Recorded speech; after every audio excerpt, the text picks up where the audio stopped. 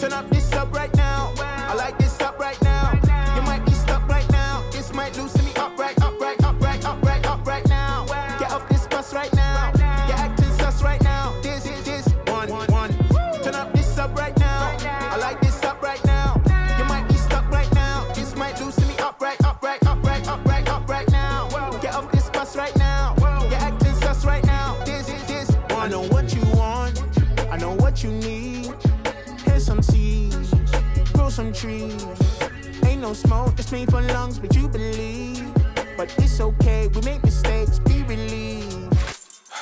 So why art doubting? They're not like me, my eyebrows too intense. I rock out like the Brahma. I wanted to be like Dwayne Johnson. Teacher said I'm trouble. Once I clocked my dreams won't work, I started snapping, I bust bubbles. I think it's how creators see.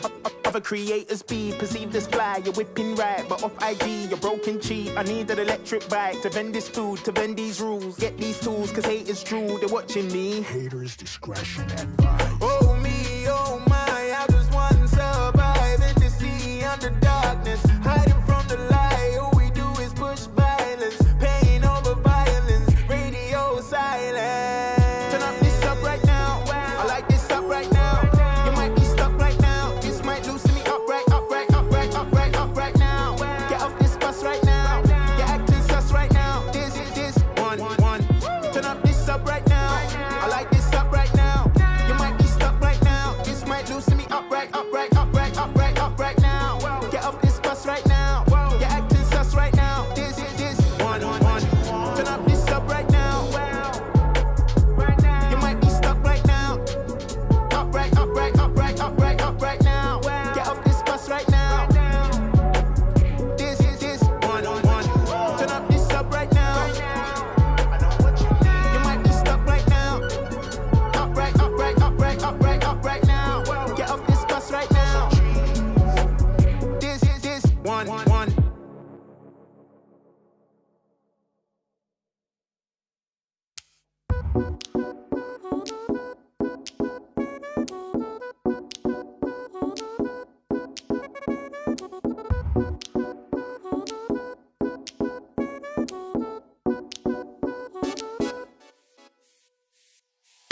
I can't explain.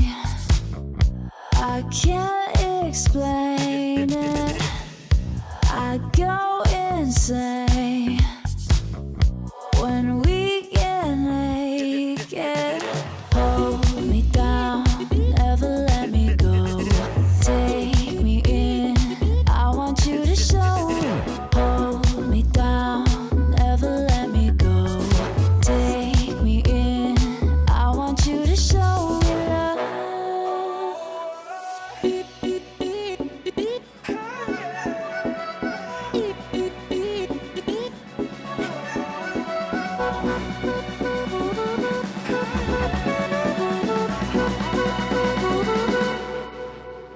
Don't give up on us, don't give up on love.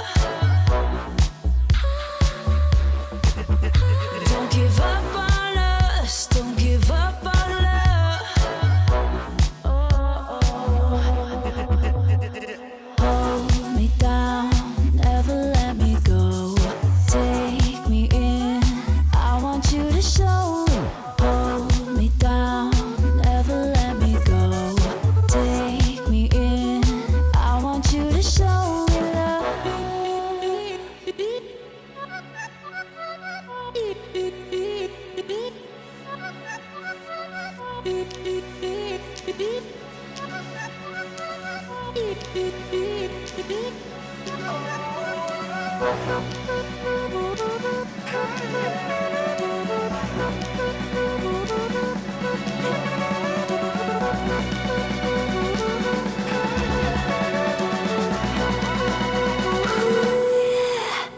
Don't give up on us, don't give up on us, don't give up on love. Don't give up on us, don't give up on us, don't give up on love. Hold me down, never let me go. Take me in, I want you to show. Hold me down, never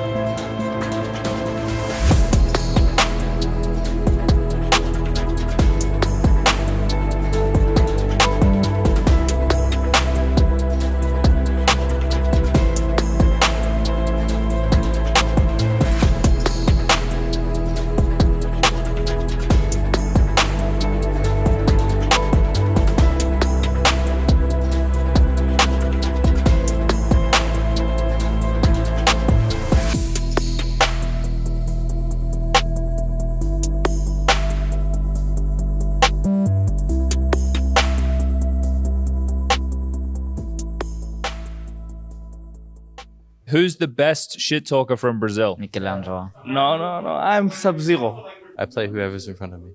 Mason is my little puppy, you know. Playoffs media day. These are exciting times. We have people filming people, but this is the only one they absolutely have to do. So to player slash co-caster slash commentator all around guy, JDC, how are you feeling this lovely Monday morning? I'm feeling Monday morning. Nah, I'm feeling good, man. How are you? I'm feeling amazing. I'm excited. It's been 2 weeks of groups. Now we're into the playoffs. You're going up against the Mongols first. You guys haven't played them. Does that make you excited? Not really. I think we're playing very good at the moment, and the pace we are playing, the way we are playing, it doesn't matter who we are facing. It's just a matter of that we keep up what we're doing. Yeah. What's different compared to the last couple of tournaments? Did you guys just have more time with Rigon? Was that key, or you identified what to focus on? That's a very good question. I think we're just grooving in more, and overall we're gaining more confidence. I think if you're beginning in the lineup and you have a couple of losses, maybe you're a bit down, but right now we are on an upwards trend, so we're just gathering confidence. I saw there was some ping-ponging going on around. Some really loud sounds were coming from that part of the venue. So what's the biggest rivalry in Big Clan in ping pong? I mean, Crimbo is the best player in ping pong, but the rivalry is between me and him. We are always playing, and he likes to scream when I beat him. So it's a very nice dynamic, you know. Well, I'm certainly hoping for everyone else that Searson's luck picks up in the ping pong games. I'll let you go. I'll keep it moving here with Tabson. Tabson, how are you doing? It's okay. It's just the morning. Yeah, I like it. You know, honesty, it's really important. As an in-game leader, when you go up against a team like Mongols that you haven't really faced, do you like playing teams more that you faced a lot recently, or teams that you haven't played? Because both can be annoying. To be fair, I don't really mind. It's for me. I'm really excited to play against Mongols. Haven't played them, and I'm just excited how it feels on the server. All right. Another question. If Big wins Pro League, why is that going to happen? Hard work pays off. All right. Well, thank you for all this gold. Let's see who else we can talk to. We're not going to bother Crimbo while he's getting makeup. Rigon. Your team threw you under the bus. Sorry, man. It's okay. It's been a while now in Big Clan. How has it been for you? The first month has been tough, but now it's okay. Why has it been tough the first month? I didn't play that good. Now I'm getting confidence and I'm feeling good. They just weren't used to your style, man. Yeah, I think so. Now they're used to. Now they have no choice, right? They just have to run as well. Exactly, yeah. It's the first playoffs for you guys already very early on with the team. That definitely helps the vibes, no? It definitely helps. Did you play the Mongols when you were in B&E? Oh, never. We never played against them. You feel like they will be able to match your speed on the server? I think they're crazy as well, but I think Thompson is more crazy. So when I play fast, he just follows my style and I like it. You see, now you made me think because he's so laid back. Look at him. Look at Thompson, right? Doesn't seem like a crazy person, but those are the craziest ones. We all know. Yeah. Thanks for that, Rigo. And I think it gives everyone back home something to think about. That was Big Clan. We're going to keep the lobby moving. 1 minute with Finn Anderson. How was the boot camp? It was good. We didn't have any windows, so we felt like lab rats. So that's maybe what we need to perform better. So I think it was good. It's the first boot camp this season for us. And we wanted something before, but we also wanted to take care of the schedule. But now we didn't care. We need some results. I imagine now, as you look down the stretch, we've got like Blast, we've got Rio. Rio's pretty stacked. Then we head into essentially the RMRs, right? So we're already on the home stretch of 2024. Will there be another boot camp available this year? Depends, I think, if we are top 8 for the major, like after we qualify. I think if you're Group B at the RMR, you have 4 days until opening stage of the major. Then you probably stay in China, right? So if you're Group A and we're doing good the next few events, then probably go back home and do a boot camp in Europe. But for now, if it goes according to plan, we have 4 weeks on the road, and that's been a while since we've been like that. Were there any team bonding activities? Not really. I think most of all we just needed to play. I think we tried to focus on the chemistry before Pro League and stuff like that, but we also just need to play. We had to change some stuff.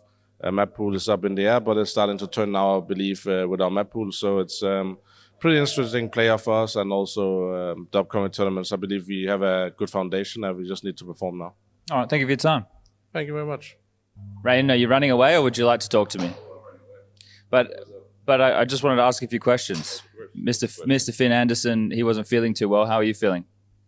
I'm feeling good. Pretty good, yeah. Mm-hmm. How do you feel about boot camping with no windows? I heard there was a no window situation. Yeah, I was living in a basement for the last 7 days, so it was a bit weird. But you've been in sunny Malta, you've been going outside, you've been swimming? Not really, no. Really, just Counter-Strike? Yeah, just Counter-Strike entire time. Surely some PUBG or something in there, right? A little bit of Deadlock here and there, you know. So you've been playing Deadlock? Yeah. All right, what do you think of it? I think it's great. I like it. Were you a Dota fan? No, League. Oh. Yeah. Oh, really? Yeah, I played League. Okay. All right, what do you like about Deadlock? Obviously, it's very MOBA-esque, but with a bit of shooting. Yeah, I like the fact that it's like the perspective of it, the third person, and how it plays. It runs so smoothly and everything, so I like it. Okay.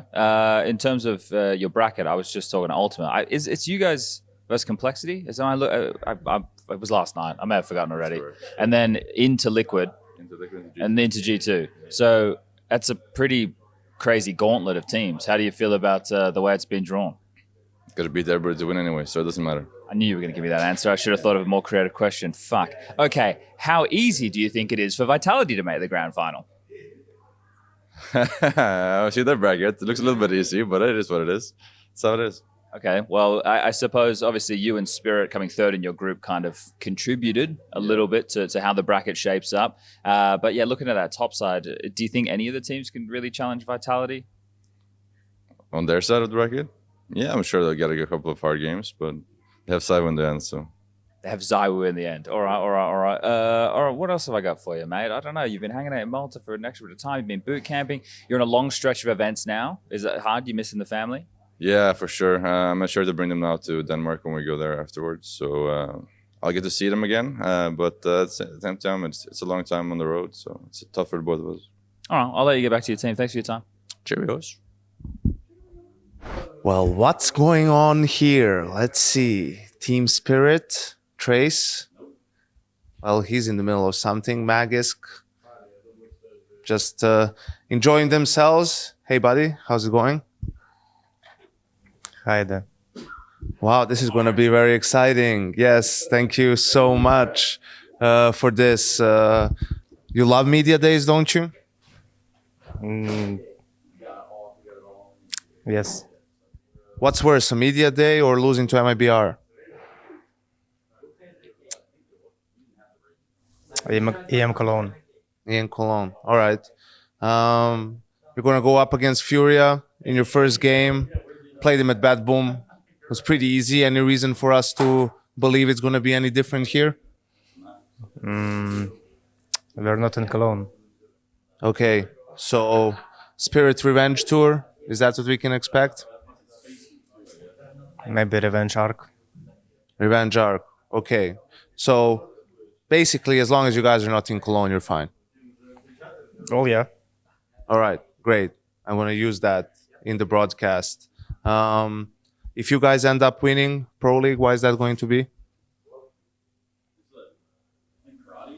It's not Cologne. It's not Cologne. Right. Thanks. Hi, Don. Can I steal you for 1 minute? Are you excited about whatever's going on here? Yes. Are you more excited about that or playing Furia? Playing Fury. Last time it wasn't very exciting. It was very exciting. I guess for you it was very exciting, right? Yes. For you, every game seems to be exciting this tournament. Yes. What's the reason for that? I love CS.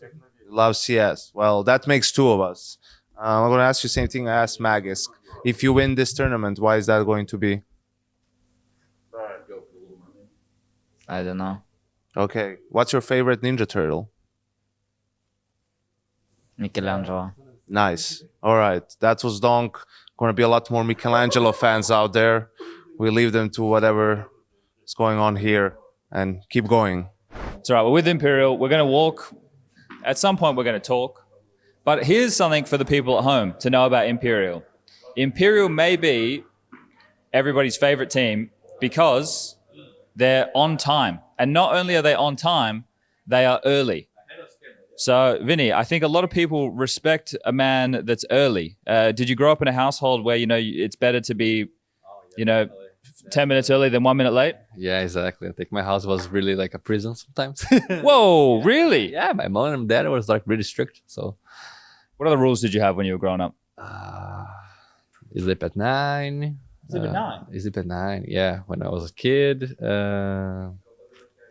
Don't play too much. Need to study. Like all this crap. So get the homework done before you play Counter-Strike? Yeah. And I think sometime when I was 14, 15, I was like working and studying and playing. So it was fun, no? Like. So you had a very rigid. Yeah. I mean, if I was able to play, I need to have like a good grades. I don't know how the metric system here. Yeah. But like if you was better in school, don't play CS, no? So I did both. So you were good in school? I think so. I mean, not expert, but above average. What was your favorite subject? And then I'll get out of the way so that your makeup can get done. Let me think. I mean, everything with numbers. So mathematics, physics, stuff like that. But really? Yeah, but that's like 10 years ago, Nowadays, yeah. No, just yes. I'll let you get your makeup. We'll return to this. Who should I bother instead? Do you want to talk to me, Try? You're the only one? Yeah, okay. Well, how has it been in a team of Brazilians, man? Yeah, it's been good. I already had the experience with the 0-0 guys, so been chill. Just the same again? Yeah, same language. Overall, I think it's a different style, but whenever I got to a team, I always try to implement some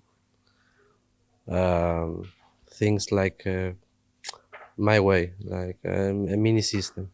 Like the moves that you can make and stuff like that? Yeah, for example, when I joined the team, it was a bit chaotic, and then I told Vinny like I wanted to be the second caller, so yeah, we started talking and implementing these things. Okay. Who's your favorite one of these new boys? No Way or Decent? These guys in the server, they're pretty sharp, aren't they? Yeah, both are great. I mean, they're playing really good, and I like him. I like them a lot. So I think No Way speaks English, but Decent doesn't. So if you want to speak to him, go with No Way. You're saying? Yeah. All right, well, he's in the makeup chair now, mate, so we might lose him for a second. Now, taking a look at some of the other teams from the region, there's quite a few teams from South America that are showing good results at the moment. Is there any, how would you, do you think that there's a South American style of Counter-Strike? And if there is, what would you define that style as? I don't know, really. I don't think there's a style from South American CS, but... yeah, the teams. The thing is, like, whenever we play in Brazil, like, we don't show our A level, so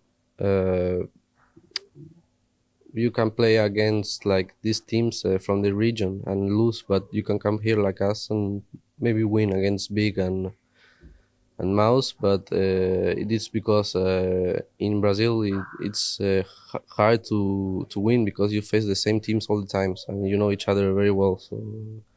So yeah, I don't know if there is really a style, because for me, like, Fury has style, Pain has another one. I think we have another one, but yeah, the thing is we face each other a lot, so it's hard to win or to be consistent at least. Yeah, no, fair enough. That makes sense. The familiar, I can't even say the word, how familiar you are with your opponent, right? And there's lots of things you know what they're going to do, or they know what you're going to do, making it tough to play those matchups, yeah? Yeah, that's right. All right, cool. Thanks for your time. I'll go bother No Way now. You told me he speaks English, so let's have a chat. Hello, No Way. He said you speak English. Is this true? No, he's lying. I don't know. You just replied to me. So I think we're getting there. Now, look, I was just talking to Vinny about school and about rules in his house. He said he had a pretty strict upbringing. How was your upbringing? Did you have strict parents?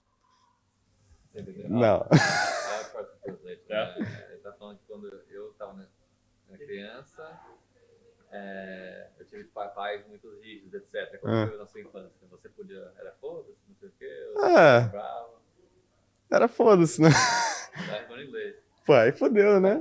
Aí fodeu, pô. It was more free, yeah. More free. Okay, all right. He's from the farm. You know? He's from the farm. Yeah, he's from the farm, you know, tractors, the cows, stuff like that. So he was just a rural kid. You're a farm boy. Yeah. How did you get a computer on the farm?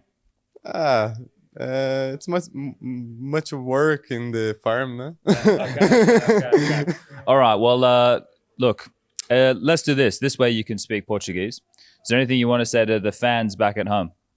Bom, então aí agradecer a rapaziada aí que tá sempre assistindo a gente. Vamos pra mais uma playoff aí agora, né? Mais uma, como se fosse jogasse 500, mas vamos pra uma playoff agora. Tamo junto geral que torce pela gente. E é nóis, tamo junto, rapaziada. Valeu. Thank you. New champion, always busted ultimate. Play around his ult, C, D, and win major. Yeah, okay. That's a good one. I'm good in League of Legends, you know? So the updated Inferno is kind of nice, right? But it got me thinking. Who put the coffins on the old B site? I mean, think about it. You have a beautiful church, square, fountain, and then bam, a stack of coffins. I mean, who's putting their dead out on the street like that? I think one day we're going to look back on Danish Counter-Strike falling apart the same way we look at the collapse of Rome. Just like peak civilization and they just lose it all. Hey, yo, relax. Donald, I know you're into big diversions this evening. Anything to avoid talking about your campaign and the way...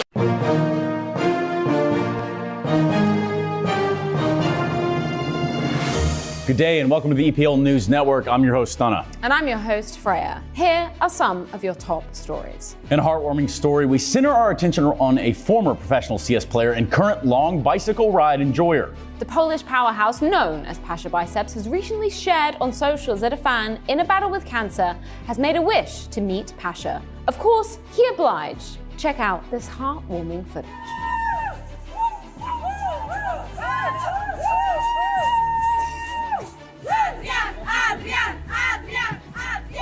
All of us at ESL Pro League Season 20 want to extend our best wishes to you, Adrian. Get well soon, brother. In other news, the ESL Pro League Season 20 has officially reached the playoffs. Yes, Freya, they most certainly have. We start this story with a quick recap of the last chance bracket teams. A few household names we were able to grab their chance towards that trophy while on their third and final lifeline. Some of those names include Heroic from Group A, the Mongols from Group B, Complexity from Group C, and of course Furia from Group D. From our upper bracket runs, we look at the teams that didn't drop a series, thus earning themselves the top seed upon coming into the aforementioned playoffs. Our top teams from each group look a little like both Na'Vi and M80 from groups A and C, complete their respective runs undefeated. Yes, indeed, Freya. They've done it without dropping a single map or series through their path into the playoffs. Group B saw the likes of G2 securing their playoffs berth after defeating Koi, then 3D Max where they dropped a single map, and finally beating MIBR 2-0 to lock it all in.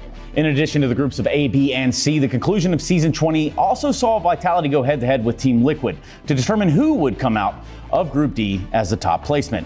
That series saw Anubis, Nuke, and then Dust 2 as the maps that were eventually closed out by Vitality. What a series that was. Truly a series of all time. All in all, the group stage of ESL Pro League Season 20 saw the highs of some and the lows of others. In the big picture though, the best of the competition has arguably risen to the top and met the task at hand. The playoffs will see the following matches as the first round. Yep, here they are. You can take a look at them right now.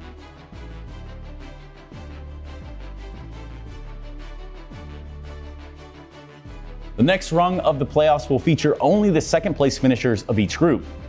Take a look at our bracket here to see what it is that I mean exactly. Playoffs round 2 showcases Eternal Fire, MIBR, Imperial, and Liquid. This portion of the bracket is to be played out on Wednesday, starting at 1 p.m. local. In other current events, this Thursday begins the quarterfinal round of the playoffs. This portion of the bracket currently belongs to our 4 group winners. Those teams that came in and swept away the rest of the competition. The creamiest of the creams, the cream de la cream. And no, we don't mean Henry G. Or Moses. Creamy bastards. Good one. We're talking about those Na'Vi, those M80s, those G2s, and Vitalities of the world. It's true, Freya. We have kept a keen eye on their movements and will be supplying updates as they come to us. As for now, who's going to be taking home the big prize at the end of the road remains a mystery. Indeed, Trace. Not only is the prize pool set accordingly to how each team places within the tournament, our top team will be taking home a cool $170,000. But wait, there's more. No, there can't be more. But actually, there is. There's a whole lot more to be exact. The Intel Grand Slam isn't going to win itself, Trace. That is undeniably correct, Freya. Our current look into the Intel Grand Slam race checks out. For some teams, time is running short. The latest on that to come, but our sources have indicated that we will likely be seeing turbulent activity as the race heats up for some and cools down for others. More on that to come as we look forward to this weekend. This is the ESL Pro League News Network.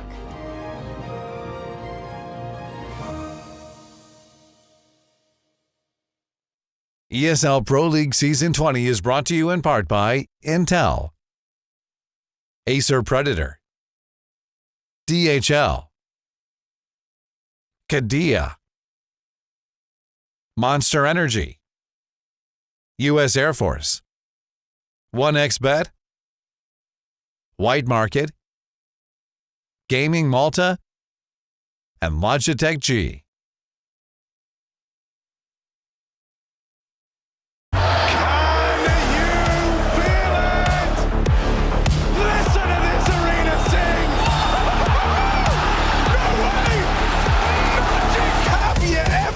Something like that.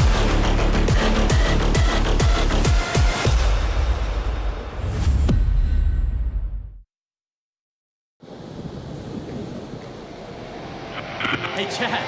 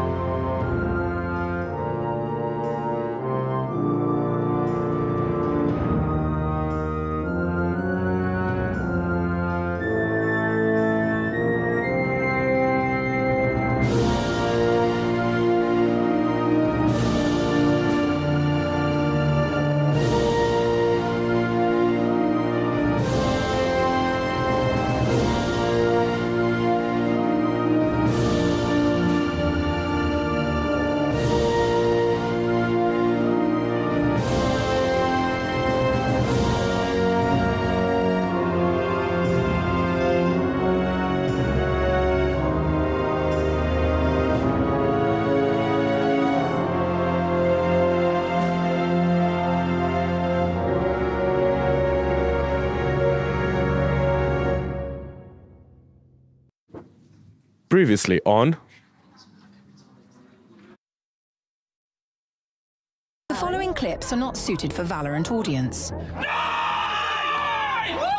fucking go! You're so tilted! Mid-range. Oh, that's toxic. Look at me! Shut the fuck up. Oh, forced in and a quick scope onto Stair. Howser. He's gonna have to go. You son of a bitch. Time left. Twist in with the backstab. Oh, man. Wow. Oh.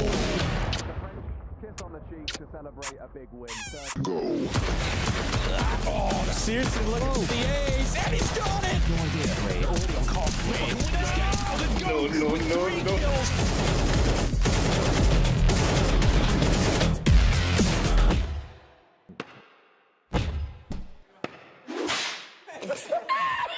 Babe, come over. Let me just finish this match.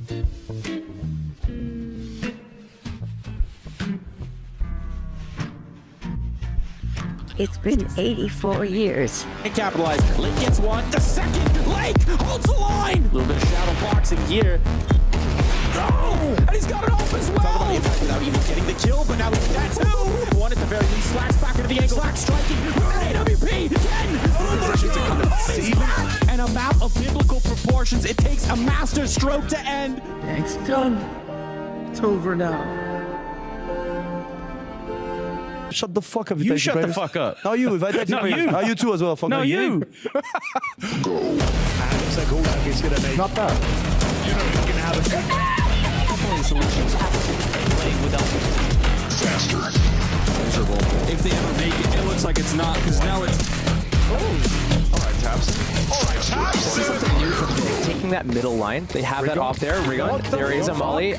Do you ever try impressions when either of you two were coaching? Yeah, I tried to pretend I was a good coach. Want to know how I got these scars? Actually, see, my father was a gamer, and one night he lost a particularly large amount of elo. Pimp impression. Almost down. Almost there. He gets 2. I'm on my base. There. 3. He doesn't go that high pitched. And that's an issue. For Furia. Yeah! Even just backing off like a 5-on-4, but it's equalized because Exhaustion on Mirage is it. And he's just deleted the Fnatic defense in the middle of the map. That is one way to kill it. Aggressive. Okay, he's cleaned up. Round for now, they put an end. That's where Zybul lives right now, in Fallen's pocket. It became personal with me.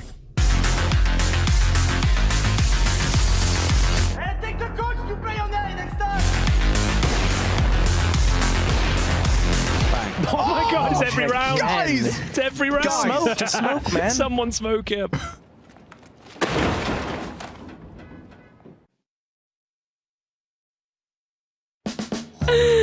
Oh wow, week 3 of ESL Pro League Season 20, which means one thing and one thing only. We are into the playoffs, gentlemen. 32 teams cut in half. Now we've only got the top 16 remaining, Hugo. It's going to be fire.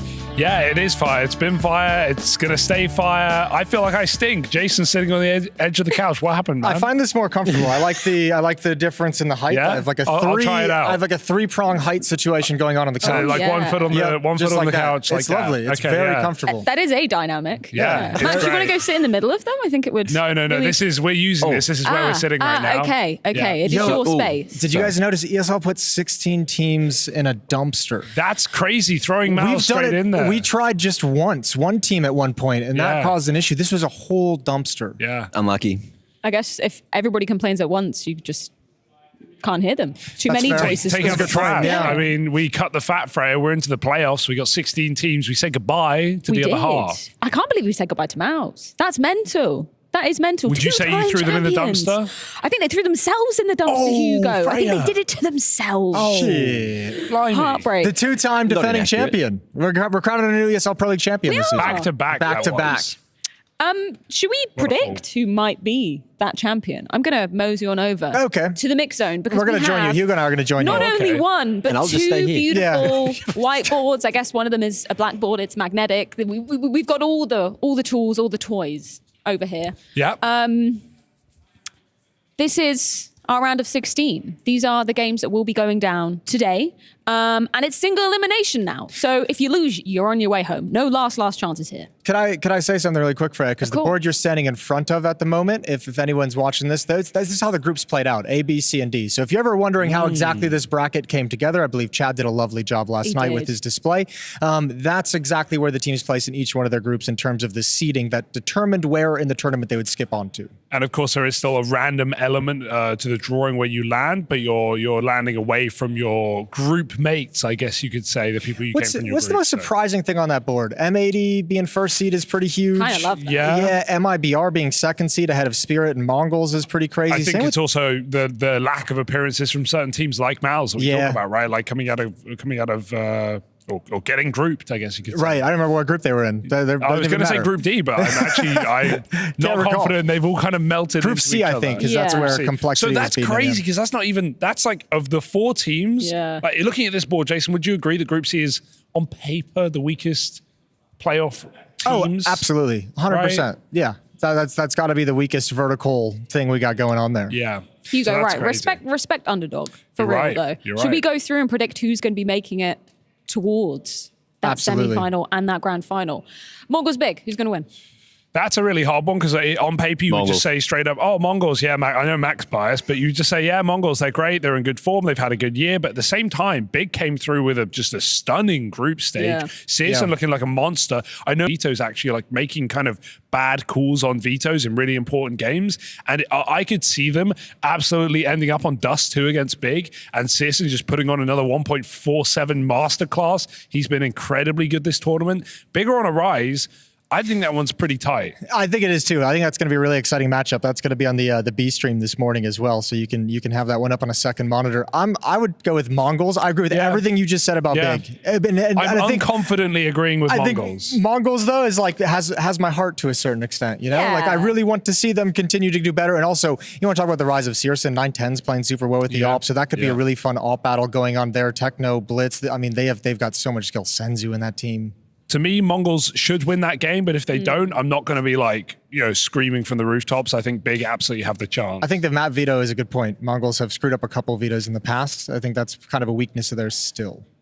Let's go downwards. Yeah, actually. Let's do downwards. quarterfinals Downwards. first. Yeah. Downwards is always the way. A-stream game, Heroic versus VP. Oh, dear.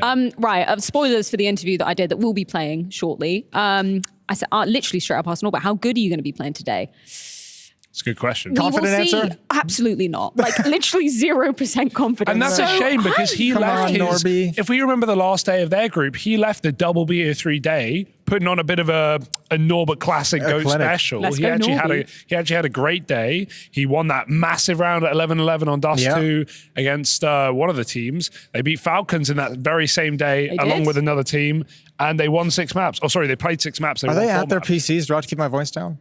No, I think. Nope, Okay. they've all gone. I They've don't all think given up. they're going to be disturbed by any outside noise. I think VP don't give a shit what anyone thinks. I think both these teams right now are just like a day-to-day, who knows what the hell you're going to get Yeah. from them. It's I think true. both of them are so up and down. This truly does feel, I would give the edge to VP just by Every names day. on the paper, but like, man, that hasn't seemed to pan out whatsoever at all. I think both these teams are super disappointing Yeah. in how these current rosters are doing at the moment. And just that's why you should tune into the opening match of the day. Yeah, that is what we'll be covering. I refuse to put any faith in Heroic right now. I refuse to put any faith in VP right now. Yeah. So Who's we're going to be just- the less bad, I guess. That is I think the name of VP the are game less bad today. right There we now. go. I think VP are less moved on into bad. the round of 12. Complexity versus FaZe Clan.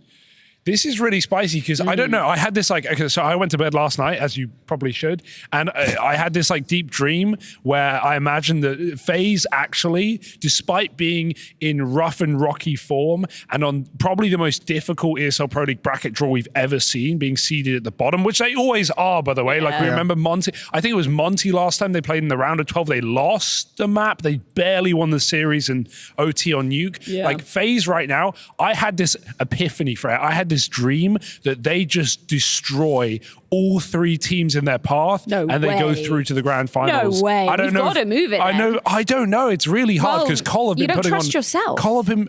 I should listen to the dream. You really right? should. But that's kind of a crazy call, because FaZe I've have been playing listened. bad, Jason, and Cole have been playing good. I think the problem is Cole's been playing good and bad throughout this group stage, but certainly ended it playing well. Yeah. And a big game out of Elige, which is always huge, and then just solid games out of everyone else behind him. Grim had some good performances.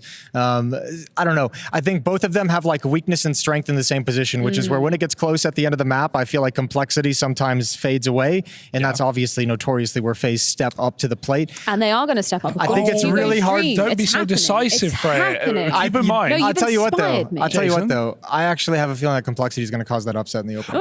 Look, I'm Despite tenuous. Hugo's dream. Yeah. Despite Hugo's dream. It's All right, not in let's logic. all decide. It's And Mac, you're included in this. 3, 2, 1. FaZe. Oh Complexity. God, I'm sorry, Complexity, Jason. I want it on the record. Because I just want to say is one thing about complexity. I think the important thing to remember is not because you say they play good and bad. Okay, they lost the game, but like they didn't have this easy group stage run that many teams had. They beat Astralis twice. They beat Mouse twice. True. That's a crazy Hugo, run. you make some really good points. We are going to have to speed up though because we have hell of a lot more matches to get to. Is there any discussion? Are we Spirit all the way? That's the most decisive matchup. Furia don't even get a discussion. Not even a discussion. We don't have time to discuss them. All Hugo, right, I'm really sure. sorry. Back to the top. Back to the top. Mongols, Eternal Fire. Who goes on to play Vitality? That's a sexy match. Yeah, that is a really sexy match. Stylistically very fun. Eternal Fire looked good though, and they came in out of a little bit of a boot camp coming in last week in Stockholm at BetBoom, and just basically said we've retooled our entire playbook, and they looked awesome ever since then. Woxic is playing super well.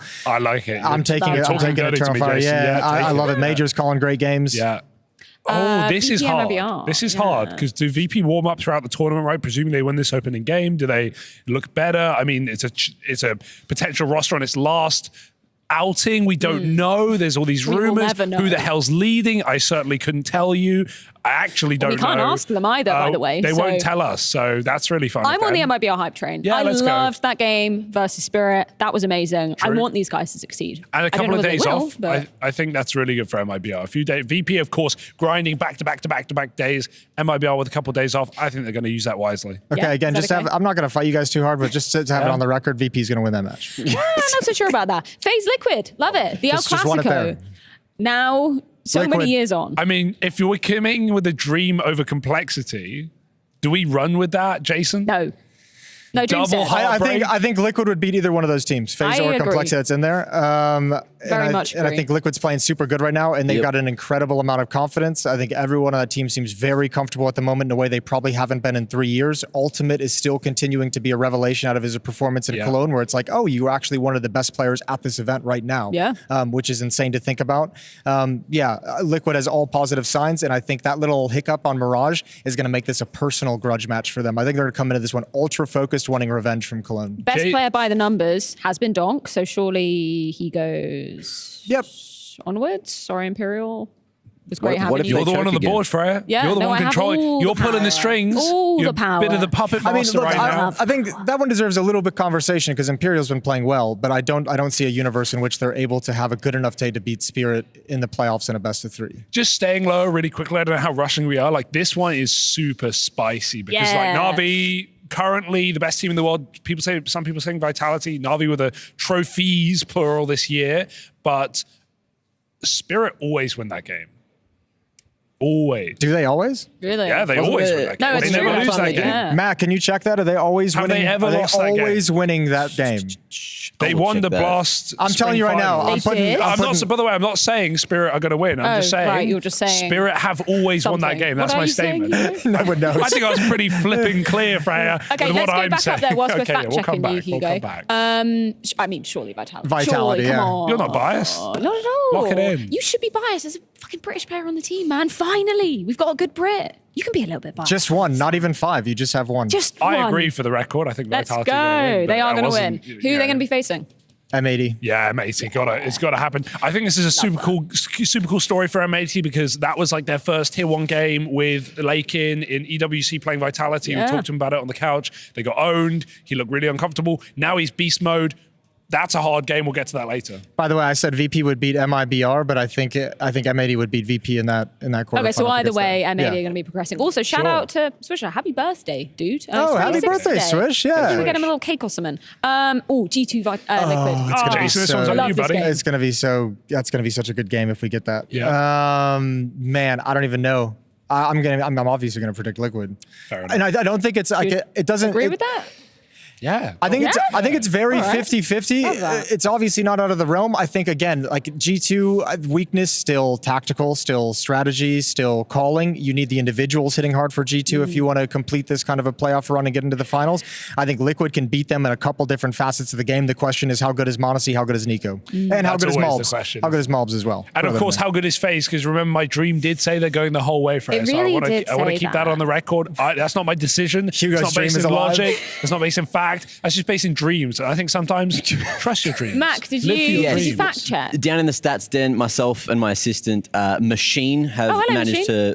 to... He's here. Hi. Hello. We did find out that Na'Vi hasn't beat Spirit, not in a long time. Can't believe you Does guys it end doubted me. now? Can't believe you thought I was lying. Like I don't know what I'm talking about. It's the first time for everything, Freya. I think Navi's taken that. Let's go. They've got a I high love floor. it. They've got a high ceiling. I love playing it. super well. They're going to have some nice protocols Yeah. to handle Donk, and Navi's going to make Right, it. I'm 3 with more you. decisions to make. Vitality versus M80. Vitality. It gotta be Vitality. Okay, Gotta be cool. Vitality. It's like that situation where could M80 win that game on a good day? Yes. Until they prove it, I'm not picking them to beat the Cologne winners. So let's lock in Vitality. Yeah. Back-to-back grand finals, by the way, Freya. Mouse didn't make it, so Vitality is open. It's true.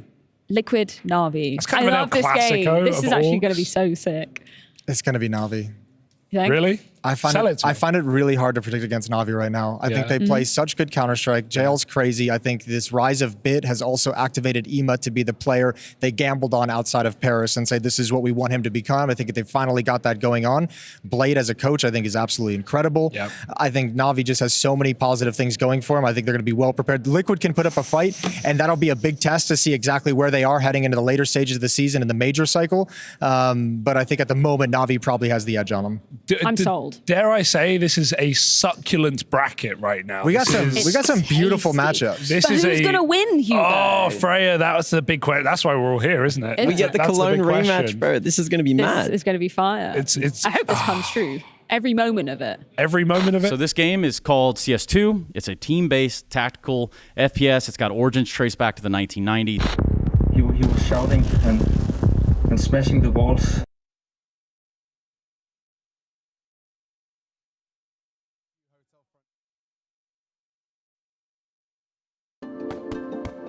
Hi, it's Bob with Faceit. Did you know you can customize your live stream experience on Faceit Watch? Yup, that's right. With the POV selector, you can choose up to 4 different perspectives, from the broadcast feed to your favorite player's view. So if you miss a kill, it's on you, no more T-Tours and chat. But wait, there's more. We've got a You Watch, You Win situation in here. Watch ESL Pro League while having the chance to get skins and Faceit points. Woo, look at this one. Change the channel and control how you watch.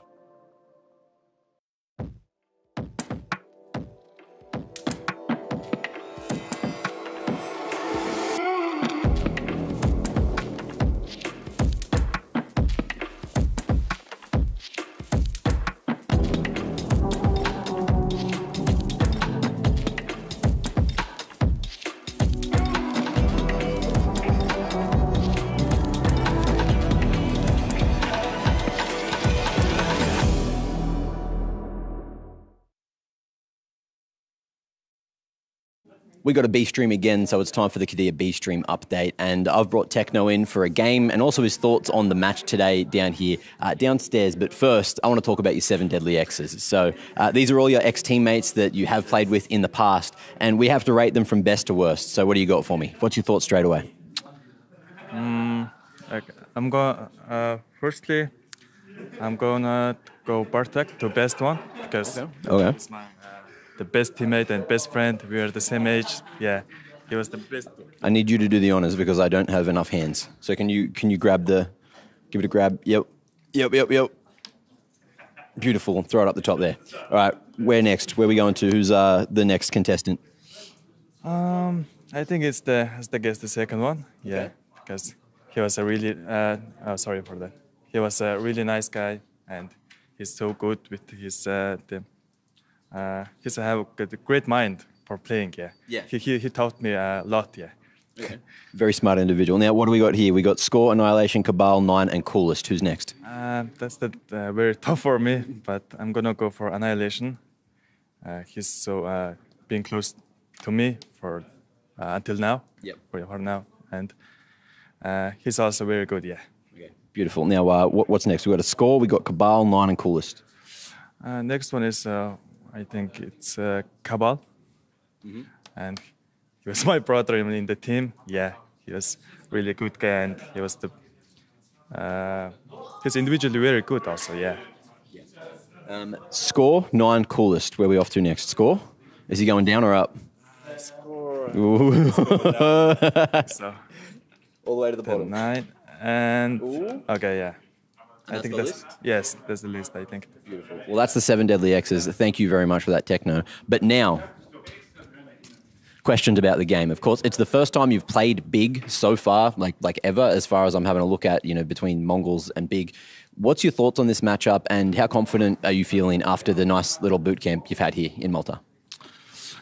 We never played against them, and I think it's a really exciting match for the both of us, the teams, and I think we can handle it, and we're confident for us. Yeah. Did the boot camp go well? Did you get a lot of prac in while you were here for the last week? Yeah, I think it's we had great practice. Yeah. Beautiful. And I won't take any more of your time. Thank you very much. Good luck today. See ya.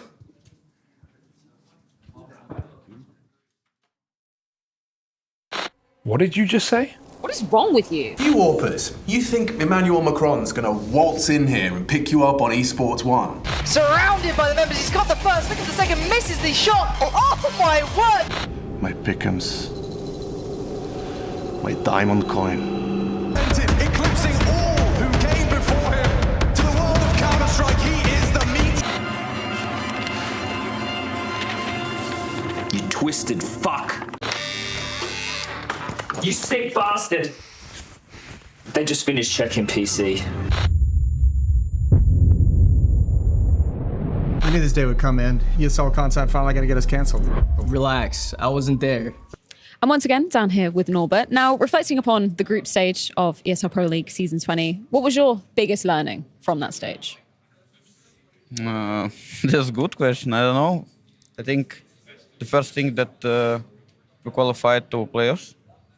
It's with the all problems we have on other tournaments. It's good for us, and I hope we play much better than in group stage. Tell me about the bracket that you guys have drawn, because you've got a Heroic, obviously that's who you're playing today, MIBR, then M80, if you do make it that far. How easy/hard do you think the bracket is? Like, obviously, from the viewer side, it looks like easy bracket. But as you can see, MIBR, M80, they played really good. If I'm not wrong, MIBR won G2. Yeah. Yes, and M80, they went to quarterfinals, so I think it's not easy. So we need to play better and better to beat them. Yeah, you can't underestimate anybody coming into Season 20 for sure. Looking at Heroic, though, you guys have quite the record against them. I was just looking back over the years. You've basically beat them every single time you faced off against them. Any reason for that? I don't know. It's like, we played a lot of games against them. It's like we played 5 times in 1 month against Falcons. So we know how they're playing, they know how we're playing, and I think it will be a good match. Can you give us any insight onto how you feel Heroic play and why that's obviously good for you? As I saw, they didn't look good at the group stage. They faced some problems, and they arrived a few days ago after a small break. So I think we're good in shape than them, and I hope we will win them. Biggest difference, obviously, between the last times that you've faced against Heroic. Finally, they now actually have Dexter at an event. You've never faced Heroic with Dexter on the lineup. Do you look at him as, a potential issue for you guys? How strong do you think he is? Of course, he's a good player, but I don't think he will be a problem for us if we play good. There is no problem for us. How likely are you guys to play good today? I don't know. We will see. Well, good luck, Norbert. Thank you you so much for your time. Thank you, man. Appreciate it. Thanks. Lovely stuff there from Freya and Norbert. We're getting ready to see VP and Heroic and to get the playoffs kicked off for ESL Pro League Season 20. I'm not sure what to make of Heroic, and you heard Norbert kind of summarize it. They did have a bit of a struggle to get started. You know, not necessarily the easiest time in the office, but you could say the same for VP at the moment. I got Jason Moses O'Toole. I got none other than Mac Mate, who's just dropped an Instagram story you should all go check out. I saw you sending it. Was it a good one, Mac? Was it one of your favorites? It was a quick one. I wouldn't say it was the best one, but it was just to say, hey, it's playoffs time. Let's go! Veto analysis. Jason Moses O'Toole has been crunching the numbers. He's got a page of notes, and what he wants to say is... Yeah, I don't want to ruin everything right out of the gate. Ancient is going to be a nice, fun little pick. Virtus Pro starting on the CT side. I like Dust 2 as well, although I think that feels very strong for VP. But I think with both of these teams, you don't really know what you're going to get at the moment. It might be a strong Dust 2. It might be a weak one. And obviously, you've got Dexter on the other side of the coin for Heroic, who Dust 2 can always be a playground for such a crazy opper such as he. And if we end up going to Mirage, that third and final map, it is actually, at the moment, the least played map here at ESL Pro League, which seems quite weird. I gotta get some housekeeping out of the way, boys. Just so you all know at home, you guys can tune into Face It Watch as well. It's a new way to watch the game of Counter-Strike. You can pick your POV. You can watch the POV of a player. You can switch it around whatever you want. And you know, if for whatever reason, I hope this isn't the case, you don't want to listen to the casters, you can turn it off over there. So you get a fully customizable experience over on Face It Watch. And in round 5 of this opening playoff match of ESL Pro League Season 20, they're going to be doing a skin giveaway to anyone watching through Face It Watch. Oh. Yeah, so have to log in. Round 5, you say? Yeah, round 5. Okay, so you've got a bit of time. That would be 0-5. 8 minutes away, what do you reckon? Maybe 10? Well, with VP, mate, I don't know.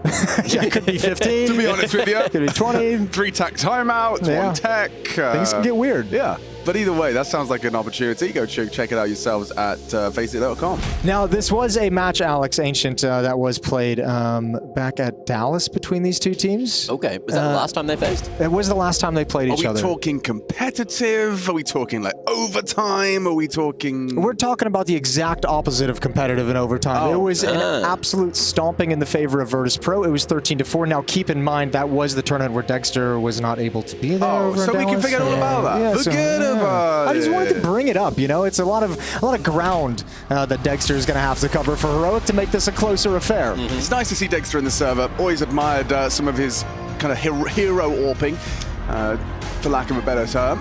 I think he can have his moments, most definitely. I think he has a little bit of like that Oscar gene, you know, like he can just win around on his own. Yeah, he can. And I mean, but that's also the factor I think Heroic's been missing out of him. And I don't know if they're trying to fit him into a system, but some of that effect seems neutered. Where like, he can win you around on his own, but also he can have the impact in a round with an op that changes the nature of the round and gets you out of a tight spot as well. Just not seeing it as much as we would have liked to, as we expected to. And right out of the gate, VP stacked up perfectly at the A bomb site, exactly where Heroic is heading. Who takes first contact on this? Fame on the boost? Jame. Well, Fame might, depending on their pathing, but Jame is going to be there for the pounce, and obviously Electronic, the old bait. Oh, they're so set up for this. You either run through a smoke and die to dual Berettas, which is what they're trying. Flash is good. Fame so blind. Oh, God, it's going well for VP. Well... Can we get a flash count? Like, was there 1 or 2 flashes, and also how long was he blind for? I think he dodged the first one and he ate the second one completely. Just burned out his eyes. It was just white.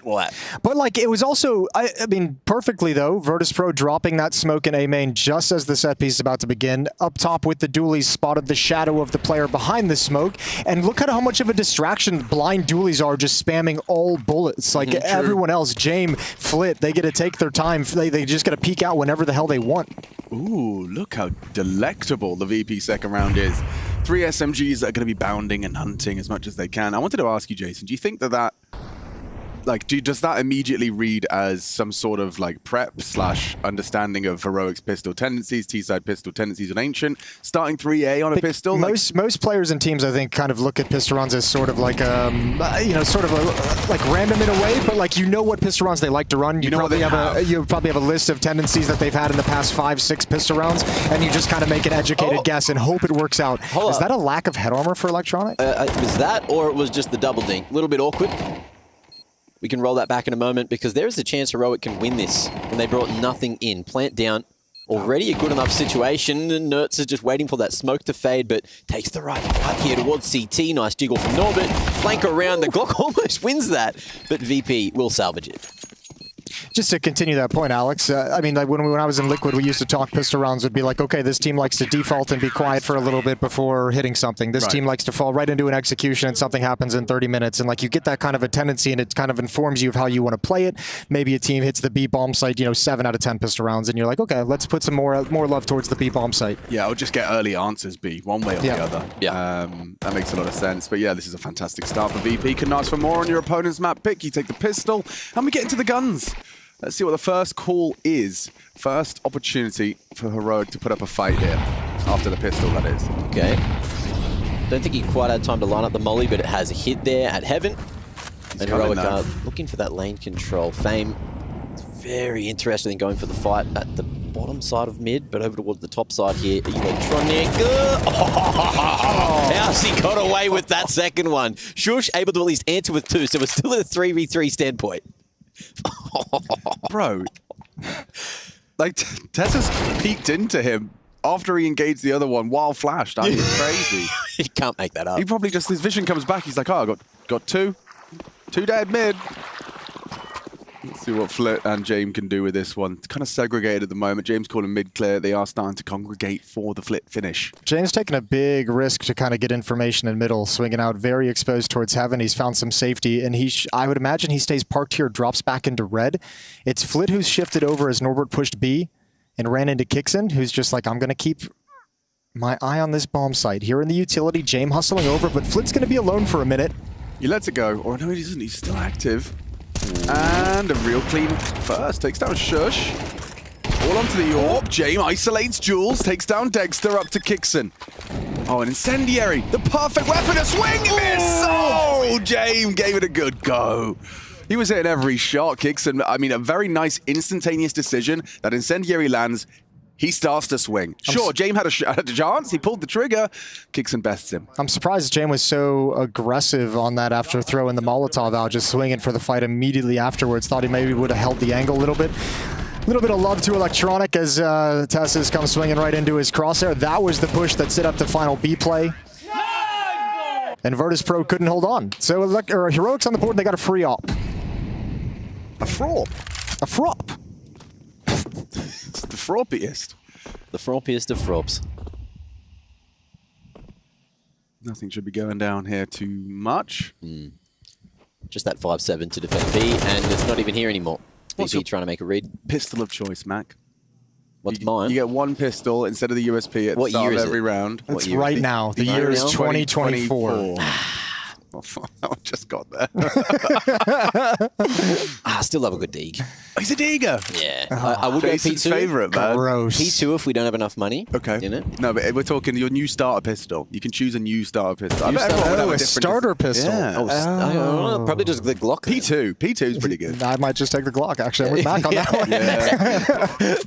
one. I did like the P2K when the game came out, but now I'm back on that USP on CT side. Same, bro. Same. I had a P2K era, but I think everyone has. We've all flirted. We've all flirted with it. Feels quite nice. And we've all come back to the USP eventually. Yeah. And you just have one good USP round. It's the sidearm, right? Actually, yeah. That kind of felt good. No, it's with 3. Uno. Dos.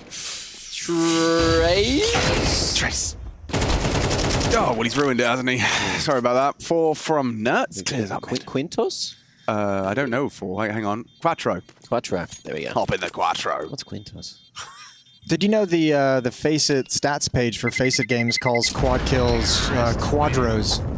No, it doesn't. It does. No one's ever called it a quadro. I'm telling you. That's fine. Quadro. Go to the stats page on Faceit and check your last game. Quadro It's called kill. quadro kill. Well, Quadro. that R and that O seem to be doing very little. They are necessary. I don't know why it sounds Italian. The quadro. It's my quadro kill. I don't know why I'm doing that either. Sorry for the 4 Italians watching. I love that UMP nonsense continuing. I haven't tried it myself, so I can't pass comment. I can tell you from what I've heard, a lot of it has to do with obviously there's some armor pen that comes along with the UMP still. The recoil is easy to control. Straight down. Yeah, it's pretty good. It's pretty good at mid to long range as well. Maybe not long range, but mid range. Why do I think Dexter's got this? Kind of Because you'd be right. No. Until you're not. Yeah. I actually can't believe he jumped up for that kind of a peak without a flashbang. And then oh, that's a nice way to find a 4v4. Good for you, Zasses. Yeah.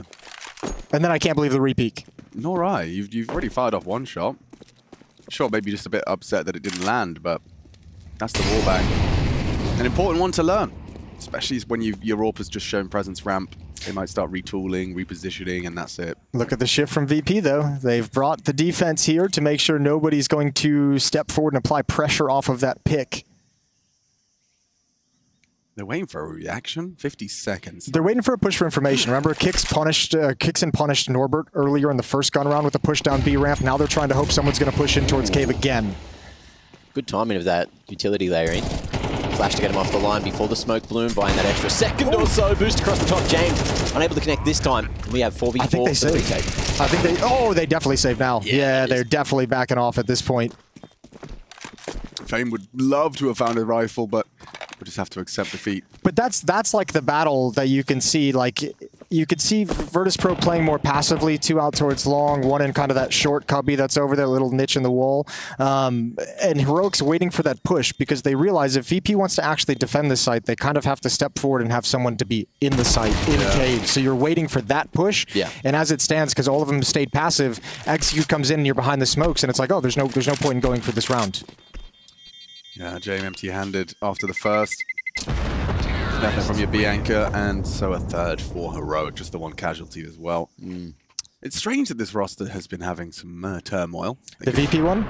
VP, yeah, I don't know, just because... Were you talking about VP or Heroic? No, I was actually talking about Heroic. Go on with Heroic But then. they both go, but yeah, Heroic, it's just strange to me to see, because, like, pound for pound, Nerds being in this roster, picking up Degster, I kind of would expect them to be consistently, like, you know, quarterfinals, I guess. Is that crazy to say? I think, for me, it's like, if we cast our minds back to when this roster came together, like, I personally didn't have a lot of faith in it out of the gate. Because you can just look around and see all the challenges they have. First of all, Nerds is attempting to rebuild as the star player, and he was a great star player for ENCE when he was within that roster with a core that had already been constructed and had an in-game leader that has experience, that knows what he wants. You had Shush and Tess's coming in as very strong players in their role, but they're not going to be the main engines of the team. And then remember too, like the biggest obstacle is probably Kixon. Has really not had a whole lot of experience putting lineups together at Tier 1 Counter-Strike. So this is still a very big test for him also. So it doesn't necessarily surprise me that even with a coach like Saw, it's still taken probably longer than we expected. And you release now. Geeky donut. Fastest donut you can throw. Fame in response is going to throw out his smoke, but they're going to run through it. And his P2 does well. Finds 1 on the entry. A has been taken. This is already looking rather bleak for Electronic and James, likely considering to save immediately. Missed smoke, sure, but the round is already at their fingertips. Props for the effort. Like, spam some smokes and maybe you have one kill. Instead, you lose a rifle. Someone's going to be sprinting over to try and save that one back. Flit doing the honors. Keep the M4 into the next and save some moolah. You will be allowed to do so. Heroic happy to keep 4 alive. Like, you have to be. It doesn't matter if there's still that AWP alive. You just want to try and avoid it if possible. And Degster might be about to walk into the crosshairs. An inspired call. James, this is brave considering, like, you really want to be bringing that all through. The bait, the switch, it does result in 1 more for the B2. Flit and James do look to have gotten away with their weaponry. Yeah, I kind of like the call as well. We're just talking about Kixon, the fact he knows there's a couple of saved wet guns, just go for a straight out of the gate A hit. It's highly unlikely that both rifles find themselves on the A side. You might have an AWP to contend with. Right. And just not spreading out and getting picked off by the saved AWP, picked off by the M4, and then you don't have players to close out the round, just avoiding that kind of eventuality. 4-2 though, Heroic putting together a very nice start to this T side. Yeah, you'll take it for sure. We have a very, puggy map pool for this matchup. I wouldn't have expected it to be, the ancient Dust 2 Mirage that we got, but I'm kind of happy. Some of the aimers get to flex their micro mechanics. Norbert's trying to contest ramp early. I think he's not shying away from this. I guess paired with this kind of deep smoke, he's going to go and clear out the lane. Tessas hits it, but an immediate trade from Electronic. Oh, Electronic. There we go. Nailed it. Just warming waking up the vocal cords, They're still sleeping. Hello. Yeah, we did have a 30-minute earlier start today. Seashells. Betty Butter. Bought some butter. Ooh. That's better. Dude, Heroic has been killing it in these 4v4s. They've been doing such a good job in 4v4s. Nerds needed that. Would have loved it. 2-on-2. Still winnable. A long-range duel, but the bomb is just going to bail out. Dexter knows the position of both players, hoping someone's going to give him a freebie peek over towards Red Room, and he's going to slide right up into Donut. He's going to go right at the point of attack. They might think he ran to the other bomb site. That's the assumption of VP. And Dexter's found a gap. Yeah, but best case scenario, it's a post plant, but where are you planting for as an AWP? I guess you could kind of try and take like a CT line. I think you take a CT line to try and get into a one-on-one, or head back to Donut, where you have a lot of cover and able to move around with the AWP. Well, he doesn't have the AWP anymore. He's switching out for the AK-47, so he won't be doing either of those things. In fact, he will be dropping back towards the big box. Is he going to reload? He's got 6 bulletas. He doesn't, yeah. Flit's got 2 flashes. There would have to be one hell of a flash. If he just plays big box, I can't help but feel like this actually is heavily winnable. The fact that they're both coming out of Donut, though, as long as VP spacing and trading is good, it's still uncomfortable for Dexter. Oh, he's going to go for the... Oh, he's gone away! Oh, no. Isolates the 1v1. Making it work, and he spots him running away. He's the footsteps coming back. How's this timing? The tap, the swing, it's wide, and oh, there is going to be a kit. We're down to the final milliseconds on this one. Oh, no. Dexter gets it in the bag. Those are the rounds that feel very, very good. You got to big up Dexter on that one as well. Like, he put it all out there. You have a moment where you think you've just maybe fought a bit too early. Yeah, but can I just say, I think that would have been much easier if he was holding onto an AWP. Yeah, well, yeah, no one's arguing with that, but he had no idea that the site was so free. I know. He had absolutely no idea. I think he also expected the retake to be a little bit quicker because he was ready at big box, right? With the AK, but if you had the AWP and you were going to go play in front of Temple, that 2 very nice fights for an AWP. You're right. You are right. Oh, early friction. It's down. Clear of the red smoke. That's another important trade. These like late equalizing frags. Electronic gets spammed on down. Tessus catches Norbert contesting ramp, and now if James doesn't hit this shot, B is going to be under a lot of scrutiny. Heroic players are starting to get a lot of confidence beneath them as well. They're not shying away from any fights. Maybe could have used a little less confidence in that little swing. No one there for the trade. But look at this lurk set up by Kixon. All the attention towards the B bomb site. His kills come out, and he's exposed the middle of the map. Now, he's trying to decide if he wants to backstab or call his teammates back towards A. Well, they had the info on 2 players at B. They heard James AWP, and they know that Flit got that pick. So we'll see if they can get past Fame here. Communicating, just trying to figure out how to make this one happen. You can see Kixon heavily looking for this position, and Fame finds his and the info, spots that bomb on the ground. Molotov forces him out, but the smoke allows him to get to what he thought was a safe position. Yeah, that smoke's going to be... peeks in front of it as well. Tessus didn't wait in through the smoke. James here, baby, double kill. That's what James does. Just James things. Lovely work. Give us that POV replay. I want to see that second shot.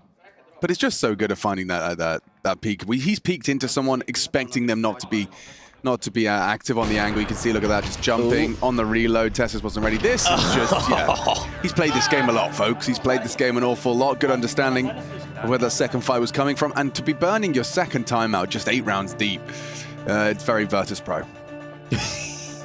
Certainly is. Gonna be working out how they're going to approach this one. Yeah, money's not that great, is it? You can definitely fashion a bite, for sure. But Heroic, with a couple of very healthy round wins, means they've got another big win here, another big buy here, rather, and then maybe even another mixed bag into the next.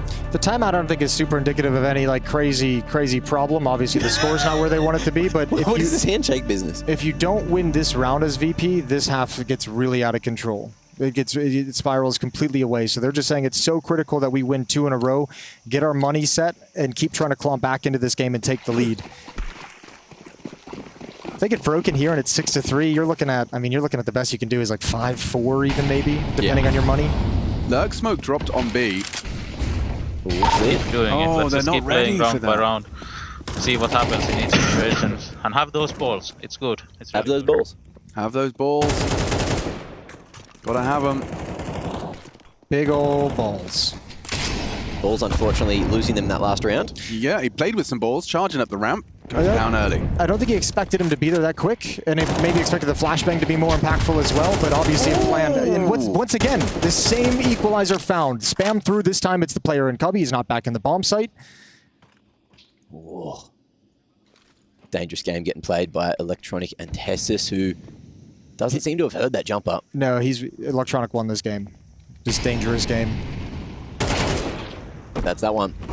3v4, Heroic getting Nerds out on A, who's made a lot of noise in the meantime, but I don't know if James has heard those footsteps. Negative. Maybe he thinks that's bottom mid. So they are going to move the bomb all the way back around. James holding Donut. He's not aware yet, but Nerds hasn't yet to cross the temple, so he hasn't like fully slipped the net yet. James still has the opportunity to kind of catch him. As long as they're quiet in A main, James will not respond. The rotation yet to come through. Are they just expecting like a contact B? At this point, 30 seconds, it's a bit suspiciously quiet. James doesn't seem to care. Smoke Donut will obfuscate the orb. And now the jig is up. Yeah, VP's in a fine position. Oh, if he can break this and get a pick, he might wait for some teammates. There's the tap of the bombs. Oh, he's dead. He's dead 100% of the time. Right out in the open. Good call back from Nerds. Brings it a little bit lower. They might just pressure this, though. 6 seconds. I think they're just going to rush on in. James delays it, and Norbert makes sure it's impossible. And that's 4 for VP. It's such a tough choice to make in that situation, right? It's like, where do you plant that bomb? Because if you planted at the one safe spot from CT, James pre-firing that at the same time. Man, I don't know. Maybe I'm making assumptions, but it just seems like James is such a baller. He's in Donut that whole time, and we were like, oh, but he doesn't know, and oh, the A site, and they haven't rotated, but he's probably told them, like, boys, if it's A, I can at least stop the plant. He knows he's got a HG. Worst case, they smoke it. He's planned ahead. He knows he's got the equipment necessary, clears the smoke, delays the HG for that plant sound, and isolates the duel, and everything goes thrown into turmoil after the back of it. It's the nice luxury of VP being up 4-3 at that point in the round in terms of the players, right? Boys, all you have to do is stack the B bomb so you can play retake on A. You know it's late round, utility is going to be rough. You're not going to be locked out the whole time. So confident enough in the retake to keep 3 players stacked at the B bomb site, and James delivers for you in Donut. Yeah, real naughty. Love to see it. What on earth does this put Heroic into? So, yeah, Tessa's refunding. I thought it didn't make sense. Everyone else was kind of being a bit more conservative, and so Tessus is forced to just, a P250. 1,600 in the bank. They're going to try and keep competitive on this one. Anything more than just 5 alive from VP is an achievement of sorts. The James smoke spam, the nade to clear, and the multi from Cave. Locked in. Flip, swing out. He really wants to farm up, but he's doing exactly that in combination with Norbert. 5 alive for VP. This is, as we discussed, mission complete. 5-5 scoreline, and if you're just throwing it back to when Jason was saying this is a must-win for VP, it was, and now we've got a very competitive start. Yeah, you really do. This is a good job from Virtustro getting back into this. 5 people survive. They get to finally build up money. They should be pretty much set for the rest of the half, the last 2 rounds of the half. Yeah. And it's Heroic who got to try and find a miracle call. I wish Flit would play the people we played in Face It last night, because they turn those corners with immediate headshots. Flit had all the time in the world. I was I'm sat here, and I'm like, I play level like 10 Faces last night that were just deleted me. Yeah. There were some gamers. There's some gamers out there. Electronic does find Nerds comfortably. They're pushing. Oh, Electronic doesn't matter about the flashbang or the smoke. Flit brings the fight from Cave. Electronic has had many blinded kills this half. There's been so many times. Smokes, flashbangs, doesn't matter what it is. Ugh. I like this call from VP as well. They finally get all the weapons back. They finally have money. They have confidence because they have full utility as well, and it's just aggression everywhere. Staggered peaks from Cave. The push down middle. James Ott peeking down lane from the mid push early on. Now he's back at the A bomb site. They've got the whole map covered. Nothing here for the 2 of them. Is that 6 and 8 scoreline? 4 for Dexter.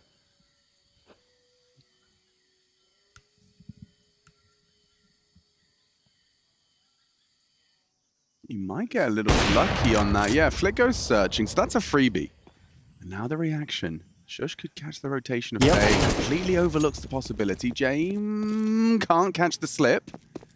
And Shush will accelerate audibly. Now maybe you can catch James activating. I like the fake steps. James considers it though. He's too good. He's too smart. Ugh. You can't get past him, can't put him away. But now Dexter has timing. Something he can do with this. Perfect timing. Well, he won one earlier. You've seen it before. Smoke grenade available. Does he throw it after the plant? It looks like he'll throw it with it. Yeah. But that plant, it is possible to defuse a little bit awkwardly for the donut. And so sticks around on site. Going to play around his own smoke, try and manufacture a 1v1. This isn't the play, though. This isn't the round-winning play. It doesn't feel this can be. Oh, they gave the sound cue. Now he's got to reposition, playing around the smoke. Wants to get aggressive. James looking. Good kill. Went on the aggro. Thought he had to at that point, but little did he know. They might have been walking into his trap there. You know, there was one of those temporary gaps across the smoke. It just depends on where the smoke is at the current point in time. So could have boiled down to a timing for him. However, it didn't. And here we are. Virtus Pro taking that lead back 6-5 and looking to extend it to 7. Problem in that clutch was like making that play over the smoke. Like James got there so fast with a line that it's like he knows he can't get big box. He knows he can't get temple, can't get brokey. So if you're VP, you're like, we can just be patient because all we have to do is clear donut and clear the bomb site. That's the only 2 spots we have to worry about because James has the line, has the information. Yeah, value on that. There's another lurk smoke play. Anyone going with it? Ooh, Tessus halfway up the ramp, making his way in. There's a lot of opportunity for Tessus here. How does he play this? Get past Norbert, then there's a huge world where we've got that tied up half at 6 apiece. But smoke coming in. He knows where Norbert is, playing in the corner. Oh, big wide swing. Huge balls on Norbert to go for that one. James on the other side as well, going to be cutting him off at the pass and will allow himself to get that line back with a molly on the A main choke. That's a really, really cool idea, but really trying to get Shush to activate there in that B bomb site. The lurk smoke giving him space to work with. VP doesn't panic on the defense whatsoever. And they really wanted to pick at the B bomb site to make that A hit easier. Plan B now. Nobody's favorite plan. No. But it is towards the top of your list. Run it down the middle, and they're out in the open. Ooh, okay. Galil. Definitely getting a lot of action. Look good in Kickson's hands there. Double dink. That's a nice spot for Dexter to lurk into. But VP, they were playing heavier A at the start, so Heroic now realizing, okay, B's probably weak. Maybe they're playing retake over here, so let's give it a red hot crack. 2 in cave, 1 up ramp. Flashing Electronic off of the line, but he is pushing into the smoke, so maybe he tries to disrupt, but no, it's being cautious with his path. Electronic reveals his position. That's an important frag. Catches the Norbert swing into a 3v3. Can Heroic hold on to this? Electronic is too good right now, hitting every single shot. Dinks up Kickson. An important kill from the IGL. Is this winnable? 2 Galils. Worse for wear is Kickson. Nerds as well. It's just sub 70. It's over. Free frag. Yeah, Nerds, you're in trouble here, mate. Has to play this to perfection. James on the pistol. Comms, they know. Isolated. Nerds, low HP. James can run him down. Time on his side. Just baiting him around. Playing the clock. And James. So brutal. Another high impact round from James. He's closing these down. He's saving the boys. And it will be 7 on the half for Virtus Pro.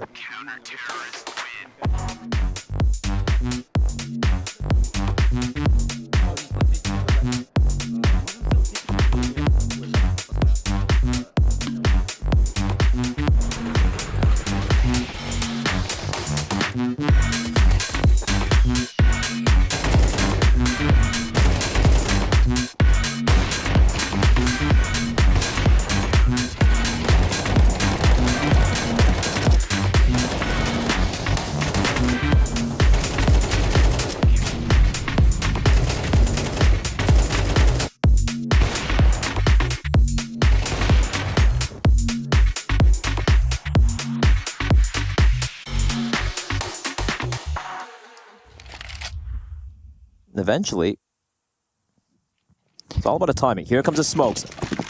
Ooh, nice tank. Yeah, low Mazinho damage, but nice little take of the A bomb site here from the Mongols. Careful, Mazinho. And gotta be quite careful, Mr. Mazinho. Bomb plant being locked in. 7 rounds being locked in. And Mongols definitely locked in. The problem is, for Surson, there was a window for him, but the longer he waits here... Okay, he gets a kill. All right. Okay, nice shot from 910. 910's on something today. I don't know what he had for breakfast. 14 and 5 T-side. He's had big for breakfast. A nice German breakfast. Yeah, nice little Frankfurter. How's German breakfast? No, it's the Sensu. Boy, it's clean up. I think it's pretty cool. What is a German breakfast? There's got to be some Germans in the chat that can tell me the tool that they have. There's like a specific tool that cuts the top of an eggshell off. And so it's like a perfect cut. I've seen this. But it has a ridiculously long name. Let me see if I can find it. And I'll give it my best go to pronounce it, but I'm going to probably ruin it. There'll be something Eggerschaft Cottons. You got to be careful in case you accidentally say something, you know? Yeah, true. Crack. Okay, German egg cracker. Oh my goodness. What is that word? Gallen Sol Bruchstellen Verruschsacker. Bro, it's like someone had a stroke writing it. What is that? Yeah, so there you go. I definitely didn't say that correctly, but you guys can join in the fun and just Google German egg cracker. Yeah, we got a tag from wonderful Jonas, one of the wonderful. Ihr Schallen soll Bruchstellen Verruchsacker. That's my best attempt. You can let me know how it was. What the hell was even that? What the hell was even that? My last round of this half, and I'll tell you something, Blah. Big or dead. Big are a little flat right now. Hey, but 5 rounds, yeah, that's something. Op out, 9-10, hasn't missed any. Oh, look at that clear. Oh my god, he is on 1 today. Crimbo will fall. Seriously. Someone call 911 because Bigger getting wrecked by 910, and now we've got Searson waiting at the site. It's going to be one shot back from JDC, but Mazzinho making quick work of him. And this is now a 3v4 retake attempt for Big. But the bomb is not planted yet, so technically not a retake until those digits are punched in. And Searson, he's coming over to the temple. He wants to make sure that that bomb doesn't get across safely, and he's stopped by Blitz. He peeks right into him. Now Mazzinho's freed up to unleash himself into the into the temple. Blitz. It's up to KD to make it work with Eagle.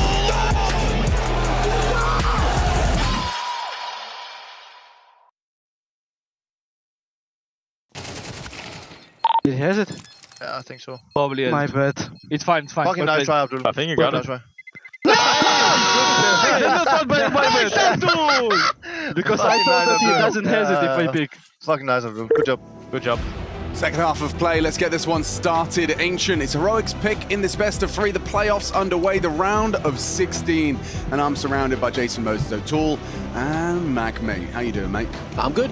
I'm chilling. And I was really sad that Heroic didn't convert the 3v5. It would have given them a whole bunch of confidence coming into the second half. But we'll see if the pistol can do just that as well, because it can certainly get you off on the right foot and get you into the lead, considering how close we are here.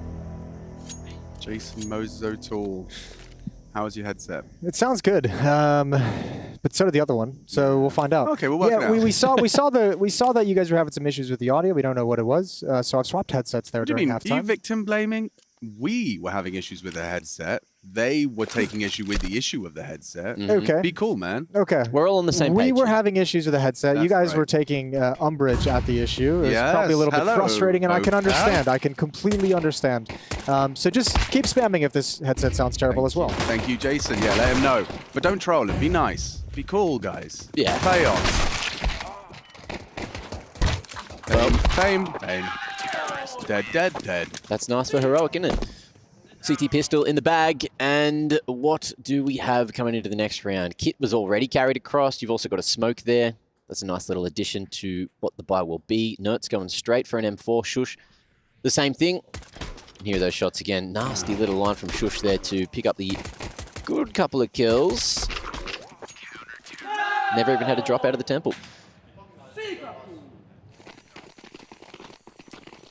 I'm always, looking for ideas. What do you do on the eco? And James got an idea. Look at this. Everyone spreads on out. Electronic buys a single smoke grenade, and what's the inspired call? You've lost lane control already. That sucks. Just let them use their util. Sure.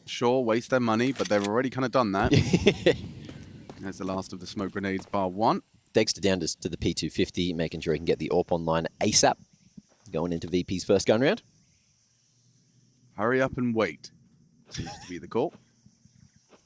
As any good eco call probably should be, but it's so boring, man. I just want to rush and guys, just push me in. I know, just get it over with. What's but they've got I guess a whole professional thing going on. Yeah, that's, overrated, I think. Yeah, man, good salary to earn, and can't be wasting these little ecos. They have used the majority of their nades, and now Dexter's P250 could be the man to receive them. At the same time, being on the P250 trying to save money for the AWP, this is the weak point, although Shush is going to be helpful in that regard. M4, a little bit of utility out to keep things at bay, and Dexter playing very passive. Ooh. Is that single smoke grenade deployed towards the donut position. Okay. And they're out. And about. Just shakes it about. Clean enough. Just the one casualty. Dexter's not going to be too displeased with that, given how comfortable the rest of it was. I thought there was someone over on the viewing area cheering, but it is just Zywo and Spinks playing ping pong. Yeah, they don't stop. They're getting loud. Harry had his first showdown with them. I did too. Jason did. I did too. Jason, our king. We selected our champion to yesterday. play Yesterday was a rough day of ping pong for me. It was an off day. It was an off day. You got the paddle, you got the balls, but you I got the can beat confidence. Zywo. I need maybe one more game against him where he might beat me. He's got that French spin, man. It's the French slice. You can't touch it. You just watch that top spin he has, that like hard shot. Crazy. But we got guns here. And we got aggression, straight down ramp, kicks in. Doesn't commit to it. Norbert as well, going to be spammed down slightly. And it felt like Heroic wanted to go for it, but then they just cancelled.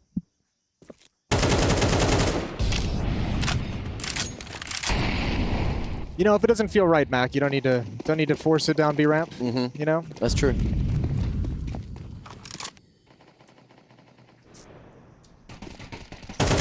Good advice, as Tessus does take a lick of damage there. 47 left for him to work with. There's going to be focusing on this BXX. You can see a smoke short, smoke in response on ramp. Now, you've just dumped all your util. You're pushing smokes. You are! And it results in a one and done. Nerd spams away onto Electronic. Norbert's in, as is the bomb. Fame will plant safe, uncontestable, to cave, and the retake on. Yeah, they're going to be very aware that it's a cave setup, though. If you only see that one player, VP is going to be so very aware. So you can see Flit playing this flank through cave very, very cautiously. He's got one flank and him out at heaven, so timing is everything. Going to make his move, and he's going to get at least one shot, at least one kill before he's wrapped around from behind, and good job from Norbert.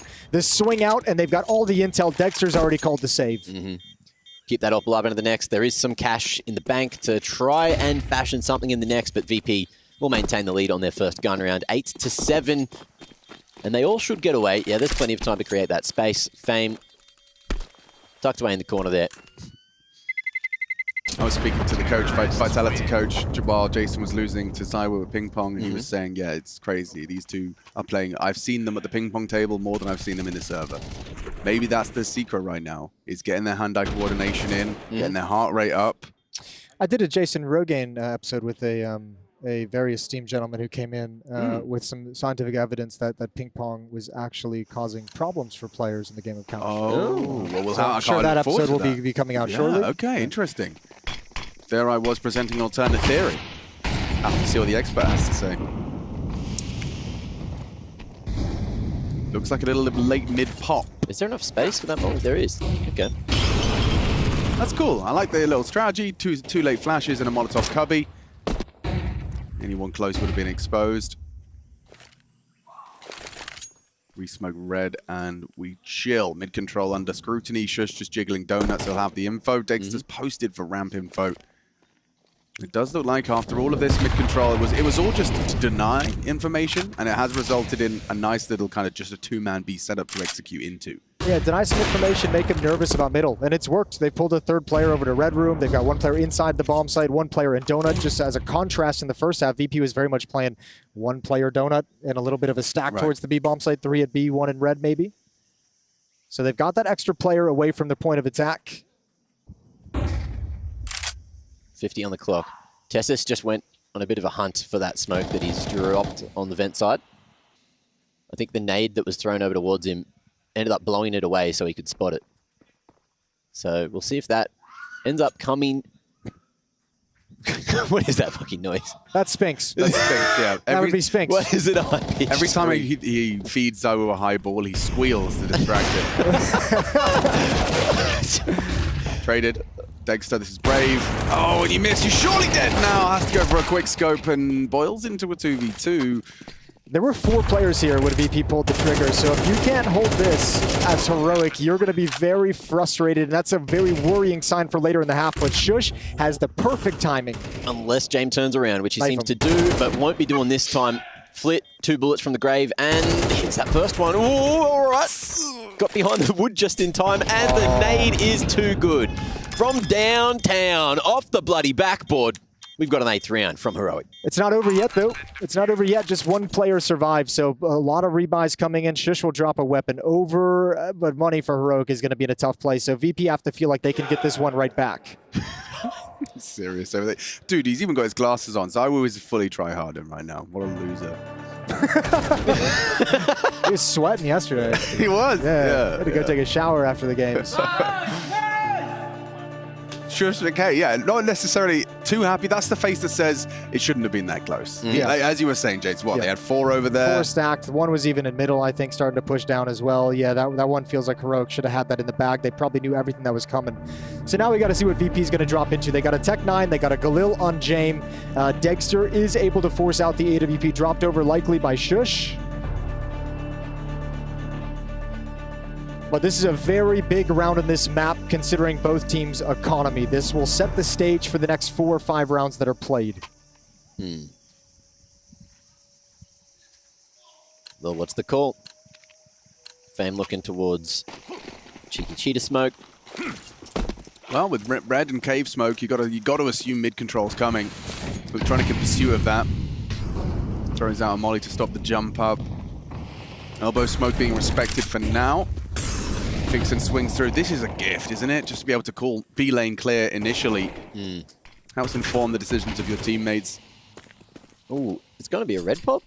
Oh, late on the clear. 2 of across. Could be misinfo. Double CT considering setup. it. Hang on, yeah. Kicks and Shush, both there, present and correct. It's down 2 for 1. Oh, and Shush, he's having a good game here. That's a triple kill from Shush, holding down the red room push. But do they expect the 4th man? That's the big question. At this point, maybe not. Has Kixon made his way through? No, not quite. Oh, this is going to boil down to Footstep heard by Kixon, though, surely, right? Wasn't communicated if it was heard. Tessa's going to be able to find one more, but they know where Fame is after that pick. And there you have it. Nice round out of Heroic. They must have seen that in the demos because the protocols were just get to CT ASAP. That's kind of a cool round as well in the context of Virtus Pro kind of struggling to have like an established philosophy of how they like to play Counter-Strike at the top level. It's been, they've talked about in so many interviews about how they need to develop that different style of being able to play faster tactics, change timings, and this was in a round where they actually attempted to do it. Everything's been slow. Everything's been quiet, walking in the mid rounds, moving into an execute. This is very quickly get mid control, and they ran through that red smoke, you know, making plenty of footsteps and just not able to trade the kill in red. He's not playing scared, is he? No, it gets destroyed at mid. It sounded like he didn't even shoot back. Oh, no. Didn't expect Flint so close to him, but there is going to be a late trade. Dexter locking onto the cave control, and A-site's open for business. Shush repositioning to red. Oh, things getting awkward, but the AK's that little bit better. 3 points of health left on him. Electronic on 5. Still certainly winnable for Heroic, but oh, it's almost a catastrophe. Why? Yeah, why? Why push in there? Why? Electronic on the full wrap. Shush going to die from the back if he doesn't realize this is happening. Maybe Kixon as well over towards long. Oh, they need to make a move. They need to try to get back in the round somehow. Dude, this is a round Heroic is going to hate to look back on if they can't somehow recover this round. Oh my God, that's a shot. That's a start. Oh, there's another one. He recovers. 2v2. Okay. Deathcam, they would have seen Shush going towards B site. Is it a ruse though? Is it a fake? VP still coming this way. He might catch jump up. Okay. God, no sound cue, but if he checks cave, it's good. It's good. It's good. If they get in quick. He saw him. He knows. Okay. Okay, Kixon closes it down and sweat off of the brow. That was nearly awkward as hell. Still is. Upon review, Saul will have some choice words, I think, for the mod. Saul has that noted down in the book with a giant circle around it. That's being. I don't know how they got so. Like, how did Nerds go down for free and middle to just one deagle? Body shots. I don't know. We didn't see it. 3 of them. Dexter, the decision to run in after that. You've already dropped the rifle. You don't need to do any more. I think that's just trying to do too much. Very lucky Heroic to get away with that one. Little sigh of relief from them, and looking like they are going to try to fight fire with fire. Busting out mid. Shush going to be stuck in the cutout this time. Already quite low for Flit. Let's see if they're going to be able to answer back. Jame, big stick, big flick, trying to make it work. He's been able to find one, but can he find more? He knows he has to be active. Responsibility on him. 3 versus 4. Disadvantage for VP. And a very safe setup, just playing 2 players on each site. As long as they can kind of communicate as to what they need to be aware of. Heavily favors Heroic in this one. I like this. Group up, push main. Comfortable for a retake on A, but not like actively giving away a 1v1. It's a bummer for VP. We're hoping that push for information, that rotation will come by Red Room. And they're not going to get those kills there. It's this A push, and you're never going to be checking this one. Nerds has a really good timing towards middle. Jame is out of his vision, and now they've slid into Donut. So the question is, does he want to jump up B and check Heaven? And will he see the barrel? Will the barrel poke through? Might not even be a situation that we'll see. As Nerds is still hanging around elbow, wants to go for that A main control, which he knows he had after his info's come through. Fame going to be able to get this one planted. Bit of a gentleman's agreement, but now James' position is known. How does Nerds react? It's A main, full focus. They've got donut control. They've got a decent post plant with the bomb where it's planted. Heroic might have made the wrong read. They know that A main's dirty, but Nerds wants more. Yeah, clean headshot, finishes off Fame. It kind of hinging on Jame and his AWP here. Yeah, and maybe Norbert picks it up with his dead body. That's a good first find if his body does get dead. Jame going to take a new angle. Oh, another one. What a beast. There's no smoke. There's no util. He's got to take the fight here. And Jame has maybe single-handedly won it. How's the time? Oh, he's off it. Okay. Oh, okay. No, he's left it too late. No way he got that. No. Fucking nice. Steals away. Insane. Holy schmoly, how's he gotten away with that one? James going to be crazy, tilted, bro. Did so much work, did so much hard work. And that's why I talked about it, not trying to toot my own. Okay, here we go. This plant spot results in these awkward rundowns where you can't actually see it from Donut if they do go as close to the wall as possible. And Nerds gets to swing off of it and gets them both. That's so...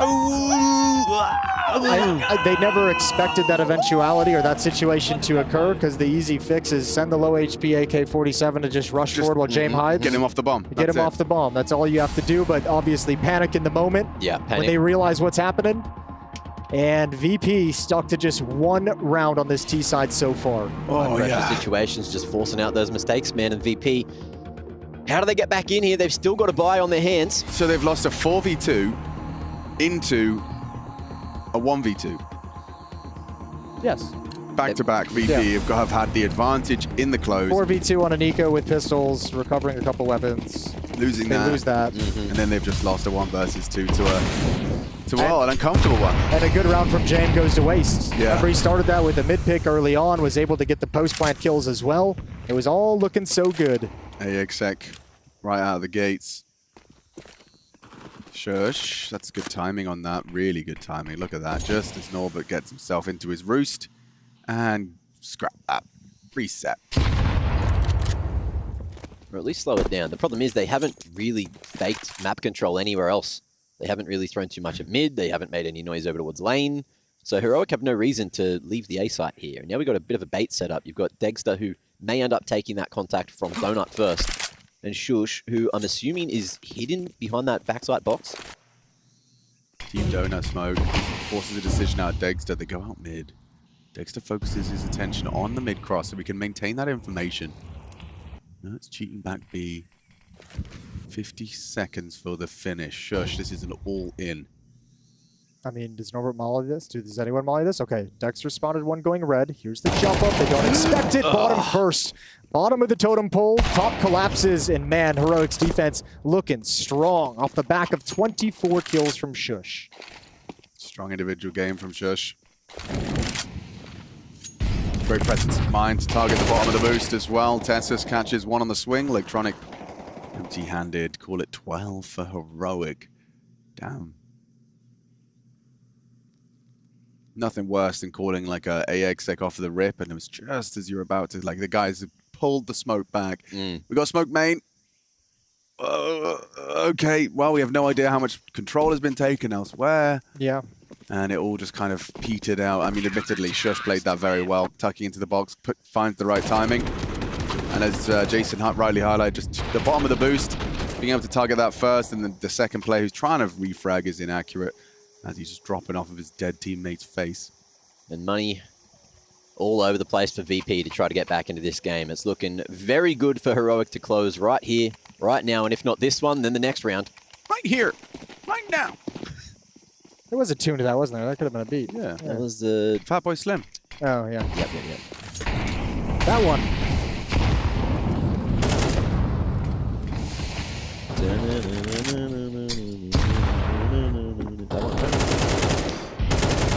One of my favorites was /////////////com. Seen that? Heard that one?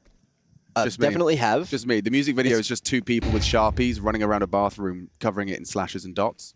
That's kind of cool. Kind of hype, actually. Yeah, I like that. We should do that. .com. Face.com. There's a smoke and a flash for Virtus Pro. Okay, ruining my musical performance. Wait. Who won that giveaway on Face It Watch? Can you let us know in chat? Oh, yeah. I'm sure they all won. Yeah. You're asking for them. Tell us if you got that It skin. is kind of an everybody wins sort of situation over Yeah, on we Facebook. have a you watch, you win Yeah. type situation over there. I've been watching. But whenever I'm watching ESL Pro League, I feel like I'm winning. That's it, man. This game in particular, Heroic. This is done, man. If Kixon takes any attention away. Oh, no, Nerd slides out. He peeks. Oh, no, you said it was done. I thought they were going to get cooked. I didn't expect Nerds to move out. Hang on. No, Dexter's over rotated. Bomber's ram. No one's looking. Still winnable. Still winnable. No, they're sticking close by. Tesses need to look. Okay, he's got the information. Now he's ready, but loses the fight. There's Kixon, and all of Heroic is here to handle this. Bomb's down. Bomb down. Bomb is down. 20 seconds. Actually awkward. Very awkward. Dexter hits another. Doesn't have to worry about the flank. They have to cross back round, but he's missed his chance. An opportunity slips by the wayside. Final boss, though. Shush has had the big game. Plenty of time to get this plant being stuck now. James watching towards Cave for this flank. Just gives it up. Quick step turn. Almost.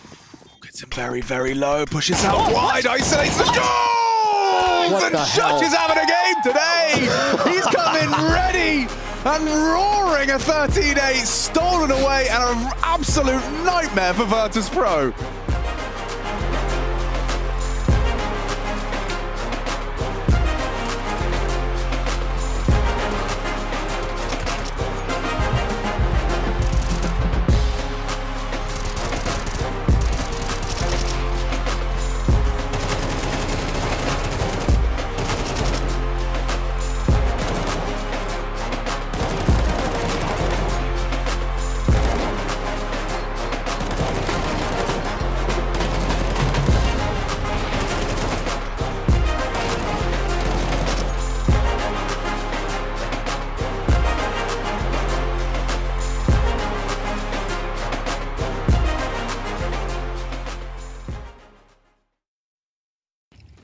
I'm staying cutting. Pull up as well. I'm swinging.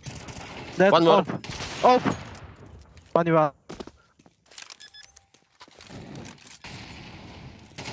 Nice! Boy, sick. Fucking nice.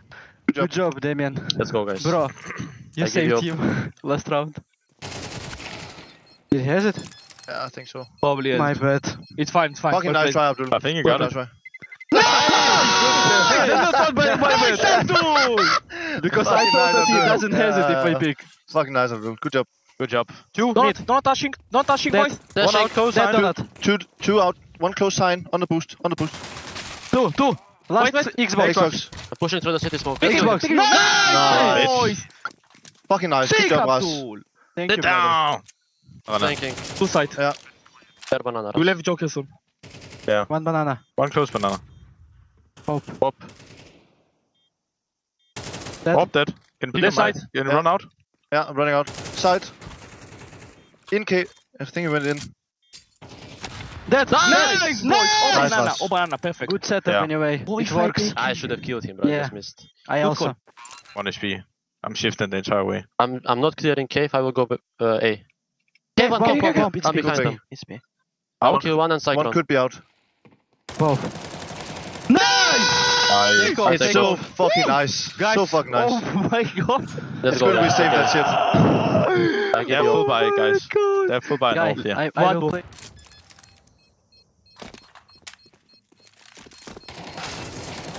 Nice!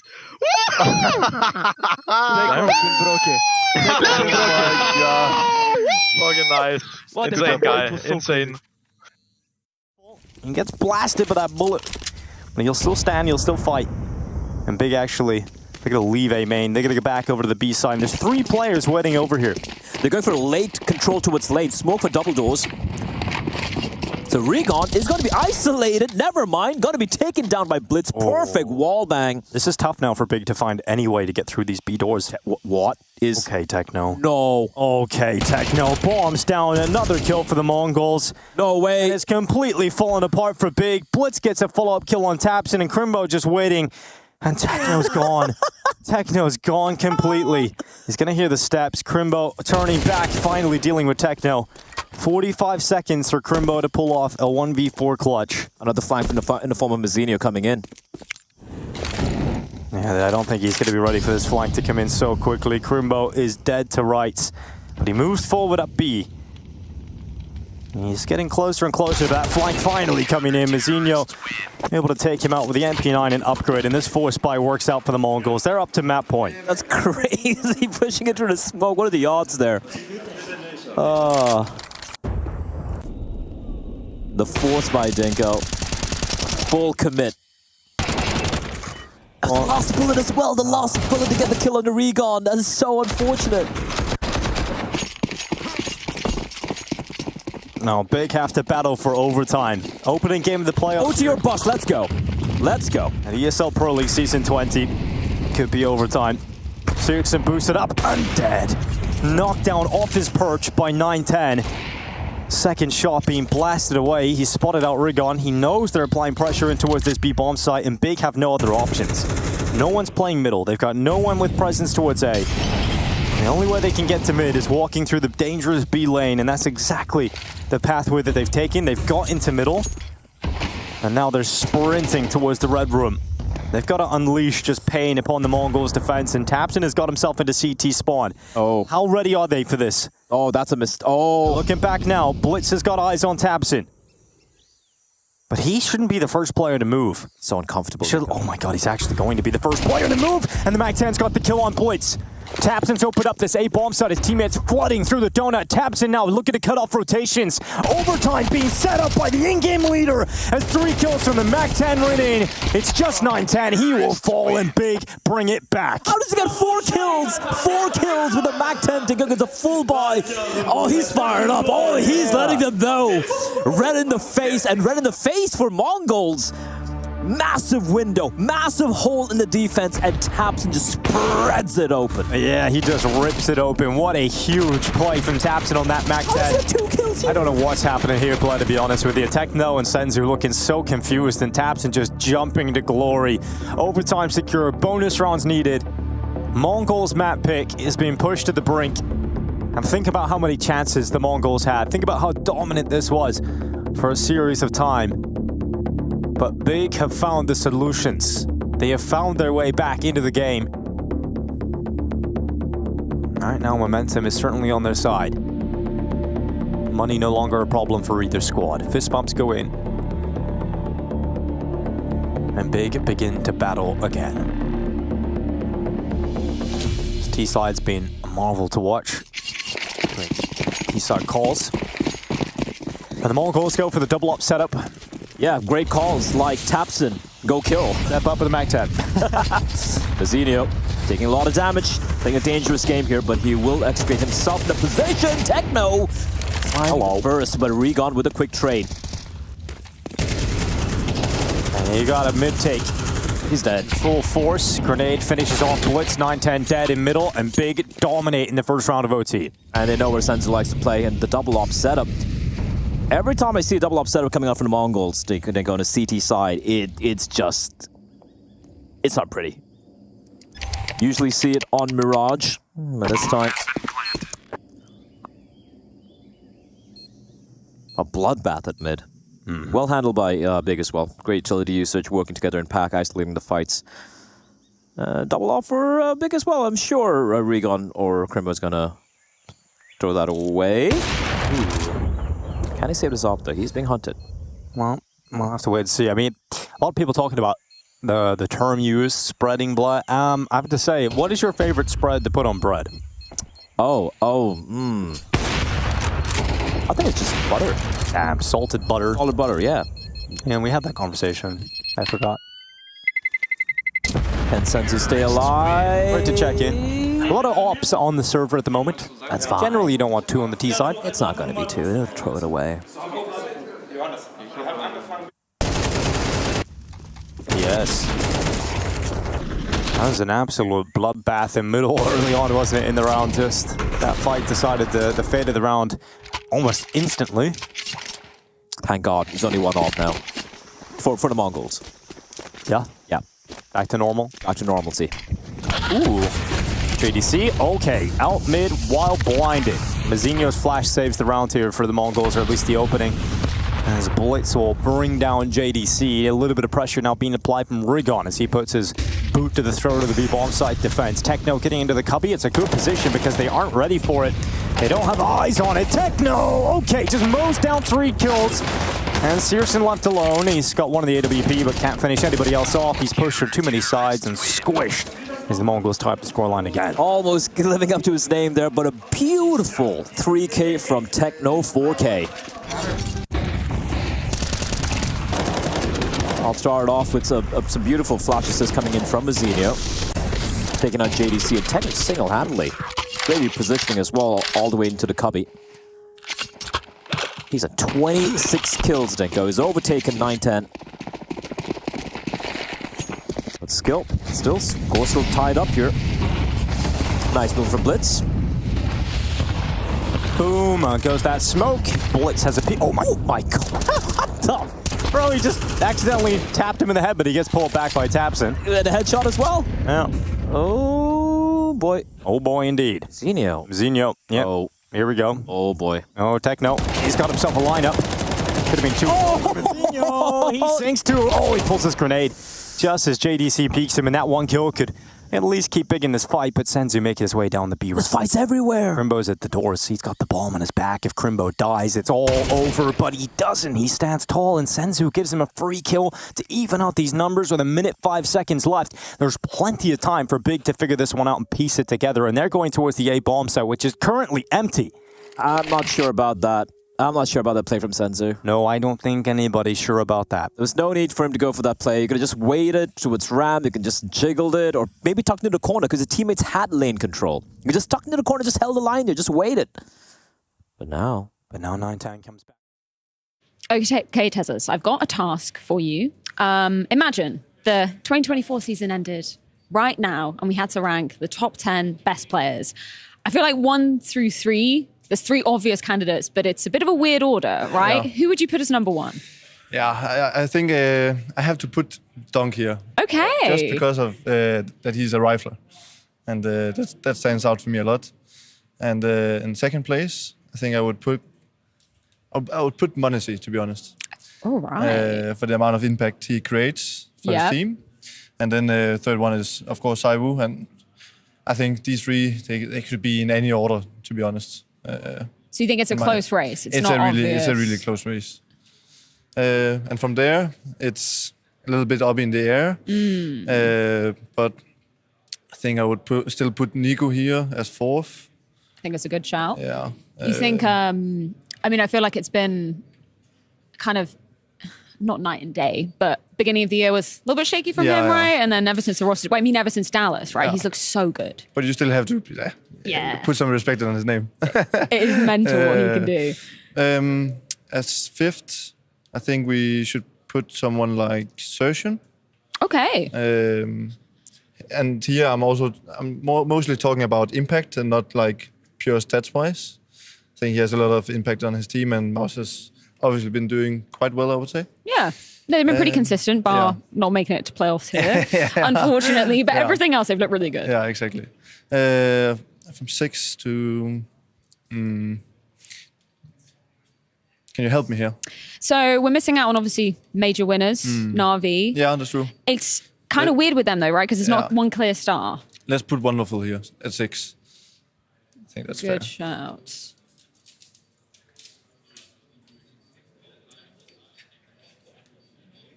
Seventh, I think we'll put Flames from Vitality.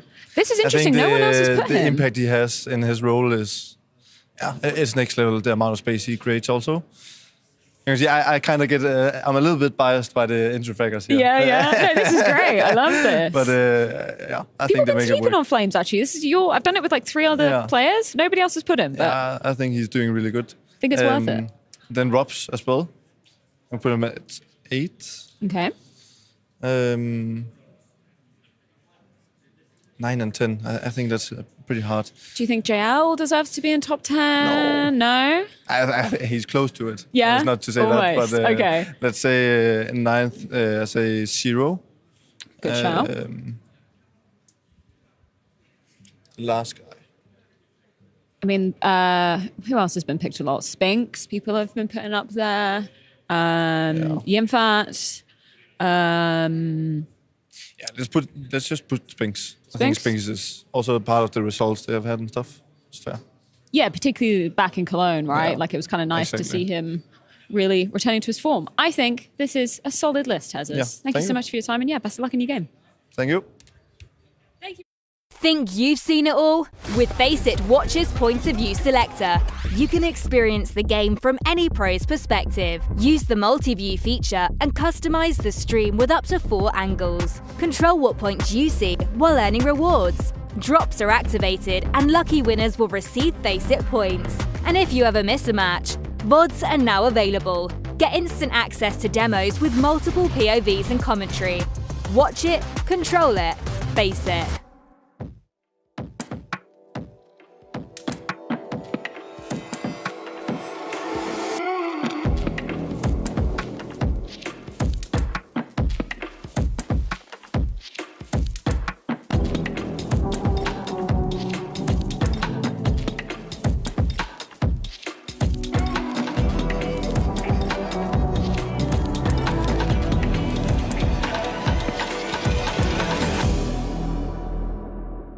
The following clips are not suited for Valorant audience. Let's fucking go! You're so tilted! Mid-range. Oh, that's toxic.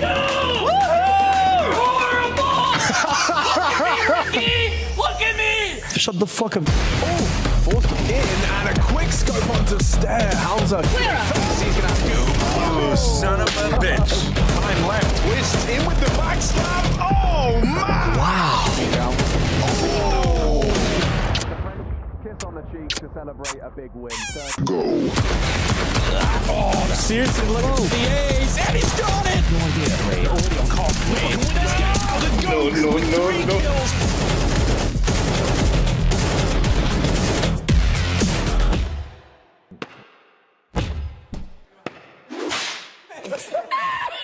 Babe, come over. Let me just finish this match.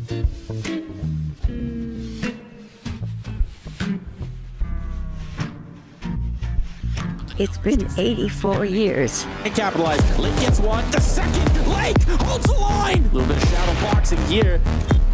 Oh! And he's got it off as well. Talk about impact without even getting the kill, but now he's that too. One at the very least. Slacks back into the angle. Slacks striking. AWP again. An amount of biblical proportions. It takes a master stroke to end. It's done. It's over now. Shut the fuck up. You shut the fuck up. No, you. No, you. You too as well. Fuck No, you. Go. And it's like all that it's going to make. Not bad.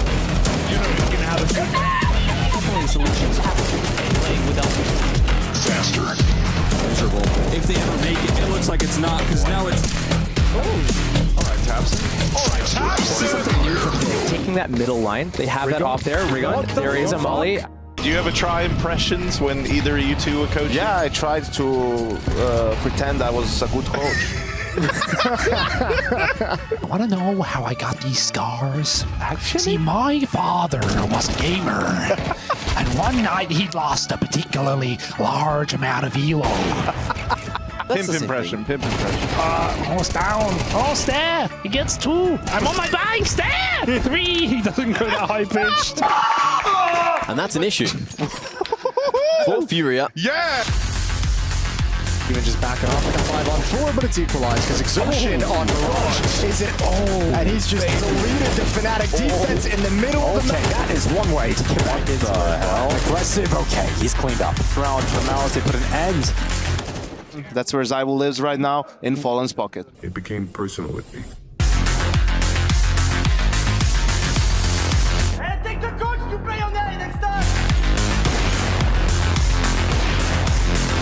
Oh my god, it's every round! Guys! It's every round! Smoke, just smoke, man. Someone smoke him.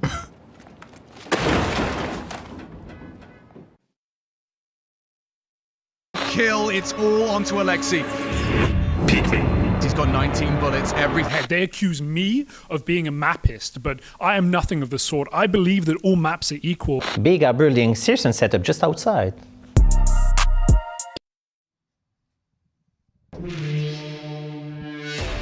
Well, there's the Warhorn. The playoffs continue. Virtus Pro down a map, stunned on Ancient, destroyed on Ancient, really. Heroic coming in hot. Shush with a big game. I think 25 kills or something along those lines. He was nasty. We've had a swap out in the caster booth. We've got Hugo joining me. We've got Yanko joining me. Yanko. It always feels weird to say your name the right way. Does it? Yeah. Doesn't feel weird to say yours, Jason.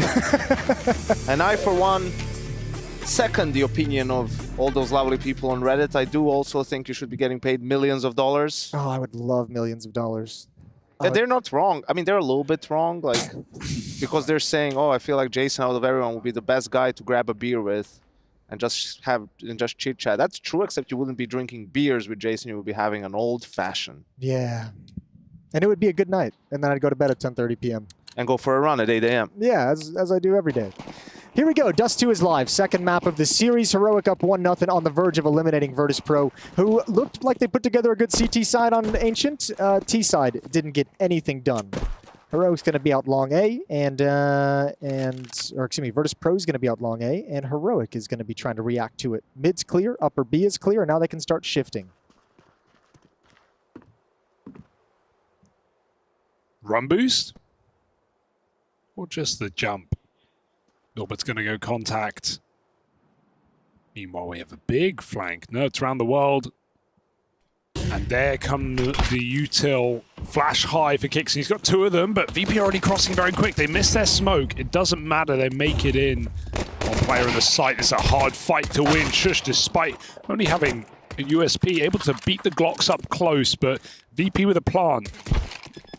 Getting run down. Oh my god, Norbert, you're getting run down. Cancel that bomb and get your gun out because Dex is in the site. 2v1, they take him down. And Electronic a long way away. 1v2, and they just fight him. Dexter does it to his countryman. 3 kills on the pistol.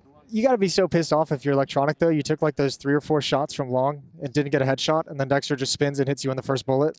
And you're like, oh, that sucks. Why is that a thing? I think you're more pissed about the whole situation. I mean, even here, this is a 3v2 for VP. They're in the site, you know, failed to do the double peek there. I understand it's like really tough to hit the timing on that one, but that was a 3v2 that, you know, you let slip away, and there was a lot of rounds on Ancient that they let slip away, so... Yeah, especially post-plants.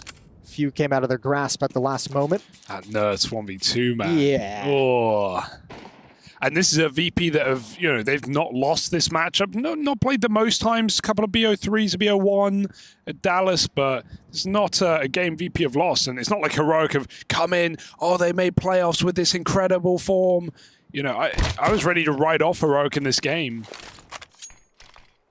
VP need to bounce back on Dust 2, and we saw some crazy Dust 2 games from this team in the groups. Some really late XX rounds where there was no contact until sub 10 seconds, and I'm not even exaggerating.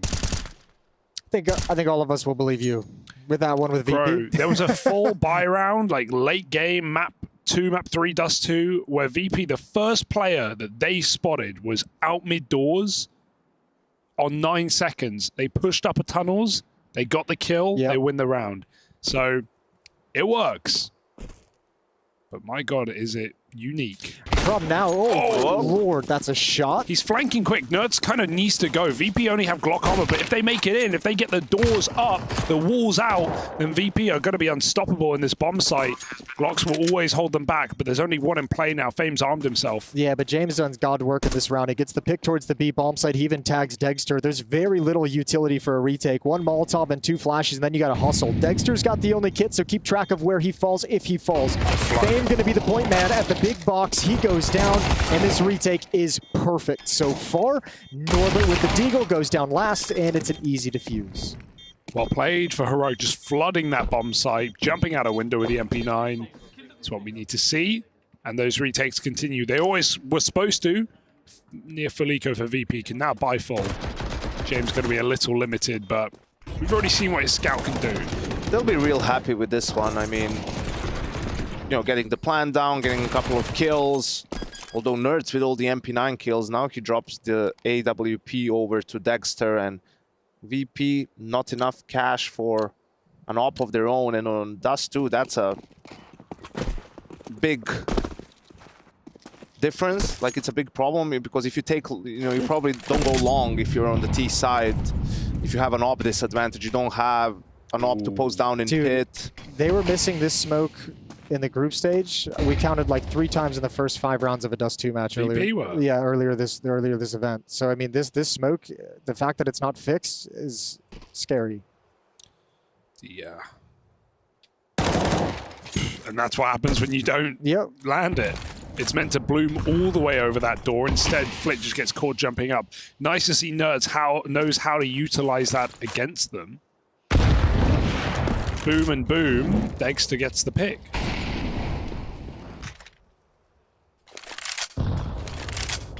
That's a very easy 2-man advantage you've just delivered yourself. A double peek from platform and lower. Shush is going to force back Norbert, so keeping track of the VP movements. This might just be a save. You might be right. Yeah. I mean, they have a ton of nades, right, that they could also, I guess, save for the next round. No, but the problem is, where do you really go, right? You hit B and hope for the best. Exactly, but... You know, one thing that we haven't really touched on with VP is this kind of happened, I think, when we had like a pretty crazy day, but the announcement of the VP coach not being with them at this event, obviously, and even joining a new team at this point. He's fired. He was let go from his position. I was trying to get the details in my head organized as I went through this. I didn't expect to have to fill for 50 seconds here. But yeah, so I mean, throughout this whole event, they have not had anyone behind them calling timeouts. They haven't had anyone with them able to slow down the game, give a new, fresh perspective. So a lot of weight on the shoulders of kind of the leadership figures that we sort of pinpoint as James Electronic to figure things out on the fly. I mean, it's really a team in crisis in that sense. I mean, they kicked us down a while ago. They've been cycling coaches ever since. And let's be realistic here. They had Zoma in, but we could see from the clips, y'all all saw it. This is a VP that didn't give a shit about Zoma. Let's be honest about it. They were ignoring him. They weren't giving him high fives. That was not a partnership that was working, you could say, Yanko. I never seen anything like it. I mean, such disdain for the coach. God knows what was going on in the team for you to feel that strongly about him, and in a negative way. And within like a month or two. But hey, they're in the playoffs now. They're in the playoffs. Yeah, they do have that. That being said, they have utilized a lot of timeouts. It's not like VP have been like I remember when Rooster came here in previous seasons and didn't have a coach, and they wouldn't even use timeouts. It's like there are really good times where you just need to take a breather, but VP do utilize them a lot. They use some good utility here as well now, flashing Dexter off the corner, taking that cat control. We'll see what the call is. Still a lot of utility on the side of VP, maybe just a full cat execute. They hit all their smokes in this round. Like Smoke keeps pressure on B, and mid to B pulls Nerds back to the site as well, but this is all a bit of a fake out right now.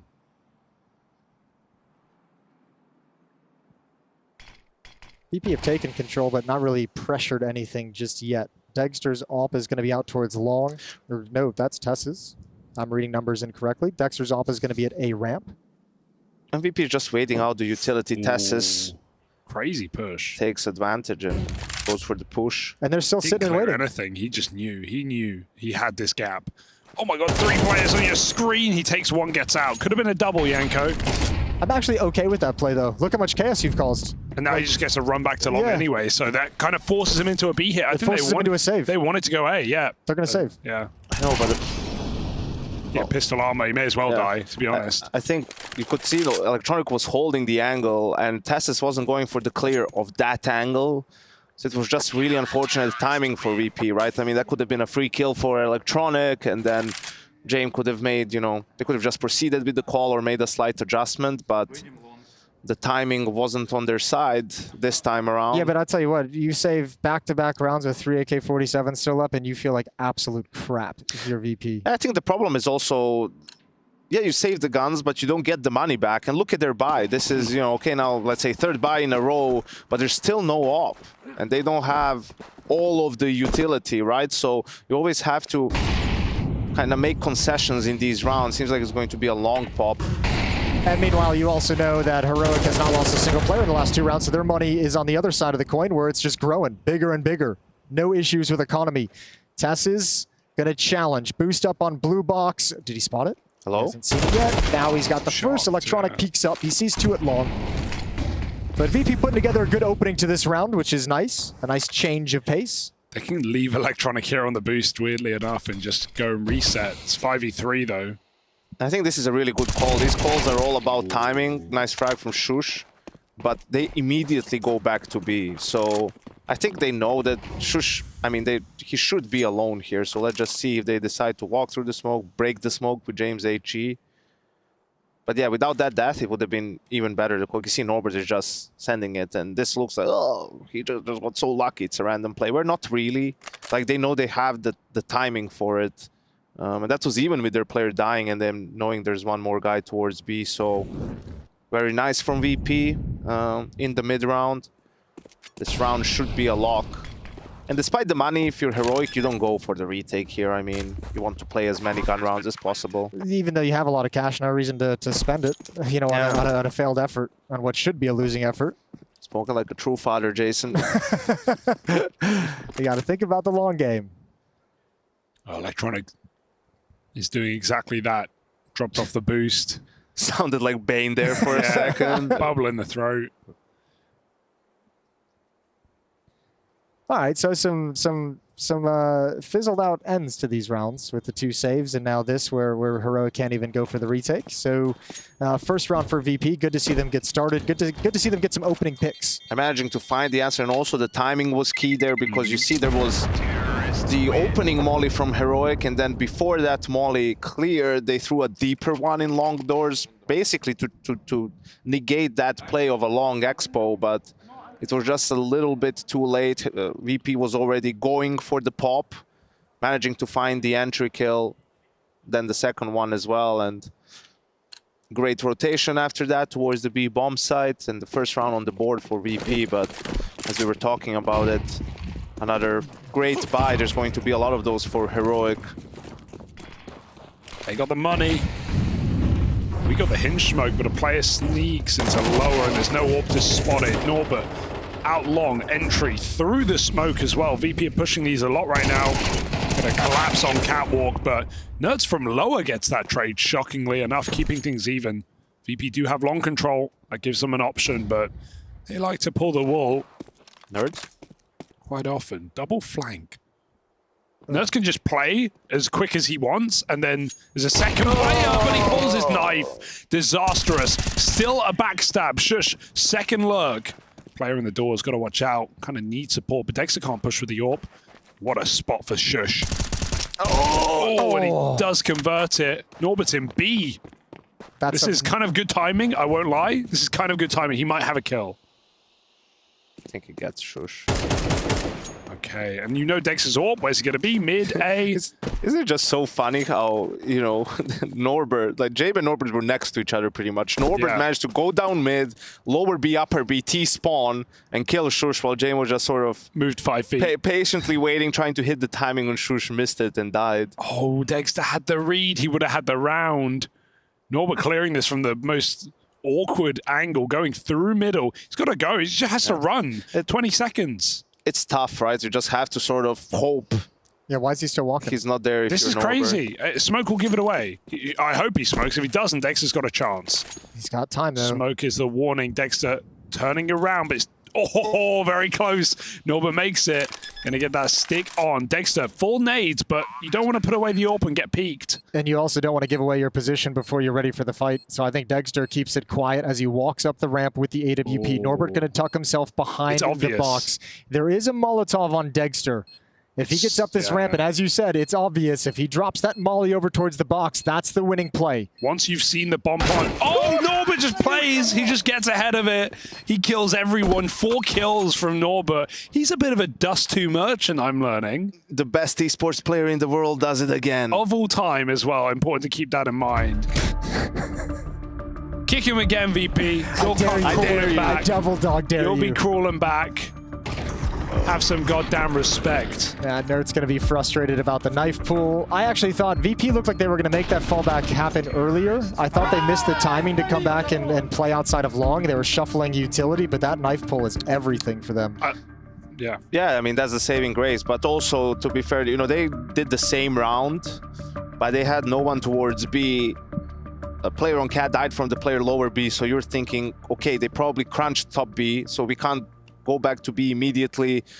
You need a couple of seconds to sort of look at, okay, what nades do we have left? Who's where? Okay, the Opper was cat as well. He'll be inside. And by the time that happens, Nerds was already pushing up, right? You say, okay, let's try to go back top mid, go back to cat would have probably been the call. And yeah, they get a little bit fortunate with that kill onto Nerds. And for all that money that Heroic had saved up, this is their last buy. That's crazy, yeah. VP done a good job grinding out that early advantage. Electronic wants to challenge long. It's through the smoke. Perfect from Tess's. Oh, missed shot, Dexter.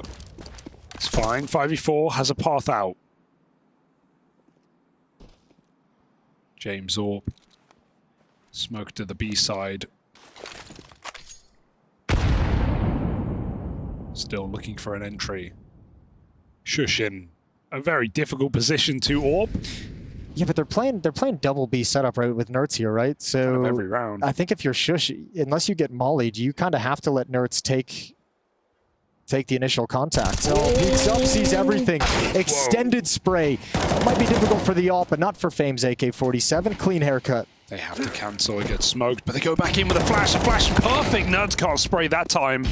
Fame with a crucial entry too, in fact, to get this B site, but he won't last long. Bomb does not make it across. That's a crazy kill. That turns this into a retake. If that bomb gets planted, another smoke comes down door, Heroic might choose to save, but now they're all going to line up to come for this, and James has got to commit himself, not watching the flank any longer. Do they go early? Do they go on the tap? The molly might force a play, and so Dexter just runs in, pistol out. They weren't ready for that, were they? 1v3 now for James. He's on the clock, but he's got a shot. Second connects, but it's kicks in on the car. Wow. The Dexter molly rush. He's loving it. He's having a great time. A very bold play that pays off for Dexter. I mean, that's either round winning or round losing. Yeah. And he caught Flit fumbling around with the C4. AK didn't have his gun out. Never ticked in the molly. Nails him with the USP. I mean, look at this. He has no idea that even happened. It's such a hard round, too, if like especially in James' position, because he's got to be concerned about that B tunnels flank. But it's almost like you have to just take that risk that no one's going to turn that corner and watch something. Watch window. Watch door. Yeah, it's annoying because door's smoked. Flick calls a molly and window. Yeah, but and then you're turning back. You're like, he doesn't trust his molly. I have a few seconds. Well, Dexter just happened to be in front of it, bounced it off the wall, right?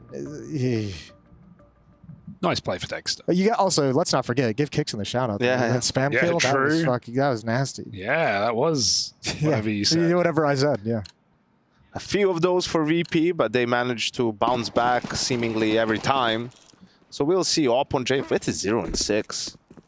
Flit's form has been probably the biggest problem for VP the last 3 months. I feel like he was the highest rated player. Yeah, but I guess it all like when I look at that though, I have to like in my head I extend that to like the leadership confusion going on in terms of Yeah. Their T sides what style you want to play. Like they seem so like uncomfortable in terms of philosophically approaching Counter-Strike that I think individually everyone's constantly uncomfortable, playing uncomfortable. Their T sides have looked really poor at times. Saved myself there. Good timing on the molly. They're not scared of the lurk smoke, but maybe they should be, because VP have been throwing this most rounds. The only difference is now they have 5 players behind it. The spam will relieve a lot of pressure, but Nerds needs to pop this hit into the B site. He drops the first, second in, finished off. Look at the trades out. This smoke is doing VP no favors as they get turned into mulch. Plant food. Compost, Yanko. Yeah, I think the plan for Heroic is also in the mid-round. They're just making these info plays, right? Like they're just sending it. We didn't see it on screen, but Kixon was Cat. He started pushing up Cat on timing, right, and had all the information. So even if Nerds and Shush didn't get, they basically shut down B on their own. But I don't think VP could have won that round even with an entry kill or two. The rotation was just so quick and back to long. Whoa, that's, yep. That's the AK. Gotta smoke, gotta get in. I think the problem for VP is a little bit too much focusing on the extremities, right? No default sort of take cat control, deny some information for the CTs, right? I mean, if they're playing stairs on cat and they don't hear anything and you're not showing up on the map, even though you're VP and God knows what you're doing, they're still going to feel pretty good about the round. Good point. I actually admire how aggressive Heroic feel like they can be on the CT side, despite the fact that VP are known to just have these full defaults spread out really thin, and control the map. I'm fine with VP doing it when they did early on, because they were at a weapon disadvantage, utility disadvantage because of all the saving. It's hard to do a default when you have no op, and they do have one. He can plant. Why have they given him the V-bomb? Why have they let him plant? Hey, they thought he has an op. It's Jamie, always could, and now he will, thanks to that little bomb plant. That will go a long way. That actually does make a difference, so... Now we're playing it safe. Let's make sure we flash and everything. Dexter, run in. There we go. Someone will bang. All right. Kind of threw the bomb plant there, but we will ignore that. I wonder if they've been like kind of. I wonder if they've like kind of been shaken off that game of like a more default spread and taken that mid and cat control you're talking about, Yanko, because they did try it once early on, and that was the Nerds push towards lower that got them the trades. Played, my boys. I love you, блядь. How good we are playing. Let's go, keep it up, nahуй. Fucking nice, boys. Did anyone else jump? I did a little bit, yeah. That hurt. That hurt. That hurt my ears. Yeah, but the message was positive. It was good. It was very heartwarming. Yeah, Dexter, toxic teammate. He's just saying how he loves them now. We're playing so good. I love all of you. Yeah, exactly. Oh, Norbert. Now that is not the hinge smoke. I can tell you that much. They missed the door smoke again. Oh, God. VP going to get 2-0 today? That's the question. Is this VP like going home? It feels like it, but this seat, oh God bless. Very confident, Heroic. Again, look, that's a captain pushing top mid with no utility and just killing VP. Bye. I can leave now. Can well, they had a smoke suicide. I take it all back. Just yeah, true, yeah, true. Sees that like, well, I have to kind of rush up mid then. I don't make the rules. Could have been the perfect bait for VP, right? Like, drop their own failed smoke, actually hold middle, but instead, clothesline, Nerds, necks flit. Norbert trades. That's fine, though. Heroics kept good track of these movements from VP. We can always rely on Norbert.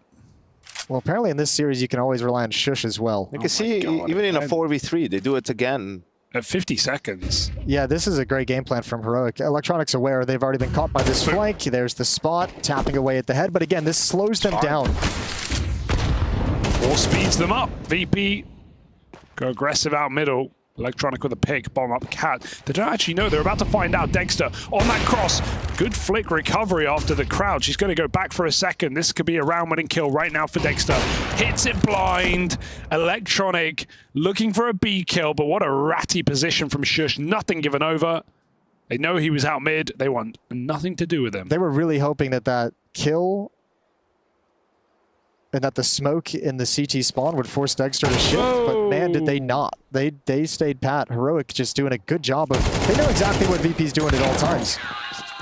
Is that after time? No. No. Yeah, that was a little bit strange because Electronic spots Tessus long player.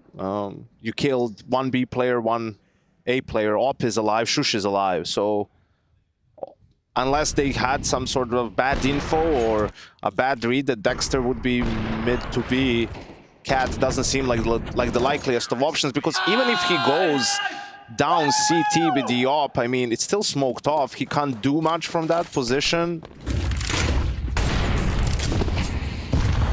Great energy from Heroic in this series, and a lot to cheer about right now. Again, Nerds, unrelenting, pushing top mid. He's going to get Norbert leaving this position more likely than not. Hanging around. Norbert spotted, and now he's trapped. We'll think better of it. B-rush. B-pop. Good alert. Yeah, good alert. B-pop. There we go. We're in the B-bomb site. Let's see if they can hold on to it. 5-on-4. One of the hardest bomb sites to retake. That's a lot of damage onto Fame, but they would have loved the kill. Good organization from Heroic. Another smoke towards doors. Whoa. And do they go for this? Money's not great. Have plenty of nades, but still, it's a 4v5 retake. There's only one round after this, so they might just do it. Yeah. Oh. Kind of just not anymore. Throws away any reason to try. Yeah, but Tessus and Kixon don't have a lot of money if they die and lose their guns, so better to just concede the round, even though it's not nice. Be careful, Dexter. Oh, Hugo, they violated your rule. If you save, just go save. Dexter's a stat player. You wouldn't get it, Jason. He wants numbers. He loves numbers. Well, Shush has money for the AWP, so he can at least drop that over to Dexter, who's going to drop an M4 back. But, you know, that's painful because Tessus would have liked an M4, which will get dropped by Kixon. So it's going to be okay at the end of the day. And we see Nerds, you know, with a lot of these aggro plays on mid, top mid. To be honest, that's what put him on the map with Endpoint, you know, a couple of seasons ago at Pro League. Just a fearless player. Sense of timing. Yeah, just aggression as well. Whoa, talk of aggression. B-Rush has been the way for VP. They're just doing it a bit quicker this time. Double up for Shush in the site. Dexter scope deep, and they run right by him. VP break into B, and Heroic have to make a, well, easy decision. Do we save or do we go? We go! It's the last round of the half. They've got 2 more smokes as well, so they can just sit and wait. Heroic's going to pull the trigger on this retake a little bit early. They want to come through when the bomb's being planted. Stuck in the smoke for the moment, waiting to hear those buttons starting to be pushed. It's not happening, so they're going to back off the play. Is James going to play lower? Is he really going? This is crazy right now. Heroic could just speed it up at any point. I think there's so much confidence in the fact that there's 2 smokes in the B bomb site. So they're hoping Heroic makes a mistake and gives them the easy answer to this, but with a minute, Virtus Pro's happy to just chill. VP is so comfortable in these positions. I don't know how. It feels ugly. Jame rotates back round. They're going to try and at least tap this bomb now. 3v3 towards middle. There's the tap. Heroic aren't biting. They're so nervous. Remember, Dexter punished them in a similar situation, right? In the 2-on-2 earlier. Ooh. Or 3-on-2. Another smoke, and now they come for the late B play. Jame watched this for a good 45 seconds, but he's in no position for it. They just smoked upper tunnels as well. Another block. I mean, you have to go through. James is back turned. Kixon has a nade. He can throw a Molotov and break the smoke. Here we go. Breaks open. Jame not all the way broken open. James going to be close by. Needs that swing. Close up. Can't win the fight. Oh, it's perfect. Dear. And VP playing that situation very, very afraid. Very cautious. And they're punished. It's a 9-3 half for Heroic, and they're on the verge of eliminating Virtus Pro from ESL Pro League Season 20.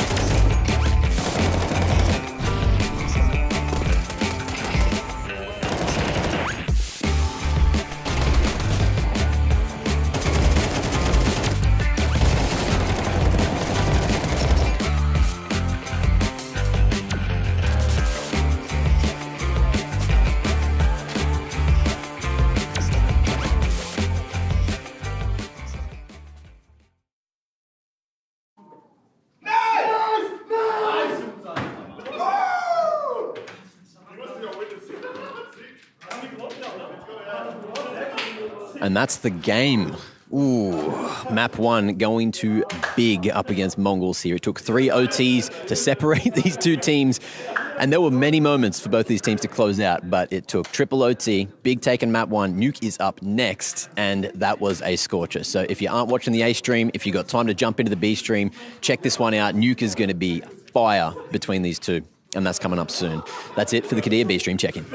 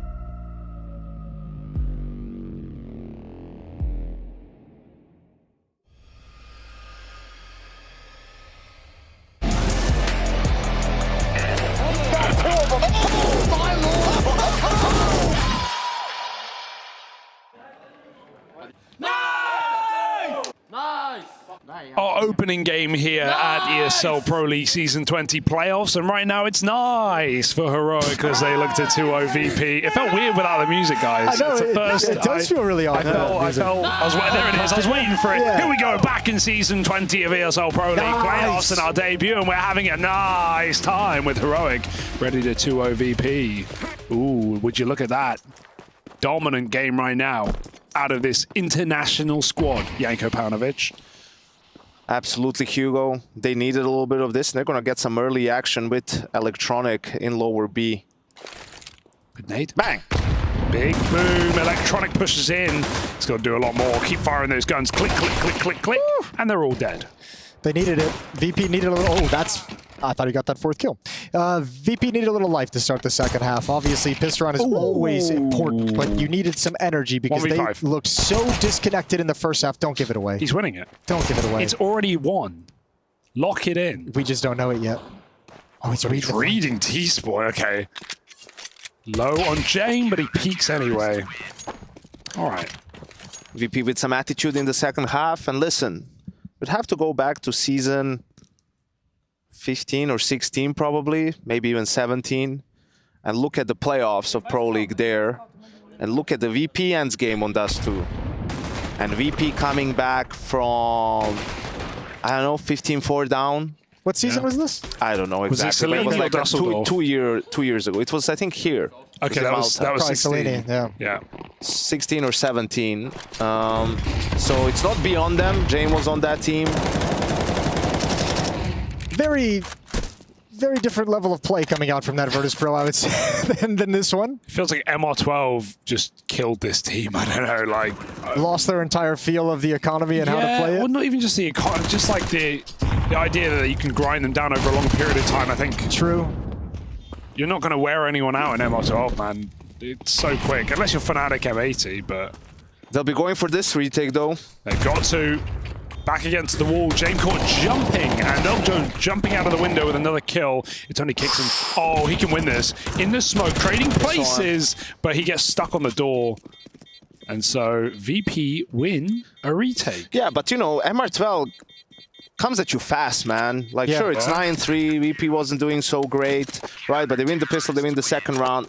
I don't think Heroic forces again. It should be a half buy here for them. And all of a sudden, it's 9-6 coming into the first gun round, right? What VP has to do, or they cannot allow to happen, they can't be messing up in all these key rounds, right? Like when it's the reset round, they have to clean up their game in some of those situations, step up with the communication, with the discipline, don't allow players to get through these little gaps, don't leave too much space open, and I think this is very much doable. I mean, Electronic is a menace on Dust 2, on the CT side. He can do a lot in terms of reading the game, positioning himself where the action is going to be.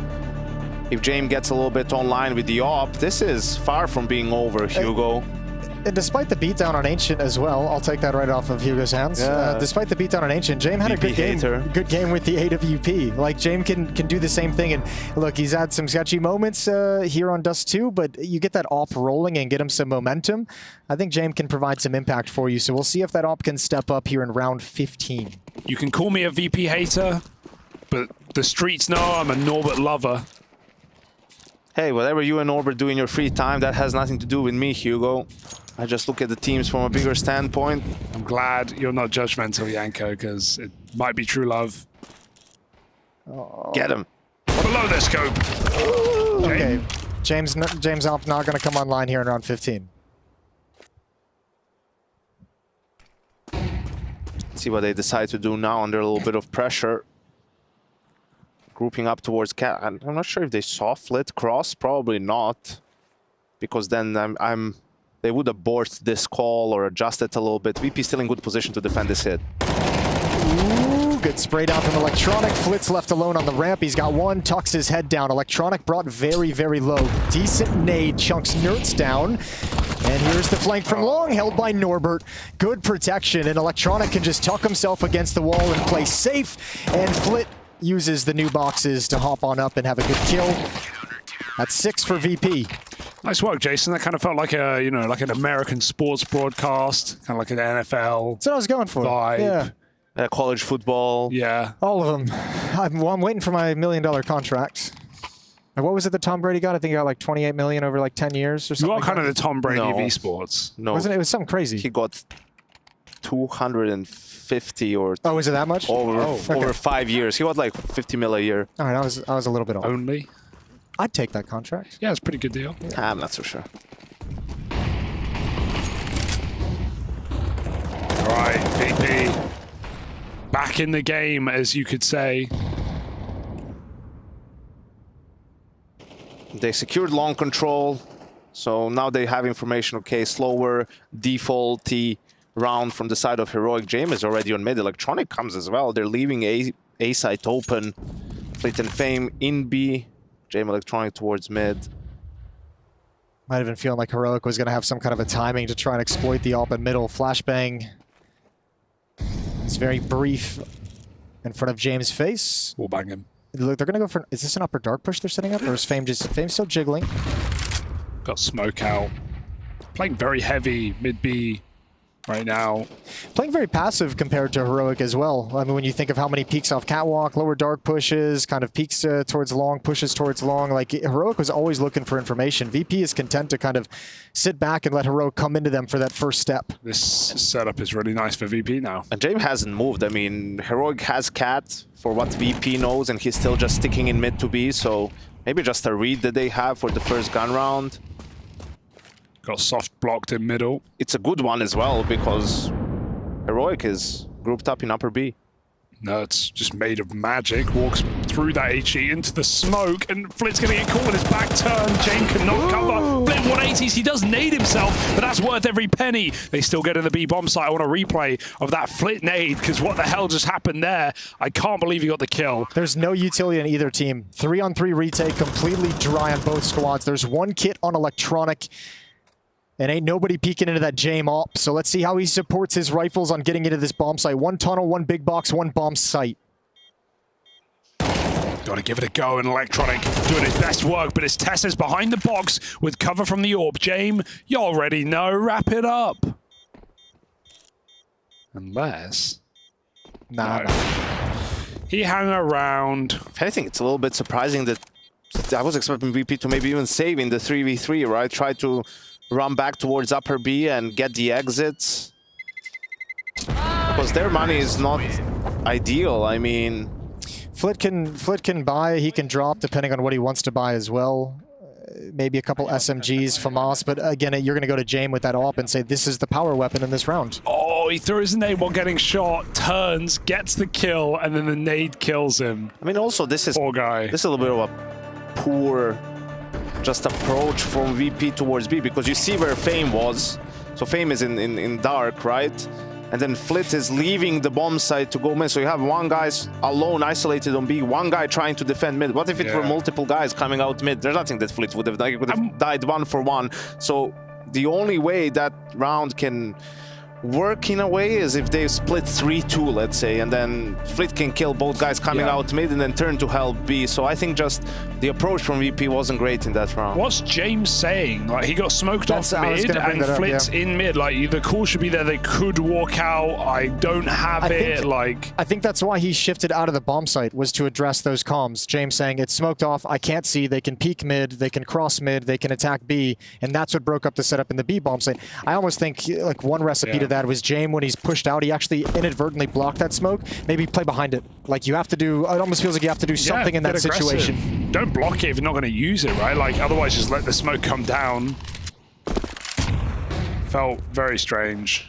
But VP absolutely has to win this round, I believe, if they want to have a chance to stay in this match. Oh, it's toast if they don't win this round. I guess the one saving grace would be if maybe they save the AWP and the M4 into the next round. Maybe that's an X factor, but this is so important here in 17. 3 on B, and it's a quick pop, but that lurk smoke less. Tessa's cleared the corner hard. Nerds goes over the box, finds his entry, but are they ready for Electronic? He takes his shot immediately. Nice turn from Shush. Heroic looking very sharp today, despite everything that's happened. Some weird rounds from VP, some weird decisions. Heroic have hit the necessary shots for the most part. And this is the knockout blow. This is basically the map done. You've taken away the AWP, you've taken away the M4, you just broke into a 3-man stack at the B bomb site on a B pop, a B execute.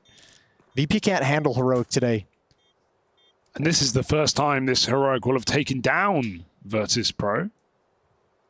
So it's a statement. First time they've gone head-to-head with Dexter in the lineup as well. So that's a good way to start that, his journey within the Heroic jersey. He's been very explosive. I think also for Heroic, seems like just the general approach for this map has been, don't overthink, keep it a little bit more simple. This is, again, almost the exact same round like previous one, just a little bit faster and with an extra player on mid compared to upper B. And you can see Tessa's pre-fires that corner coming out as the first guy. Molly inside. And a very clean execute, as you guys pointed out, despite the 3-man stack. VP not even close to winning it, and I think that makes the call to go for it in the 3v3 retake even more strange, right? They go for another... Well, 3 guys forced, 2 guys didn't. Oh dear, that's a great find. Feels unnecessary, doesn't it? AK-47 picked up. Oh, he's pushing.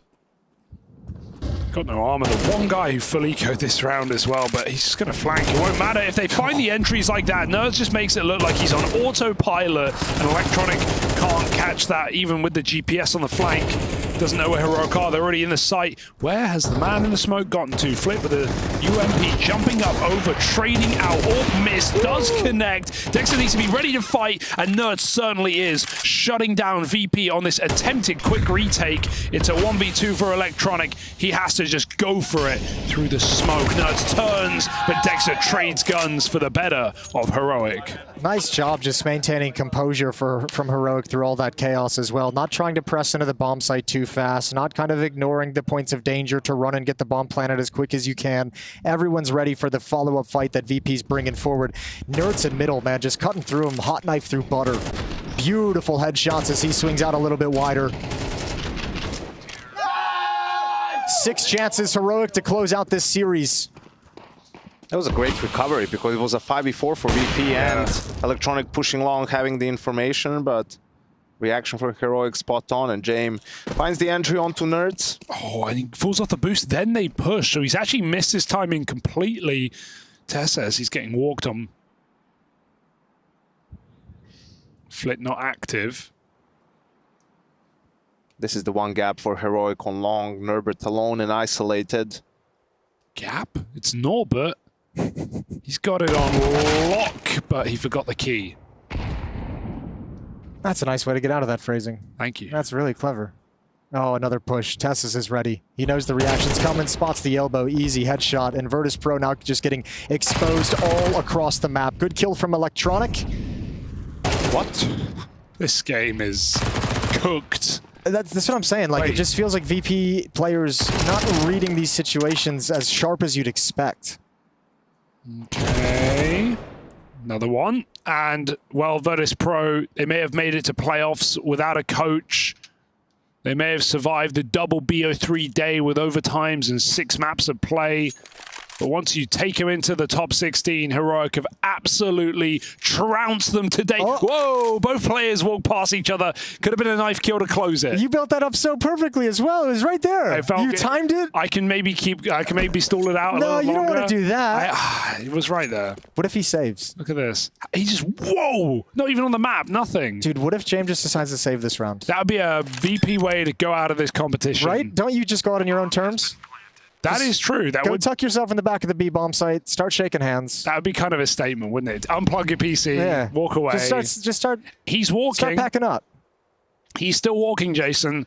And He's got no kit, Hugo. I don't think there would be a better way to eliminate Virtus Pro from the playoffs than this. Shot in the legs. This one's getting dragged out, but Heroic drag VP all the way to hell.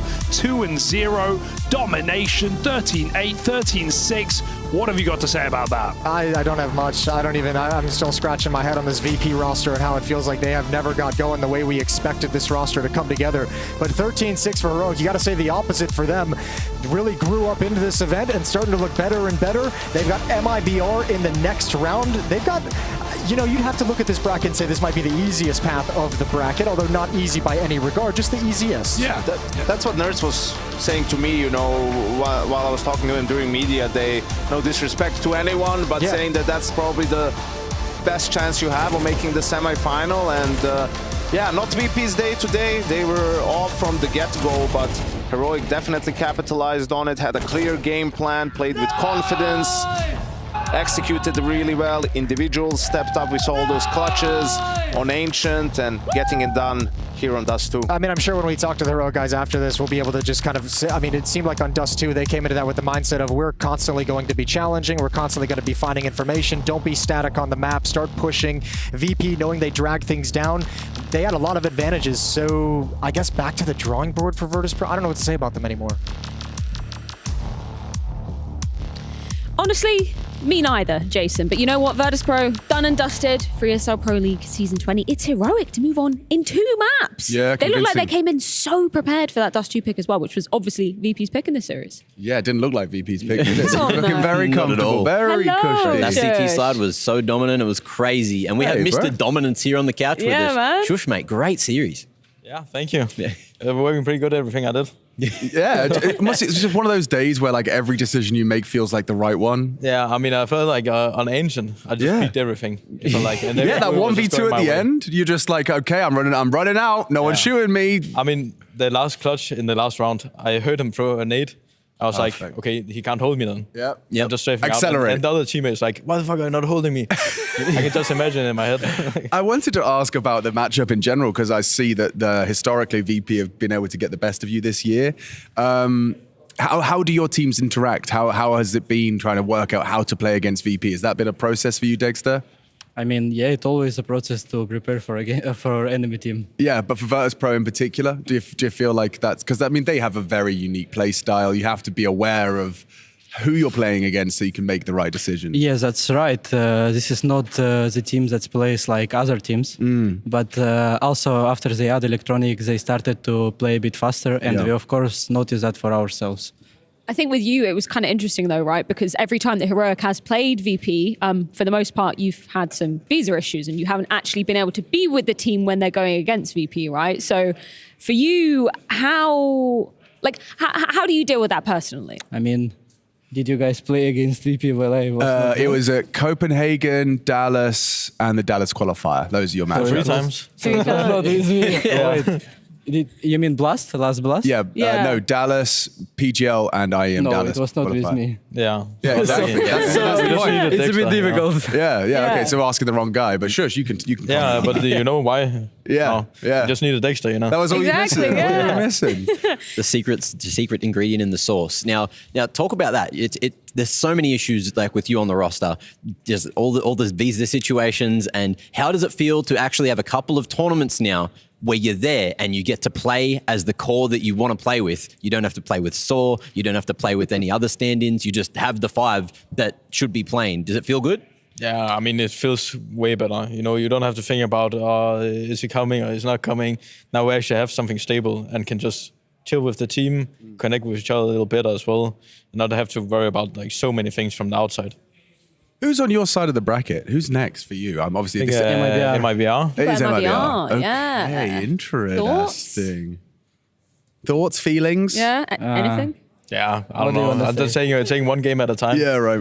I haven't really thought too much about it. What did you do with your time? Did you have much time off? Do you stay here and book just No. play? No, you can't. I mean, we had a week off. We had Week. break. Not week. It was like 5 days. Yeah, around 5 days. 5 days. Yeah, I had one more day than you. So. Yeah, you had more days than me. That's true as well. Was it day off or was it like I mean, practice we had scrims, 2 officials? days off, and Okay. we had 1 day before we travel. So it's like we can count as 3 because anyway, when you don't need to play 8 hours of CS with the team minimum, it's like always a day off. That's how you mark it. Yeah, what do you do with your days off? You play on Counter-Strike? I mean, some days, yeah. Yeah, probably. Just spending the entire day playing Faceit. That sounds like But my when kind of you're day. not, what do you get up to? I don't know. I try to stay away from PC, honestly, sometimes because you spend so much time on the PC. So I try to go outside, Touch some grass, spend time with my girlfriend. Not much of that, or Malta. just some friends. Nice. Actually, touch some grass sometimes. So. Yeah, or going to the gym. There's a I mean, secret. I was not touching PC because for the last 3 weeks I was not leaving the practice room until like 11 or 12. Oh, wow. And I was feeling already at the end of this group stage that if I wouldn't give some balance to myself, the burnout will come. Coming, yeah. And basically, I took it like professionally. I think I just take like first 2 days I was not touching PC at all, and I give myself some rest, and also give my mind some rest, by not thinking CS, spend some time with family and stuff, and it was actually great. I'm glad that we had a chance to come back to home. You can overplay, right? Like it's a real thing, at least from your perspective, right? You can overplay CS. Like I know. Just from our personal experience, when you step away from the PC for a week, suddenly the game feels fresh. It feels like your perspective isn't warped by like I've been defaulting and holding a main for the last like 16 hours and I'm doing it again and I'm jiggling. I'm just in my own little world, you know. I have another thing. When you're not playing for a few months and you don't think about the game every single day for the first time after 7 years or 5 years of your career, it's completely different game when you touch it again. Yeah. Like, no lies. I was even like, I'm still analyzing what happened when I come back because there is some new things inside of me as a player and my style, which was not created like by purpose. It's just another experience that I get. And when I joined to play the game, I had like different vision of some things. And that's what I like in life, to be honest. It's like very interesting things. Can you tell me a bit about Dust 2 today? Because obviously that was VP's pick, right? But you guys look really well prepared. Are you liking Dust 2 being back? it was great. The thing is, I will tell you honestly, if you communicate really well, if you are doing your team stuff on high level, in my eyes, at least as a player, if you can do it on all the maps, it doesn't matter which map opponent will pick. And today on Dust 2, we did it really great. Like, I hope we're gonna improve that and we're gonna stick with it. Then it's gonna be much better CS from us, from each game to each game. We heard there was a check-in on Ancient where I think we heard Saw, or it might have been Kixon. We don't get the actual voice, but we heard the voice, and it was just like kind of, okay, we're going to do the same thing, standard starts, keep communicating, everyone just play your role, and we're going to win this. It was just quite like really simple, but communication is a real focus for you guys. I think that's one of the biggest determining factors of the level you're playing at on the day, other than individual form? Is it just communication and how effective and how smooth everyone's on the same page? Yeah, I think it does a lot to a team in general, and it's not only about like communication; it's also about listening to each other. So, okay, you can talk as much as you can, but if your teammates don't listen to you, then what good does it do? Yeah, right. So it's about saying, okay, they use 2 smokes over here, then I'm connecting with the other guy. Okay, the two smokes over here as well. Yeah. Now we know, okay, it's a late round or it's a mid round. What are their options? So do those options usually come from like a council? Because I struggle with as a commentator, sometimes I give the IGL too much credit when in game it's everyone. It's like, okay, I've heard this, I'm doing this. Okay, if you're doing that, I'm doing this, and it becomes like a kind of. I mean, it's kind of like a ping pong between each other. So you play like a little game. Yeah, right. As in, like, I might try this. Okay, if you find that, I'll do this. Yeah, and it just becomes like a little. You're connecting with each other. Flow chart. Yeah, but just imagine then someone is not saying that, and you cannot connect. That's what we are talking about. Yeah. How chaotic is it when you're retaking B? Because you guys coin flipped that retake on B a few times. It went right and then it went wrong. But retaking B on Dust 2, of course, is a very scary thing, especially when it's like 3v3 situations. You've got someone playing close, someone playing like car, and then someone playing double stack. Like, what are the comms like? Is it just positions? Boom, everyone just reacts properly. I mean, we had one situation where I was like, I mean, we talked about B retakes before, but every single situation is so different compared to what kind of utility you have. But one round we were like 3 outside B doors. I'm like, you don't have any options. Just go all tunnels. And then Tess was like, okay, I'll stay here. And then the 2 other guys went tunnel. And Tess has 1 flash. I said, okay, just go on the flash, like you molly the backplat, and then go on the flash after, because then they're looking at tunnel after. And it's like, it's the only option we have. I mean, you have to make it random, but then you at least control a little bit about it. As long as at least the 3 people all know what you're trying to do, as opposed to just having a go on their own. Yeah, exactly. But that's one of the beauties of Counter-Strike is that it comes down to those quick decisions and being able to solve the puzzle faster than your opponent, which you did today. Got to be feeling good, taking down VP, progressing to the round of 12. Yeah, round of 12 now, yes. Thank you. Brackets aren't my thing, but I did it. And MIB are up next. Yes. Shush, we started off the segment by hyping you up. We're going to end it by hyping you up again because you are our US Air Force. Aim high. Dexter, if you had to describe Shush as a teammate, like using one word, what would that word be? Well, the best word, Ryan Gosling. Just what we expected. Yeah, everyone expected that one. Just what we expected. But we're going to watch through some of your highlights here, Shush. And if you wouldn't mind, if there's any particular rounds that stand out to you, this was nice. This little, was it 3? 3 through red? Yeah, but there was one coming behind me. And I heard him step. But I was like 1 HP, but I can't do anything. Look at this clutch, bro. Look at him go. Comfortable today, really comfortable, and it's nice to see you kind of playing at your highest level. It does feel like you're kind of you're getting back to where you were. Not to say you did take a bit of a detour. A little bit down. But just chilling for a little bit. Getting back there. Getting back there now. Yeah, feels that like way? It at least. Good. I feel like it also comes a lot to like the team, because I play way better if we're playing good as a team. Because I also don't have the best roles, which is fine by me. But I also need my teammates to help me sometimes. And if we have that good dynamic with each other, then it makes my job easier as well. Absolutely. No, that makes a lot of sense. Gentlemen, I think we can let you go. Thank you so much for your time. And best of luck in that game versus MIB. And GG. Thank you. Thank you. And leave your Bon microphones chance. wherever you feel like it. How do I say good luck in Danish? Hallelujah. Hallelujah. Hallelujah. Hallelujah. Hallelujah.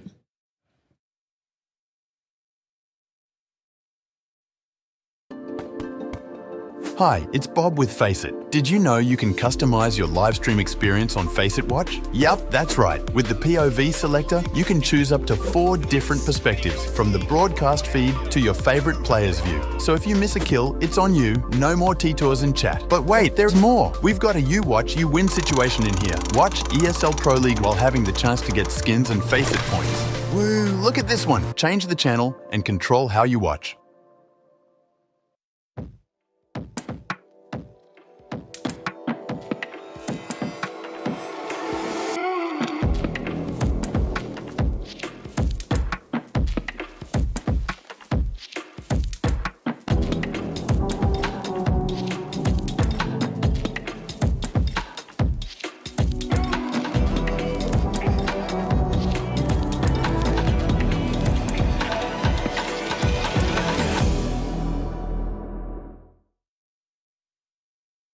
I'm pushing them. Let's push together. I'm planning. Planning. Ram dead. Side. Side. Nice, that's what I short. before. I hold short. Yeah. Long. Long. Oh my god. Good shit. Let's go. I fell fucking down. Unbelievable. I'm going. I'm not. Side. I'm with you. Cave, tunnel. Pick on me. Pick on me. Picking you. Nice, boys! Fucking nice, boys. Good job. I did so stupid. What was he doing? They are broke now. They're smoke. We don't get it. Good job, We don't boys. have the best What the money, guys. fuck? Let's Keep go. going. The tunnel coming. Dead tunnel. Playing idiot wall. Last meet all. 2 in tunnel. Window out. Out the plat also. Play in the tower. Nice try, guys. Nice try. Fuck, I should kill this guy. Yeah, all good. Shit happens. Who the fuck buys UMP? In smoke door. Yeah, I He's can. in the smoke. Still in the smoke. Dead. Nice. Two window. One more Stay window. alive. Close. Last window. I did window. I smoked door. His door. I'm all a Not window. out. Not out. Yeah, just keep holding, guy. Abdul has the bomb.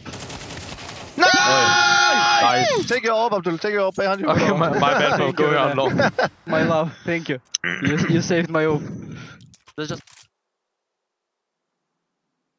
Can't be top mid right, Honor. Nope. I'm sending it. A is clear. I'm on A. Okay, go long. You need to drop me the bomb, I think, Ras. Yeah. Might be Nice short, I lurking. guess. He's down mid, CT mid. Coming CT now. You can peek at me. He's 1 Nice. HP. Nice! A dominant pistol victory from Mongols. Yeah. Where did the firepower go for Big? Where's it gone? Just disappeared. Yeah, just bodies littering the floor. 9 rounds for the Mongols, just completely outmatched. Everyone just died everywhere. We were talking about how many moments there were in the first map with Big just showing up and everybody having their moments. Tabson's got 2 kills. Crimbo had that 1v2. Yeah, but I remember, the streets remember Crimbo 1v2. yeah, it's true. I guess that's the highlight. But apart from that, yeah, it's been pretty Like, flat. Crimbo's got 12 kills. He actually This is 10. He actually was the main reason they got. Tabson's got 2. Yeah, well, it's an IGL. It's an IGL. It's okay. Where's the firepower gone? Towards Mongols. It's completely disappeared. Okay, where's the stack happening? Was it a stair stack? Yeah, okay. These stacks never work. They never work. But I appreciate the enthusiasm to try it. This round's gonna take a while, I think. They're so far away. Yeah, they are. There might be a little bit of a walk from Mazinho to spot them out, you know? The Mac-10, this is our only hope. Ooh. Ah, not gonna spread.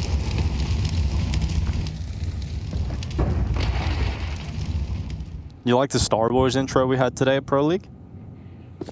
Yeah, an island far, far away. An island far, far away. Yeah, I like that. For those of you who missed it, you can probably go back and watch the rewatch of VOD. It was a pretty cool intro, Star Wars. Set the context. What's your favorite Star Wars movie? Empire Strikes Back. That's a safe one. Okay, cool. Woo, ace. 10-4. Yep, nice little ace from Mazinho. It was a little bit of money. That's money made right there. Money from Mazinho. Yeah. Money moves from Mazinho. Right, all right. We're getting to the point now where it is now getting a little out of hand for Big. Yeah, 10-4. This is bad. Op's going to be, no, I don't think they even have money for the AWP here. Like I'm saying, if they lose this round, Blood, pretty much feels like map 3 is happening. Well, Op for Sirson.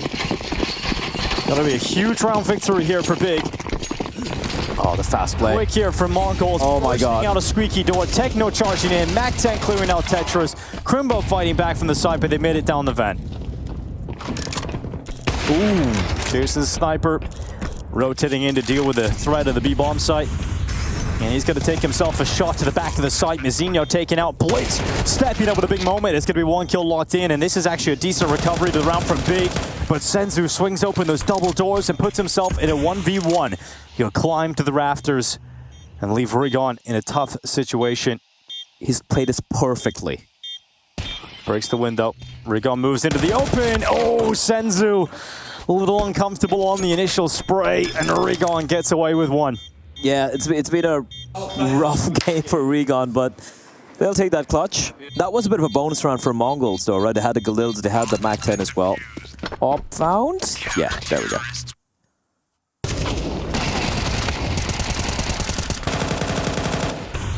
I'm gonna say hi to the A-stream, Dinko. Yeah, everyone watching over there. The game ended pretty quickly. Got some filler time. Bit of a snooze fest that game was. The real things happening here at the B-stream. Yeah, we all knew Mongols big was where it's at. It was a big Mongols game. AWPL for 9-10. 13-7 at the moment. Yeah, this is crazy to see Big drop off so much, but maybe that one moment, that little slither of hope was enough to allow Big back into the second half. They're going to build us a beautiful half of Counter-Strike on the CT side. Seriously trying to find something. They need to be careful. Oh, what's the head?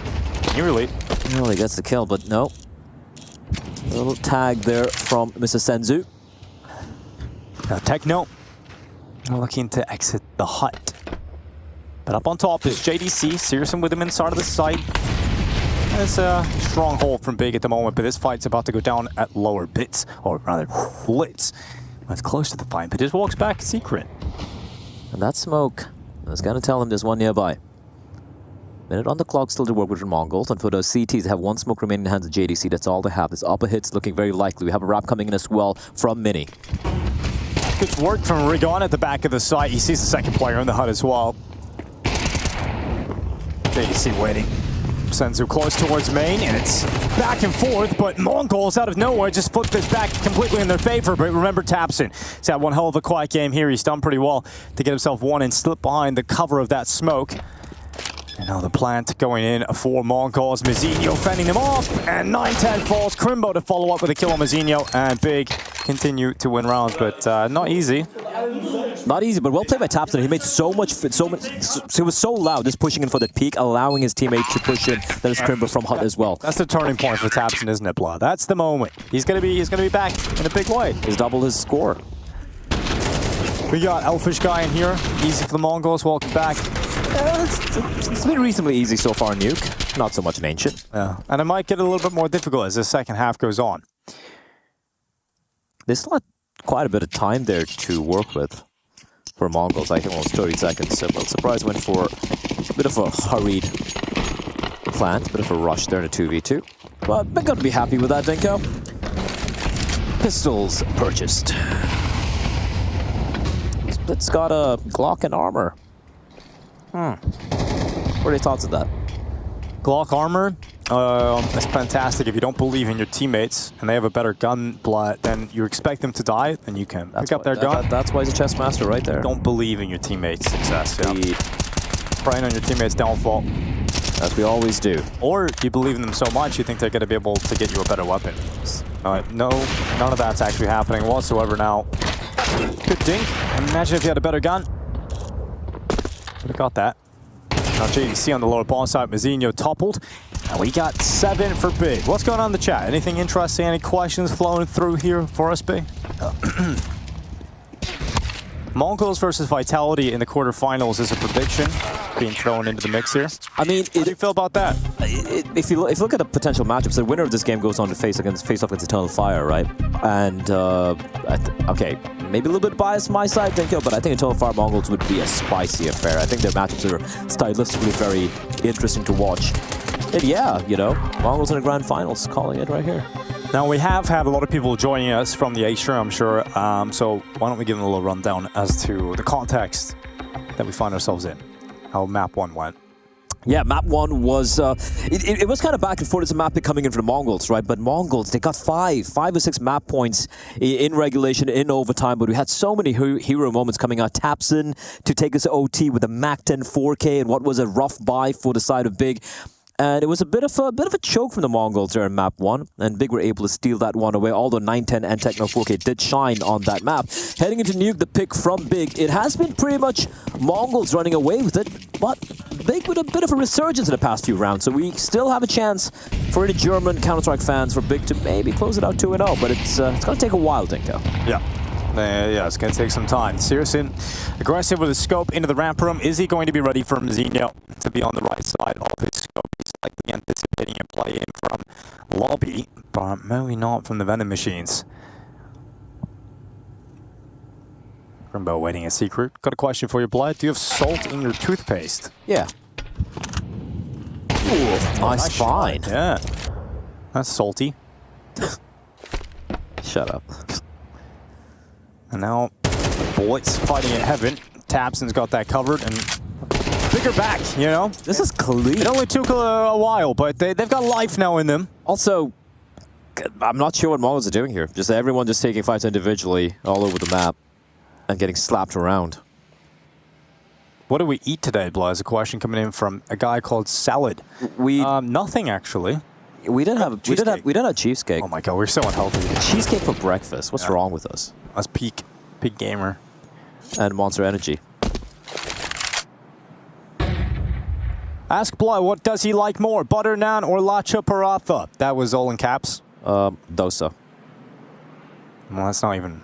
That wasn't a question, but that's the answer. All right, tell us, enlighten us what dosa is, Blah. It's kind of like a rice crepe. A rice crepe. Yeah, it's really. So you're like from the French part of India, you know? What? You're the French of India. What does that even make sense? Exactly, like crepes. Dinka, what are your favorite players right now? Modesty for me. Most fun to watch. What's yours, Dinka? And why is it Techno 4K? I think he's just a great player, you know. I'm just a kid. It's misunderstood. I'm just a chill and kind guy.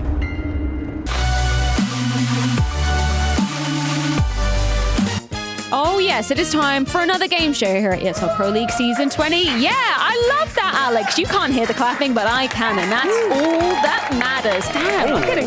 This is amazing. You know what? This is a new concept, so this could go incredibly well or incredibly badly. You guys are the guinea pigs. I've got on my left Team Kangaroos. Team Kangaroos, of course, versus Team Name.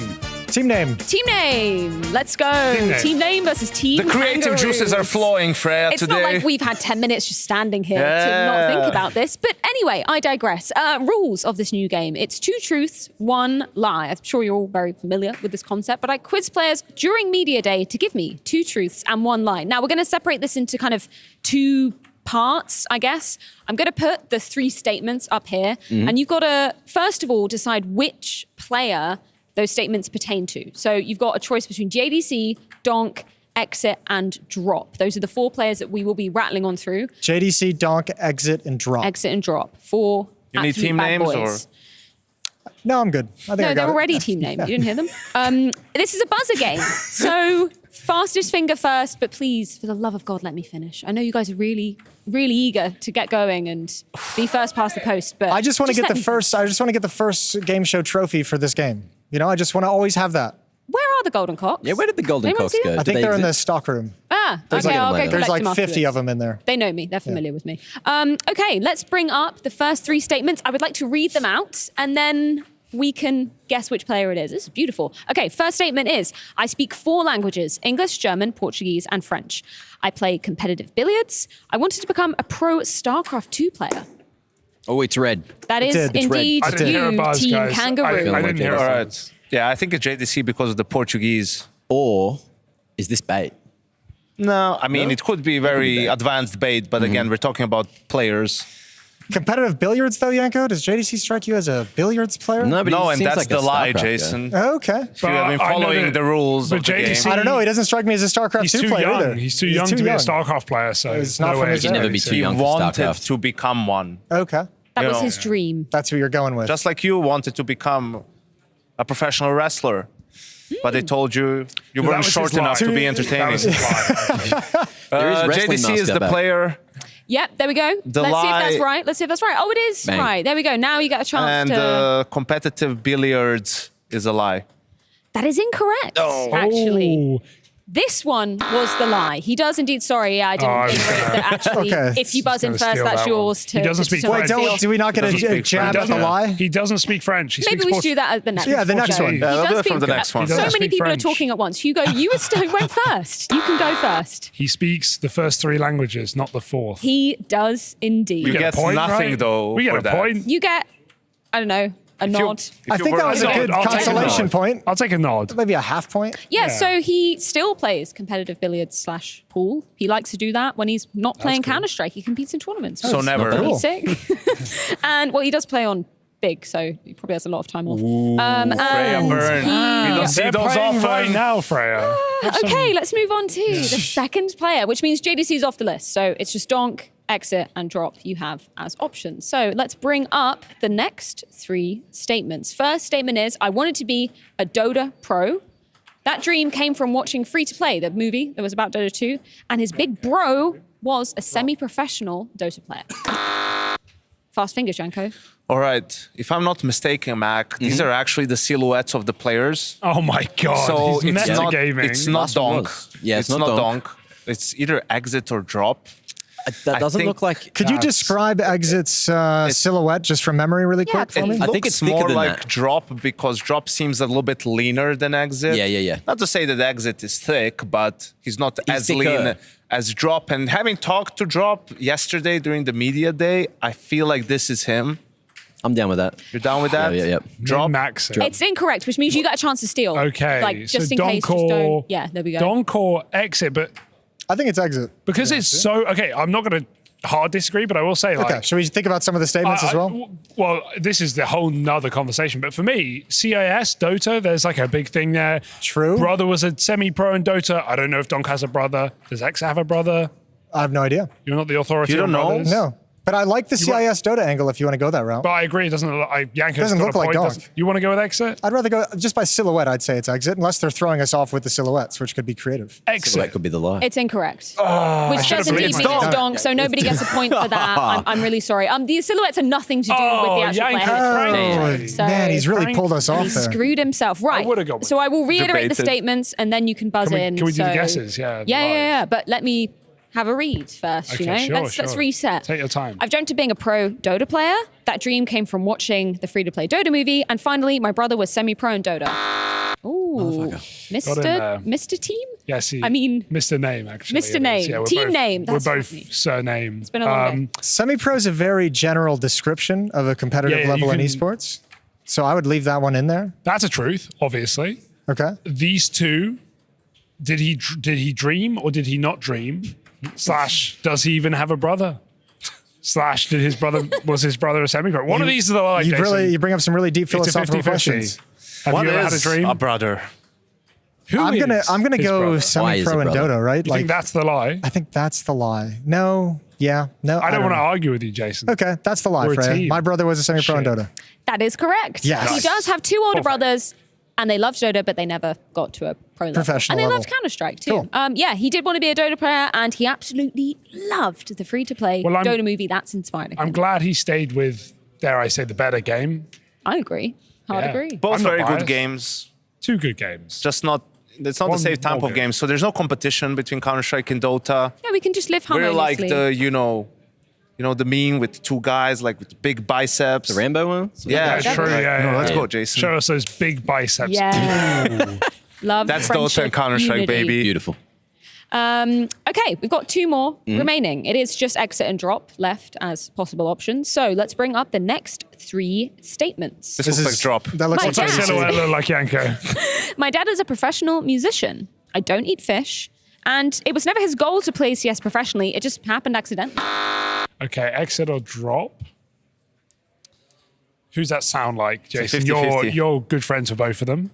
Been to their homes in Brazil. Yeah, met the families. You live Yeah. closest to them. Except that I didn't meet the You dads. cooked one of them fish. Which one Maybe was he it? was touring. I would say let's go with drop. That is indeed correct. It is Oh, yeah. drop. Which statement is false? I do not eat fish is going to be the false one, Hugo. That's not my guess. yes. I want a conversation. Yeah. I like your reasoning. Yeah. What is your reasoning? He's Brazilian. I don't know where in Brazil he's been to, but every time I've been to Sao Paulo, they've They got a love big fish. sushi They love fish. lifestyle down there. So there's a lot of fish and sushi, if you don't know. I don't know how you could accidentally become. It happens all the professional, time. right? Like you were It so happens good all the time. Yeah, you just keep getting better, and you never intended it, and then all of a sudden then you're it professional. happens. Yep. And I feel like his dad's probably a professional Drop musician. feels like a That sounds professional right, yeah. musician. He's got the style, he's got the earring. I'm going with, He's cool. do you want to do the You fish? think Drop's a Nepo baby? Is that what you're saying? No. Different industry. It was an accident, okay? His career was an accident. It wasn't planned. But he wasn't which one an are you saying is a accident. lie? Well, I'm not. I do not eat fish is the lie. I do not eat fish. It's incorrect. Which means you get an opportunity to steal. I guess we're doing it this way. They're going to go for the musician as the lie. Yeah, it's fine. They'll get it wrong. You can do it out loud as well. Yes. I don't know, so I was contemplating in silence. Okay. And I feel like the musician, because I feel like he's one of the accidents. It's not right. He's an accident that happens. No. That's the guy whose father is a professional musician. Look at that face. Considering he ended up in Furia, yeah, I tend to agree with that. Must have been an accident. The lie is the dad part. That is correct. His dad's Damn it. not a Oh, musician. I think he works in construction or something. And he accidentally, he was just playing. Looks like the son of a Furia came trombone and picked player to him me. up. I don't know. Art recognized his talent, got him on Furia. That's exactly what he said. Yeah, and he's never looked back since. Well, I guess he did because he changed team. But Okay. good for him. Exit.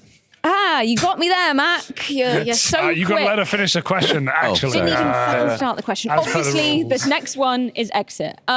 So here are the 3 statements. I used to be challenger in League of Legends. Apparently, that's really good. I used to play football until I was 20 years old, but I stopped because of Classic. Counter-Strike. It is a classic. Third option, I don't know how to drive. I don't know. I Drive. don't know Yanko. drive. Don't know drive. Well, the movie, Ryan Gosling, great film. That's a good push. You see, like, now that's a curveball. The last one is a curveball because I don't know drive makes sense for someone to say something like that whose English isn't their first language. So if he was like sending this in. I'm going to be real. This was me typing really fucking fast. Okay, Freya during was the just media hungover on media day, I guess, again. And so. I reckon it's football. I reckon football is the one that's like, Yeah, but it it's makes more Brazil. sense. Everyone played football until they were 20, right? It's like mandatory service. the outlier? I like the trolling. I think you go with your heart, Mac. I used to be I went challenger with the in last League one. of It's your turn. Legends. I reckon it was challenger. You think that's a lie? They're on the other team, Jason. Oh, that's right. I don't think Yes, that's the lie. Yes, that's the That's lie. definitely the lie. Yeah, let them throw. I don't know, Exit. I don't know if he's like a trolley guy or he don't just know hates drive, media Yanko. day like 90% of players and that don't know drive or don't know right. Take one. Left from right. It's hard to go. All right, we'll do this, Mac. On 3, 2, 1, we both say an answer. Okay. 3, 2, 1. I don't Drive. know drive. Yep. That's the lie. It's incorrect. No, he doesn't know how to drive. Okay, well, every So one of Brazilian these two person options. plays football. Everyone was almost a competitive football player. Challenger sounds good. League is big in Brazil, though. It's big in Brazil. Do you mind if I just take the reins here? Take the wheel, Challenger Hugo. is a lie. It's incorrect. Shit. Well, thank you for trusting me, Jason. Football is the lie. Anytime. I still feel like we won, really. He's never played football in his life. The Fucking outlier. hates it. See? Do we get He one is- more winner take all? No, that's it. ESL Pro Sadly. League first. There's no how, winner take all. how about you give us 2 truths and a lie? About myself. About yourself. God, that's on the risky. Why are you Sorry. so desperate to win? Who else? Deal I with was it. just going to ask production Winner takes all. who won. I was just going to ask 'cause they were production to calculating cut the me off scores. right now. Before There is a Kangaroos. golden say cock. I do see a anything. golden cock, and I do see our lovely stage manager holding it. Time to teabag. Let's do it. You wouldn't know Yeah. that I existed. I handle the cocks. On the high end, I've been responsible for over 100 cocks. But Holy. All right, you guys did so well in the first challenge, we thought we'd bring some more challenges your way. And I like that because they're trying, I guess, or whatever you want to call that. This, however, is the megaphone challenge. Over here, we have some patrons that may be disruptive, maybe unruly, maybe not really behaving themselves. But in this moment, it's on our security contestant to disperse this crowd using this megaphone. All right, let's see what you got.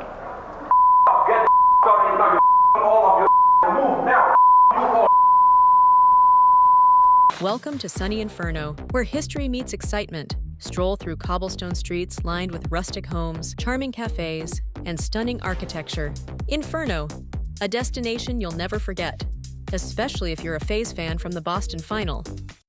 Welcome back to ESL Pro League. The queue has popped. We've got a long time before the next match, so you're going to watch some true professionals play Counter-Strike for a change here. Yeah, none of that nonsense. None of that professional Counter-Strike. Alex, Hugo. I need you locked in like you were last night. Winning All right. 1v4s. True.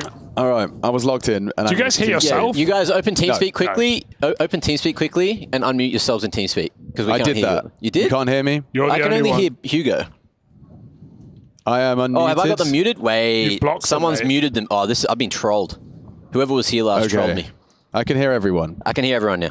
All right. So the one caveat I want to lay down here is that our sound is poo-poo. We cannot rely on our like situational stereo sound. We're rocking mono sound. Yep. In the interest of a broadcast. So just want to let everyone know we're going to have to kind of play a bit more active. All right, Jason and me, upper B, rest mid. Go. Rush. Nice. We did not go mid. Nothing I'm dropped through. rushing. Power play. I'm rushing. Nothing long. Nothing They are upper B. cats. They are cats Okay, or I'm top going back mid. to A. I'm going T It's spawn. so weird. I'm pushing long like Tessa's. Yeah, third. Short, too short. He is long. Nice. One. One dead shot. Nice. I'm going behind long. One more shot. One more shot. Long. Oh, Mac. Last long. Is he pushing long towards you? All right.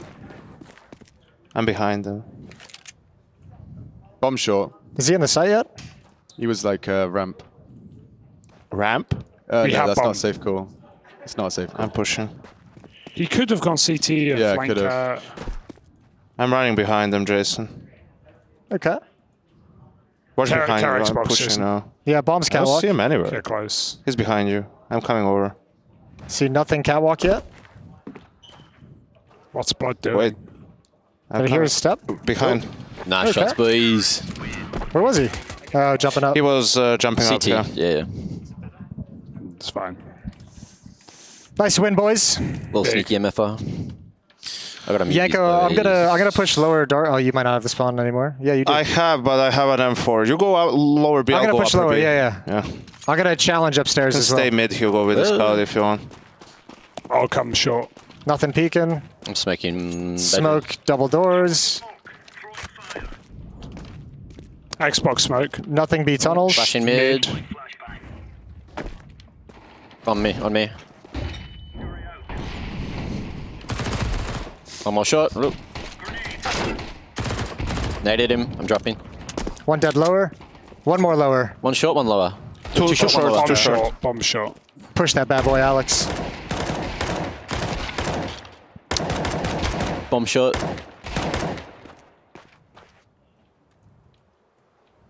Bomb still short. Short. Nice shot. Yeah, guys. there it is. Locked There it is. He's Shots, locked in. Alex. He's locked in, Big boys. machine. How do I turn these noties off, bro? I keep getting loggeriners. I hate natives so much. Why is everyone Yeah, so me skinny? too. Everything's so slow.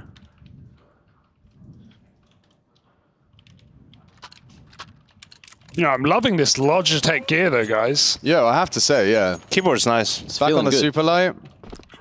I'm doing a molly. I got I'm no crossing. flashes for Oh, long. I fucked my molly. Pushing No, long. One out long. mid. Nice. Marlene. No one cat, guys. One more B, one more B. Need I'm help? coming mid, Hugo. Okay, I'm going B. I'm leaving you, Alex. Yeah, all good. They wanted to break this, the molly. I'm smoking again, reloading. I have no more nades, Hugo. Can they be I cat? can re-smoke. Yes, they can be cat. Okay, sweet. I'm gonna push mid double doors. You can rotate if you want. Nice. Bomb down mid. double doors. That's the guy from B. Could be one more there. I'm holding. Mid I'm 20 Jason, HP. hello. I'm 20 HP. Yeah, just you're good, CT. Just holding long push, chilling. Nice. Nice. Rah. What's that wood I can hear? Is it you? That's me on the box. Mid. Okay. I'm flanking top mid. Maybe ding through the wood, pushing up B. Ah, the jumping Is in he? this game. Oh. Ooh. Run back. Yeah, this sound's gonna hurt. This is 84 in 3. I hate any music in this game. I think it should all be How off. do we turn off friendly fire reticle warning Crispy. off? No LR MVP isolation. volume, no. I'm Do putting you on want to do a left little and right long take, Rooney? Yes, Or is it going to be sir. Tech 9s? It's probably going to be ship by, right? Someone need drops. I know. I always think they're by every round. Yeah, okay. I have full derby flush. Oh. Some util. I can swing on a flash. If Flashing you don't- long. One out. There's no one flashing. Oh, not my best spray. Hope no one saw Smoking. that. Can you boost me and leave me, Mac? Yeah.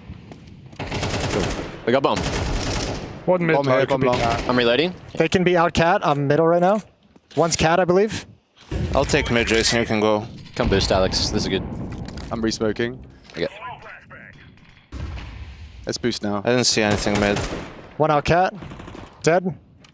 Go for me. Yeah. Nading cat. There's another smoke. You got a smoke. Nice. Actually, we'll just double long, double short. So care for the that's creep our out. smoke? That's my smoke long. I'm watching CT. Mid. 20 HP. Nice. Nice. Big round. Jason, you're LEM, bro. Yes, you're sir. made for us two. And grind. Drop one. I got you. Running up. No. Thank you. Hugo, I can do long smoke peek on second flash. If you just do blue molly or whatever. Yeah, I'll give you a flash and run with it. Sorry, Hugo. My bad. Swing on second flash, boys. Up suicide. Oh, I don't have a jump throw. No smoke long. That's so good. The keyboard shenanigans continue. I smoked short though, that's cool, I guess. I'm smoking long. One mid. A molly behind it if you want to push. You try to tame me. One D go long. You guys think I can push the smoke upper B? Breaking the smoke. What'd you say? I'm going to push the smoke upper B. 2, yeah. Alright. Upper B's clear. I smoked mid, so they might come back lower now. Okay. Mac, if you just call when they're crossing, I can flash and swing, okay? I'm facing. One dead. Nice, that's how I'll flash. Yeah, flashing. One more. Good flash. One more. I'm pushing Jason. I see nothing mid. Nice. Mid. Oh, he's behind me, wait. Nice. Not sure we'll last this. Nice. Nice! Huge. Fist bumps, guys. Come on, we're on land. Nice. Nice. Ugh, fucking. Oh. Damn, we're getting rolled. I'm running up top mid. Anyone want to come? Can I come with you? That sounds like fun. More the merrier, I think. I have an Do 8 not EPL. I'll watch for the drop. Do not come. For once, you guys. Fall out of a banana coconut tree or something. Long One top in right. molly. Here. Yeah, they got long. Watching top right. I'm flashing. One's super low. Oh, 2 there. One for blind. One playing anti. One bot. Oh, top mid. Bro, they're playing anti. Dead upper B. Top mid. One was like palm tree mid. This guy had an op. Jesus Yanko's Christ. pushed up a B, so yeah, it's just A for you, Jason.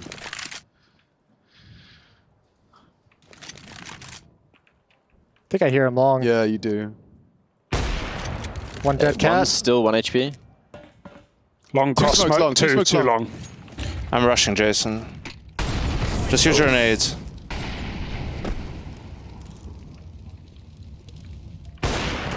In the site. A-ramp. Last low. Flashing. I'm playing defensive. He can push me. He was in sight. He's pushing you, I think. Yep. Nice. See ya. Good shit. Paunovic. Alex, you got any auto sniper on your loadout? Or I'm afraid not. I guess I Oh, can do this it all. PC is way I know better than the what shit we have in our rooms. What would you want? Yeah, orb me. Thanks. I'll go peek lower. All right. Mac, I'm going to try and throw the smoke grenade. Okay. I've gotten in the way of you go. Sorry. Smoke is in the air. I only have one flashbang. You're across. I'll flash if you need it. Flashed out. Flashing now. Pop. I'm helping short. One dead long. Nice, man. I'm mollied from lower. I'm with you, bro. They flash middle. Someone could be coming out mid. I can flash deep for you, Jason, if you want. Dinked short. Too short.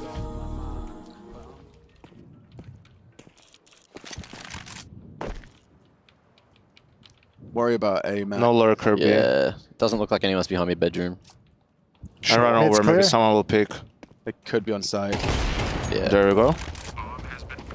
I'll flash in front, Jason. They just mollied catwalk. Yeah, they're Mac playing has for short. long. They won't be able to play ramp when smoke fades. I think a guy will peek side. Yeah. Jason's A-ramp. walking now. I'm struggling. Thank you. Sure. Catwalk with an op. Catwalk with an op. Flashing over car. Too alive. Could be Gandalf. Kit. Flashing over side again. Where's the... Smacking it? I don't know where the smoke. Short back cover. Yeah, rip. Let's try. Unlocker. I That was so nasty on short there, Hughes. You drop in as they mollied. I'm trolling a bit. How we looking? Hugo, you need to drop? No, I'm good. You good? Might go lower or mid. They haven't done anything B, right? Like, pushing lower, I was going to go call it clear. No, not really. I'll just do what I do every round. I got one more banger. Lots B. I'm rotating. I'm rushing. Flashing through doors when I can. Two more. They ate the nade. Last to B, in B. I'm just locking the door. They can't leave upper. I'll come mid. Wanna go? I'm watching window peek. Flashing once tunnels. Sight one. Nice smack. Below me. He's low.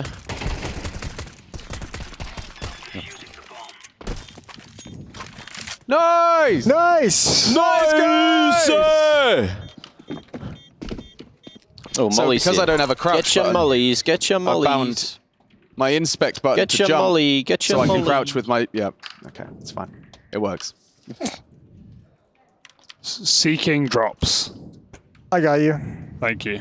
Anyone else? M4's fine. That works. Kind of a trace classic. Mac, would you like to go long or you I'll go B. I'll go. Yeah. I'm gonna push mid if no. Oh, they dropped. I got two flashes. Okay. On the second flash, flashing once, flashing twice, and pop. No one there. Is that our smoke? Yeah, it's like... Yeah, long, yeah. Molly and blue. No one's out. I'll stay. Be clear. Could be lower. I'll re-smoke I it. killed one lower. Yeah, yep. I'm clearing it fast. Catwalk, I think. What the fuck? Sorry, I'm just pre-firing. Okay, you scared the shit out of me. Yeah. I'm holding a flash behind you, Alex, so you can re-peek after. Oh, back cat. Top mid. Nice. One more mid. One's catwalk. One close I think shot, both. yeah. I think both. Yeah, Yeah, I'm short last.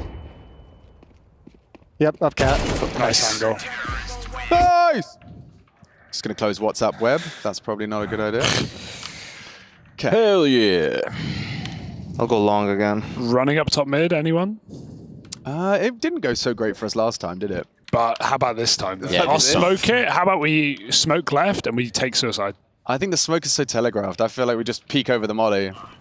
I'm coming mid. I'm just smoking on, bedroom. If you smoke suicide, No one there. maybe. Yeah, smoking No suicide. flashes for you, Yankee. Flashing your... Oh, he's through. Nice cover. Nading Flashing left. top mid. Yeah. Ooh.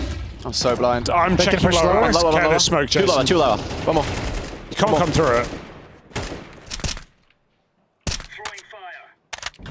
All blower, dead, nice. I'm just pushed up mid. Chilling. Mid dead. Bomb That's bomba.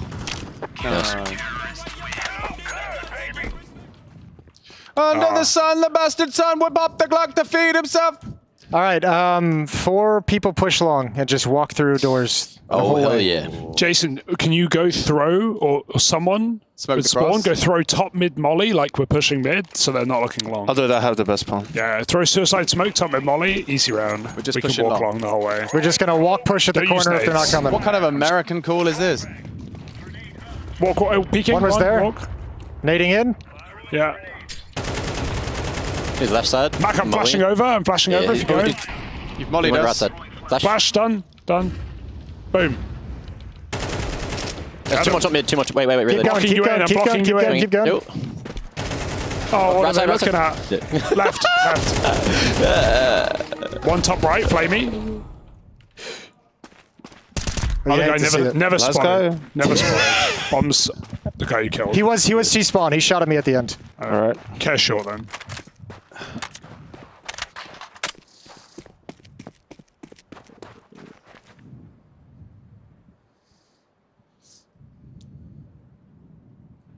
Bam, bam, ba-da-dum, bam, ba-da-dum. Holy shit, bro. There's no way he went B. No? Are they Nox gloves? One was on Cat, that's why I was like, Yeah. Are they default gloves or the black ones? These are default ones, and that's a good point because there shouldn't be. No, those are black gloves. Those are customs. Are they? Those are the customs. Almost certain those are custom. Let me have a look at your inventory, Anchor. I'm not sure. They look pretty. I'm having a look-see. Are they? Maybe I got it from one of the white market things. Yeah, you've got sports glove Nox. There you go. Field tested. What are they called? Nox. It's Nox. Yeah, it is Nox. N-O-C-T-S. I'm going up Cat. I'm going to pretend I'm an AWPer. It's fun pretending you're an AWPer. I did that for a little bit this game. Yanko, those are 560 pounds. Yeah, I got them from something. White dot market? Or maybe 1v1 champion for the 7th time. Oh, that was it, yeah. I'll hold your lower soon. I can't. I'm smoked off. Top mid one. I'm with you. I'm with you. One more, Yanko. Jump. Lower. Lower. Through the smoke. Reasonable. One more top mid. I think he blew it. Okay, one top mid, one lower, one under. Or Alex blew it. The smoke? Yeah, I failed mine. Yeah, he killed you. One more. No, you got him. Come on, Nick. You're better than that. One bedroom. Oh, was bedroom, yeah. We need a little more resistance from these guys. They're not giving us enough content. Jason, get him. Long smoke, long smoke. I naded you. I got it. Bomb is catwalk. Left side. Yeah. Knife him. I had it. Yeah, nice, boys. Good off, boys. Good off. All right, we do the crab walk tactic. Glock armor, 5 people, crab walk along. Okay. Trace gave us feedback. Someone's breathing into the microphone. Who is the breather? I haven't heard. Well, we can't I hear haven't heard it, ourselves. so it might be me. Yeah, I don't know, Yeah. actually. Could be me. I'm a bit of a breather. Could be anyone. I have It's just part of the experience. No way to hear myself. It's like you're in TeamSpeak in real life. Crab walk, crab walk, crab walk. Crab walk, crab walk, crab walk, crab walk. Can we Oh, run from at squad, least from towards squad. long? Holy shit, bro. Oh. Yanko, we've got how much time on the clock over there? 20-something minutes? I can bang out Look, one more. I'm not even doing this for the time. This strategy always works. I've never lost it. I haven't we done ever it stop in about crab walking? 18 years. You never stop crab walking. Okay. Even They're in not going to post-rock. know what hit them. What kind of sound does a crab make? It's like Yeah, bubbles. that's That's a a- bubbly that's- sound. After you, Yanko, bro. I know you're the Actually, I think that's a dying giraffe. Ready? Yanko on crouch. Yeah. Report him. Report him. I'm clearing corners. Just hold my See? long corner. Holding your long corner. Could be in pit. Not going to clear it. Coming long, dead. I'm running. I'm No, running keep a crab blonde. walking. I'm Yeah. sprinting a Crab blonde, walking. guys. I'm knife running. out. I'm knife out. Yeah. Extra fast. I'm almost there. I'm running. We could just 5-peek this and spawn too with the crab walks. Nading back sight. I'm a little while away. Ready? I'm waiting for you. 3, 2, 1. Wide swing. Wide swing. Swinging, swinging, swinging. CT, 2. Oh, Nice, nice. boys. Clean. Nice, boys. Should we knife the last guy? Yep. Sure. Oh, I'm sorry. Oh. You just peeked into my crosshair. I'm telling you, it always works. I was flawless. sick. You want to do it again? I kind of B, do, maybe? actually, yeah. I'm buying the Gev. I'm going to crab walk B. All right, I'm going to Oh, buy... a little tactical timeout, guys. They're cooking up a strategy here. Yeah, they had a He's fifth not player rage leave. quit. Maybe they're He waiting for the definitely didn't string to rage catch quit. up. He's not rage quit. He's just No. really trying to think of a good strat. Yeah. Okay, so what about Negev B Yeah. and I throw 2 smokes B? Wow. So it looks like, oh God, they're doing it B. Yeah, but then we're walking. Then we crab walk walking. out middle. Then we crab walk out middle. Okay. That's pretty good. Hugo, drop Suppress me a on smoke Yep. on I'll the little suppress corner. on B. You know, like the Henry G corner lineups? Yeah. Thank you. I'll sell the B fake within the Gev. Don't worry. Yeah, I'm gonna run to tunnels and I'm gonna crab walk from there. Is that cool with Wow, everyone? Jason. I know. Okay. Breaking your own Acceptable. rule. Acceptable. Now, my question for the audience is, do we have another Phil segment? I'm so glad you asked, Hugo. Yeah. We do. We actually do. Yeah. Okay, that's great news. Yeah. Everyone was happy. Yeah. And, you know, actually, the counter-terrorist technical timeout, that's a... You think he has a TeamSpeak issue, perhaps? Maybe. Yeah, it could be a TeamSpeak Yeah. issue. I think it's a skill Mac, issue. What knife are you rocking there, Mac? What are you working with? It's called the Dirty Butt Tickler. It's Boreal Forest. Not where I was trying to go Karambit. with that, but Boreal forest. I'm still stuck on the first half of that sentence. Yeah. The first, really. it looks like it's got something on it. Which part in particular? Let's not get into it, you know? The tickler? I think we all know. It's the only knife I've ever unboxed, and I'm happy with that. So it's special. Do you have more knives? No.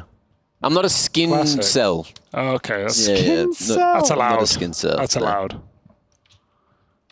That's crazy. Well, I hope everyone enjoyed watching us play some poor people having a horrible Monday or Tuesday. Hugo, it's not over. It's not over till it's over. I will You're not right, have Alex. this. They have a chance. There's always a chance. They have a chance. We might lose this game, guys. That's what I'm saying. It's not over until the moderately chubby lady sings. That's what they say in Serbia. Could you drop me a smoke, Hugo? You don't have one. Oh, I got you one. Going back. Okay, I got him one. Thank you. I'm throwing it straight off the rip, just so they're really nervous. The nut out here. Oh, that's not Hard a jump smoke. throw. Okay. Crab walking. Meow. The crabs are out. I'm walking through this beast map, Crabber guys. in. One short. Dead. Don't worry, this is where the entry comes in, guys. Just wait in the smoke. I'm waiting in a smoke. Hugo, to your left. Where? The other left. Jason, I'll flash you out. Yeah. Flash. Oh dear, Flashing mirror. that's Flashing devastating. Very good. Blind. Flash. I'm blind. I'm still moving. Guys, can we knife him or Zeus him? I have a Zeus. Long. I'm going for it. Wait, no, I'm going to do your Kinder's mid-smoke No yesterday. shooting, no shooting. I dinked him. Flashing to your left, Hugo. Flashing to your left. You ready? Flashing. Pop. Yeah, he's blind. He is blind. No more bullets. Oh, I almost got him. Zeus wasn't even charged anyway.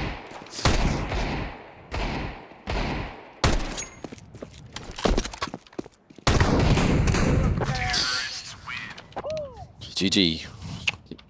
We got confirmation for one We have more. 20 minutes. I don't want to think just we run can it win a back? game in one more, but we can try. We could if we start If it's like T-side that. and speed run it. If it's like Let's that. go, let's go. Rush Okay. everyone, no matter what. I'm down with that.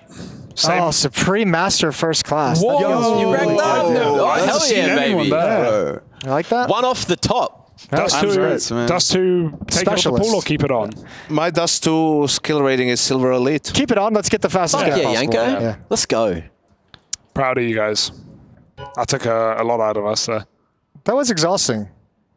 It's How do the turning pros into do a it? tough day How of do, work. how do VP play 6 maps a day? I could barely get through that. So you one. want to play a Okay, never mind. Now I see it. I thought you What? just queued Ancient Nuke Anubis. I'm like... No, I queued all the maps. All of them. Oh, yeah. If you the notice, best though, map. he queued the best every map except Inferno. Yes, Hugo Jason. did. Now, do you want to hear my He's strategy such behind? a hater. No, he can't even do it for the segment. Do you want to hear my strategy behind that? I wanted gameplay, not us getting stuck behind mid-smoke. Because keep in mind, it's the only map in the map And pool we're T-side, with a let's go, site baby. with one choke point. If you get smoked off B, you cannot go. I mean, you can go. You can run through a smoke if you really want. That is an option, but I'm just trying to save us time, you know. Inferno would take too long. Well, I know a window smoke. That's about it. I've got all the instas. I got a util.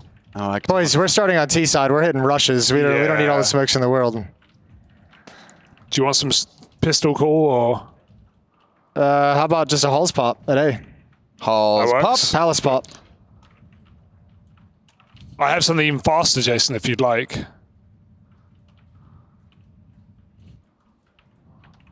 I don't think he'd like.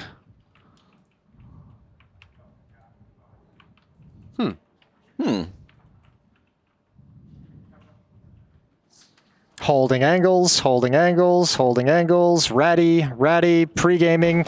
And you guys killed both of them. And all 4 of them. Let's see spawns here.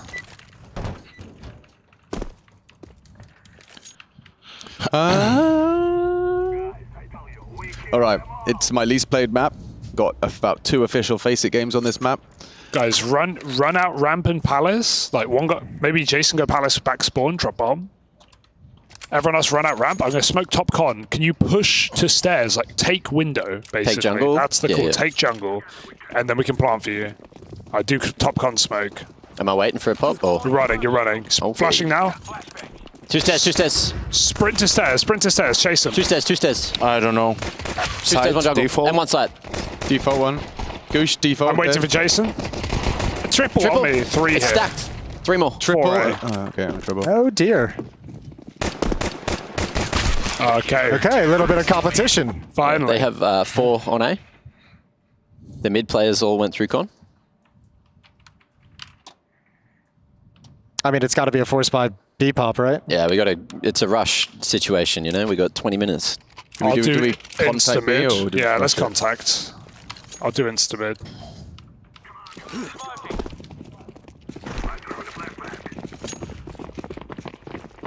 Walk, Janko, hold smoke in case. I'll flash twice. Just walk, walk, walk, go. Nothing lower. Ready for flash on your contact. Flash. Do it. Flash. Jump out. Boom. 1 shot. Smoked window. 2 shot, 2 shot. Close that. 2 shot, 2 shot. 1 more. Jump out, guys. I'm smoking the bomb. He can jump out. I've got bomb. Planting default. Holding kitchen. Yeah, I'm hiding in the smoke. I'm hiding in the smoke. Could get out, guys. Could flank. Smoke is. You have a clearing. smoke, Jason. You should smoke something. Smoke cat, Jason. I'll mark it. I'm playing bomb. One more market. Window. Catalog dead. Get him. No, no. Dead. Should be cat. Not B. No, I'm sorry. He's here, kitchen. Marketo. Go get some upgrades. Kitchen and cat. Oh no, it's just one guy. I'm blind. Nice round, boys. That's how we do it. Nice. They're playing some weird ass setups. You want to trade Janko and take that first spawn? Sure. I have no main spawn. Can you if drop wanna a flash me smoke out. here, Yanko? Just throw it Alex, right now. you know lamp flash? Yes, I do. I was going to peek I'll across do. there. It's slow mid smokes. I'm doing 2 mid smokes. They're slow. I'll just wait. peek. Yeah, don't go Yeah, that's crazy. Okay, I'll do it if you Window want. done. Go. Con Okay. done. Maybe. 2 stairs, 2 stairs. One window. Flashing over. Left side window with the deagle. Alright, bomb up short. Flashing over cat box. Yep. 1 stairs. Trade me. We're in B with bomb. The site. Tagged with scout on stairs. Let's go B, let's go B. Fuck this. Yeah. Nice. Could be car, I guess. I'll plant for short. Yes. Dead in market. I don't know about last 2. 1 was A. 1 on Bomb You have an sure. M4 in market. The timing on that. He's jungle. Let's go on kitchen. Go and market. They might be going for it. Nice. M4 in market. I'll go for it. Kebon. Mac has it. Max got it. You beauty. You beauty, man. Oh, I You took want this, a B9, Yanko? fuck. I have I mean, you Insta. can keep it. I have money. Alright, easy. I think I have Insta. Where is it? Somewhere here. It's the Really little... lean. I'm leading in. I won't ping it, you got it. I'm gonna gamble it. Probably hit it. Okay. We're double swinging with scopes. 50-50. I love it. I I'll hit it. smoke con. Flashing VP. Boom. They might be pushing ramp. Okay. Care unders. Hugo's up B. Yeah. Be clear. Can someone grab the bomb? Someone grab the bomb? I'm coming back. Grabbing it. Could have pushed halls, I guess. I smoked it. Hey, Dad. Oh shit, they can be top mid as well. Default clear. I have CT, guys. Could it be apps? Come Yeah. on. Planning for Just come kitchen. Oh, he's window. Okay. One hand gameplay here. Are you getting spammed? I just got quad wall banged. 2 window. Last 2 window right now. I'd love a weapon in the He west. just hit me with Deagle to 10 health. M4 on me. Literally on me. You can get it. They jumped out mid, I think. One's in window, Alex. Cat peeking. I don't see him. Could be under. He's B. on the right. Nice shot. Con. Nice. Holy that was shit, weird. Matt. He almost fucked you up with that deagle. Yeah, I was It's watching. like 6 shots through.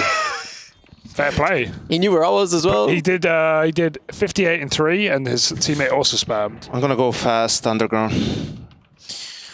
Okay. I'll smoke window. Yeah. I'll smoke con. I'm gonna go Pal. Nope, Alex is going Pals. Sorry, I might have blocked. That's right. Flashing mid, okay. Mid smoke. Yeah. I have no idea. A site somewhere. Ops down A ramp. Ladder.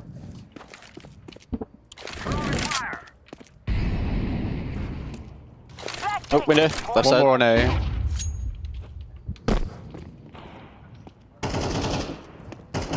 One guy in ladder, I'm mauling it. Yeah.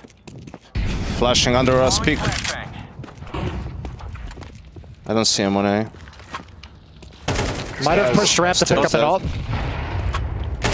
Whoa! One more window. Oh, still Palace balcony. Palace balcony.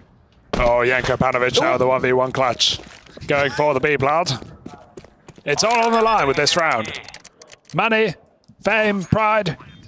I dare you to play on top of the van for this round. All to play for. Back into the apartment. We got the flash out the market. Into the site. It's a beautiful round. He's done it. Dang, Can he you came right believe for it? you. He didn't even care about your plant position. Now, if you played on top of the van, you might have care lost at all. that. Can we mix in an A rush here? We're down to 13 minutes, so we're kind of playing two games. Can we win the game, and can we win the game before the time ends? So I will do some nades if you run. Yeah. Okay. Drop a smoke here on the way. Don't lose your spawn. I will do some give it nades. You got it? Cool. Here. Flashing behind you. One more default. I'm flashing over jungle, guys, if you want to swing. Done. Boom. I'm blind. Jungle open. Nading jungle. Jungle. CT. Molly jungle. 2 jungle. CT. Two jungle now, 1 orb. Stairs and jungle. Site's mollied. I can't play yet. Could be CT orb. Oh, Connect to orb. Connect to orb. Can you plan? Just plan. Plan default. Plan default. You're both low. Just play for yourself. Yes. Nice. Time limit. Jason starts taking every fight he can. Yeah. Always be fighting.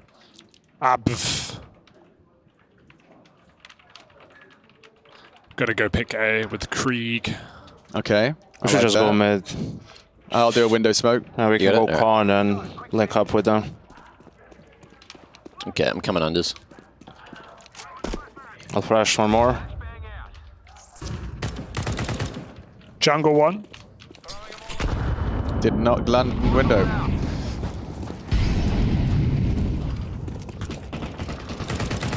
Krieg is bad. Jungle and stairs, I guess. Window dead.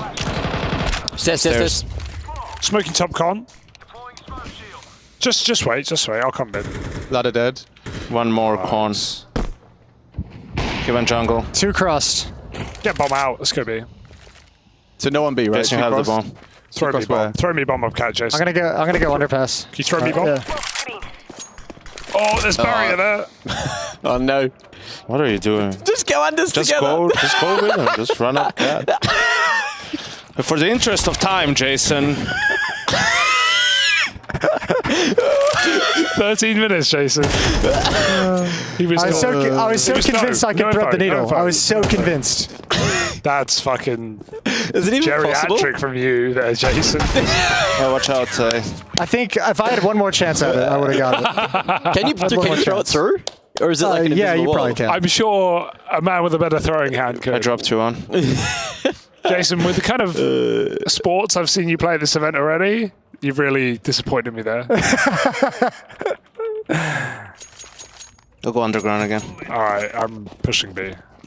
What the? That was a little bit of lag. There's a little hiccup. Oh. I'm playing in A. They just smoked off Palace. One cat.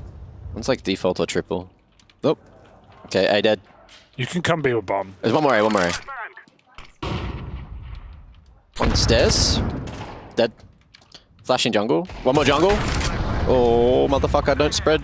Smoke still up. Okay, one more jungle, and we got 2 picks A. B dead. I'm out. Looks good. Yeah, he's still in jungle. I'm all the jungle. I'm coming back. He's got an ult. Kitchen 1. Kitchen and jungle, right? Start pushing, Mac. Don't be afraid. And he can be CAD though, Alex. Okay. Hugo's in market. I'm flashing here. Could be con. I'm just planting default. Yeah, you're good. I'll split your market. Oh, deep He's in CT spawn.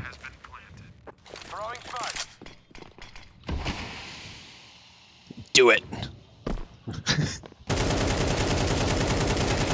Both CT spawn. Watch this.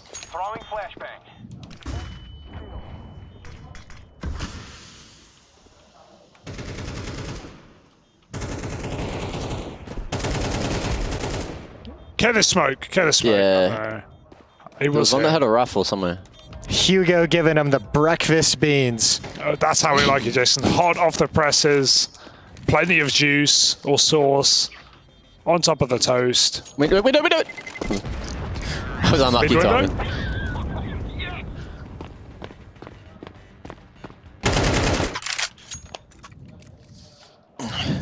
Yoo-hoo. I'll do Insta. Just run apps, Jason. Rush apps. Rush apps. I'll draw attention to myself from slope. Just run Mac 10 out. Don't stop. I missed the flash. That's okay. Like a boomer. Lamp flashing. Lamp Coming out now. Partying now. He's close. He's close. Close ram. Close ram. One site, one balcony. Your bomb, just live. One's short. Whoa, like 2 in A. I'm dead. 2 on me. 1 more on me. Con shouldn't be in the bomb site. Shouldn't be in the bomb site anymore. Should be clear. Con orb. He has to reload. Rush him. He has to reload. No ammo in the orb. 2 there. 2 there. He has ammo in the USB. On the ground. Oh, nice try. All right, 7 minutes, 20 seconds. Should we, if we just B-rush, we'll win. I'll run back 10. B-rush. Just trade me. All right. I'm going to throw nades at A to keep them here. I think just go 5. I think we just want to win. If we want to win quick. All right. Just take. We can take lower, Jason. Give me them bangers. Yeah. Flashing. Flashing out the window. Backside, backside. Matt, go. I'm with you. Midside. Where are you looking, bruv? Plant. Orb dead. One more market. Kitchen. Get right. They could flank holes. I'm short. Market short. Short dead. One market now. Maybe both. I'll pick. You can hide. I think both market. Falling window.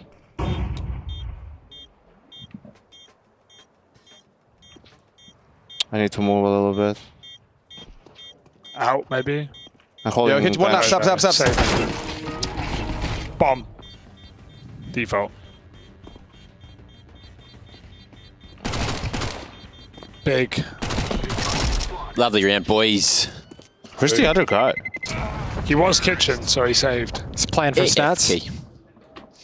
Really needs that orb. He did save orb, actually, 100%. Sick for him. If you want to win in time, do it again, and again, and again. And again. And again, and again, and again.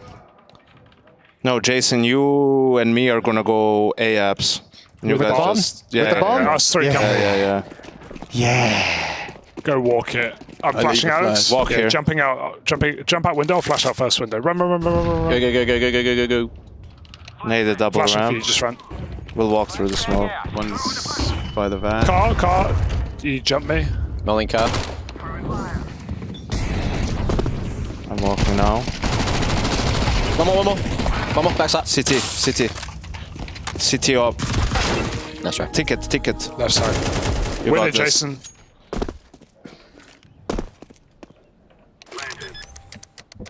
There'll be heavy CT.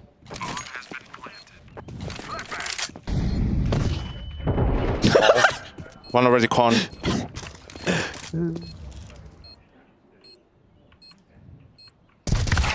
Oh, Yeah. yeah. Fuck, he was faster than that. That is a play. I thought you would learn. I thought you would learn from simple, man. Yeah, me too. Play like Torshi. You got X7'd. Spirit are playing Furia next, right? I can see them huddling up. Yeah. Spirit Furia. I allow it. All right, I'm going to get out mid. Mirage. I'm getting out mid as soon as humanly possible. I'm going with you. I will smoke window. You have Insta? I believe the still lands this time. Do Insta. If I get out mid, I'm going to push con. Yeah, to your right. Oh. No. Too late. Oh, mate. I should have just thrown it. No one picked window. I need a con. Go. One con. Smoking short. Where is he? Ticket. He's going to peek up top, I imagine. Ouch. Let's go, Mac. Jump over. Ready? Jump in. Jungle. Jungle thing. Jungle low. Dead. Where's the other guy? Kitchen. Rotate kitchen. Go close.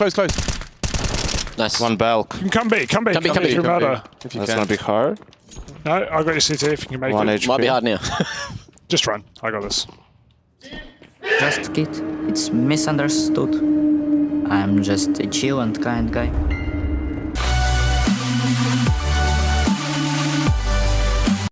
ESL Pro League Season 20 is brought to you in part by Intel, Acer Predator, DHL, Kadia, Monster Energy, U.S. Air Force, 1xBet, White Market, Gaming Malta, and Logitech G.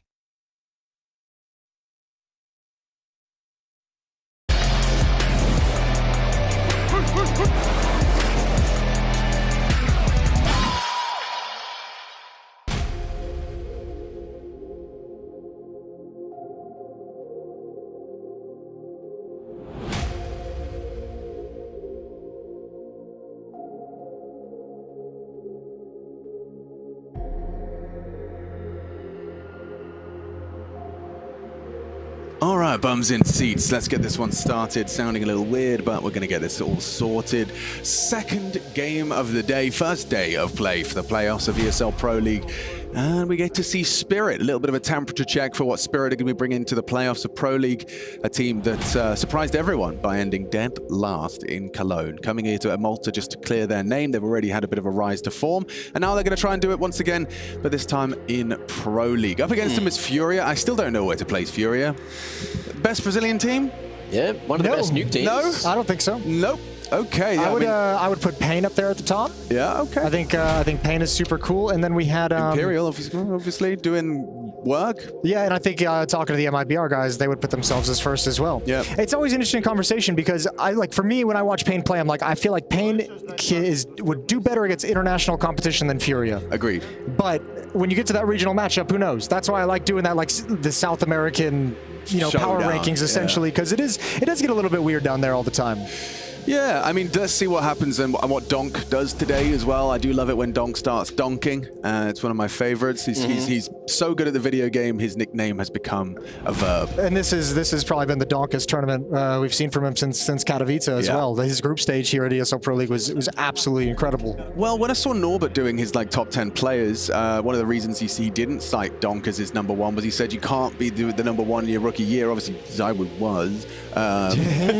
But, it's too early. In the sense that he wants to see you kind of do it over more time. I can see where he's coming from. I think if you've heard him, if he probably elaborated, I think he'd probably discuss some of the things that we've seen Monacy's growth over the years, which is who I believe Norbert put as the number one player.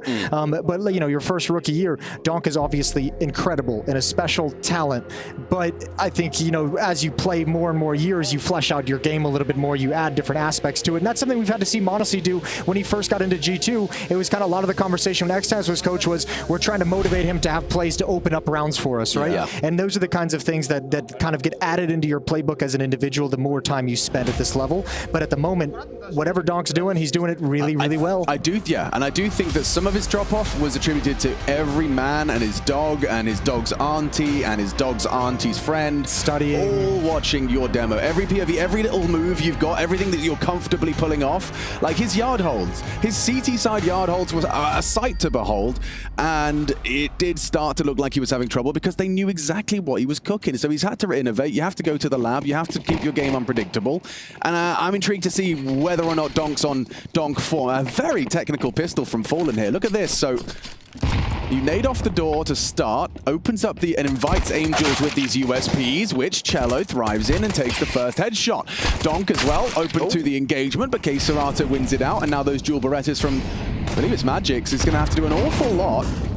Still plenty of bullets in the magazine. Going to be able to unload a few of them. We'll find one, but Skull's swift on the trade, and the A site's still in trouble, but both of the Team Spirit members are here. And one boosted that hasn't been spotted yet. Kind of a bait and switch, but vents is like a completely different round. If they were to just drop down the vents, it's awkward. Not to know, but a safe assumption on pistols. No, it's rare to see them separate. Okay, now Skulls maybe takes an informed decision down the vents. He does. Heart occupied. And Chopper heard that shot, though, from Fallen. Chopper realized there was a lurker before he dropped off or did anything crazy, so Fallen's going to shift around. He's been spotted. Oh, that's a gush. Chopper up close. Fallen playing it very, very safe, but he's still separated from his teammate, and Chopper can slide right down vents. Yeah, so now Skulls' main objective is live, and preferably delay. Fallen going to be coming down low there. Those vents, one needs to be converted. Clean headshot from Skulls, and that's the crosshair placement you want. They just walk into his crosshair. 2 quick clicks of the mouse. Now, if you've been an avid Furia nuke watcher recently over the past like month or two, I'd say. If you've been. I mean, I don't know if I have been. It's the only map they play. Well, quite a lot of their pistol rounds on T side of nuke or start with a very aggressive attack out the squeak door. Yeah. Okie dokie. And I would assume that over the last 24, 48 hours, Spirit were avid watchers of Furia's T side nuke. Okay. And they had a crazy setup. 2 people fought door. They had a third dualies behind him. Chopper was up in the rafters. They were ready and had protocols based on if that was the pistol round they felt was coming. And even well prepared for it, still couldn't handle the business. Well, not much to be said about this one. You do any accents, Mac? Sometimes. What have you got? He does a great Australian. He does do a really good Australian. He slid right into that. I can do extra Australian. Yeah, mate. Yeah, mate. Yeah, we do. Is that extra Australian? That's extra Australian. You know, you just love to hear it sometimes. Just a bit of the depth. Got to swallow all your words or your E's, your R's. Oh, no. You kind of sound like you sound like you play for Rooster Gaming. What's your second best accent after Australian and extra Australian? Probably like the hype voice for like a premiere American movie. You know, like a hype for a trailer. In a world. Okay, so if you made a trailer for Spirit Furia, what have you got? Yeah. You can take some time. That's all the time you get. That's all of it. That's all of it. In a world where playoffs have happened at ESL Pro League, Russia against Brazil. Sure. Who comes out on top? Who has a long trip home? Find out this summer. Oh, this summer indeed. This summer, yeah. When does summer end? Is it? I think it's already ended. Oh, what comes after summer? Autumn. Yeah. I don't know seasons, months, but I do know my own name and how to commentate the game. And occasionally the day. Sometimes I get that right. Depends on the day. Donk, this is, you see, hasn't done this one so often. This is a new one in his repertoire, en français. Needs a little bit more time in the oven, though, doesn't it, Alex? It does. Actually, that's not the one. Donk opening death. That's nice for the Brazilians as they can slink across towards the lower side and already have Cello down. He has not got the bomb. Bomb disconnected towards the lobby, so this might be a little second wave. Molly main forces him away. Yuri can search. Chopper burning and Tetris down and out. Flash and Molly combo. 100-0 is the IGL. Zontix has clawed back some control. Magic standing steadfast on the top side, but forced into the fight. But up the vents is Shiro. Double kill. Look at the damage. This is winnable for Cello. Knows where they both are. Yeah, and he's going to want to press the smoke. Ooh, what's the fight it? Jumping over the top. Spam down. Good job from Shiro. That's a good round from Spirit. A good job containing all that aggression. I feel like if Fury had AK-47s in that round, they would have won it. The MAC-10s and the Galils, I think, really betrayed him. Good opening pick outside. Molotov in towards Mini to take the player away from the angle. Allow Yuri to slide through the smoke wall to get into Big Garage. Everything actually worked out perfectly. All the Molotovs in the upper bomb site. Chopper had nowhere to fall back to. Really, I mean, you can see why Halley immediately is heading towards Shiro as well, like just coming up the vents. His teammate Magix, Molotov, so much pressure, gets a kill, but he keeps swinging, keeps fighting, drawing attention, and facilitates a nice double up the vents from Shiro. So yeah, impactful double from him. And it is going to be the first tag timeout here. Fury is going to get their thinking caps on. They're both just reading the notes. The note says, don't lose 4v5 advantages. Yeah, That's maybe what it when you says. get the opening kill, close those bad boys out. Close those out, yeah. Yeah. Oh, someone took a chunk out of the silo. Did you know that? Oh, it's the car park. The car park was just cropping it. Okay, yeah. Yeah. I was trying to understand what these little pylon-y things are next to CT spawn. Apparently it's a generator, right? It's yeah, like but are they resistors? The little knobbly bits? Oh, the actual What specific are they? parts. What do they do? What purpose do they serve? Any electrical engineers out there? Well, Give me a thankfully lesson. for you, Alex, I was an electrical engineer in my college days. Oh. And? What do the little squiggly bits at the power generation plant do? Are they slowing it down? Slowing down the power? What they do is they absorb the power that's being generated by the nuclear power plant and they filter it. They run it through like a little process. So it takes like it's not all too much power at one time. You don't want too much power. There's not too much chlorine in yeah, there, right? That too. Because as soon as it reaches over 9,000, you got a whole situation. As Frieza found out the hard way. Yeah. Here we go. 2-1.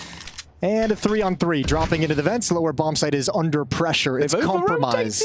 They're actually perfect. They're actually ahead of the rotate. But there's no smokes. There's no smokes for any of these doors. They need a peek from Donk. They need this peek. They need this fight. Oh, he slipped past. I don't think he has the info. Double jiggle, not quite enough, and like ships in the night. There's 2 down here, though. How do you get the bomb planted in this situation? You're going to have to tap it and come off. Door's going to get blown open. No, not yet. Maybe on the tap.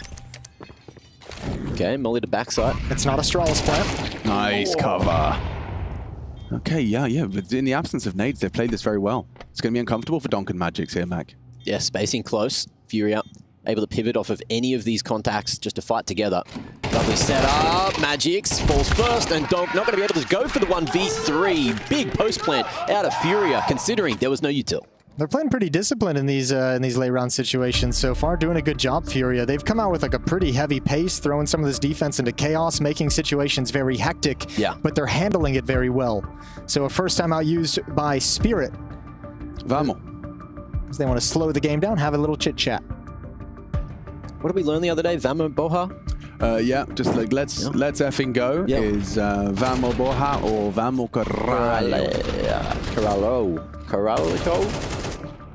Those are the naughty words. So that's not an accent you're familiar with, I would imagine. Yeah, that's one I need to work on. Yeah. Wow! Cello, the motivating talisman of Furia. He's bringing back that Brazilian flair, isn't he? Team Spirit don't have one of them, do they? No, they don't. Donk kind of. Donk kind of. Actually, yeah, right. What are we saying? Donk. Chopper had a little roar before when they won that round. But since then, things slowing down. Looks like we are. I think we're listening to something. It's like someone's mic's being reviewed. Like, that's what I'm saying. Oh, it's got a thumbs up. Yeah, I was like, okay, that's the 10-second check, and we're good to go. Thumbs up all around. Yeah. Change the volume? Man, it's really, like, I'm just so excited that Fallen is still competing in a playoffs, no less, at this stage of the game. You know, so many new talents, so many old names who have faded away into, obscurity, and yet Fallen's stubborn. It feels as weird. a mule. Like, there's only a few left. Yeah, really. I mean, truly. How many, like, OGs are actually still Crims, competing? Dupree, Kerrigan, Rain. You could probably put Magisk in that as well. Yeah. Fallen, Coldzera if you want to go down to the lower levels. Yeah. Apex is there. Apex, good shout. Yeah, but yeah, it's not a long list anymore when you think about it. Getting shorter as time goes on. Yeah, and then all these new names. I mean, most of Spirit's roster is the kind of the next gen and then the next gen of the next gen, if that makes sense. I guess Chopper would count as an OG as well. Yeah, of course he would. Vega Squadron, Vega Boy. Back in his day. Let's see how Furia handles this round. They know it's they're going up against low econ, likely a force buy in their heads. Ooh, that's a rough start. Donk finds Cello outside. Beautiful. Second kill for Donk. And now it might get a little sketchy for Furia. Awkward. It is uncomfortable. It's highly uncomfortable, and it does result in another death for Yuri. Fallen towards Warehouse. K-Serato knows he's going to have to try and catch a timing out of the heart, and a couple of taps go awry on towards the heaven position. A CT smoke that actually gives Fallen something to work with. He can not check his hunt. Chopper clears him out. Can they save themselves? I don't know. Zontix's lobby. It's too much to ask a K-Serato. He's got to hold this entire upper bomb site. Oh, and Zontix hears these footsteps the whole way. I mean, good call from Skulls to go up and go down the ladder and try bypass it, but it ain't going to work, I don't think. Furia did this the other day, right? To try and get across the AWP line? Yeah, but Zontix, when he hears all these footsteps and he sees nothing, surely he goes back and checks on a timing, right? Just swing your head back. This is on the Skulls. Silent drop, fast declimb the ladder. He's actually made it. Done it. Okay. Okay, we've got a round in our hands. A little bit of footsteps inside the bomb site. Shiro now knows, so does Zontix. Oh, but Skulls didn't see anything. Timing. Clean. Not too good back. It's good from the dig of Shiro. But it's the goat. Chopper and Shiro up against Queserato. Nade's not good. Chance for Queserato to isolate these duels. Has to stay on the angle. The wide swing. Double swing. Well played by Spirit. And they will take just that light buy. Donk started it. Taking that early fight towards Cello on yard, and it all just came crumbling down. That was almost magic in the making up until that unfortunate lack of a clutch. Yeah, the way that they avoided the lobby presence was admirable. This is the pick off, and look how much info he got. He saw 2 other players as well. Yeah. I think that was a CT Molotov, and it almost looks like it was thrown a little bit more shallow than normal so that he could get that extra step up to peek for it. That solo M4 going down low. And the other thing as well, you know how there was that smoke that was thrown by the CTs at Outers? That was to get Chopper away from Unbreakable, because he was just like out on the smallest little island there. Managed to get that pick as well on the flank and converted. We're getting all nerdy with the X's and O's. Yo. Why not? XOXO. Sweat a little bit, boys. Queserato fast. Smoke towards Mini, Molotov out. Inside the smoke, he's found Chopper. Lured into a fight, and a 5-on-4, and here we go. Okay, in comes the rap, in comes the bangers, and in comes the shots until Magic shoots that a little bit better. Gonna be able to find the double. Shiro as well, up above. Able to knock him down, and speaking of down, Fallen has made his way down the vent. Fully open B site to get the bomb plant, so the money's going to be a bit better for Furia in the next. Yeah, but in the 2v4, do they get this happening? You could win this if Yuri... Oh, did he spot an ankle? I think he saw his heel. The Achilles heel.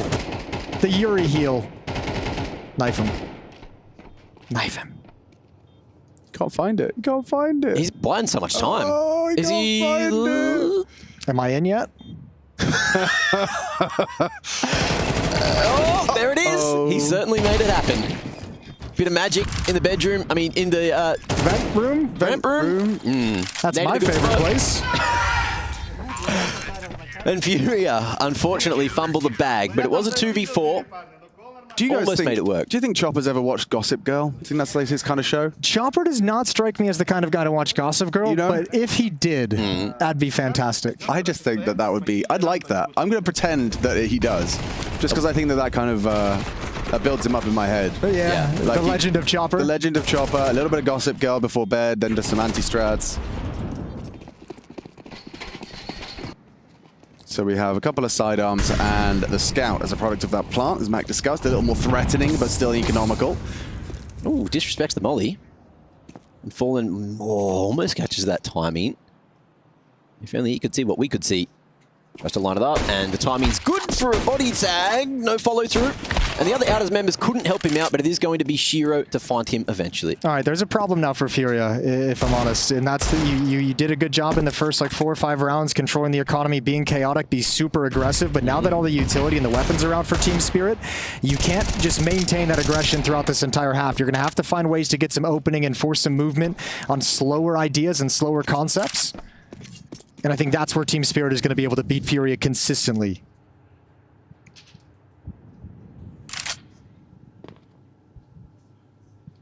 That's big. Lines up the second, and it ain't looking too good for Furia this time. HE fends Queserato away.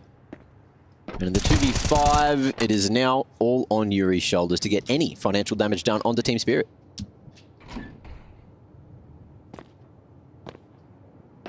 Yuri's good for a dig. Okay. Not today, says Donk, starting to warm into things and a big smile on his face. He's feeling it. Oh, you see, they're doing a Vanguard smokes. That's They exist on Nuke. Yeah, they do exist on Nuke. It's always so curious which teams tend to be the ones that everyone steals from. That doesn't tend to be the top of the pile. Tends to just be the tier 2 teams, because they're the ones in the lab. They're the ones trying to find an edge, do something different. Yeah. They end up being the ones to kind of not set the meta, no, that's not what I'm going to say, but kind of deliver executes to the top teams. When they're on the road as well, like they don't have time to kind of innovate as much as the others, the online players. I've seen these ones called the nip smokes back home. Vanguard. Yeah, the deep wall, this one, or the shallow wall, depending on how you look at it. Well, it won't be a Vanguard, it's Spirit that are doing that. Oh, that actually didn't deal a whole lot of damage, that Furcello running through a fire. 5? Was it an incendiary? those things don't do anything. Ooh, you don't like that footstep. You don't like that noise, but they probably already heard the tick of the Molotov, so no crazy amount of information gained over. Cello this week has actually been a bit of a master down in the halls. Having some really solid games for Furia. And again, he gets called upon, but doesn't expect a second man down here because Skulls is doing work over towards ramp. And now we've got a pincer for the lower side set up. Shiro falling. Oh, fallen. Oh, and it's going to be Cello again. So big round out of him so far, but can they convert? Banger of a shot from Skulls as well. And those kills put Zontix completely out of position, and Magix with way too much to handle in the upper bomb site. He's just playing what? Back silos? Front silos. But you got to worry about so much, and now your teammate's gone down.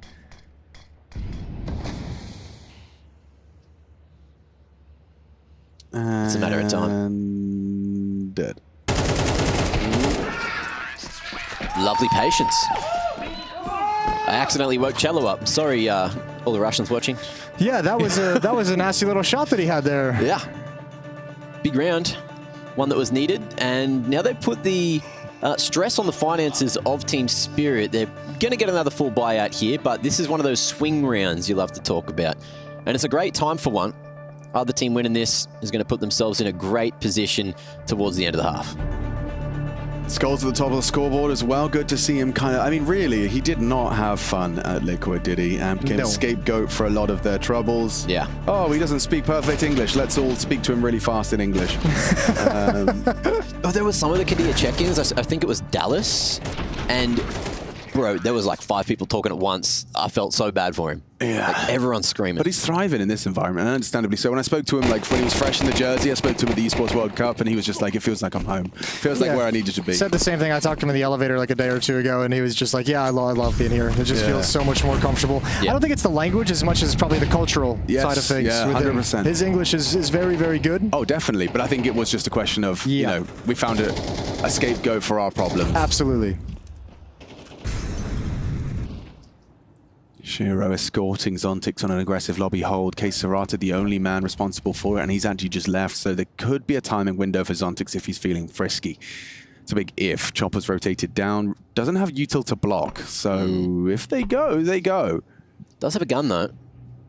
Not necessarily known as one of the sharper Team Spirit individuals, but he has his moments. Mollied off.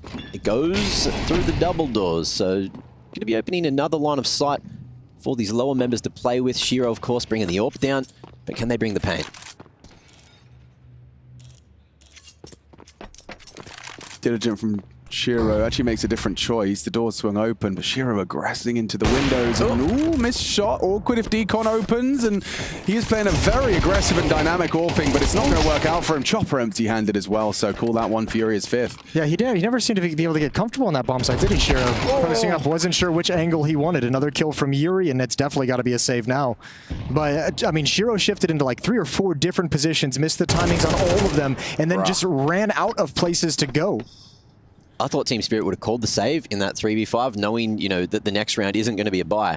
But they just dropped the ball twice. Donk going down looking for a pick, and who was that? I think it was Zontix trying to rotate to safety. That is just very, very unfortunate for Team Spirit, as Magix will have the sole rifle if he's even allowed to carry it across. Yeah, I think Shiro just wasn't expecting contact so quickly on his window push. And I think just, immediately having to try and pivot off of that, knowing Windows was about to become a threat. He drops in, realizes decon. Like, it's one of those things where it's like, you don't have a plan B or C. But I'm curious, I would be curious to like hear from him or Chopper even, because Chopper was against the wall right outside decon, right? Like watching towards double doors. And I think Shiro wanted to take double doors with them open, and Chopper asked him to take decon instead so that he could stay in his position. I think they just miscommunicated or never got on the same page properly. Yeah. Oh, wait, did they drop that for him? They did. Magix has facilitated a donk rifle. So that's some sacrifice, heavy sacrifice in pursuit of a disruptive 10th round. Already won him around before. This is a cool way to do it. You get the insta backstab with your twisted and contorted body on anyone that's coming down the ladder. We've seen Simple do that in official matches. It is a viable strategy. And to be fair, Furia do love a good upper pop. So maybe they're expecting that, but doesn't seem to happen this time. So they've had a good read of the econ situation throughout this game. It feels like they're slower rounds up against these low econ. They don't want to just bust into a stack or bust into a crazy 5-7. The last one got really sketchy. Up through the Molotov. It's happened again. Oh no. That's a caramba. Big chop. Gets the AK and probably wants to pass that across to someone else. So it looks like he's going to potentially meet up with Zontix, throw that across to him. And meanwhile, in comes the upper pop we were just talking about. But this time there is going to be multiple members here. Double on default, one at Heaven, drawing attention away from Donk and still trying to get some extra damage done. With Kesarado hitting the ground, things get even more awkward. Shiro falling. But do they expect that third man? Oh, they do. Yeah, Yuri saved them there. I mean, as soon as Donk dies, it's no longer around for Spirit. Man, they set that up so perfectly as well. The kill outside, you had the bait and switch inside the bomb site with a pistol and M4, one boosted up. Crazy that Fury is able to recover that. 6 rounds on the T side and still chances to build more upon it. Yeah, not going to be feeling good for Spirit there. Those are the ones where you feel like that's how you get your teeth right back into the half. And for the absolutely wild group stage he had, Donk has been very quiet in this map so far. 5 and 8 on this defense outside. Fury's done a really good job of neutralizing when they take that part of the map. Was he the highest rated in the groups? Yep. Yeah. Okay. There was Donk, and then number 2 was Ultimate, I believe, from Team Liquid. Makes sense. He also looked very comfortable, especially in that like Polish affair where he was playing against his fellow countrymen. He just went mad. I just remember running around Anubis, deciding he was done with it. Kesarado, this is aggressive, up top, but not clearing huts, so... What's going on? Oh my god, Chopper, they're next to you. Yep, there we go. It's all coming together for Chopper. Uncle Chop's got it covered. Chop, chop, chopping him up. Yuri Let's go, Uncle! down as well. Did you say let's go, Unk? Yeah. That's what we call him these days. Of course. He's only like 28? Didn't he hit 30 or was 29, No, 30? I think he's in his late 20s. I always kind of mischaracterize him as because he's been around for so long. I always think of him as like an older boy, but I do too. I know what you mean. Yeah, 27. You're on the money. 27.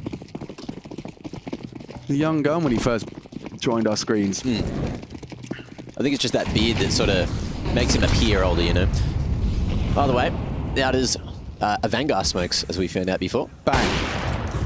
No, because that's Furia that are throwing him, man, and it was Spirit that said it. So a Vanguard's something else. It's a CT thing. Okay. Whatever that may be. Fallen. He's fishing. Gone fishing.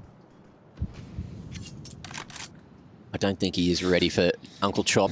Well, the nice thing for Fallen is outside with an op solo, you're not going to try and cross or push anything. You're hoping you get a mistake of a peek, that little head popping up from Secret. They already have Kesarado down, so they'll wrap back around. Fallen's going to keep this position for them so they can join up and cross a little bit later. They've only got one smoke, though.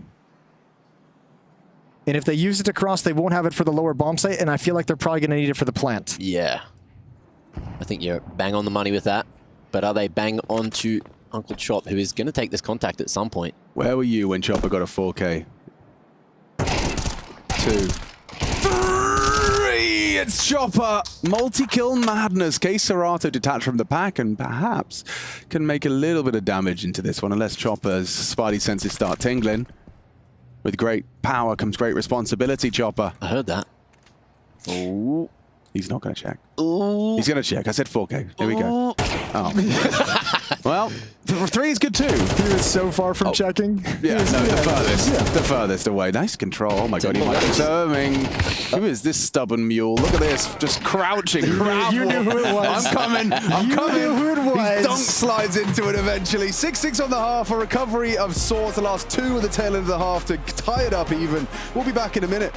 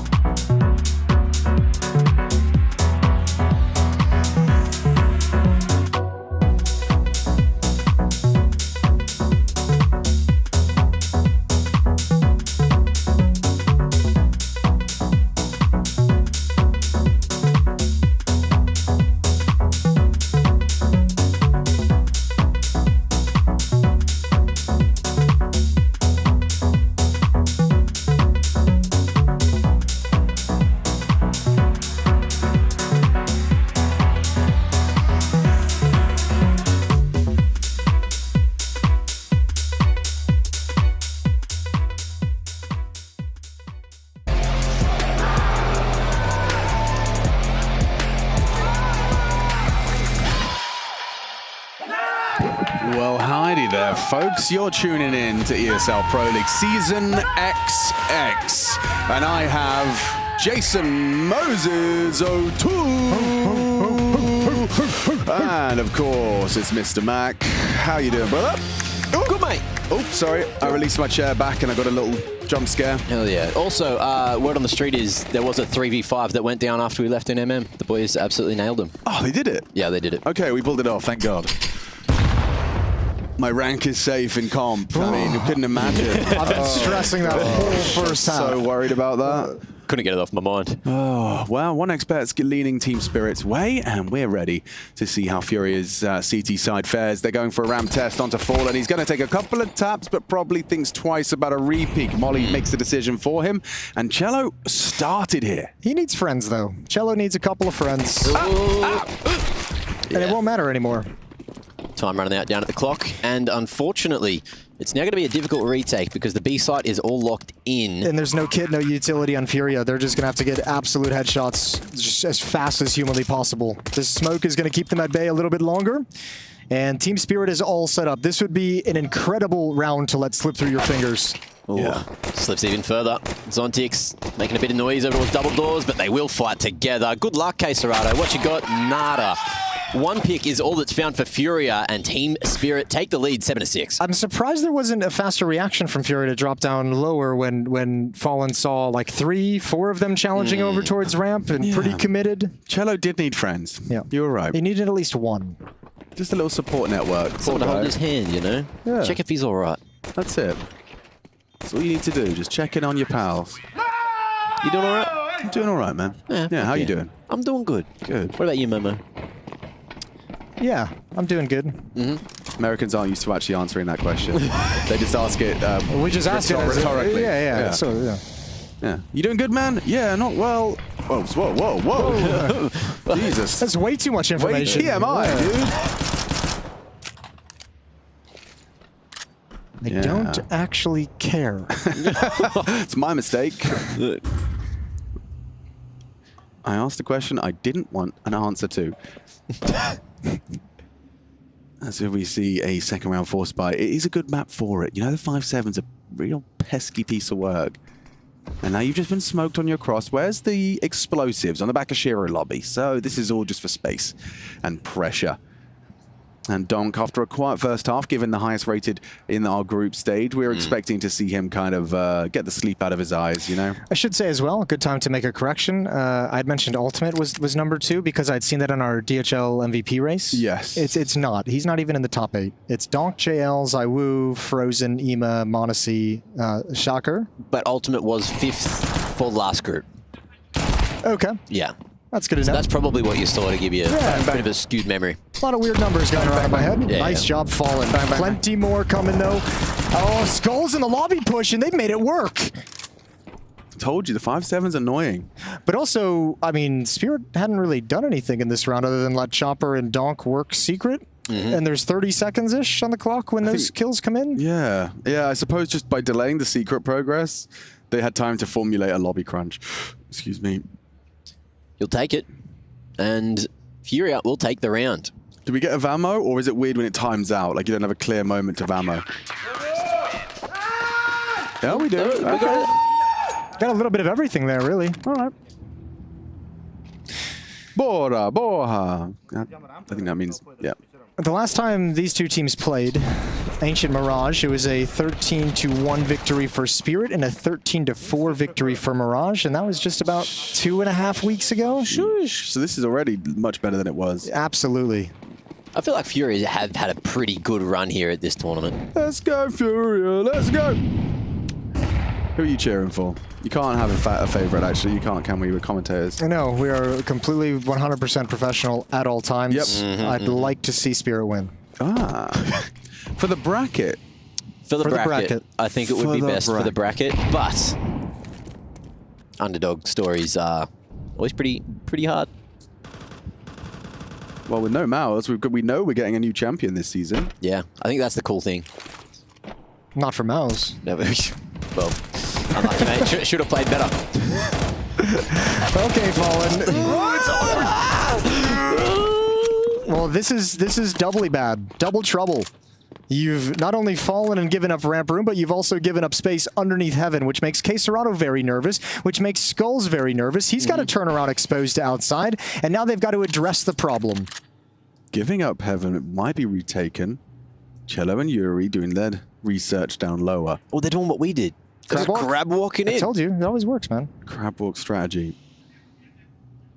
Well, Cello's got full holds control, which will allow them to go down vent, play for the retake on B, but he's actually committing so hard to upper that it kind of hurts.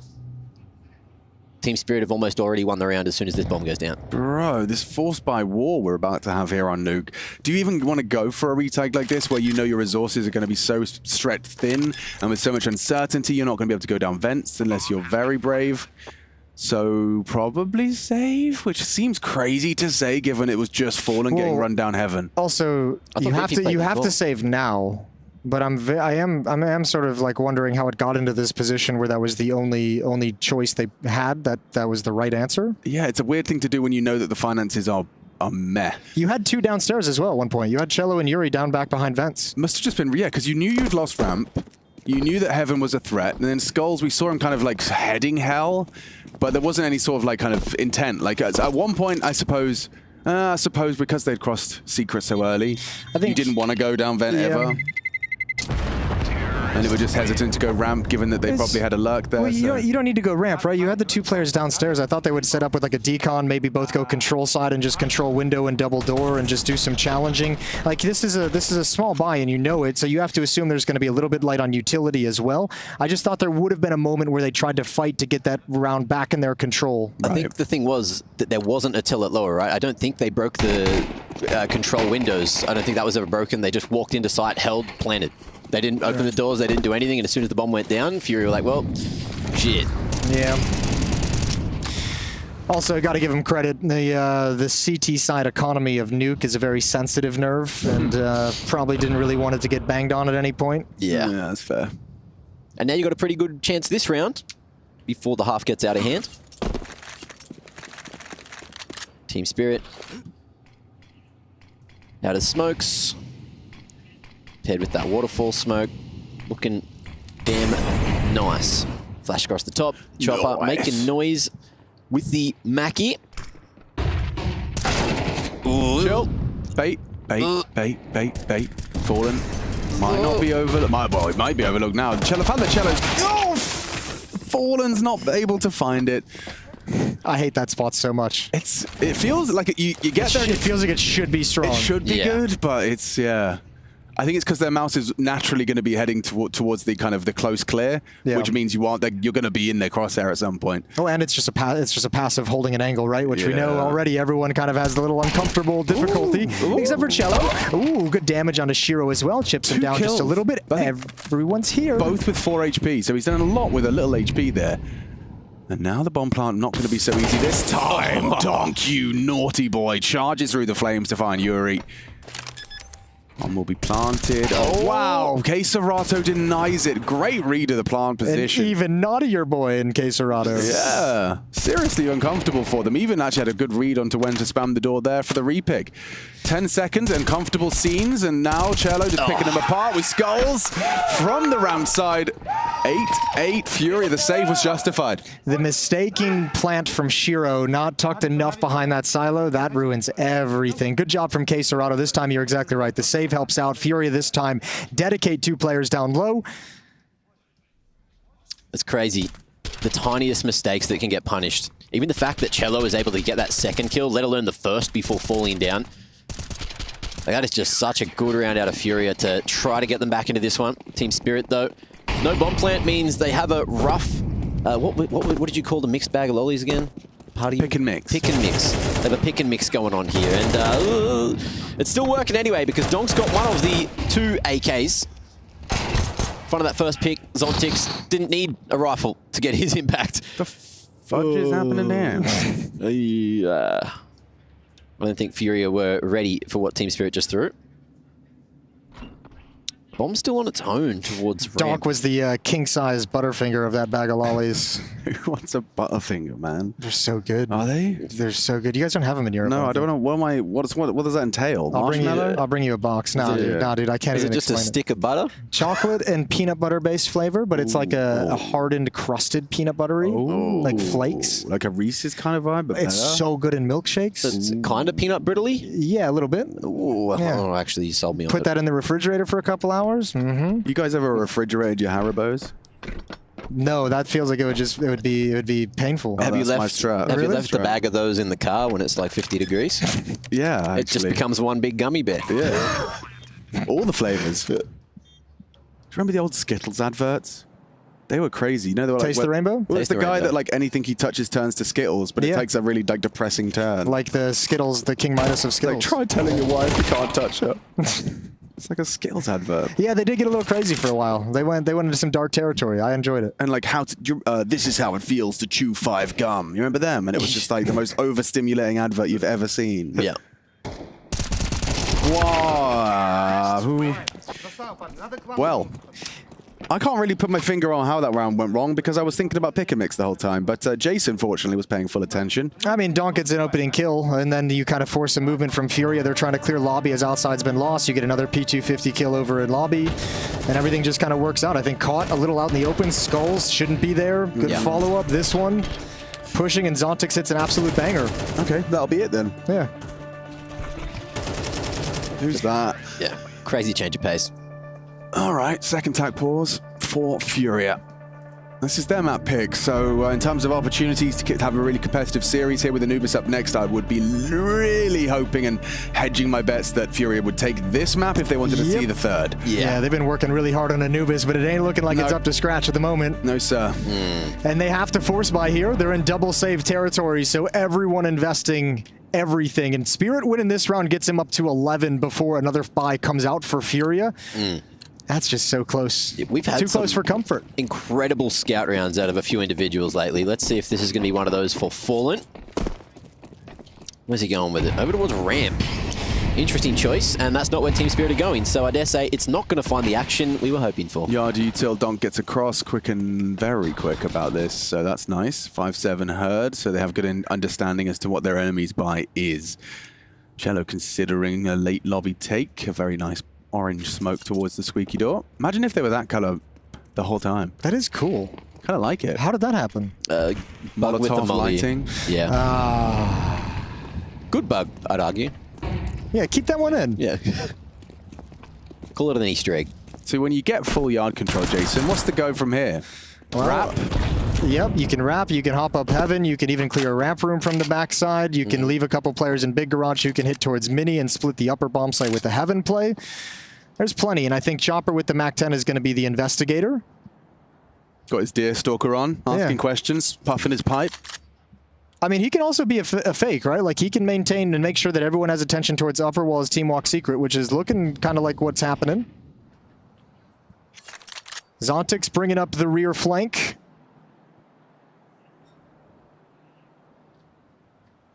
Feels like after all of that. After all of that. You know, it's okay, because it's like the more they think that you're out there trying to make that jump happen, I mean, look, it might have even been intentional if we want to give players a lot of credit. Well, you can see that they're all locked on his position, so just by doing that, he's got an open bomb site. He's sold this very well. This must be a heavy tendency from Furia. They have stacked upper like that many rounds already this half and lost because of it. I think this round in particular is more so because they're saying if we don't get what we want, you know, we're saving in the next round regardless. So just sit in the upper bomb site, hope they come here, and then we get basically the same force buy all over again, and then we get our full buy. Right. So maximizing the amount of rounds they can actually battle. And you get a couple of M4s on the exit, you're laughing. Yeah. I say M4s, I mean weapons, but Zontix's M4 has now been picked up. Wait, covered! No! Lost! Donk's tilted! Chopper only gets 2, but that's at least 3 rifles. I think they're going to run for the rifles. Someone could 2 die rifles. here. Then he needs to go back for the AK, and he's just like, please don't be here, please don't be here. Secret Oh, he could have hit E. Oh, he also could have done damage. That's crazy. One more bullet would have done it. Ooh, look at Sigh of this. relief. Are we on the A gimbal? shot within the shot. Gimbal gang. Was that one of us? One of the ESL members? Or was that the Furia VOD guy. That was Jan. He's our man. If he can't shoot it, no one can. Jan, he's our man. If he can't shoot it, no one can. It's a song for Jan. Hasn't been written before. An original. Jan's got a lot of attention. He had a big standing ovation at the last season at the Oscars. That's true, yeah. Accepted his award. You'd have seen him, of course, at the Pro League Awards season 19. XX. Is that a Roman numeral? It is. How are your Roman numerals? An expert? Slightly below average, I would say. Okay. Maybe slightly above. Okay. Hit me with what's an MXV? I don't know. M is 1,000. Is it? I don't know. I think so. You know when people like the fuck boys, they all have like their mum's birthday and Roman numerals? Yep. MXCV. That's an old mother.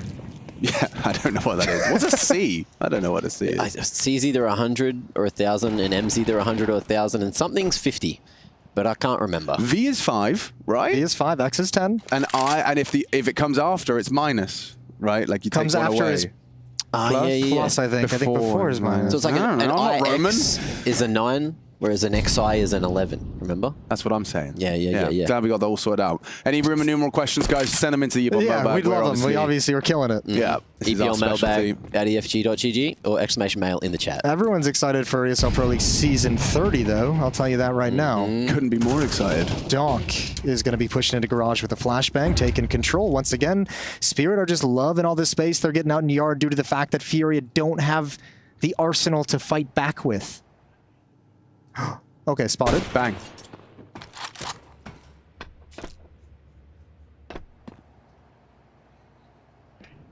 Falonius Toledus. Just Roman general That's name? his name if he's Roman, yeah. Oh, no damage. Oh, sour grapes. Yikes, Eurus. Oh, they're hunting him down. They're like, we want that M4. That would make my round so much easier if we knew where the M4... There's 20 seconds, dude. Yeah, what are they doing? Yeah, well, they need to go to a site. They're like, maybe we don't need this kill. Time is of the essence. Chopper's still sticking around him, but he gets a chance. He can't hit the shot, but look at the time. 10 seconds. Pyramids, clay. It's fine. Everything's fine. Really leaving that to the last second? Do you think they were going to fight him and someone was like, boys, we only have 18 seconds? Yeah, exactly. You can see them all just start moving. Just stop cold and head back to midi. Time.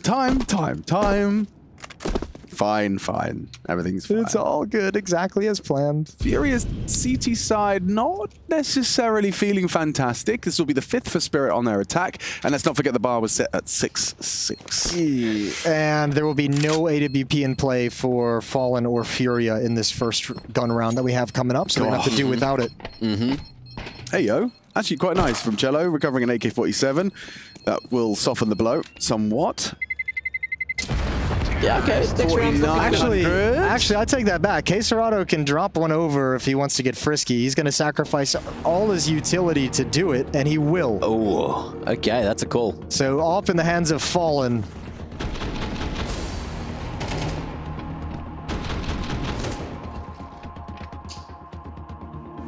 But this is obviously, doesn't need to be said, a must-win round for Furia. I'll say it anyways. Must-win round for Furia.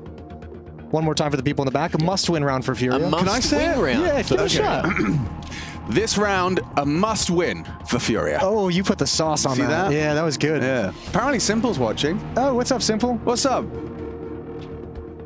What's How you up, doing, man? You good? Sasha. Alex Clapp. Well, he's not German. You good, man? We've got the same name, you know? You do? Yeah. That's like was that an easy way for you to introduce yourself to him? Yo, we're both Alexes. How cool, man. Same name. And my dad's called Sasha. Really? Yeah.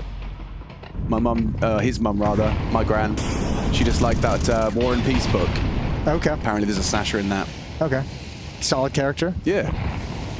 Smoke is thrown. Zontic's limited options, and so we will start a must-win round for Furia. Some would say indeed, yes. Some have said. Some have in the past said this is a I know where that round. molly goes, guys. I'm glad you're asking. That molly goes to the back of sight, behind the sight silo. Can be paired with 2 flash bongs as well for the Heaven players. Flash bongs? Yeah, that's what I call them.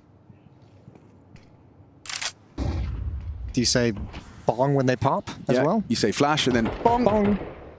Do you say bong in? Then you go. And then go bong?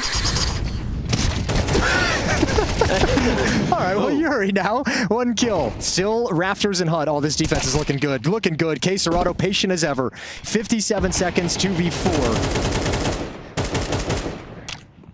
Where are we going here? Zontix has been blocked for like a minute and 10 seconds now. Unwinnable. No reason to cast. There's absolutely nothing to be concerned about here. I've really never seen a round like this lost before, ever. Nope. There's absolutely nothing to be concerned about. Nothing to be commentated over. Shiro and Zontix with no options available for 28 seconds as they head towards this mini position. Okay, if you get a double peek from Squeakdoor and Mini, really close to the end. K Serato's peeking. There it is. You got both. Hiding inside the bomb site. Those skulls. Oh, he's the insurance policy. You don't clear him. Oh, they heard he the thought footsteps. about it. 9. Nice. All right, must win and converted. The fallen ladder noise. Yeah. Oh, Shiro's so angry about that. He's Actually so saved angry. him. He was hard clearing that position as well. That's crazy. That is absolutely crazy timing. Ooh, chop up. Having a hard think. Something about Astralis.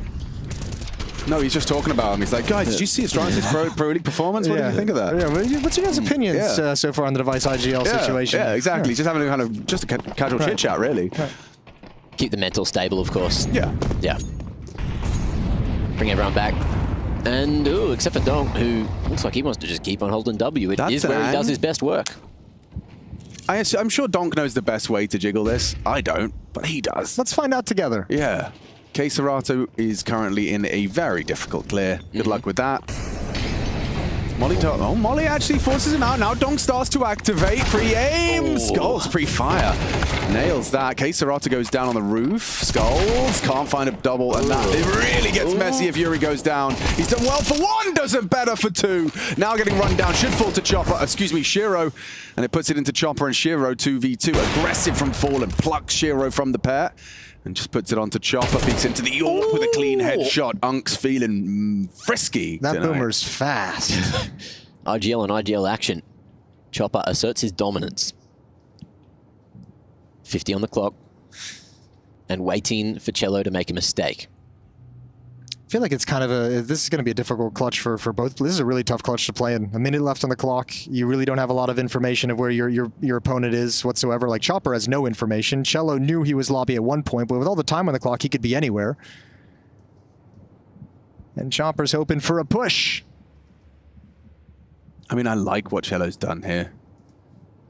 Worst case, it is a nasty retake. There is a kit on site. I don't know if that's been communicated. And yep, Chopper finds the path of least resistance. So maybe in a couple of seconds, Cello's going to realize the penny will drop, or does he wait for the plant? The question is, does he drop site, grab the kit, or does he go to ramp room and play without the kit?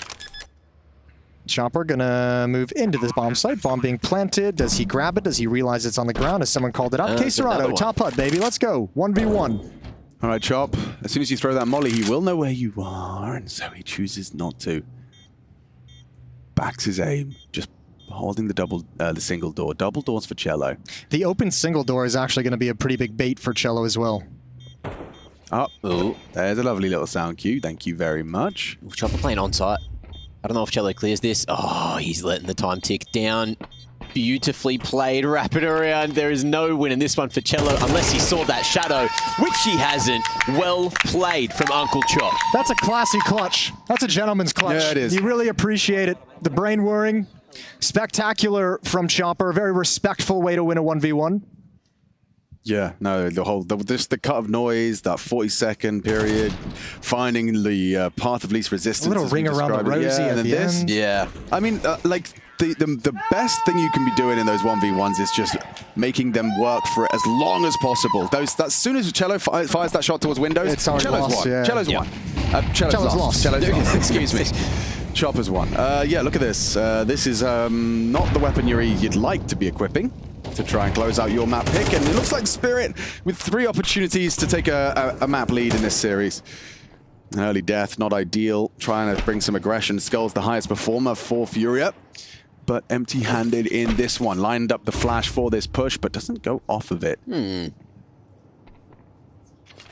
Contacting. They hear that P250 ring. How are they going to chase it down? Looks like that will be the call. Ooh, Cello getting the extra info, and he does have a helping hand, but it's a little far away. Fallen on the offline, jiggling, waiting, but goes straight into Uncle Chop's crosshair. Oh, this is looking like it's all over Red Rover. 2v5 with just an MP9 on the P250. I don't know about this one. Right over. There it is, folks. Spirit take the first map of the series. This is do or die. Furia up against the ropes, and there Anubis. It's been hit or miss. Join us after the break.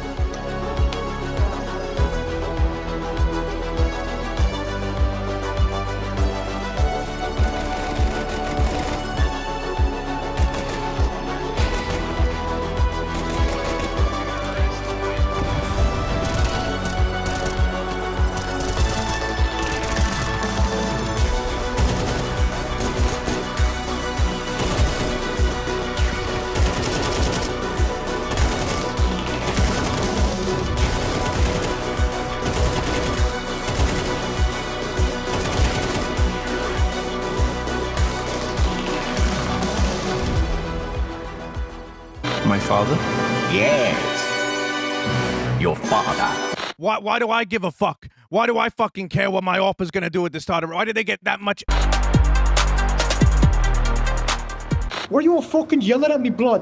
Why can't I fake a fucking accent if he fakes one every day? Because people don't want to hear Australian accent, you Scorpions that'll sting ya, dingoes that'll stalk ya. And also, why were you not suspicious immediately? Thank you so much for taking the time to catch up with me, Skulls. We're going to do a little bit of a self-evaluation, a bit of a reflection upon your career. I'm just going to shut over there. We have got just some of the teams you've been in, obviously Furia, now your current team. Previously you were on Liquid, and then before that you were on Pain for a decent amount of time, right? We're going to go through each category and rate it from 1 to 100 on where you would say that version of Skulls was during his time in the team. So let's start with Pain. Firepower-wise. Oof, I think I was like in my prime there. Yeah? I mean, let's put like, I don't know, 90, because I still think I can I have a lot to show. Yeah. Lovely. Okay, so this was kind of, you said this was peak Skulls? Yeah, I mean, a little bit of peak Skulls, not like the whole thing, but yeah, I was playing like some very good CS back then. I think the team really meshed together, so it all made things easier for sure. What about game sense? How smart do you feel you were? I mean, honestly, I was pretty unexperienced back then with the guys. I mean, they are all experienced in Brazilian scene, but not internationally. So I would put maybe 40%. I think that's fair. Yeah, if you're just playing kind of against mostly regional competition, you don't get those reps in. We didn't play the top tournaments all the time. So yeah it was kind of... Fair enough. Communication-wise? Communication there was really good back then. I think we had a pretty good understanding of each other, and we didn't really needed to communicate that much. So we really understood each other. So I would say I don't know, up 90 as well. Yeah. Nice. And you were obviously coming in your native language, right? Not English. Yeah, so easier, it makes it easier. What about when you moved onto Team Liquid? Did the firepower take a dip, do you feel like? Yeah, I mean, it really took a dip. I mean, I was underperforming pretty much, and I don't think I play my A game there. But yeah, I mean, my game sense went up a lot, so it kind of compensated a little bit. Okay. So I would say my firepower were maybe 60 there. 60. Okay, so a little bit of a dip, but again, in game sense. Yeah, I mean, game sense, I won a lot. I mean, I played with a lot of experienced players there, so I just absorbed everything. So I feel today, or back then when I was in the team, I think let's put 70, I think is a good improvement. That's a very good jump. Yeah. 70, there we go. And communication. Yeah, communicating in English was definitely a very it was very challenging for me at the beginning, but I think when we were after a few months, we started to understand each other. So communication wasn't the main problem back then. So it also took a dip, I would say. So maybe let's put 60 there 60 as well? Yeah. Okay. And then you move on to your current team, which is Furia. Where are you sitting in firepower now? I would say my firepower at the moment is 80. I don't think it's up by Spain. I still need to be way more consistent in my new roles that I have. But it feels very good to be in the Brazil team again. brings the confidence back a Yeah. little bit as well. I mean, So- with game sense, like how much have you learned from? Yeah. I mean, having Fallen on your team, it's obviously got to help, right? Yeah, it helps a lot also because Fallen is a legend. Like he's very experienced. So I would say like maybe up to 80 because like there's a lot of room to improve as well. Yeah. Nice. There we go. And finally, comms. Nice to be back. In Yeah, your it is language. nice to be back, but we're still like in this like area that we are still like figuring out the way that we are going to play because like the past IGL was Art and he was like on the team for a long time, so we're like in this area that we are like understanding each other and figuring out like the next steps and what's like working for us. Yeah. So I would say like I think it's all 80 there. Yeah, pretty solid. That's 8. pretty good. Yeah. That is very solid. Mhm. Well, thank you so much for dissecting your past, girls. And yeah, best of luck in your match versus Spirit. Thank you very much. Thank you, Andrew. Change an accent before the cast and waffle because of it. We're going to look to follow, and he has great second headshot there onto Forest. Can he get it? Yes, he can. I don't know. I just didn't play my game. Fucking hell, bro, you suck. What are you doing? Wait. What the hell you mean there's another map? Only with the arrogance of a star player could you ever think all by GLing could work.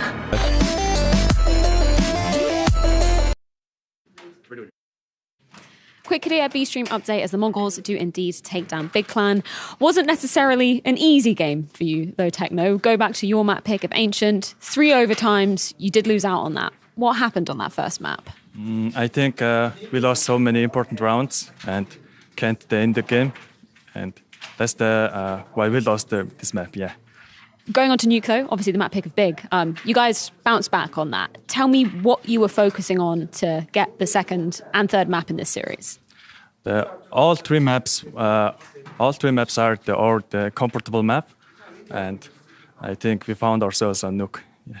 Next opponent is going to be Eternal Fire. You have quite a good win record versus them. 2 out of 3 times you face them, you've beat them. Any reason why you think you're good versus Eternal Fire? I think we played better against them, and we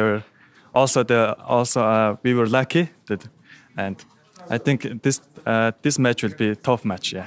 We're very excited to see it go down. Thank you so much for your time, Techno, and yeah, best of luck in the rest of your matches. And we're done.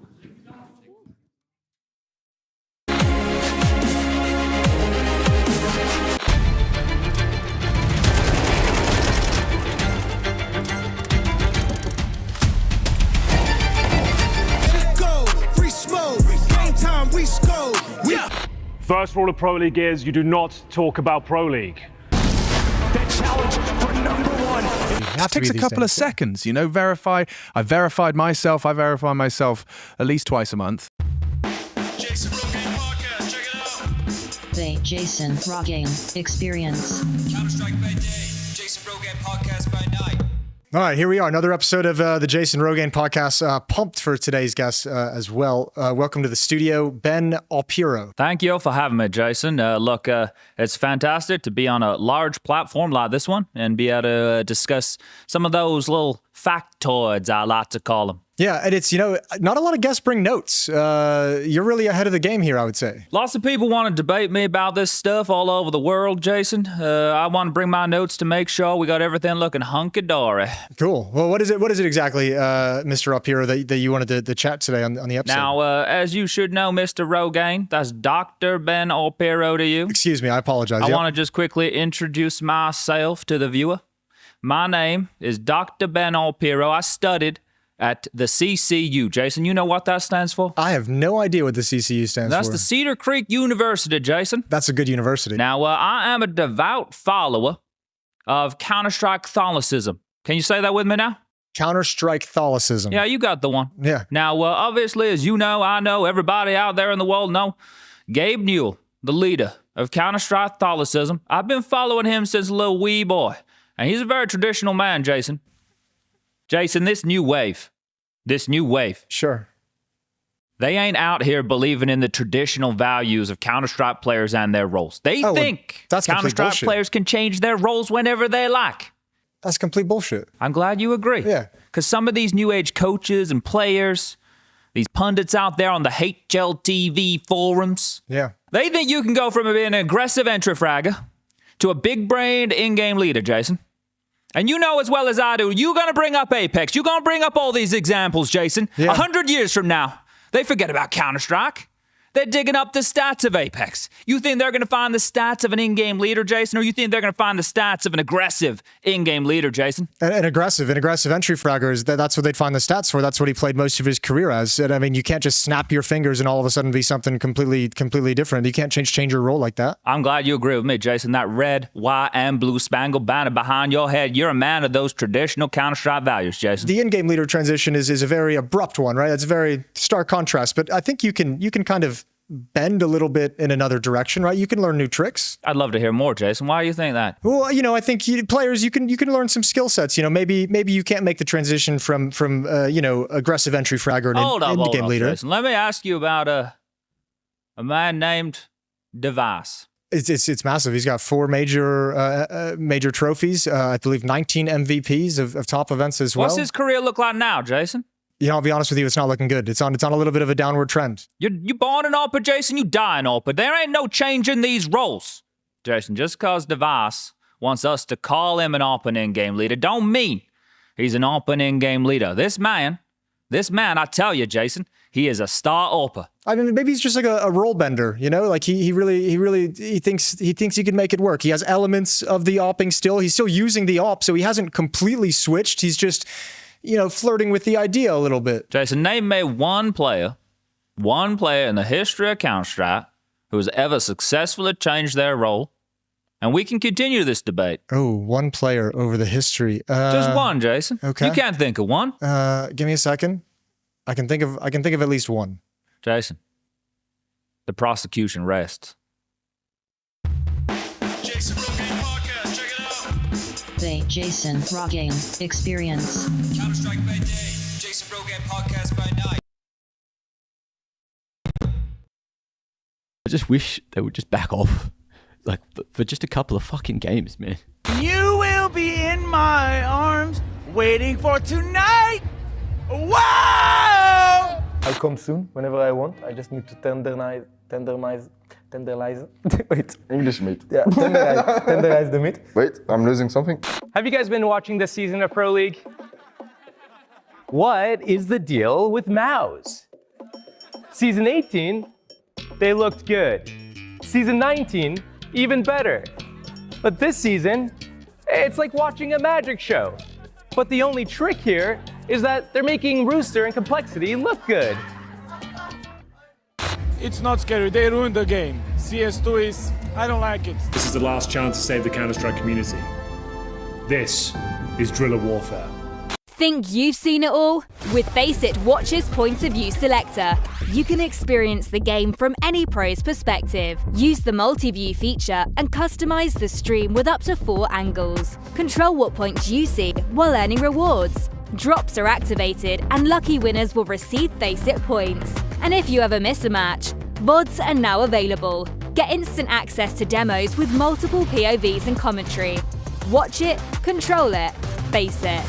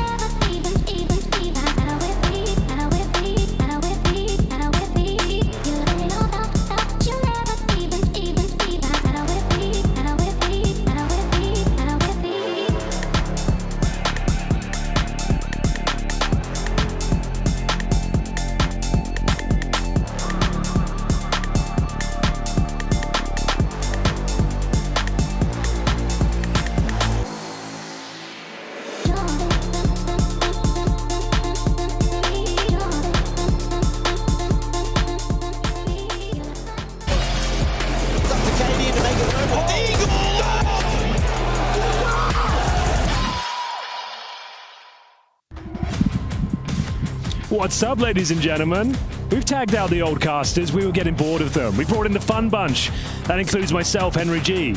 Harry Russell, say hello. Hello. And Joshua Steel Nissans also say hello. There we go. We've got the second map, boys. A bit of a grudge match here, Harry, if you don't mind me saying. A rematch of the quarterfinals for Antwerp, I believe.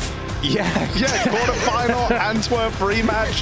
Furia versus Spirit took place there. And for 4 of these players in the server, those scars have still left a mark from all those years ago, Henry. I can't wait. This one's just building up right now. We've got the second map of Anubis coming up here. And it's going to be Furia sat in the CT side, which is surprising, George. This is picked by Team Spirit. Furia have opted to start on the CT side. What do you think about that? I think that they did this the same thing the last match they played, actually. Okay. To get to to get out of the group stage into the playoffs, I believe they opted for that CT side. They love those Someone double definitely going. did. Not sure of these guys, but someone did that. Oh, was it Red Canids that chose it? I think so, yeah. I think that was it, but I don't know for sure. There's no way of knowing for sure. We can run, there is actually a way to verify this. The technology does exist. It can be verified if anyone cares. Let's get into it, shall we? Let's set the tone. Let's find... I think you've set the tone. Okay, you're right. I probably have. It's a little bit silly already.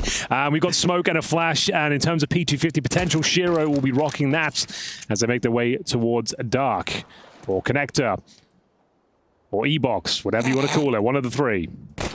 Donk to step things up. Heavy favorites are Team Spirit. I think that's fair. But Yuri's not having any of it. He'll take down Donk and give them a 5-on-4 advantage. And we're off to the races. Straight donked on. Already on that pistol. Curious about this positioning of Shiro over towards this B main area with 3 players towards A. Because that bomb is in A main. Maybe they're just trying to show it, get spotted, cause the rotation, open up that lurk flank timing.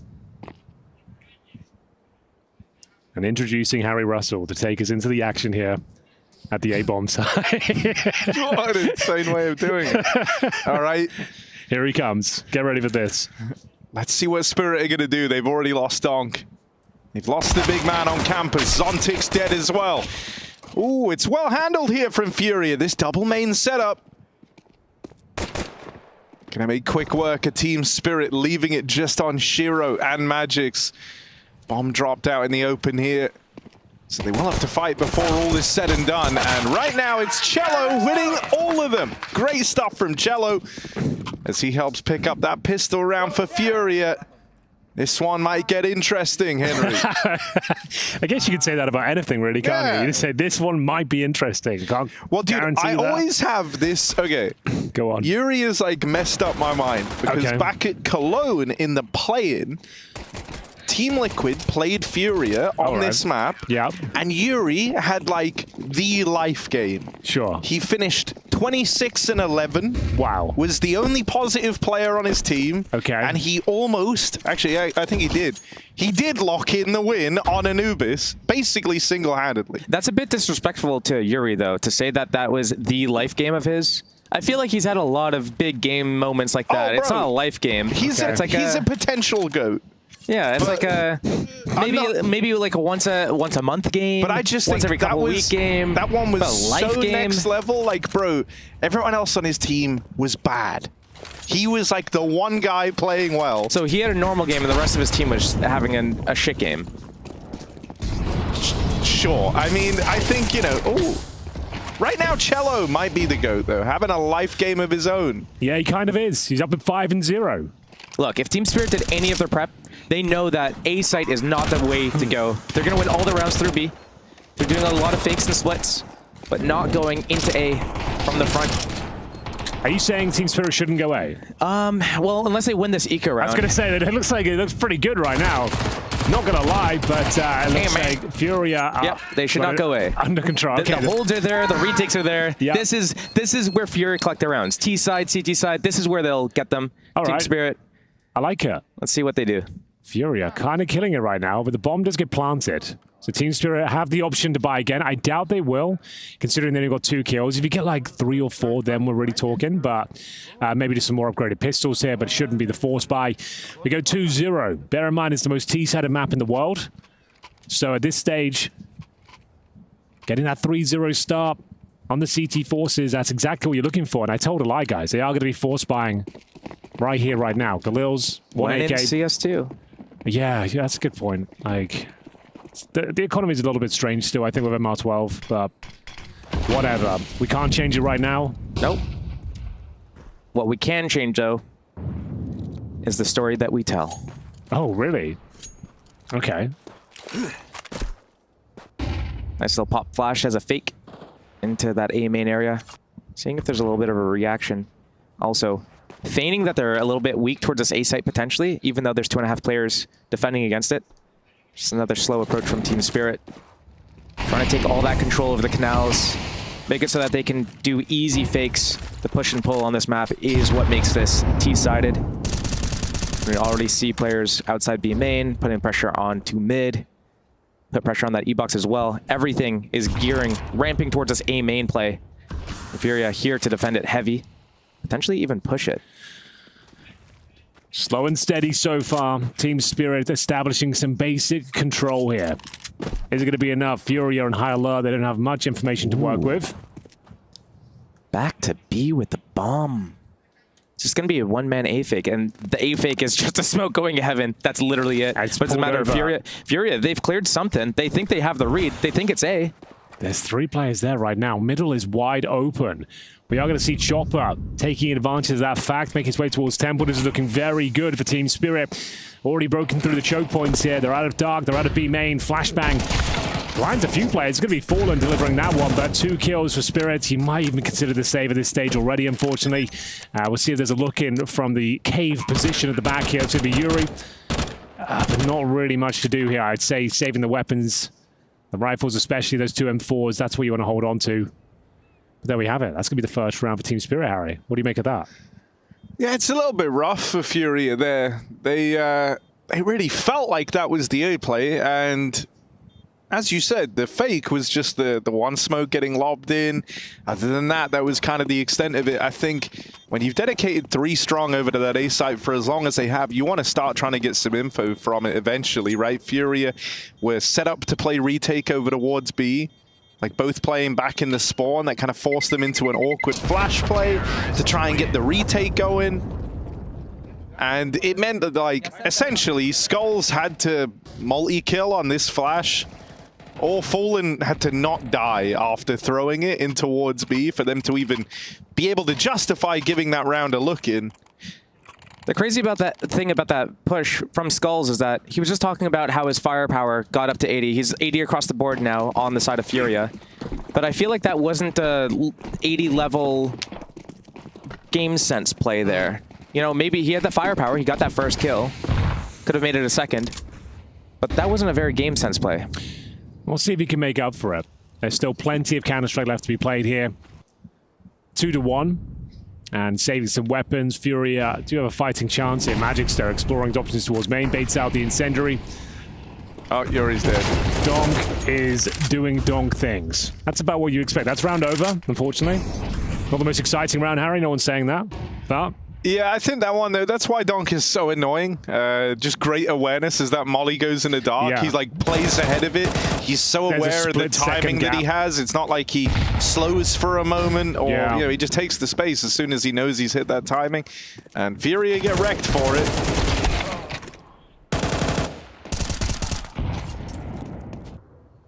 But, you know, Donk is going to get, in any game, going to get a couple of rounds like that, where he just plays with full confidence, hits a golden timing, gets a double kill, gets a multi-kill, whatever. You kind of knew that was the nature of this series if you're Furia when you signed up. Josh, you've been here for a while now. What's been your favorite memory of EPL so far? If you had to pick one, there's been so many to choose from. There's been so many to choose from. We're talking about specifically the games or potentially some of the However skits. you want to interpret it. It's not a complicated question, I would say. Just whatever you want. The thing is, there's so many good memories and so many good moments that they just all blur into one. It's just like one good overall memory. My favorite bit, I'll be specific. I'll give you an example. Okay, give me a specific one. When Lake screamed at the floppy, "Look at me, Ricky!" That was my favorite. That was my favorite moment. Maybe not even of EPL. Maybe my favorite moment of my life. So okay. That was so far. That was great. That really made me laugh. I really enjoyed that. Yeah, that for me is a highlight of EPL. I don't think we've ever had anything that funny happen before. But there's still time. We've still got a week left to play. You know, it's my first time. I've only been here a week. Still and there's been so many good moments that I don't know how it's possible to kind of one up consistently. Well, you guys are just geniuses at your craft. Shit, I bet. Geniuses. Well, here comes Chopper, flushing them out. I can't believe he ain't fighting more. There it is. Yeah, a little bit of faith from Chopper. Well, that's Team Spirit in beat. That's the round. But it was just USPs, so it was never going to get that fun.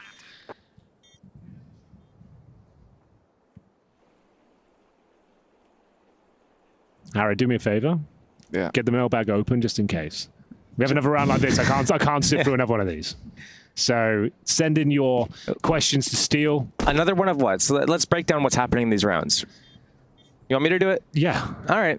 Team Spirit, slow defaulting, taking control over the whole canals, the fast rotations between the two sites.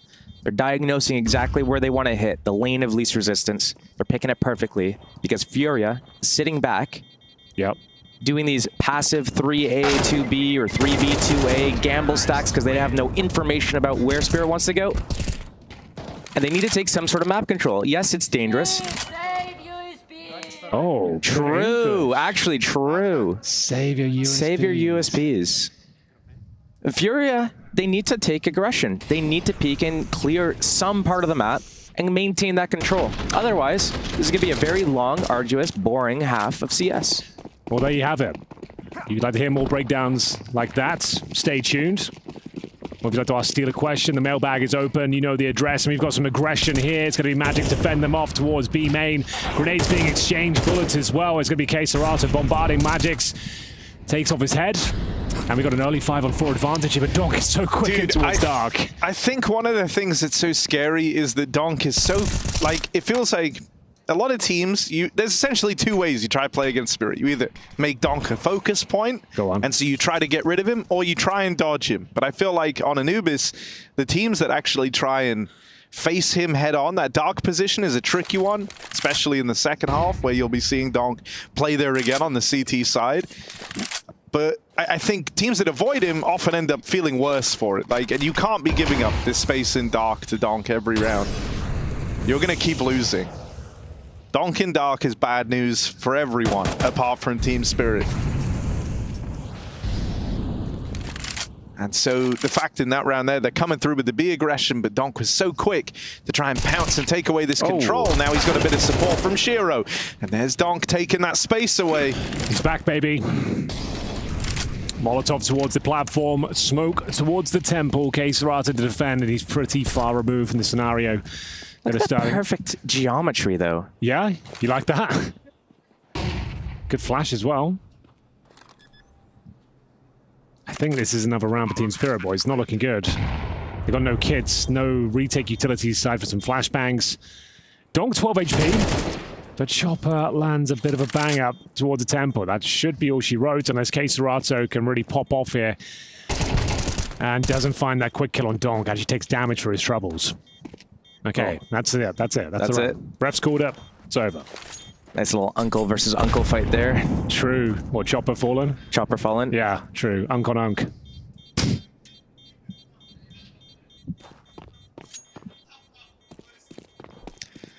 I think Spirit often just have like two kind of points of contact, and that is either Zontix over at A main, getting a bit aggressive in the early round, or it's going to be Donk trying to take these fights early at dark. Other than that, Spirit are quite content to just hold the extremities for things like a B push that Furia tried in this round. This is also a round where, correct me if I'm wrong, didn't Furia have that early man advantage, 5 versus 4? They pushed B and got the first kill of Magic's, yep. Got the first kill, alleviated a lot of pressure, but then once they ran out of nades and it was just down to M4's armor, maybe a couple pieces of util, that's when they decided, I think they smoked B main and tried to fight that dark area E-box together, but it was just too separated, and those fights favor the AKs really badly. The trades are there for the T side as well. The round unraveled. Plus, it's like holding the dark push out from B main, if you go and like actually control that space, is a pretty good fight for the CTs. But like trying to scramble back in and taking the wide swing from jail feels the worst. Yeah. Okay, back to the B main aggression. Didn't work this time. Yeah, there's Donk leading from the front. Good try. That's all the rifles gone. Yeah. All right, so both the saved M4s just go towards B. You know, we saved our A M4s. They're going to think that we're playing A with them. We're going to push B, catch them off guard. No flash, by the way. Give me a mailbag question. Come on. Give me a good one. For Harry, that's it. I can see at the top.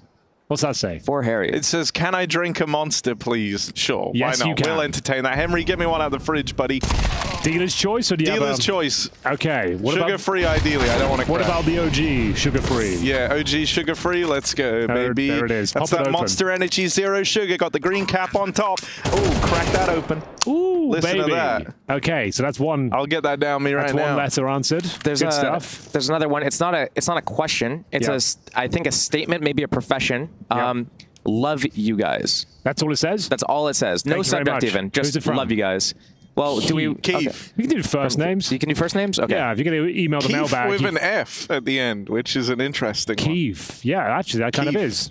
Thanks, Keith. There is the doc. Keith is the best bit. Better K than a Q. See what you did there, Harry? I like that. Never mind. What about this one? Question for Steel. There we go. Now we're talking. Let's Who's go. your favorite CS pro to watch play the game? Favorite CS pro to watch play the game? That's a good question. Ooh. Can't be Donk. You have to hate watching him. I'm just going to say Elige, because it's an easy answer. They're going to be playing soon. Ooh. So what's so good about Elige? Why should people stick around for that game? Why do people like watching him? People should stick around for that game because the way he plays the game is not only is he very mechanically talented, he also gets a little bit into it emotionally. He's passionate. He's very passionate. Yeah. When he misplays a round or he dies a certain way, he gets mad. He's into it. But he's a very smart player. He has a lot of understanding of what's going around in the situations. And with that information, with his reads, he makes very calculated, aggressive plays. So he's very active. He's always moving around. He's never just sitting back, letting things happen to him. He is the one that is creating the reaction. Well, there we go. Thanks very much for your questions. We're back into the gun rounds here. We filled some time.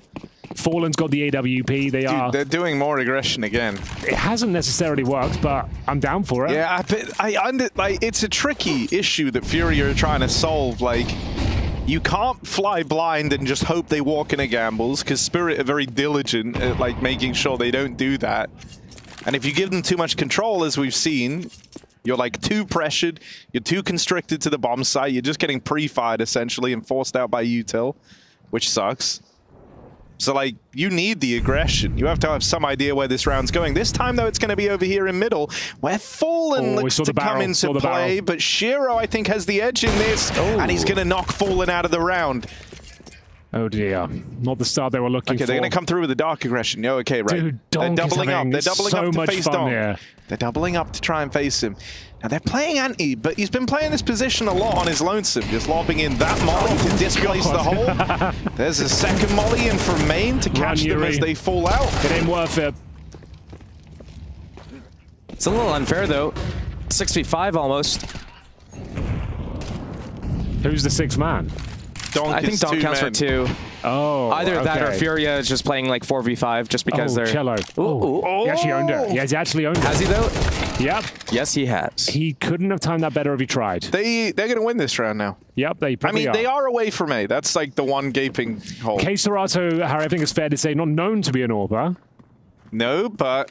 Oh, the timing on that. The timing on that. Oh. Come on, K Serato. I like how you said they will win this round. Now you can leave it like open-ended. Yeah. Just to make it up about like, yeah, you were talking about team spirit, actually, not Furia. And that's it. That's the round. Back to the mailbag. Let's go. Dude, there's a new one just came in. 2 out of position, man. Question for Josh. What's that one? Well, the problem Question for Josh. Yeah, ask me the question. Ask him the question. Come on. Just get on with it. Let's just do it. What's up? You're doing very good casting. I really like to watch it. My question is, if you have tips for getting into the esports industry... You've come to the right guy. Yeah. This is your dude right here, What Josh. would be like the top don't do this thing? Well, I got a few of those ones, actually. I think instead of focusing on the negatives, let's focus on the positives. Okay? What should they do? If they want to be an esports man? Well, it depends on what type of... There's so many jobs here. Okay. You have the production team in the back end, the unsung heroes that are here from dawn till dusk. Did you study esports at university, Josh? I don't think it was a thing at the time. No? What did you study? Psychology. Psychology. Dropped out for esports, of course. Okay. So a psychology degree might be the way forward. It could be. What did you study? Digital media. Well, there you go. Kind of a... There you go. It's a shoe-in. Kind of a broad spectrum of things there.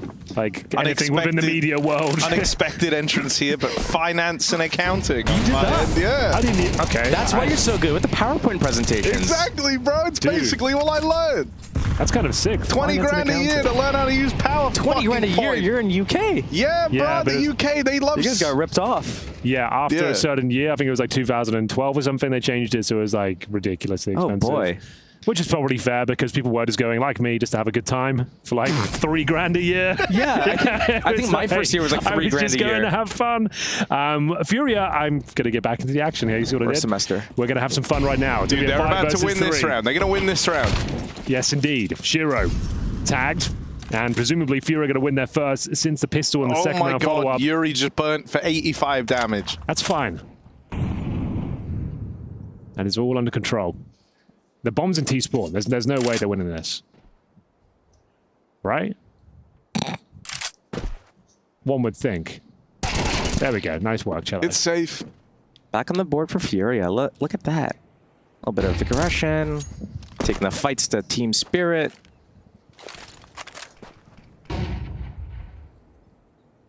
And now, a 30-second save. You know, Virtus Pro lost earlier, but still here in spirit. Hey, there it is. He's dropping bars. He got that from his rap degree. Shiro, come on, lad. Take one of the grave on your way out on the save. Let's see it. Do it, Shiro. There's that little voice in his head just telling him, like, I know I shouldn't peek, but what if I did? Thinking about it. Not going to happen. Furia back on the board. Good stuff. And we're going to have a tactical timeout from Team Spirit. They're second to use this map so far. They're currently a map up, looking for that 2-0 opening game of the playoffs for them, and it's going swimmingly. 3 more rounds to go on this T side. 7 or 8 is what they're aiming for here. I think Fallen should only play A. He shouldn't play mid. He shouldn't play B. Okay. And if they want to put any more people towards B, they can put more rifles there. It shouldn't be Fallen that's rotating off. He should just sit there. All right. He'll literally get a 40-kill game if Team Spirit goes A every round into his op. 40-kill game still on the cards for Fallen. He's currently got 3 kills. Yeah. So it'd have to be something quite special the problem is, like, he's going to have a 4-kill game if he goes mid and B so often. Yeah, okay. Fair. It's a 10x. All right, we'll see what he can do. Where does Fallen go? Have your say now in the chat. We'll do a vote. He's going towards B for now. Going to be holding just towards Temple. Nice little nade. Actually should do some damage here. Significant towards Shiro. AK for in the hands of Cello as well. Zontig's making his way towards A main. Smoke will Are they about to dark aggro? Yeah, they're dark aggroing right now. Skulls. How is Shiro alive? There we go. Nice. That's perfect. Furia's That's exactly learning. what you want. They're learners. Oh, and this is now a couple of rounds where Donk has been that first guy to die. That's a good feeling for Furia as they look to find themselves a fourth here. If they can come back this late into the second half, and it's going to be a real grind. They basically have infinite money to get through from the side of Spirit with how this game started. But if they can grind something out here, like 5-round CT side, considering how this was looking, I think is enough for Furia. Enough for them to at least keep the second half close. It's a pretty damn T-sided map. Thing about Furia in these last couple of rounds is that they really channeled their knowledge. Nade util lineups. Nice work. And now a nice little setup here. A bait and switch. But I like it. Aggression through A main. 1 round, get those kills. And then with the same sort of nades, you lock down those stairs, you lock down the canals, you throw the flashes over, you fake like it's maybe even an A push again. But it's actually from dark, from the sides, catching the players in the back. Lovely little aggressive take there from the CTs. Pressure from all angles, good incendiary down towards that pillar. Shiro got burnt alive, and it'll be Furia with their 4th on the board. 2 more rounds to go. The money should be fine for Team Spirit. They won't be needing an eco this half. Penultimate round now, as we've got more aggression. K-Serato fancies to go this time. Molotov Dolph, though, will dissuade him. And back he goes. I like a Fallen's positioning. Where is he? It's not A. Oh, Chopper, that's nice. Needs to get out of there with 5 points of health. I feel like Fallen should already be rotating. Okay, he's going now. Extra few seconds of delay. As K-Serato took up middle, but Team Spirit have now left this B control that they were looking for. Yuri's been Molotov'd out. K-Serato walking middle. Chopper decides not to peek it, and Chopper locks it in. 5 HP. And the advantage goes the way of Spirit. Hand-delivered by the low-health captain. Fallen tries to take the midline, but there's a big gap over towards this A site that he's kind of desperate to go unplug, especially when K-Serato is the man that falls over in middle. Spirit, no. He's often the one floating around over there in A. So trying to pad out this A side of the map right now. And Furia, that was an important fight for Fallen to win over here in mid. The rest of Team Spirit about to go walking in. Heaven peek up first. Yuri gets the spot. That means Fallen can turn around and take up this angle. Oh. Awkward timing. Pulls out the incendiary, maybe the worst possible spot. Looking for players crossing over, and he does hit another lovely one with the AWP. That's going to be a 3 versus 2 advantage. 20 seconds remaining. Zontix and Shiro thrown into a very sticky situation. Zontix will find the first blow towards the defense, and now it looks like they might even have the advantage. We've got a very low HP Yuri who burns to a crisp in towards Dark, and then a flank coming in from Cello.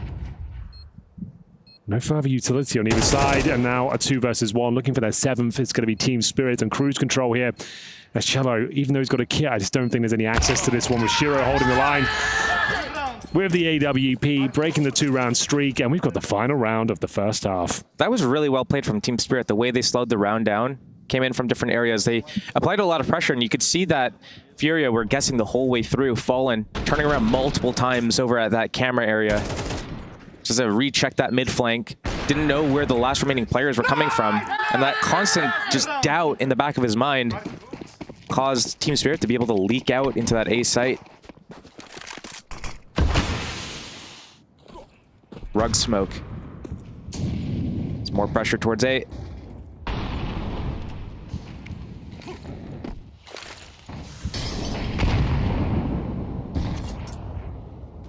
It's Team Spirit taking middle.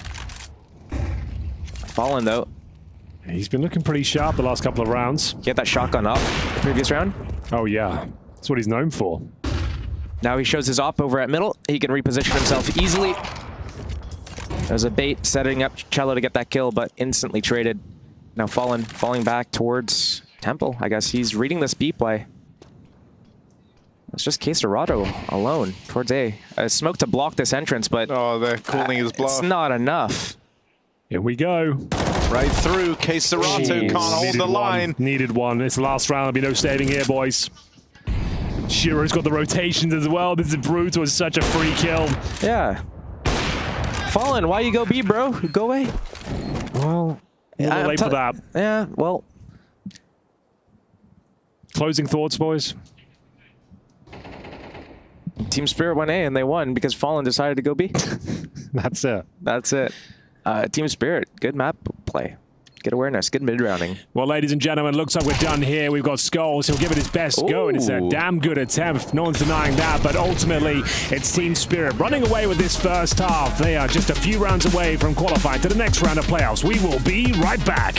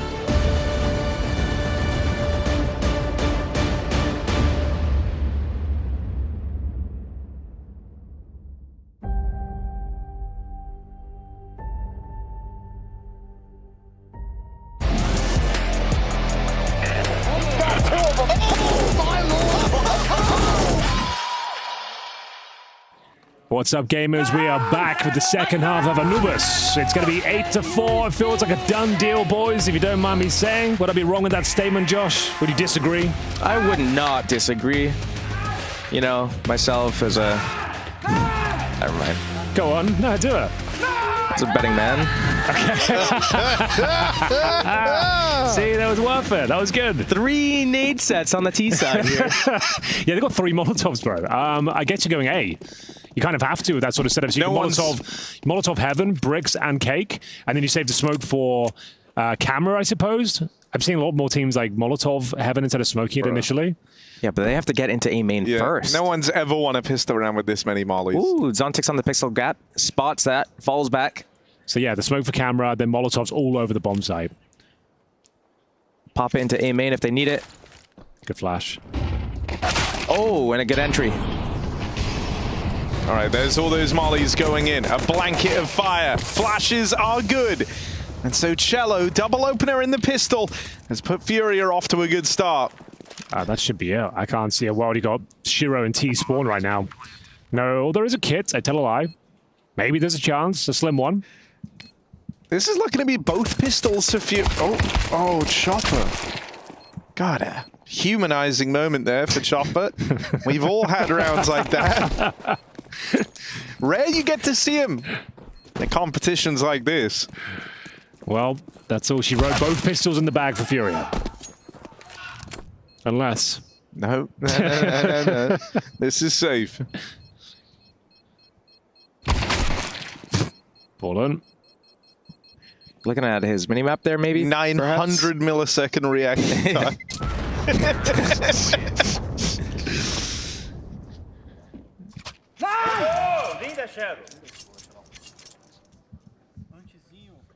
Well, it's a saved pair of dualies. I guess that's something. If you've got a Force Buy. And Kevlar, yeah. If you're the AWPer as well, you don't necessarily want to be purchasing up much more. I tell a lie, he's gone for Famous. And Zontic's not happy with that. See, we had this discussion the other day about the whole FAMAS thing. It's like, why not just get an MP9 at that point? Like, is this gun that good? Is it good enough? Maybe he's got the burst fire tech down. You know what? I think that's going to be a low-key kind of viable option in the future, the FAMAS burst fire. I don't think anyone's really tried it out yet. I don't think anyone's actually given it a go. That's the next code to get cracked, 100%. Because... Dude, I played Burst Fire Fam. I told Josh this when we were talking about it. I played with it for like a month. Told all of us. I did tell you, and I told all of you about this. I played with it for like a month. Okay. And well, exclusively FAMAS Burst Fire at every. At 16k, I got the FAMAS and put it on burst. I didn't even buy nades. I wouldn't play M4. I would purposefully play FAMAS Burst. How did it go? Actually, it's kind of cracked. I've never seen you use the FAMAS Burst Fires since those days. No, because even though it's cracked, there are just moments where you're like, I know if I'm just spraying him with literally any gun, I win this. The best example I can think of the FAMAS Burst Fire, at least in Source in 1.6, when they're like, Dust 2, crossing over to shore, you're a car, and then you see a little head, you go, that's the time to do it, right? Yeah. Those are the angles. You don't want to be doing it every single encounter. You want to be playing like... Or we play like ramp on you, for example. Angle Can you do that gun effect again? Yeah. Okay. And I haven't actually, I've never even put a burst fire on in CS2, whether it be the Glock or the FAMAS, but this is looking good. This Force Buy is being pushed back on, but Shiro holding on. Will he use the burst fire? That's the question. That was not a burst in that moment. That was a more like a instead of a... Yeah, you're right. The thing with the burst is like, I feel like the second bullet is actually very easy to path. So you can like double dink, or the way I would do it is I would like have the first shot hit the body. Yep. Second shot, so I have to pull down less, would be the one that hit the head if you aimed at the right point in the body, if that makes sense. I don't even But it's weird. It like changes how you think about shooting. Because with most guns, you're looking to go headshot on the opener, then you pull down and you get, you know, the body shot or whatever. So you're going for the old like fake Reddit Astralis tech where they're aiming at the, you know, upper chest where they shoot their M4s. So then when they recoil, it hits the head.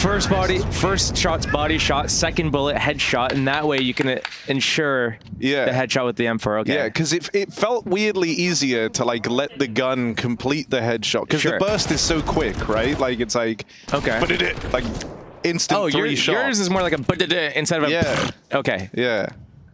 Maybe we're using different FAMASes. Yeah, maybe this is the problem. Because Henry sounds sick, bro. If it fired like that, I'd just be aiming head all the time. Yeah, it feels like the third bullet's slower, weirdly.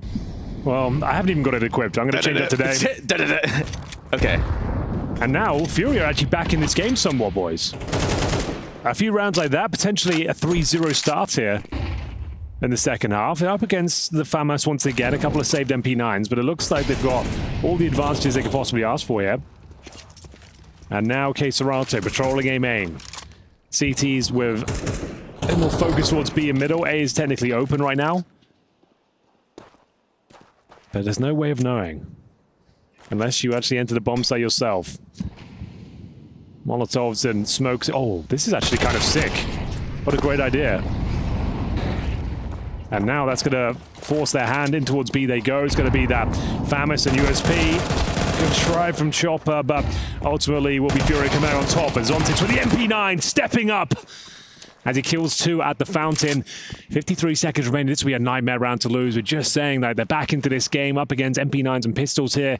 Should be enough to win. Still can win the round technically, but it's a 3-on-2. Skulls will find an AK-47. Time is of the essence, though. They are segregated as a duo. Skulls and Fallen trying to team up. It's Fallen with the bomb in towards A main. Dong tucks himself away in such a prime position for this sort of scenario. He just needs 1 kill. Up against Fallen, though. Oh, spotted is Fallen. He knows it as well. Donk will swing on him. That's bomb down, and presumably the round itself. Skulls just doesn't have the time to get 3 kills and a bomb plant. Donk just won't even let him get near him.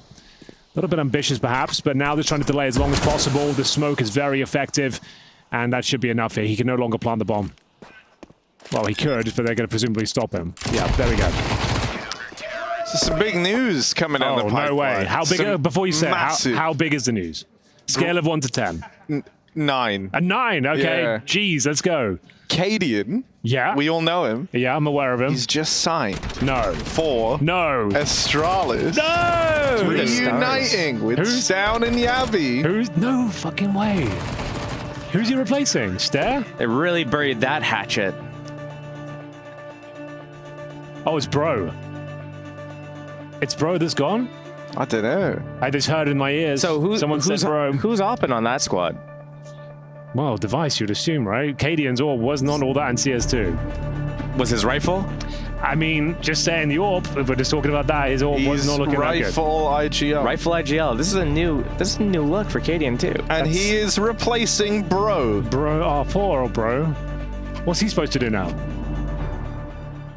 Anything? Just on the bench? Does he get a choice? Does he get to do anything about this? Feels like that's unfair. I feel like my buried the hatchet line went under the radar a little bit for you guys. Because of the whole like backstabbing thing with the hatchet? With the hatchet. Yeah, I understand. Yeah. Okay. I was just blown away by the news. It was big news. Yeah. Really good news. I don't know why this just feels like a troll, but it's real. Like everywhere I'm clicking, it feels like I'm gonna get linked to like April a Rick by roll. any chance? The thing is, though, we need to talk about this. So we just wasted the last 4 months with the Just device don't in-game click leader any thing. QR codes on that post. True. Not even going to touch that one. Sorry. It's too... Ooh, sorry. Furia, Too they're fresh. breaking in. They're breaking in. They're breaking through with the breaking news. Take a look at Skulls over here in middle as Shiro's lit up. There's that mid push, leaving it all on Donk. 3 HP and 3 targets to find. He's got 1 health for each of them. And so Donk will be saving, keeping him on that AK. Seems like a worthwhile thing for Team Spirit. Horrible close there, guys. But Furia, 2-round game now. Down. I think it's been a 2-round game a couple times this game. Yeah. Bet. Kind of like, what, round 5? Yeah, round 5. Going into that would have been a 2-round game.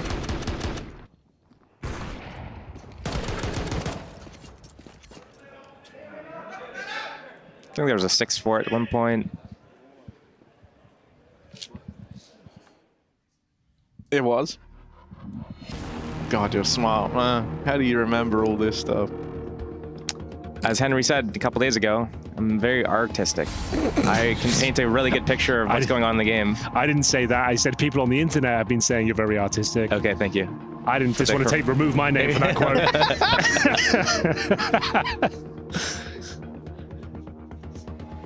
9-7. Send us your thoughts on the whole Cadian Bro situation. We'll read them out. Have you got some strong opinions? Send it to the mailbag. There he is. There it is. There he is. He's back. He is back. And he looks good in the jersey. He does look pretty cool. That's all the lighting. That is huge That's news. the lighting.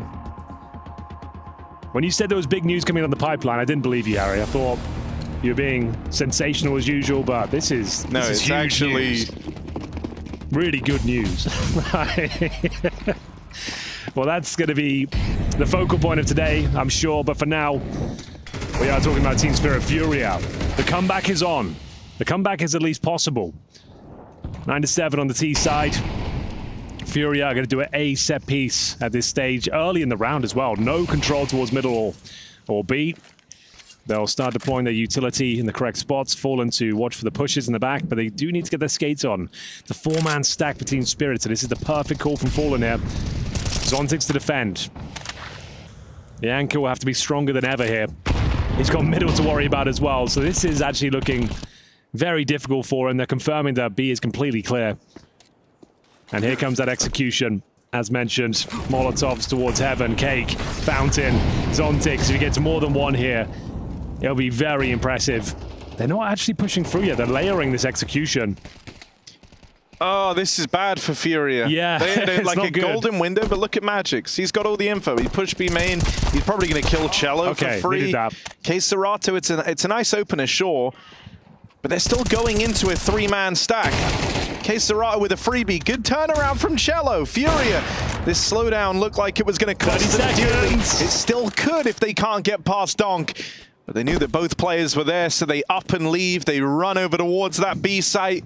Cello's already got all the room, and so Furia are safe after all. Unless Shiro, admittedly, good position to try catch Fallen, and Fallen didn't. I don't think Fallen saw him. Fallen saw him. Fallen knows. Yeah, all right, Fallen. Bet. Let's go. 1-round game. No one thought it was possible.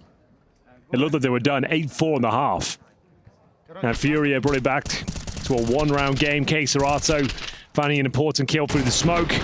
Head on the swivel is Cello. Waiting towards those T steps. Fallen aware of the backstab potential. We've got another eco here. We're going to go 9-9. Donk will get Deagle armor. So nothing is guaranteed. We've got a bit of a run boost situation. This is so good as well because Spirit keep kind of leaning stronger over towards B. They're trying to anticipate that B hit's coming, but Furia keep hitting that A-bomb site. And so this is causing a bit of mind games between the squad now, right? Will Team Spirit adjust to the A plays in time? Will Furia mix it up first and come through with an up-tempo B play? These are the questions. These are the questions. And they will be answered before this game is over. That's another. They've gone for the A stack this time, and guess where they're going? Yeah, it's perfect, man. Oh, Fallen's in the head. He's playing them like a fiddle. This is perfect. So good. 4-man stack. The round's essentially over. Shiro's got just a USP to defend B. Bruh, Fallen better be ready to do his in the pocket celebration. Oh, yeah. Because, like, holy. Yeah. Let's go. It's like the news of Cadian to Astralis just breathed new life into the side of Furia. Or maybe, on the flip side of things, Team Spirit is shook from that. Just for the avoidance of doubt, everyone in the server doesn't know that this has happened yet, but in a way it has affected them. They don't have phones. Not tabbing out, checking HLTV at halftime. To my knowledge, at least. No, I'm pretty sure they're not doing that. They're going to try this round. Retake, though. Fuck it, why not? What's the worst that can happen? Better than saving 5 USPs. Here it comes. Is there a chance? Is there a world? But they made this round work. It doesn't look like it. It's going to save the AK-47. But they're not going to save the USPs. Donk cannot be given it if he's going to do the same thing.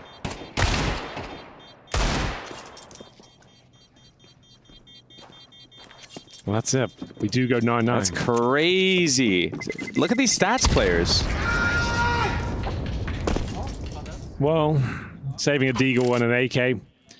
Money back on track here. Still looking for that 2-0 out Spirit, but it's slipping away. Third map of Dust 2 might be required here. There's still a long way to go. Fury up.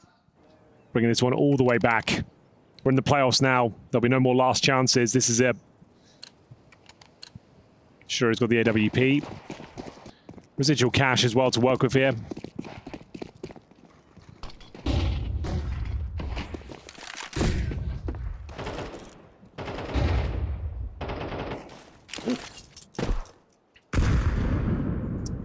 No damage. Fallen even read the stairs nade, plays it deeper on the AWP. Like, god damn, he is in their brains. He's just feeling it right now. Like, he doesn't have many kills, but yeah, 6 and 12. He's here for more than that.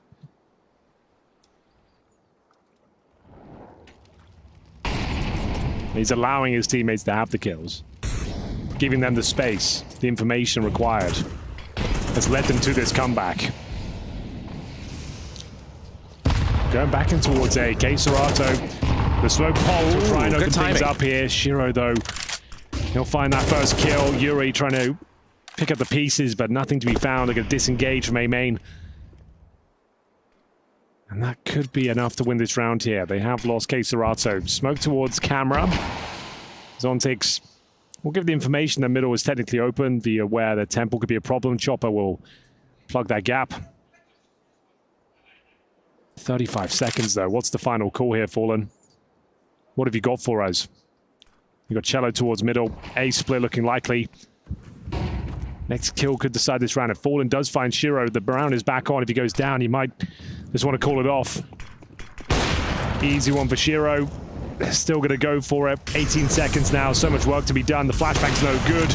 Shiro continues to deliver pain here. Fallen brings one back. That's his 7th kill, but no way of winning, I'm afraid. 9 seconds. Needs to save. Get the hell out of there if possible. Faking that fact. Hoping it will cause a swing. They're going to try and lock him in here, but money quite brittle on the CT side. So they'll take the lead and just try and keep 4 players alive. And they don't want to sacrifice any rifles. They've already got an AWP of their own. It's interesting to see how lazy that approach from Furia was there. In the match against Red Canids, no shortage of entry fraggers. This is great timing, though. As soon as Team Spirit heard that flash coming into that A main area, they countered it with a nade, broke their side of the smoke open. That got Shiro the entry. Maybe that 4 versus 5 pressure mounting on Furia. They didn't really have any entries. But they have the economy. They get another gun round. It's a 1-round match again. Slow play. A little bit of map control for the T side. Zontix playing anti-flash from the get-go while it's just the smoke down is... it's a wild show of how much faith he has that they're not going to try and sneak on through. The funny thing is, on the flip side of things, Team Spirit absolutely just walk or run through smoke. Yeah. Dry. No flashes, just run through, ball out. All right, they're going to hunker down back over towards that A site. Right now, Team Spirit have just taken B main away, and so they now know it's not the B play. They're going to start rotating around early, and that means they're going to be pretty padded over on this A side of the map.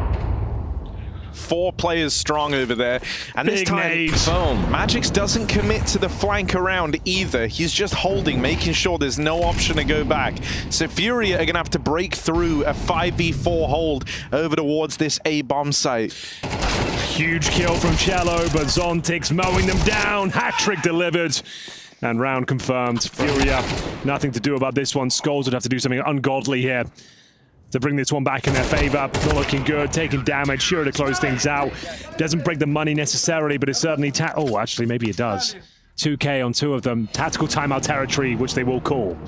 11-9. Next round could decide it. If Team Spirit win this one and they do force buy it, it's GG. It's all over. Red Rover. Dude, I mean, the thing that feels awkward is like the last 2 rounds for Spirit. So the first of the last 2, they only played 2 over towards A main with Fallen kind of holding water on his AWP. Yeah. And then they had the mid lurk and then one guy kind of nearer to B to watch for aggression.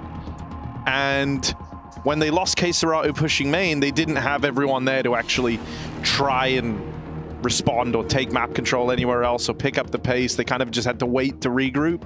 So that round, they try to go a little bit faster. They go more through mid, more towards A main. They get all the map control, but both times they haven't spotted this B aggression. They haven't seen it. They don't know that Spirit are doing that right now. You'd think that after they walk into an A stack that that's going to be something they're considering. But like, if you know that your opponent is pushing B towards the tail end of these rounds constantly, you can wait. You can try and have that be your way in with a bit of an A fake. It's just Furia don't have that info right now. And so I'm worried they're just going to go back to this A play again because it was working for them early on. And they're just going to be undone by the exact same tools. We're going in again, boys. Here's the B main aggression from Magix. It's the exact same round. They try to change the pace. Okay. They try to use that to get in. We'll have the chance to get past Shiro here, and he can't take out one more. That should be enough.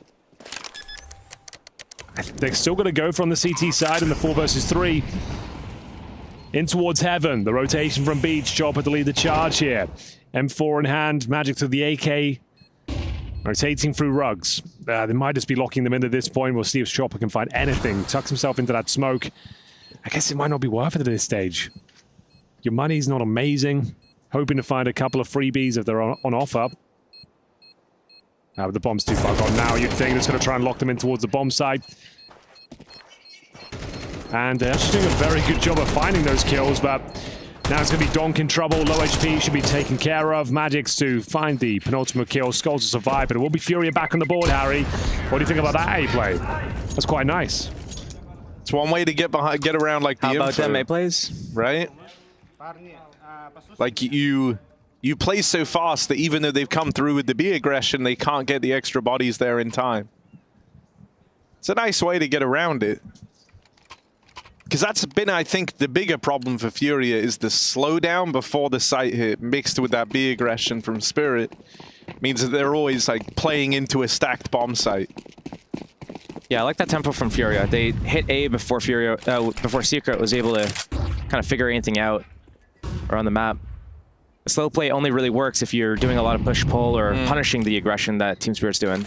But without that, in lieu of it, you gotta just hit your timings a little bit quicker. And this annoying though, Furia, they've actually decided to wait for the B aggression this time around, and Spirit started 2 mid, 2 B, so no aggression from that B side of the map. It's going to be a far more stagnant round for this Spirit CT side. Well, here we go. This round's still a difficult one. Furia, even after winning the previous round, 4 casualties. Galil's in hand. And this one a little bit slower. We've got a Molotov ready and waiting, courtesy of Fallen. Throws it in towards middle. One towards Hut, one towards the double doors. Shiro will have to find a more defensive angle now. Looking for series points still, though. Team Spirits and Chopper taking massive nade damage there. And it's that mid-control. They seem to get it each and every time. Shiro there to try and push them back this time, though. Will be smoked off towards the temple position, but still holds the angle.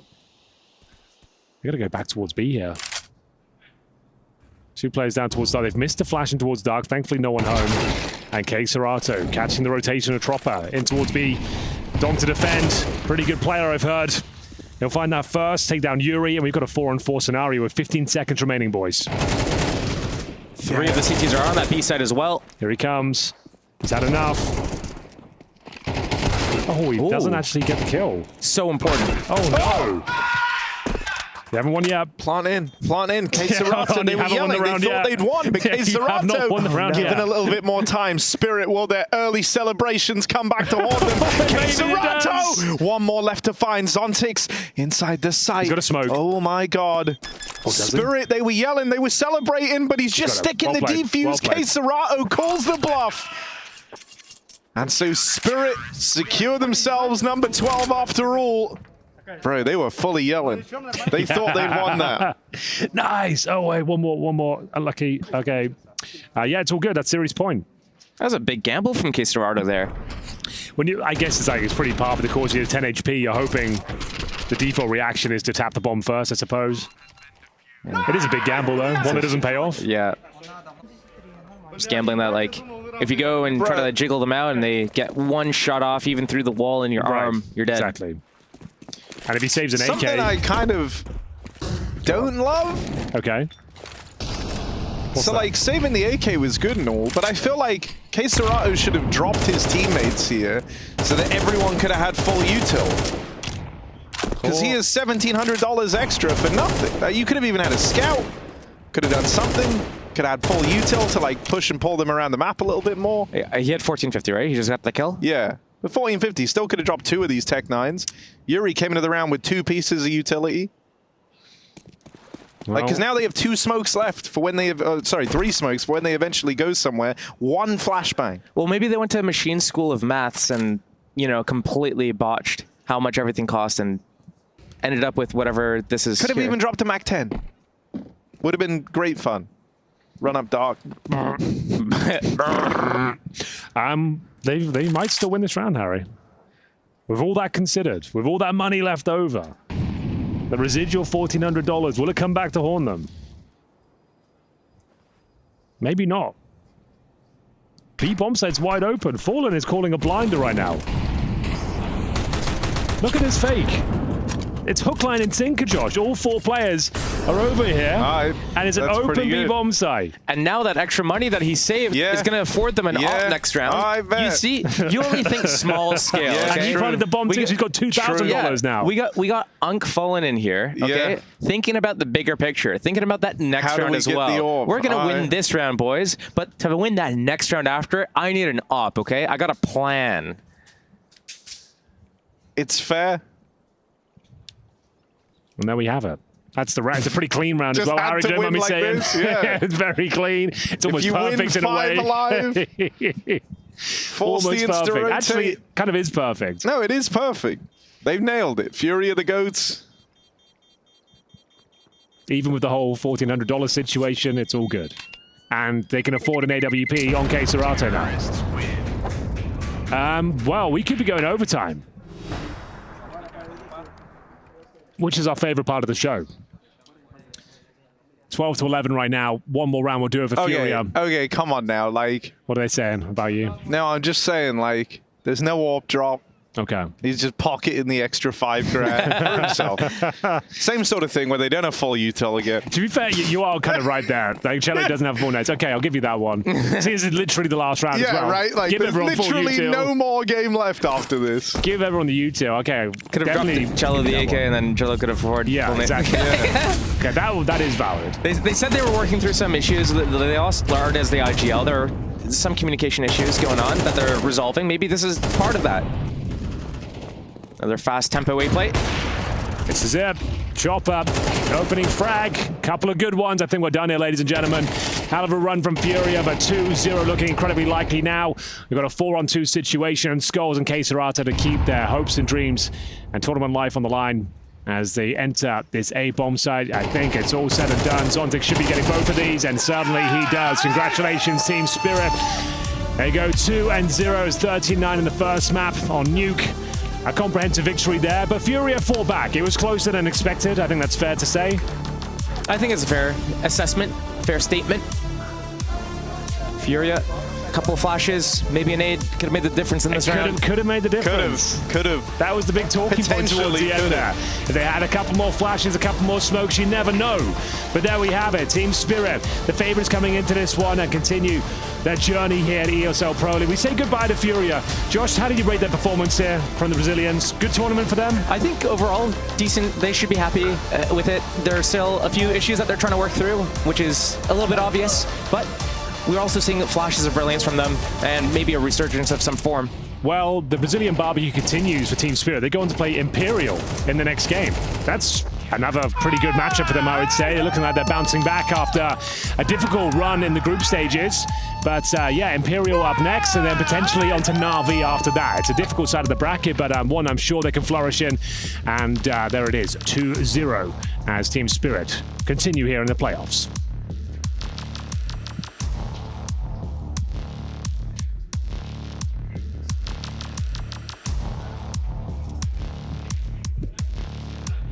Yo, what's up, gentlemen? How you doing? You guys want to switch sides? Yeah, go ahead, man. Go ahead. You go ahead. Y'all okay? How we doing today? Oh, I guess you didn't get... Okay, nice, guys. Nice, guys. You know why you're here? You have any idea? Do you want to know? How does it work?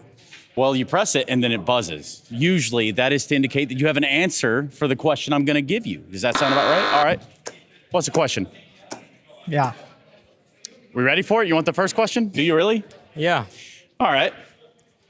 Zontix, you refused on an interview prior to the match. Were you just in the zone, or what kept you from doing it? I'm in the zone. Hold on, he pressed the button, so. He's in the zone. Nice, guys. Nice. Outstanding stuff. So no answer to that one? Is that what we're doing with? He's in the zone. That's what it is. Okay, I wasn't sure, because you never know with these things, right? With interviews, you don't like them or you do? Nice. You know, the microphone is how you kind of... He doesn't like injuries. Nice. Okay, that's another point here. All right, tell me about playing against Furious play style, but using the Russian language. Here's the catch. Do it in as long as possible. Говно. In which language? Russian. Это полный пиздец вообще. Я не знаю, что тут сказать реально. Что именно тебе не нравится? Да, блядь, все. Какие хорошие стороны? Ну, их много, там идеи, коммуникация, стрельба, реализация, все заебись. Иногда. Почему тебе не нравится тогда? Потому что хорошо, но не настолько. Okay. Yeah, you guys are done? I would have never have known either, so that's good. All right. Let's get into the game, though, somehow, some way. All right. Magix, which team started on the T side of Anubis? Wow. Spirits. Yeah, that was easy. That was easy right there. Who does the winner play? Who do you guys play now that you've beaten them?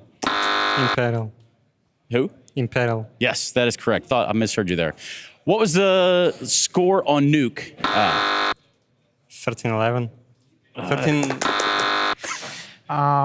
13 to 9. 13-9 is correct. That is absolutely correct. Okay. What side of the bracket are you on? The most bottom. That is correct. That is also correct. Which two players had the most kills on Nuke? Donk. No. That was in fact wrong. It was Chopper and Shiro. One last question I have for you, Magix. You said prior to this match that interviews were, quote, BS. Do you know why that to be the case? Biased. Кто? Interviews. Interviews are biased. Что это значит? No?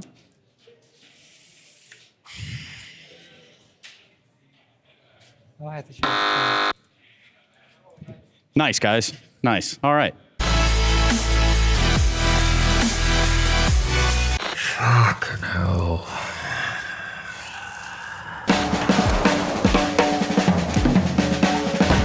So, hello, I'm Machabo. Listen, I call for Alexi when he's joking. I communicate for wonderful. I simplify the stats for GL and motivate him. Never trusted it. I'll take it. Should be us. Ut gröten i halsen och prata. All right, we brought the fun bunch back to the couch there. The game show wasn't going too well. We kind of had to, we pulled the plug. Yeah. It wasn't working out. Poor old Stunner. He prepared a whole thing, didn't really land necessarily. He tried his best. What do you want to talk about? We've got lots going on. We've got more matchups. We've got my boy here behind me. Stunner, how you doing? I'm great, man. What happened just then? I was doing an interview. It was a whole Fart in a spacesuit, Chad. Fart in a spacesuit, bud. It was that bad? It was rough around the edges. They didn't participate. Well, yeah, there was a little bit of that going on. Honestly, I would invite everyone to just review the VOD, just kind of see if you were at fault. Yeah, see what happened who made there. the mistakes. We tried. That's all we can do around here is try, can't we, guys? I think they just weren't really up for it. That's all. Okay. Which is fine. Yeah. They weren't really up for it. All right. Sometimes that happens. It was supposed to be a fun little segment. Didn't land. Didn't necessarily work out. But now we're back on the couch, and there's news afoot. There is news afoot. News afoot. I just wanted to point out Jason covered the news really well. Really poorly from Jason. Having to edit tweets tells me you're doing a bad job. Yeah, so Jason did say, people forget how good Device was as a rifler in the early CSGO days. Device 2 pre-combo was fearsome. It's a new game, and he'll have the chance to find his game mechanically and mentally. So I'm praying he sticks the landing. So he thought that Device was going to go onto rifle. Well, the key word is not rifle, it's AWP, and our Air Force Aim High player of the match was Shiro. Let's bring this one up. You like that segue, Henry? I love that a lot. So Shiro, 38 kills, 24 deaths, 83.8 ADR, 6 opening duels, 2 opening deaths, and 8 multi-kills. That's the numbers. Those are good numbers. You read those really well. Thank you very much. I don't know. I think the calling from Fallen deserves this role, this spot, but you know what? We'll take Shiro as well. It was a good performance on both maps, with the rifles as well, by the looks of things. Yeah, those first 2 clips that rolled, and the fourth as well. We were all rifle clips, so a lot of rifling in the mix. Harry, are you going to say anything or just sitting there? He's just sitting there. He told me. I'm just blown away from that last segment. There was a lot. There was a lot going on. Like, I missed it. Spirit, very good at Counter-Strike. There's a lot of good dudes over there, but the whole, Magic's hating interview angles is an interesting one. I don't know if it's the best development. Well, that's their shtick, isn't it? Yeah, but your personal but I think brand, it's a bad shtick. Okay. You know, people like to hear from you, so talk. All right. It's good, Maybe man. we get you to interview them next time. That's a good idea. I mean, I ain't saying that. They're here to win tournaments, not for the stardom, okay? Well, you can do both. The best teams are the ones Apparently, that do you both. can't. Well, are they the best? No. Vitality is up there, right? To be fair, I've seen Donk up there before. Donk was trying when he went up there. He gave it a No, good Donk go. is super high energy, always down to do this stuff. He was up for He's it. good. Maybe get him next time. That's all I'm saying. But yeah, Shiro. Donk and Shiro, that's who we should have got. Donk and Shiro. Donk and Shiro. Okay, greatest They're bowler. both the two that are like really keen to do stuff. Greatest bowler Malta's ever seen is Shiro. True. Man. It was between him and Hooksy. Well, that's- Hooksy got the I thought you meant a backwards- cricket bowler. I was like, what's he on about there? Leg spin? 10 pin. Yorkers? 10 pin. 10 pin bowling. Yeah, there's a new bowling alley just opened. Just across the road. They redid the whole thing, so now it's a VR center, go-kart track. Have you been over there? You No, given not the- yet. But I would like to. Why Me and haven't Henry we? are We going to live go here. 10-pint bowling. 10 pint bowling. Yeah. Okay. I think it opened last week. They reopened it. It was a grand reopening. It was a whole thing. Our invites must have been lost in the mail. Must have been, but maybe we could go before you leave Malta, Harry. Yes, You and me. please. Let's do that. Let's do it, That'd man. be nice. Couple of friends, Lock couple in, of best lock friends. in. Just having fun. Just two best friends having the best day ever. Now. Why was the Chad? camera on me? I wasn't talking. What are you thinking, Chad? What's on your mind? Well, look, gentlemen, when we have Device a winner. on your mind? Oh, do you want to talk a bit about Australis? Why Look, not? time. Just your thoughts. What are your thoughts? Yeah, quickly. Everyone's quick dying to know thoughts. Chad's thoughts on the whole situation. No, wait, let's do the jingle live. We will just say Chad's thoughts. Chad's Okay. thoughts. What you gonna do? What you gonna do when they come for you? Chad's thoughts. Chad's thoughts. What you gonna do? What you gonna do when they come for you? Go. Chad.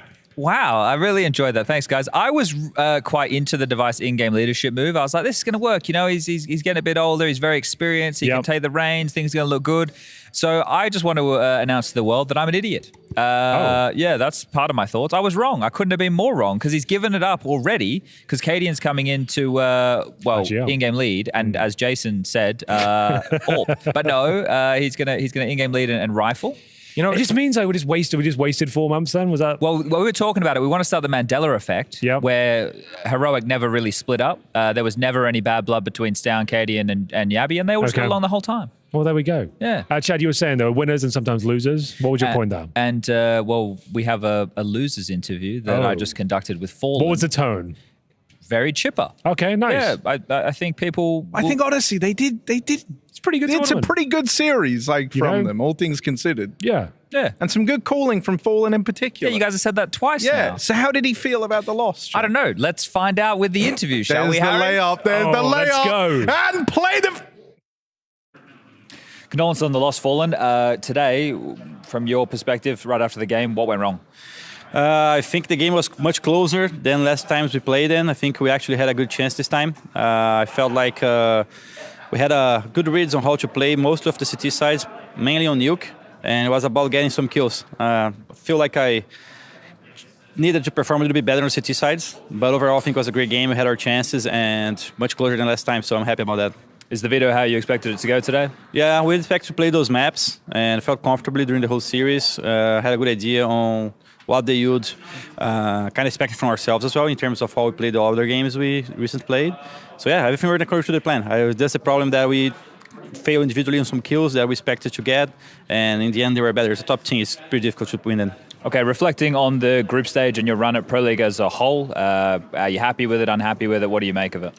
Overall, I think I'm happy with it. I think we played 15 maps on the first part of the tournament.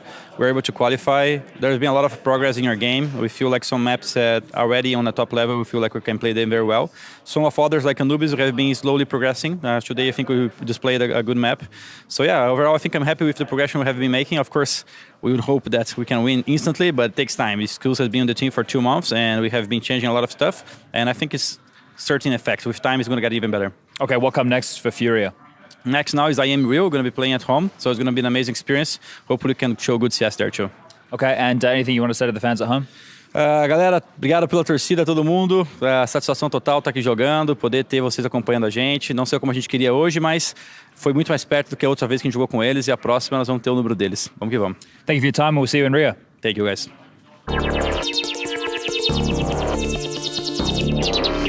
Attack at a freeze. You've given him in the up. A second shot. It's a straight. Blame? He's been playing on fucking IMAX. Did you feel smarter when you had more hair?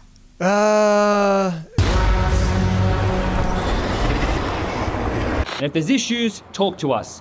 If there's issues with your audio setup, people can help you set it up. But it's a fucking risky, changing your accent. There's no way.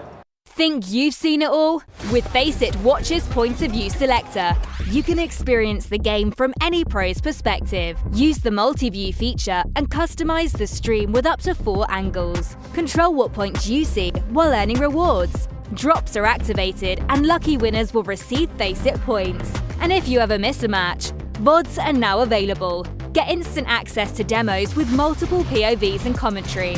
Watch it, control it, Faceit.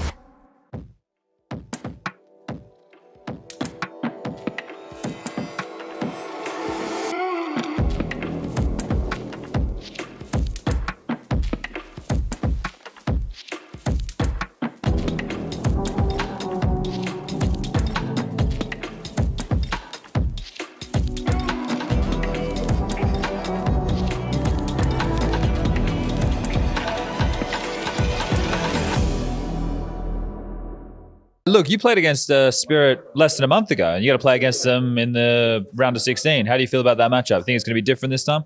Yeah, of course. We are feeling really confident. I'm confident, and they're going to see the Casetazo. Okay, easy as that. Easy as that. All right.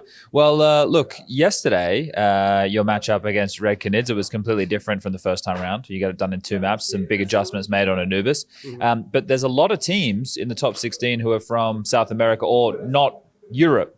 Is that surprising to see for you, to see so many names? Like we got M80, Complexity, I guess Liquid are a bit from everywhere, Imperial, right? There's a lot of names that aren't just European teams. Yeah, it's nice to see the Brazilian teams come so far in this tournament. I think when we got the opportunity, like all the Brazilians, we do everything for this. I was talking to Try before, and he said one of the problems that he feels is back home, they play against the same teams all the time. So when they come over here and they play against different names, he didn't say easier, but the matchups aren't just like, oh, they know exactly what we do. They like the way, they know how we approach everything. There's a bit, I guess it's like playing new teams is kind of means you can do your play style. But for you guys, you're in Europe all the time, so you probably don't have that same feeling. Yeah, I think we felt that in NA when we used to play there. But I think for them, it's way difficult to play with Brazilians because there's a lot of mind games going on. But I think for now in Europe, it's so tactical. So I think this is similar to the football in Europe and similar to Brazil. I think this tactics a lot. And who made less mistakes won the game. Is there one Brazilian team that you like beating more than others? Actually, allowed to beat all of them. Okay. You just like to be the best in Brazil. Yeah. Not only Brazil. Just I want to face Liquid again to regain the NA. All right. We're keeping up, with the Zoomers, I suppose, the younger generation. We're going to be doing a little segment called Fit Check, taking a look at the jerseys of the playoff teams here for ESL Pro League of Season 20. Now, Trace, you and I ran the streets of Malta and we found 3 of the most fashionable people we could find. To start, obviously, everybody knows Steele. He's played in multiple different games, multiple different teams, and he knows jerseys very well. How well do you know jerseys, Steele? I know jerseys so well that I can visualize exactly every detail in my brain from every team. Okay, on any person, right? That's what on you're any telling us person as well. Yeah. What about collars? You like the collar on, like if it's a polo, or what type of jersey you're preferring? I love the polyester ones that just make people stink by the end of the match day. Just Okay. like Interesting. the sweat just builds up and it can't escape anywhere. These are the type of expertise you can't pay for, but expertise you can pay for. Starting down the end here in the blue, we've got Dr. Jeans. Now, Dr. Jeans. That's Dr. Jeans' PhD to you. My apologies. I have got a doctorate in denim. You're aware of that. That's why we got you here. Well, yeah, I'm here to make sure I'm actually the local resident expert of Malta on fashion in general, and I specialize in anything denim or indeed jean related. Okay, and next to you, we have Barry Trussell, former bowling champion and commentator. People may remember him from a video with Shiro a couple of years ago. That was the Spirit time we just had, but has rebranded to The King, and The King of what? The king of the court. The king of the court. Yeah. Are you ready to preside over today's, courtroom? Of course. Okay, so three of you, we have a whole bunch of jerseys. Courts. 16 jerseys that are coming up, all right? 16 jerseys. Now, Trace has got the logos. We have a board, all right, where he'll be putting the scores. When you see the jersey, you give it a score. We put it on the board. We work out the best jersey. Do we get to feel the material? Or do we get to? No. Okay. You can visualize it That's and going to ask change Josh. things somewhat here. I'd like to touch them and feel what kind of quality we're dealing with, but that's fine. There's no denim jerseys, that's what I'm looking for. unfortunately, Nice. Dr. Jeans. Not yet. We're Not yet. working towards Okay. it. It's going to happen in the future. 2025 is our year. Should we You kick heard it things here. off? You gentlemen ready to get things going? Very ready, if you don't mind me saying. Let's get into it, shall we? All right, jersey number 1, it should be appearing here on the LED screen right next to me. This is the big jersey. Now, what color would you say this is, the king? Oh, I can see it already. You can see it? It's more like that's royal blue. Yeah. No. I agree. It's a navy blue. That's a royal blue, Joshua. You got a royal blue on. This is a ray gun. This is In a my doctor country, blue. it's the Royal Navy blue. The Royal Navy blue. Now, what do you feel about the pattern that they've gone with? That would be stripes. It's one of the patterns available. No, I think it's more like a bear claw slash, isn't it? That's what And they've that's gone why for. we've got Mr. PhD here. Yeah, well, I would say see it's that. closer to more barbed wire fence. No. No, I like that because you look at the logo incorrect. of the big clan and you got that big bear claw and yeah, Exactly, no, Joshua. that's Exactly. a Very very astute subtle observation. It's a very subtle design. Okay, so we're rating these out of 10, out sir? of 10, if we could get all of you to jot down the whiteboard. Trace on the Ceranthus over here will be putting the I scores lost on my the pen. board. Oh, no, we're good. So you all, I should have sorted you all out. So remember, guys, lots of jerseys to come. Okay, that's the thing. I want to work out what the kind of 15 system's more going to after be this. here. Yeah. Don't want to go too high or too low. And let us know what you think in Twitch chat as well. Out of 10, how much do you rate the big jersey? Let us know. We'll get our people looking at all that good stuff. And it's just an overall mark out of 10. Overall. 1 to 10. What you think? Because it can factor in lots of things, Dr. Jeans. Yeah, it's true. What are they? Are we considering? Do they wear like a nice tracksuit bottom? Well, we're only going with jerseys. Okay. We're not going with overall fit. Some All right, have matching perfect. shoes. Okay. So yeah, what are you thinking down the end there, Steel? Yeah, I'm just trying to fish out a non-permanent marker, but all I'm finding are permanent ones. So oh dear, that'll do. So use that. Why are there any permanent markers near the whiteboards anyway? Whiteboard marker. Here we go. Oh, this is no. If it's the same one. No, That it's not. He took it whiteboard- from Harry. Okay, cool. Yeah, get that one away. All right, get rid of that. I was thinking a nice big 9 out of 10. You guys have gone high on this. Trace, can you? Yeah, I got it. Give I us got your it. reason. My reason is I think it is a nice jersey. The problem was you don't want to go too high, also not too low. But I was thinking, you know what? It is a nice jersey. Okay, it's a nice jersey. So there's no. The only room for improvement is one more point there. That's There's as good only as it one more gets. point of improvement. This is. I feel like we have only good jerseys up here. Right? Okay, Yeah. all right. We're in the playoff teams. The playoff teams always have to have good jerseys. If they don't have good jerseys, they're out in the groups. Okay. 9 out of 10. The King, what do you got? By royal decree, 5 out of 10. 5 out of 10. All right, whack that on the board. And the Doctor. The Doctor is in session, and he's going to give it a nice 7 out of 10. A nice, sensible score compared to my colleagues here. Can I explain why everyone else went way too high? Yeah, go on. I'd love to. Firstly, not even the best jersey big I've ever had. There's been multiple other good ones, like when Smooya was on the team. They had the custom detailed Smooya branding added to it with, I think it was something save the something, like a God Save the King angle, God Save the Queen angle. As you are So you the king. enjoyed Yeah, that? yeah. but they and also I had like the one that. featuring fans' names that were printed Yeah, across, they've which was had pretty some cool. really cool ones over the years, and so I wouldn't feel comfortable giving top marks for what I don't even enough. consider to be the Org's best jersey. I in its appreciate it. history. I appreciate a fair That's why he's rating. the king. Yeah, That's yeah, why. that's fine. All right, let's get into team number 2, shall we? Let's do it. This is the new Complexity jersey. They're coming up next against FaZe. Now they've gone for a white number. They're still rocking the old, I guess it's the new Complexity logo, the star from the Dallas Cowboys. I think the white is a good choice. Just overall, it reflects light and heat, making sure it's a breathable and comfortable number compared to the black jerseys, Chad. What's going on with the patterning, though, would you say? No, the all this new detailing. pattern. What's this new pattern everyone's gone for these days? I'm not familiar with that. They've gone for the paint splatter across the jersey. Is that what they've gone for, though? I don't know. It looks like a screensaver of some variety back in the 90s. Yes, yeah. They had the 3D pipes flying around. Yeah. perhaps. Oh, that was a good screen. One of the best. You had that in your palace? Are you guys sharing pens? We're Do you want another sharing- pen? Yeah, I'll yeah, get I it. got you. We'll get Hold on, another I got pen. it. We'll sort out pens. Don't worry. And this guys. is clean. I think this is Clean? classic. Okay. I think it works. It doesn't have a collar, which I like. I think that looks quite nice with the cut. Okay. Very simple, but also does the job. Does the job. Does the job. It's not going to be getting a 10 out of 10. No I one's think saying white that. jerseys are notoriously hard to get away with, and I think that they've actually styled out quite nicely here. I gotta say, props to whoever put the logos on, because they got a nice look going with that, making the It's raining pens.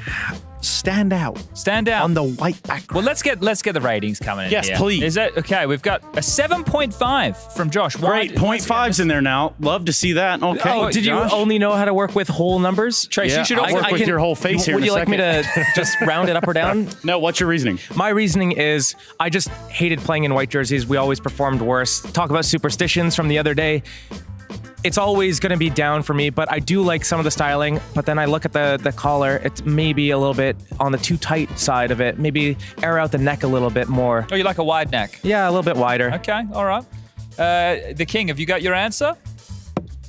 6.5. Wow. Okay. Of course. I've changed mine a tad. It was a fully round 7, but I'm taking it down because firstly, I don't know if I love the collar when they have the colored trim on like the So yeah, arms you got the already. black on the arms. Yeah, True. so it would have been nice maybe to have a Do you matching know vibe there. which material they've used for this jersey specifically?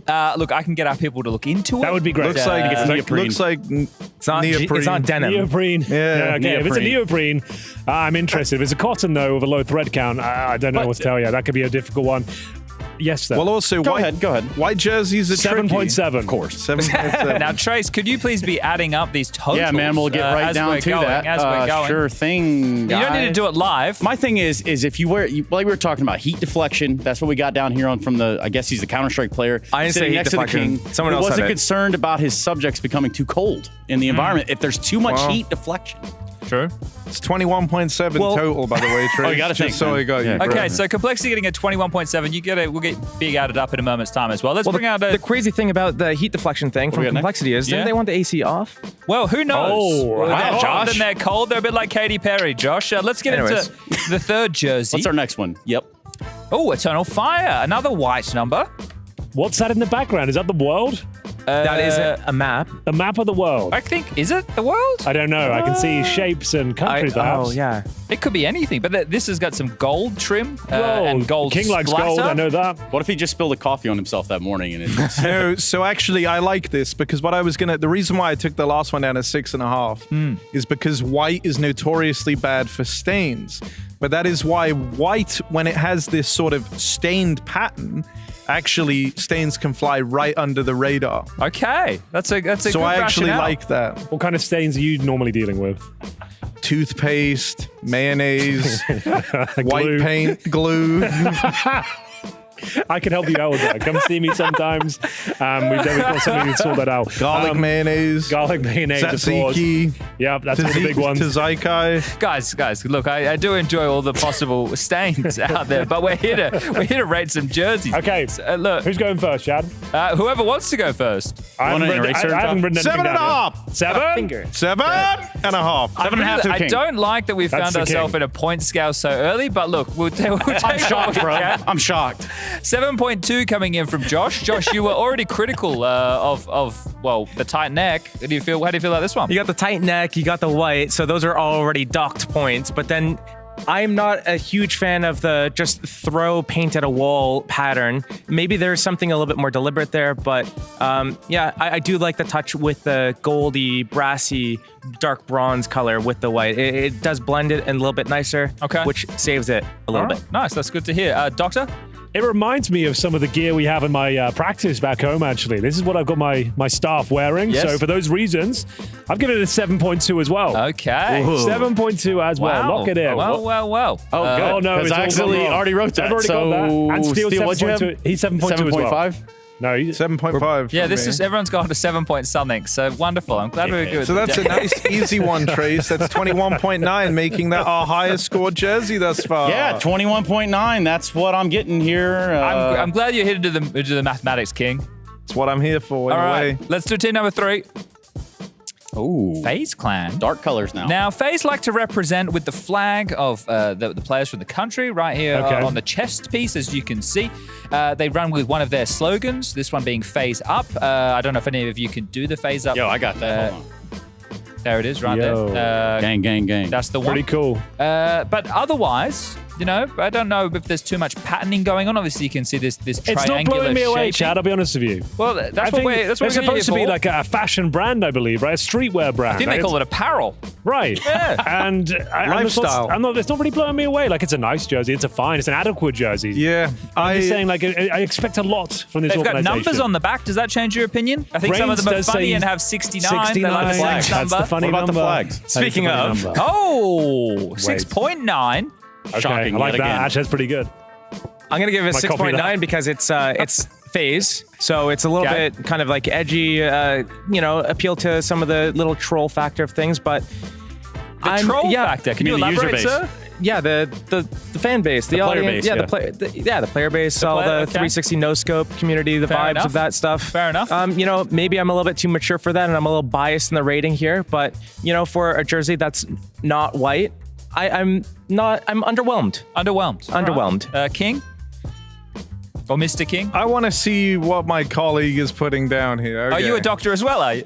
Dr. King? It's King Doctor. King Doctor, actually, sorry. yeah. King of the Doctor. I'm out. For the reasons I stated before, not a huge fan of the creativity. I think it's a bit basic. I think it's a bit safe, if you don't mind me saying, King. And I've gone for 5. Oh, nice. An even number. Yeah. Wonderful. Okay. I think they could do better. 6.1 from me. I think it's a pretty average. Is this for ease of mathematics? I think so. Okay. It's an esports jersey. Yeah. That much is for It's certain. one of the esports but jerseys. it's not saying much else. Okay. All right, fine. We'll get that tallied up. Let's go into jersey number 5. Okay. Not happy with that. Is the numbers check out? The team we just lost, All right. Furia. Now, this is lovely Yuri wearing the sporting number of the Now, I Furia noticed jersey. a big old cat on the front there, Jad. Now, what kind of cat would Now, that be? lots of speculation, Doctor. We haven't been able to find out exactly what. Panther, puma, whatever animal you might think from the jungle, I'd imagine. Now, I did used to be a vet, I'll be honest with you. I don't think it's either of those. I believe the that's... tried and tested vet to doctor trajectory. I would say that's more of a bobcat, if you're aware of that Okay. animal. All right, yeah. That's the silhouette I'm seeing right now. That's not a bobcat. I don't think That is not a you bobcat. guys are talking about. I don't know what think you're that's a doctor of. Let the medical Bobcats in professional Malta. speak, please. It's a bobcat, and I think it's actually from that region. It becomes from Brazil, so I feel like, yes, it's a bobcat, which is my favorite cat, and for that reason, I think I'm going to score it very highly. Nice black jersey, cool bobcat, and overall, nice stance as well. Love this photo, lovely work, and I'm blown away by Are this they sponsored by Hellmann's, or do they just like it? Do you like I your think mayonnaise? it's both. So, yeah, you might have a little bit from column A, a little bit from column B. Josh, you ever come across a bobcat before? I have indeed. They're like that, all right? over. They do not look like that. Bobcats are a lot smaller and less fierce. How big that is looks that? more like how a big mountain is, lion. How big is that one? How do you know the size of that cat from that It's image? bigger than my hand, I'll tell you that much. Bobcats are bigger Yeah, than but if you put it on like a 140-inch projector, it's going to look a lot bigger. Generally, Yeah, we're true. debating No denying jerseys that. or There's no bobcats denying here that. today. Well, 8.5 is what I'll say 8.5. for the jersey. Okay, you look at the collar, you think, oh, maybe it's strangling him, but he just has really large lats. You can tell he works out, takes care of his body. I do like the big cat. Why are we... Yeah. No, I was just going to say, again, this is about the jersey, sir, Yeah. and this is a Wendy's. Okay, well... What's your rating? What is it? I said 8.5. 8.5, guys. Look at I it. led with this. Okay. 6 for me. 6 for the king? And for the bobcat alone, 10 out of 10. We're going 10 out of 10. Wow. My favorite What are animal. the differences between this and the FaZe one? It's the cat. This is not FaZe. Yeah, did the FaZe Okay. jersey have a cat? No, fair. Okay. So there we go. All right, that's a high rating. Let's get into team number 6. Okay, this is Sir Snacks in the G2 jersey. Another darker number. Now, as you can see here, might need to squint a little bit, gentlemen, but there is some patterning coming over the shoulders, right, on both of these sides. Otherwise, I would say quite a plain jersey. Now, I've got the chance to inspect this one in the flesh. I do know that the G2 logo they've got is actually embossed, I believe. It kind of hovers It's a above. big deal. Yeah, and I think that's actually in terms of quality control, making sure they've got an eye for detail. I feel like that has to be discussed at least. They have a hollow G2 logo? Yeah, exactly. Ooh. And it kind of it's like a sort of plastic number that sits on top. Yeah, they sent me one to my practice. How do they go about putting that on? I believe with an iron. They get a. How does it hold up through the washes? They use golf clubs to whack it on there. How does it hold up through the washes then if they iron it on?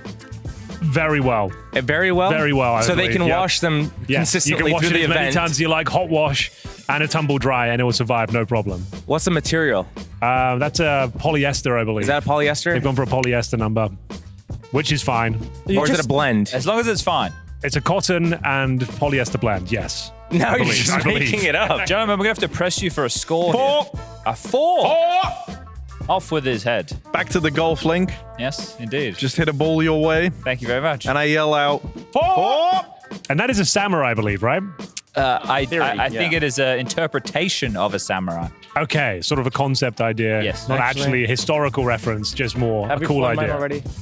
Josh, See it, man. I was going to adjust it down potentially By 1 on second point. thought. You could by like a adjust. full point. Okay, so a 6.4? Yeah, to a 6.4. Reason is, it is very, very plain. I think that Hollow was saving it. I think it was trying to make it save it even more than it actually was. But yeah, no patterning or anything like that.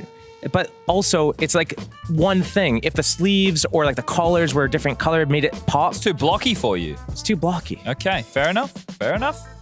7? Now, I would it's a like 7, to I wasn't ask sure. the doctor, because this jersey was sent to you for free, Yeah. do you feel there's any collusion? It's a conflict of interest. Okay, as long as you're happy to say that. I shouldn't be having these sort of relations with my patients, which is fair. But As long as you've that disclosed was it. a problem when he was a vet, too. didn't want to go back into that. Let's not get into that, shall Lines, we? A9. Clean 7. All right, fair no enough. one needs to talk further about this. Let's move on. No worries. Next team, please. The heroic jersey. Now, this one here Okay, really that's taking different. us back. Rolling back the years. This is as back to the some might say. 90s. It is indeed. back As to you the can see, 90s. they've got there's a bit of stripes going on. There's also the white base and the heroic logo here on the chest. Gentlemen, is this tickling your pickle? There's a lot going on. We've gone from some very plain jerseys to a lot going on here. If you also draw your attention down here, you can see that the patterning also opens up. The Oh, logo I goes see, on yes. the shirt. I do like the 90s soccer vibe they've gone for. Would have liked the collar to go with it, I think. That would have really completed the look. I think without the collar, that's a little bit You were lost. hoping for a polo neck. Yeah, you could pop up. I think as well also they've gone for like more of a V-neck than the standard crew collar. It's not a deep V, No, though. it's not a deep V. It's a shallow V. But it does add some geometry into the mix. Okay. I think also, so I used to have a bit of a soft spot for this jersey in particular because they were trying something new and they went for almost like the soccer, football vibe, Okay. you know? But I've seen people compare it to a fried chicken establishment. Oh no, why have you done that? Hell yeah. And Now you've ruined it. And in a way that did taint my viewing You of the can't unsee jersey. it. Yeah. Well, all right. I can see where you've gone there. Now, just quickly for the two gentlemen down the end, do you guys know what soccer is? Football. Football, right? Yeah, just checking. All right. Okay, Cool. Just yeah. wanted to make sure. Do you know what fried chicken is? That's when you take chicken and you bread it and refry it? That's exactly it. It's legit. Thank you It's very what much. it is. All right. Well, Legit. Josh, you're revealing your score. Can we hear why? Of course. There you go, 5.3. 5.3. Yeah, so it's got the panes of the white jersey, Nice. but the added panes of the red. It's a very bold color. It doesn't work with a lot of players' complexions. What about the King's Cape? That's on his back. Yeah. And also he's got auburn in his beard and it kind of like ties things together. That's just like a really big wham in your face. You got this really big contrast between the white and the red. They're very bold colors for esports players. That does not bode well. Okay, fair enough. So we got a 5.3. The King, what are you bringing us? Oh, he thought. 6.7. I heard the word king, I reacted. 6.7. That's my bad. 6.7. Any rationale behind it? I like that they've tried something new, Too much chicken, though. but the chicken comparison Yeah. has affected me deeply. Okay. Can you squawk like a chicken for us? Kings don't squawk. Yeah. You know that. Come on, man. That's beneath me. That's kind of now rude. gentlemen, if we could get the doctor's review. We are running out of time for this Oh, are segment. we ready? How many more teams we got to get? About 10? Yeah, a bunch. All right, so speed run maybe them we or what? speed run We the can rest. speed run these. 6, clean 6. Trace, we're going to need your fingers flying. Okay, but we speed running the rest of them then. Let's keep it Shout going. out production. I'll just handle my bit, and then whoever can handle this bit, and we'll just keep going. All right. So, what was yours? 7, 6? 6. Oh, it's already written up there. Let's get one more team out of this. Maybe 1 or 2. We'll see where we end up. Imperial. Now they'll be playing tomorrow, I do believe, against Team Spirit. Yes, We've indeed. got green on the arm. I like We've got the green on the collar. asymmetric green. They're being a little bit dangerous with it, aren't they? Yeah. It's a little bit experimental. Asymmetry on the jersey, and I think they've made it work. I think so. What do you think about the kind of brat summer green they've gone for? It's good. It's on nice, brand right now. Even You though have some in your summer is over? mustache. It is officially over, but the spirit lives on, Chad. You True. know that. And they've got to play against Team Spirit going forward as True. well, so it all kind of comes full circle in a way. Understandably so. There is patterning within the green. Josh, you've gone for a straight 9. I think this is a really good one. You got the asymmetry. You've got really good contrast between the black and the green. I think those colors go really well together. And I do like the little design with the patterns as well over on that sleeve. And then you obviously have the green collars, so that also makes the black pop a little bit more. All right, likes the tie-in. 7.5. It's a good 7.5 jersey. I love from the the asymmetry. I like what they're trying. I like the pattern. It's all good in my book. And Doctor, what have you got for us? I just had to say, first of all, thanks for having me, Chad. Thanks for the invite down here. If you ever need to get your prostate checked out, give me a ring. I can sort you out. For now, though, we are going to leave an 8 out of 10 here. Wonderful. I'm just waiting for this guy to start breakdancing for us. Who? Reagan.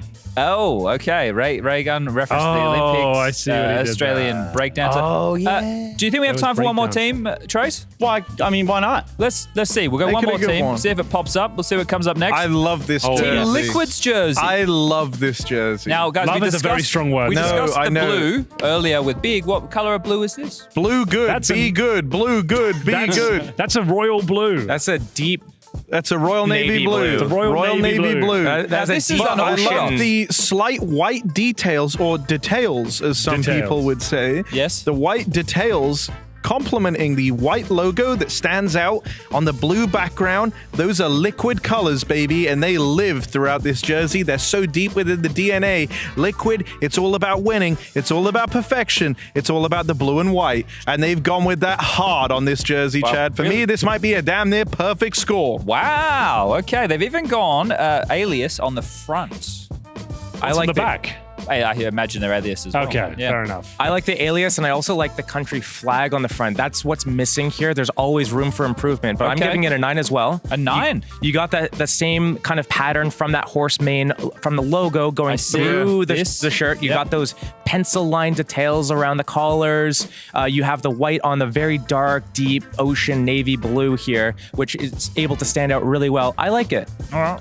We've heard from you, King. You got a 9.5.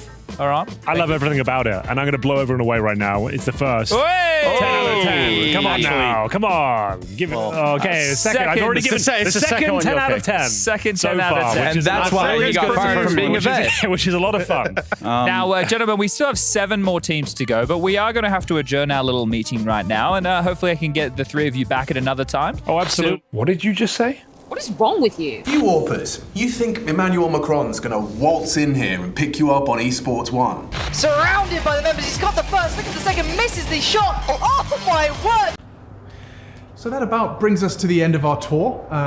Yeah, if you've got any questions, queries, reminder, it is just 1 bedroom with the boiler just down the stairs there. Very busy at times, and it's quite a public footpath. There'll be a lot of people walking around. It's a walkable area, walkable town. There is a chapel just down the road, recently undergone some renovations.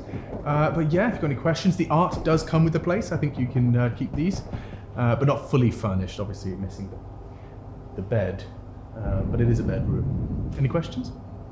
I mean, I love it. I love it. I really do. I could see us having a family here, running around. It's such a lovely little area. It's quaint. It's exactly what we were looking for. Now, darling, I know you're excited, but we do have to think this is slightly outside of our budget right now.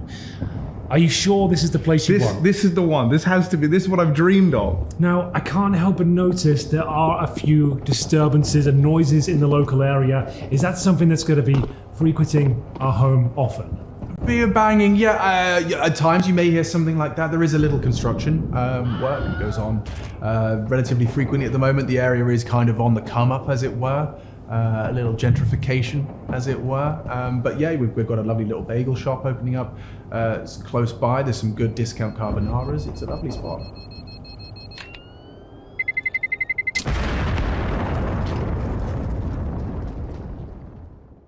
without me bringing him to the top of the pop, showing him everything he knows. He was just a kid. Okay, I pulled a few strings, Harry. Yeah. And this mystery bus, we are going to see the Panthers. Wait, for real? Tired of your star player tilting?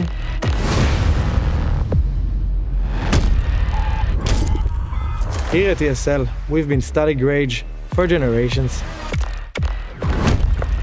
And after years of testing, we can now finally reveal Re-Rage. We've taken the most tilting thing in Counter-Strike and combined it in one tool.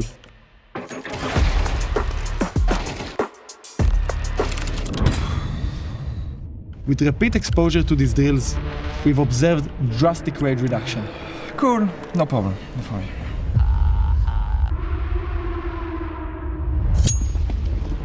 I'm sorry. Shit, I'm sorry. Sorry. Shit, sorry. Man. From the spawn stub to the classic block, you have many options to explore. Forget simple hotel room. The only anti-molding you need is Re-Rage. Re-Rage highly recommends pairing drills with the usage of a powerful sedative or tranquilizer. Results may vary. Re-Rage is not permitted for use in ESL practice rooms or while using any ESL equipment such as headsets, desks, or monitors. I will break you. Sixth rule, there will be no breaks. There will be no sleep. The Counter-Strike network never stops. ESL Pro League Season 20 is brought to you in part by Intel, Acer Predator, DHL, Qiddiya, Monster Energy, U.S. Air Force, 1xBet, White Market, Gaming Malta, and Logitech G.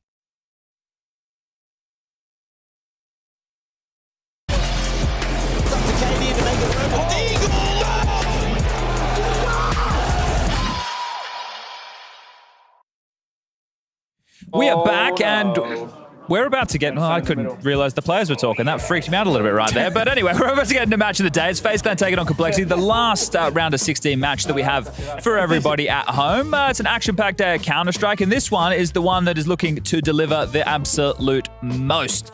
Now, look, Complexity and FaZe are in a bit of a gauntlet of a bracket. Winner of this plays Liquid, winner of that plays G2. So the road ahead is not an easy one, but we wanted to get into a bit of a lengthy pre-match regarding these two teams, their history, and, well, how Complexity can overcome FaZe Clan. Now, going back to 2022, Season 16 of EPL, we've had 5 matches between these two teams, and, well, Complexity have not been able to beat FaZe a single time. So the head-to-head, not looking very good for Complexity. You got that coming up on your screen right now. Now, look, we're going back into CSGO. We're going back into MR15. We have some more recent matches, the only one being played this year being PGL Copenhagen at the Major. They played in the grand final of IEM Sydney. But Complexity, they've only been able to take an odd map or two. This is with the core. Obviously, we had the roster with Fang previously. Frozen wasn't in the team the entire time. But as far as the core v core is concerned, it's not looking very good for Complexity. Now, we need to take a look at Complexity's run within EPL. They did make it to the playoffs, and they had a pretty tough time of doing so. They lost to M80 in their opener, 0-2. They beat Astralis 2-0. They beat Mouse 2-0. They lost to Big 1-2, and then they beat Astralis and Mouse yet again. That's up on the screen for you one more time. Now, some of the qualms with this is in games where they were the favorite against M80 and against Big, they lost, and in games where they were the underdog, at least on paper, at least to some people playing at home, they were able to pick up the victory, and they had to beat two pretty difficult teams twice. Now, one of the factors with that is it's been a bit of a team effort for this roster. It hasn't just been a Liege pop-offs, it hasn't been a carry mode, it's been from top to bottom a pretty decent team performance to get them through. Now, with the names that they took down, they played 6 matches, right? 6 matches across the group stage of EPL, and some issues for them have been pistols. They have had the worst pistol stats out of the teams remaining in the playoffs. So it's not good. 11 wins, 17 losses on the pistols. I don't know if that percentage is correct. I think that would be 11 divided by 17 instead of by might be the other way around. Something like that, yeah. Anyway, I got Josh over here. I've got Henry and Harry over there. Hello. But before we get into some win conditions of maybe what these two parties, we'll call them, can offer up for Complexity to win this match today. We need to talk about what has been part of Complexity's success, which was Vertigo. In 5 of the 6 series, they were able to play Vertigo. Not only were they able to play Vertigo, they picked it. And they were able to pick that map and to great success. They are undefeated on Vertigo throughout the tournament. And that, I would say, has been a strength for Complexity in their victories. Now, the huge issue for that is against FaZe, it's their permaban. They're not going to be able to pick it. And that means they're going to have to diversify their veto going forward. And this series, I would say, again, is definitely in the hands of FaZe Clan. Now, I wanted to jump over to our first party, which is going to be the tandem duo of Harry and Henry. The Fun Bunch, they're calling themselves. We'll get Henry's mic on in a moment's time. Don't you worry about that. Do you hear me? I hear you. Okay. We don't hear on? There you go. Now you're on. So the Fun Bunch, as we're known as. Yeah. Now, gentlemen, what I presented here, it feels like Complexity are up in a very tough task. Never beaten FaZe with this call. Sure. What are you saying? We don't think that's going to be a problem. Take a look at this. We made a little presentation, but we actually made this and we know what it's about. So let's bring that up and we'll start talking about it. A real presentation. Cole versus FaZe. How Cole win EPL in 10 easy steps. Now, there isn't actually 10 steps. I didn't have time to do all that. How many steps? Maybe 3. All right. But they're still easy, right? Let's take a look at these 3 easy steps. So, the Vertigo problem. As you've discussed, there is the Vertigo issue. When Quite a big issue, Harry. Yeah, it is. That pie chart on the bottom left is their first picks from this event. Yes. They have picked Vertigo 5 times and they have picked Anubis once. They are undefeated on Vertigo and they are only defeated on Anubis. So something tells me that that will not be their first pick in this series. So let's take a look and we start breaking down the FaZe map pool. They have a very solid map pool, actually, Harry. They've got a 6 map pool, but as of late, 2 of these maps have been proven to be problematic for FaZe Clan, and these areas should be exploited by... I'm doing this as fast as I can, all right? And you're not meant to just read the slides. We're meant to be telling a story. Well, tell the story. That's the problem with presenting. So look, we all remember back at the Major, and you had FaZe Clan starting to integrate Vertigo into the map pool. Just a little bit, right? They wanted that edge versus a team like Spirit back there. But then we saw other maps take a bit of a hit as a result. And what used to be a great map for FaZe Clan was Nuke. But that has slipped off as of late in a very, very big way. And the same can be said for their Inferno. So they've kind of taken some L's. We also saw their Ancient get shaky for a while, but they've kind of recovered that. Okay? So as we keep looking, we've identified 2... Wait a second. We've identified 2 potential maps here. So you think Inferno or Nuke could be picks? So I'm going to keep going with this PowerPoint here, Chadley. Okay. Now, Nuke, I would say, is the obvious pick here. Right? And I think if you're FaZe Clan, that's probably what you're expecting them to pick into. So as a potential left hook, a bit of trickery from Complexity, they could have studied and looked to Inferno instead. Because I think if you're FaZe, you are hands down expecting them to come out with the Nuke pick. And now you might think, well, that's crazy. Cole don't really play Inferno all that much. The results aren't really there for them. But let me show you this real quick, Chad. I'm looking. A potential battleground. FaZe has taken some pretty obscure L's on the map of Inferno. The average rank of the teams that beat FaZe Clan on Inferno were 20th in the world, Chadley. Cole, a 10th. On here it says 11th, but they're 10th in the world. Okay. So they've got the numbers. So you think Inferno's going to be the map choice, essentially, here? I'm saying there's 2 good options. Okay. And I think Inferno could have been a real nasty surprise. So there's 2 strong maps. So I put down how the veto could happen. All right. Run us through it. We take a look at this. FaZe are going to ban Vertigo. Cole are going to ban Mirage. That takes out one of the good FaZe maps as well. So then you start looking. FaZe likely going to pick Ancient. It's been one of their go-to first picks across the tournament. But in a world where they don't, Ancient can be left to the 3rd. And I think that is the only way that Cole can win this series in 3 maps is if they get a 3rd map Ancient. Other than that, they've got to win this baby in 2 if Ancient comes up earlier in the series, because FaZe are going to win the veto, Chad, across all 3 maps. That part's kind of undeniable here.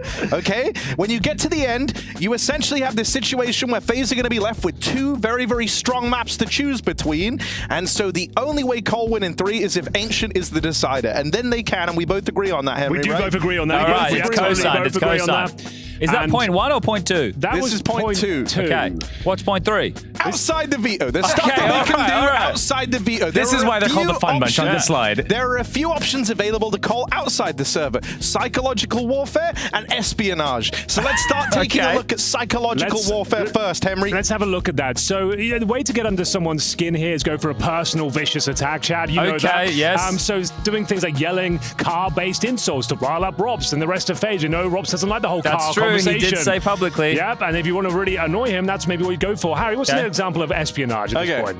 Over in the espionage side, you could put Halzerk out by the elevators, and when FaZe go into the elevator, you could have Elige start a small but controlled fire in the elevator control room, shutting them down temporarily. If you make them 15, I didn't get a proper answer on how long it is. I don't think it's 15 minutes, but I just put that there. If you make them 15 minutes late, they get DQ'd on the first map.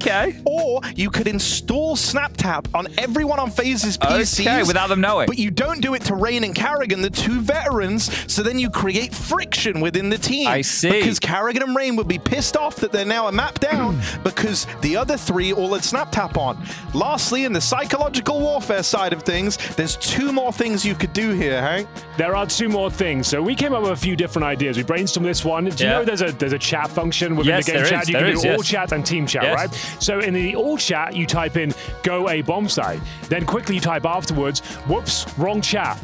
And then you kind of confuse the whole round and kind of throw a spanner into the works at that point. And then follow it up in the next round by going go A again. Then go, go B rush. We're kind of changing things up with the all chat, the team chat. And even though they might consider that we're lying, we've kind of planted a seed of doubt inside their head.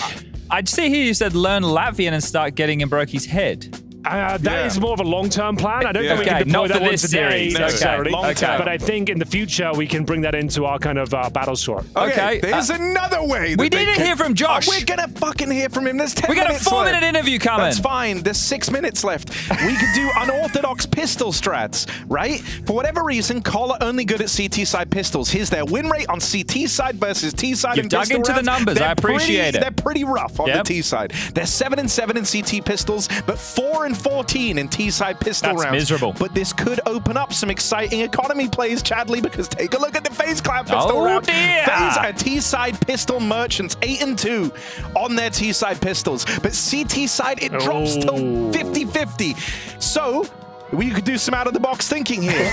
FaZe a great T-side pistol, Call a bad. FaZe mid CT pistol, Call a good. Extrapolate this out. Call full buy their CT pistols, play them like normal, that's fine. But T-side, they saved the $800. We don't buy a whole 3 to 4. One person, JT, I'm looking at you, can buy the util. You play for the bomb plant. You get the money for the bomb plant with $800 spare and the loss bonus. Now you have $3,200 minimum per player on the team. That's not including anyone who planted or got kills. So suddenly you have money to bring out guns early in the game. Right. You can take control of the early money and finally get off to a good start on T-sides, and then maybe Cole won't shit the f***ing bed here. Let's take a look at the op-ed head now. It's Halzerk taking on whoever, what's his name? Broky.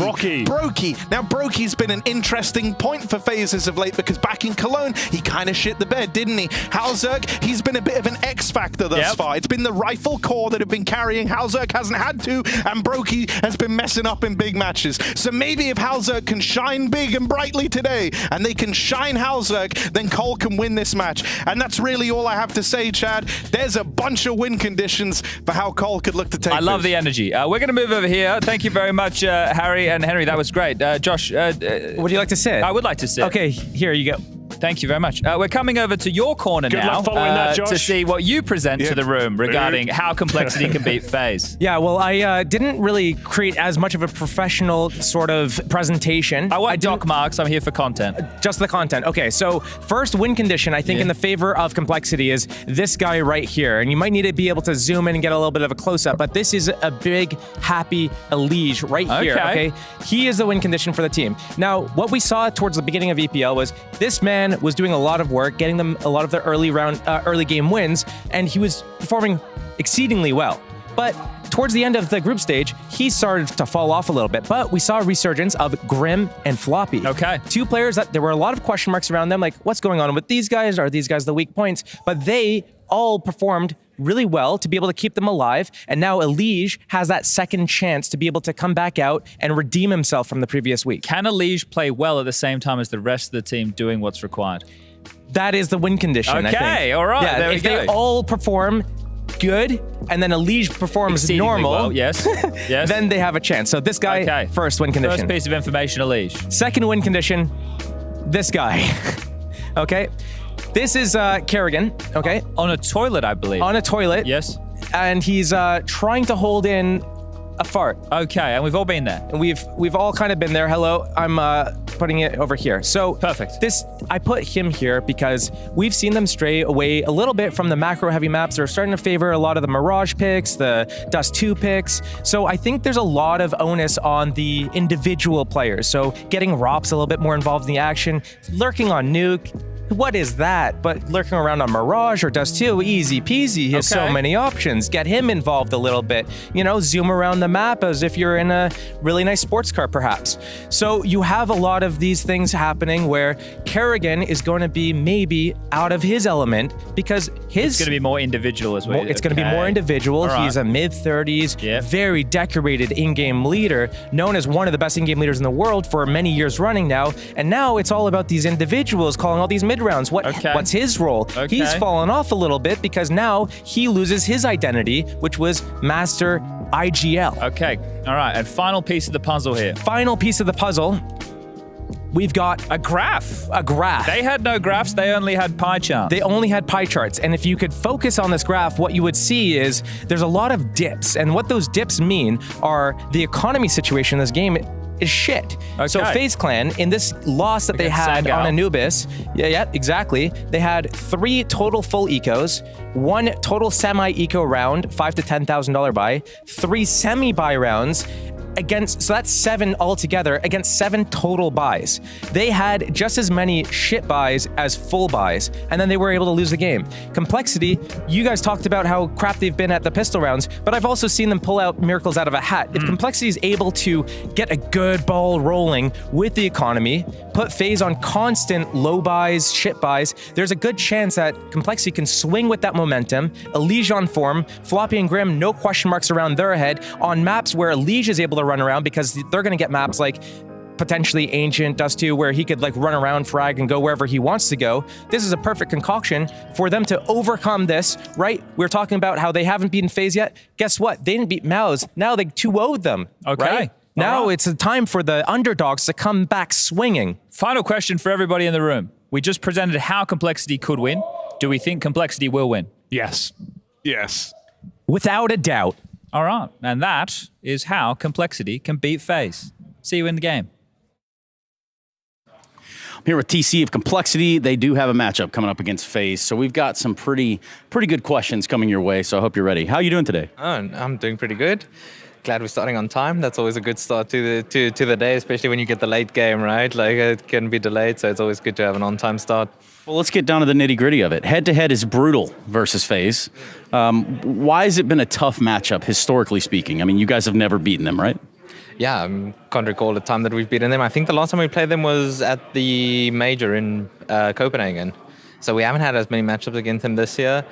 But yeah, I mean, ever since Sydney, I feel like we've just never been able to beat them. We tend to lose a lot of silly rounds against them. Like, I mean, you know, like 5v3s. I recall, especially in Ancient, where we're losing crazy rounds against them. And like, obviously they have like crazy talented and very, very experienced players. And I mean, at the times when we were playing them, I think we were also like a lot of the guys on our team were a lot less experienced. So it's just a lot of mistakes that we've had to go back and talk about. And also just the pressure of the matches that we've played them in, you know, finals in Sydney, semi-finals in Blast in the Royal Arena. It's been high pressure matches. The match at the Blast Major was, I think, to qualify for playoffs. So, I mean, it's always been tough matches. It's always been high pressure matches. And I think, you know, generally they have that edge. I mean, these guys have been doing it for plenty of years, whereas, I mean, for most of the guys on our team, it's their first tier 1 team if you're not taking Elige. So, yeah, I mean, it's one of those hurdles that we need to get over. In matches you guys lost in the group, you were considered the favorites. And in matches that you won, you were considered the underdogs, which, you know, I don't know, there's a mathematical equation there somewhere. Is this a coincidence, or does it impact that mental very significantly? You know, does it come in and play a little bit of a game upstairs? I mean, not really. I think at the moment we've just been very inconsistent, and especially for the second part of the year, the second season, we've just struggled to find our groove, and we haven't hit that point where we've gotten our consistency back and where we're just like completely rolling. So I mean, for us, I don't think it had that much to do with the matchup. I think M80 played really well against us. I think we like just couldn't get going at all against them, and we eventually started to get going on our Anubis T side, but by then it was just too late. And against Big, honestly, like Dust 2 is one of those maps where, you know, sometimes you just don't get going, especially on the T side. So, yeah, I mean, I think it's just a coincidence that we happen to be the favorite in those games. But I'm happy we were able to pull it back, beating Mouse twice and Astralis twice in the same tournament, in the same group. Like, I mean, that's a pretty impressive feat from our side. They might not be in the best form either, but for us to be able to do that, I'm very proud of the boys for pulling that off. Some say you might even be the underdog today, but here's my last question for you, right? Now, this one is where it gets a little tricky. Vertigo was your go-to map in groups, all right? And you can't pick it versus FaZe. So do you pick to your next best map or target the weaknesses of FaZe? For us at the moment, like, I mean, it just depends on the opponent, right? Like, sometimes you'll go for their weak map, sometimes you'll just pick to your comfort.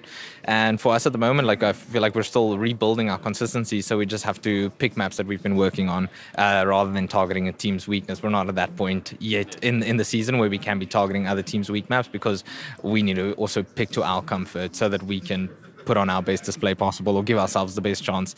So yeah, but I mean, that's this whole bracket, right? Like, even if we beat FaZe, we'll play Liquid who permabans Vertigo. If we beat them, we'll play G2 permabans Vertigo. Like, so I mean, like, that's just how it goes. You can't just have one map that you can rely on. So at the end of the day, it's all on us and just rebuilding our map pool. I mean, we had a pretty strong map pool towards the end of the first season, and we just need to get ourselves back there, especially heading into the RMR. Well, good luck to you today versus FaZe. Anything you want to say? Oh, no, yeah. Just thank you for everyone who keeps supporting us. And yeah, we're doing everything that we can and working tirelessly to build ourselves back and to be a top team. Easy as that. That's TC. It's Complexity versus FaZe. Lot to unpack there from TC. Some good answers and a little bit of information as what we were just discussing. Don't feel like they can pick into their opponent's weaknesses, have to go with maps that they've been working on. And that's why, Josh, we find ourselves on Anubis for map number 1. That's a good map start. Yeah, I think Harry was trying to cook way too hard. He's thinking they're going to go for Inferno or Nuke. Yeah, no, that's a little too wild. I think most teams, especially at this level, will play into their strengths as opposed to the opponent's weaknesses. Also, I haven't really seen too much out of Complexity on those other maps to feel like they'd be confident enough to go for that. Exactly. And Dust 2 as a second map of the pool pick by FaZe. We saw Big versus Complexity the other day. It didn't look very good for Complexity on that map whatsoever. We'll have Harry Russell joining us in a moment's time. He's just meandering on over. But we're getting things underway with the T-side start from Cole. Hello, Harry. Pause for dramatic effect. Hey, chat. You're a wizard, Harry. I am. You missed TC's answers. I'll give them to you in a second. Harry, this is a similar pistol round as to what we run. Molly window, they've smoked camera, Falcon's and they've pushed pistol. for a B split. A Falcon punch onto Rain's head. Do you know what game that's from? Falcon Punch? Yeah. It's from one of those Street Fighter looking games. Smash Brothers, I think. Smash Mouth Brothers. Somebody, his grim 1v4. Oh, but don't give up. Never mind. Dead, frozen. Great round from the guy. So you were asking why they picked this map? Yeah. Yeah, and TC was just explaining in the interview the reason that they picked this map was because they don't feel... they're actually wearing a different colored jersey. They're wearing their away jersey today. They don't feel comfortable trying to pick into teams' weaknesses at the moment. They're still working on their own map pool and trying to get themselves in the right state of mind with their maps. So that's why they've gone for Anubis. I think that FaZe have had a week-long boot camp here in Malta.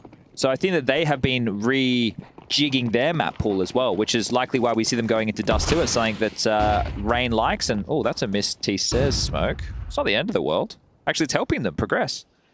Surely that's a missed T-Stairs smoke. Did they mean to throw it like that? I'm not exactly sure. Maybe they wanted to fight the T-Stairs, but lock out the players from... I don't know. We'll never know, go really. back and ask them in an interview, post-match perhaps, whether it be winners or losers interview. Okay, well, one of those options are going to happen. Yeah, we love a good interview around here. Not everyone. Yeah, true.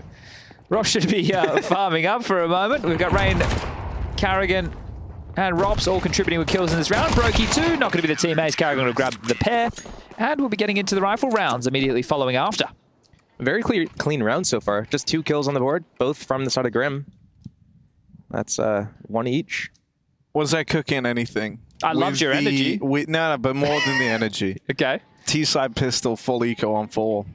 Oh, I wish on one. more teams would try that. Like if Train was still in the map pool and you knew that you could just rush inner and get a plant in probably 75% of the rounds, then yeah. But it's about guaranteeing the plant now. Oh, it's way worse to lose versus the anti-eco.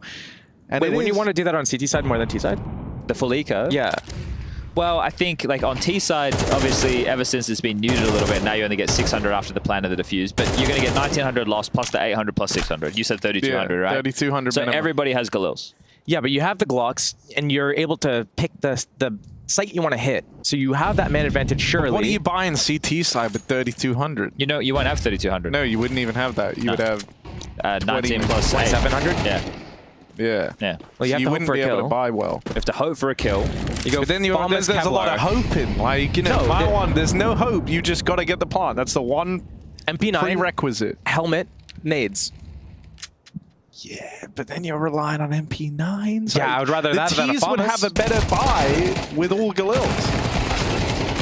Oh, well, here's Cole making it work out through middle. Lige, 4 HP on the dude as he makes that play happen. And Rops is not going to be there to catch him in time. So a plant is guaranteed for Cole. And now they've got a 3v1. Just don't give Rops a reason to go for this, and everything's fine. He's going to save. Sorry, Ari, I wanted it to be more exciting for you, but he is going to save. No, That's yeah, just the way it's going to go sometimes.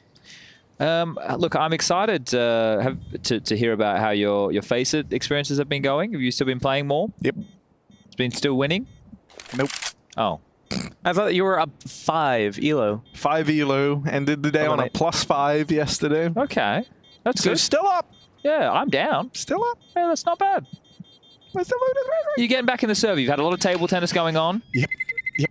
Table tennis, interface it. And then a little bit of the old. Yeah. You know? So Counter-Strike all day. And online. No. Ping pong all day. Okay. Counter-Strike all night. Jason Rogan podcast. Yeah. All night. All day. Look at Grim's face. Complexity. They win that first round. It's oddly quiet in the studio at the moment, isn't it? He's not smiling yet, bro, but he's going to start smiling when Complexity take the lead right now, as they're about to find a second. If they can stick the landing, suddenly they'd be in pole position, but FaZe do have the full buy. So a bit of a joust over towards Dark. Waiting for the teams to heat up. Good thing Complexity's in their Dark jersey. Absorb B-split. that light. It's looking like an early timing B-split. Unless... Where's Hauser getting off to? He's backpedaling. He was closer towards B main, but now that they've been blocked by a smoke towards connector, reconsidering. We've got Jakey on site now. How exciting is that? Wait, Jakey's here? Yeah, he's out the back right now, sitting right next to J-Raz, or maybe it's MC now, but it was Jay before. Can we? Yeah, Jay's playing ping pong. I like this posture. There he is! He's wearing an old school IEM hoodie. What up, bruh? Hi, Jay. IEM. Yeah, that's old school. That's real old school. What's up? How you doing? Isn't this nicer than your house? In some aspects, yeah. Yeah. You're on site now, getting the full treatment. Yeah, no excuses now. You got to get on the ping pong tables, bro. That's where we need you. Brokey. Ooh. Ooh, Brokey. Quick one from the back of the site. Brokey keeping this in a 3-on-3, and the rest of FaZe rotate in. Halzerk, what's he going to do? The madman. Never mind. FaZe come to them. That one's free. That one's freer. Frozen dead and Brokey a long way away. Might just have to save, eh, chat? Was that ambitious? Was it a fake plant? No, I think they just tried to take a timing through the smoke. Is that they maybe felt that they were rotating away, so they wanted the info? Was there really any real thing that makes sense there? There was such a short amount of time left on the smoke, though. You would think that they can just wait it out. Yeah. That was a very odd push from FaZe. I'm having a hard time placing that one. I don't have all the information to make the call, but that was ill-advised by hindsight. I also like what Complexity did earlier in the round while we have this time, while this Brokey is trying to save. They tried to do an early timing B-split, but once they got locked out of that E-box room by that smoke, they peeled back a little bit just to be able to punish a FaZe re-aggression. Maybe they try to break the smoke, re-clear it, go for a fight. And the way that they kind of wait back and don't do any more information like that to the side of FaZe, that might bait FaZe into maybe peeking, pushing, getting a little bit curious for information. And then once that smoke's settled, that's when they go back in, and that's when they're able to really put the hurting on FaZe. And then they just push through the smoke. Why? I want to recap my little thoughts on the veto. Okay, all right. Check this Let's out. hear about it. Yep. So I said the veto went down the way I thought. They had to win in 2. Unless Ancient was third, then they could win in 3. But obviously, that whole segment was just a load of shit, and the maps are completely different to how I thought they were going to be. And that's sometimes how the cookie crumbles. But that's fine. I like that Cole. It's clear that they've been trying to cook on Anubis in the same vein that they have been on Vertigo. Sure. So if today is like the best Anubis we see Cole play, because up until now the best team they've beaten on this map is VP. But if we see like earlier today. Yeah, if we see the best foot put forward, the best look at a Cole on this map, a map that they have been trying to make a staple alongside Vertigo, with Inferno as the third, as one of the other picks that I said they could look to bring out, yes, they could still win this in 3. I don't think they can win it in 2. But if they take this opening map, I think there is a very real chance for Complexity. All right, well, in towards the stack go Cole. That's only that save down 4 to deal with. It's going to be removed after 1. Just 3 players, as Frozen has been able to scoop it up. But a big rotation looks like it's on the docket for Complexity, starting to pivot back quietly. Grim might get caught on the timing. Not sure if Rain spotted him. It might not even matter. Grim posted up, patrolling the mid doors.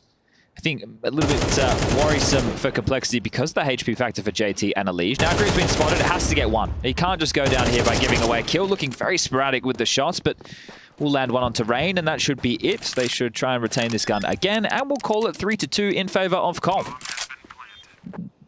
Cool. Cool. What game are we looking forward to the most tomorrow? If FaZe win, for me, it's got to be FaZe versus Liquid. Last time they played was the 11-1 loss for Liquid. Dude, I love any game where Keith and Kyle are playing. Keith and Kyle. Keith, Kyle, Kevin. That entire row of matches looks like it could be pretty good. It's a gauntlet. It's crazy. The potential for Spirit Na'Vi is pretty cool. Yes, that's true too. Right? Friday.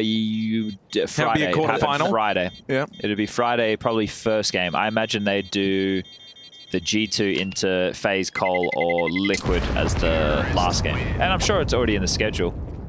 Harry's having a look now.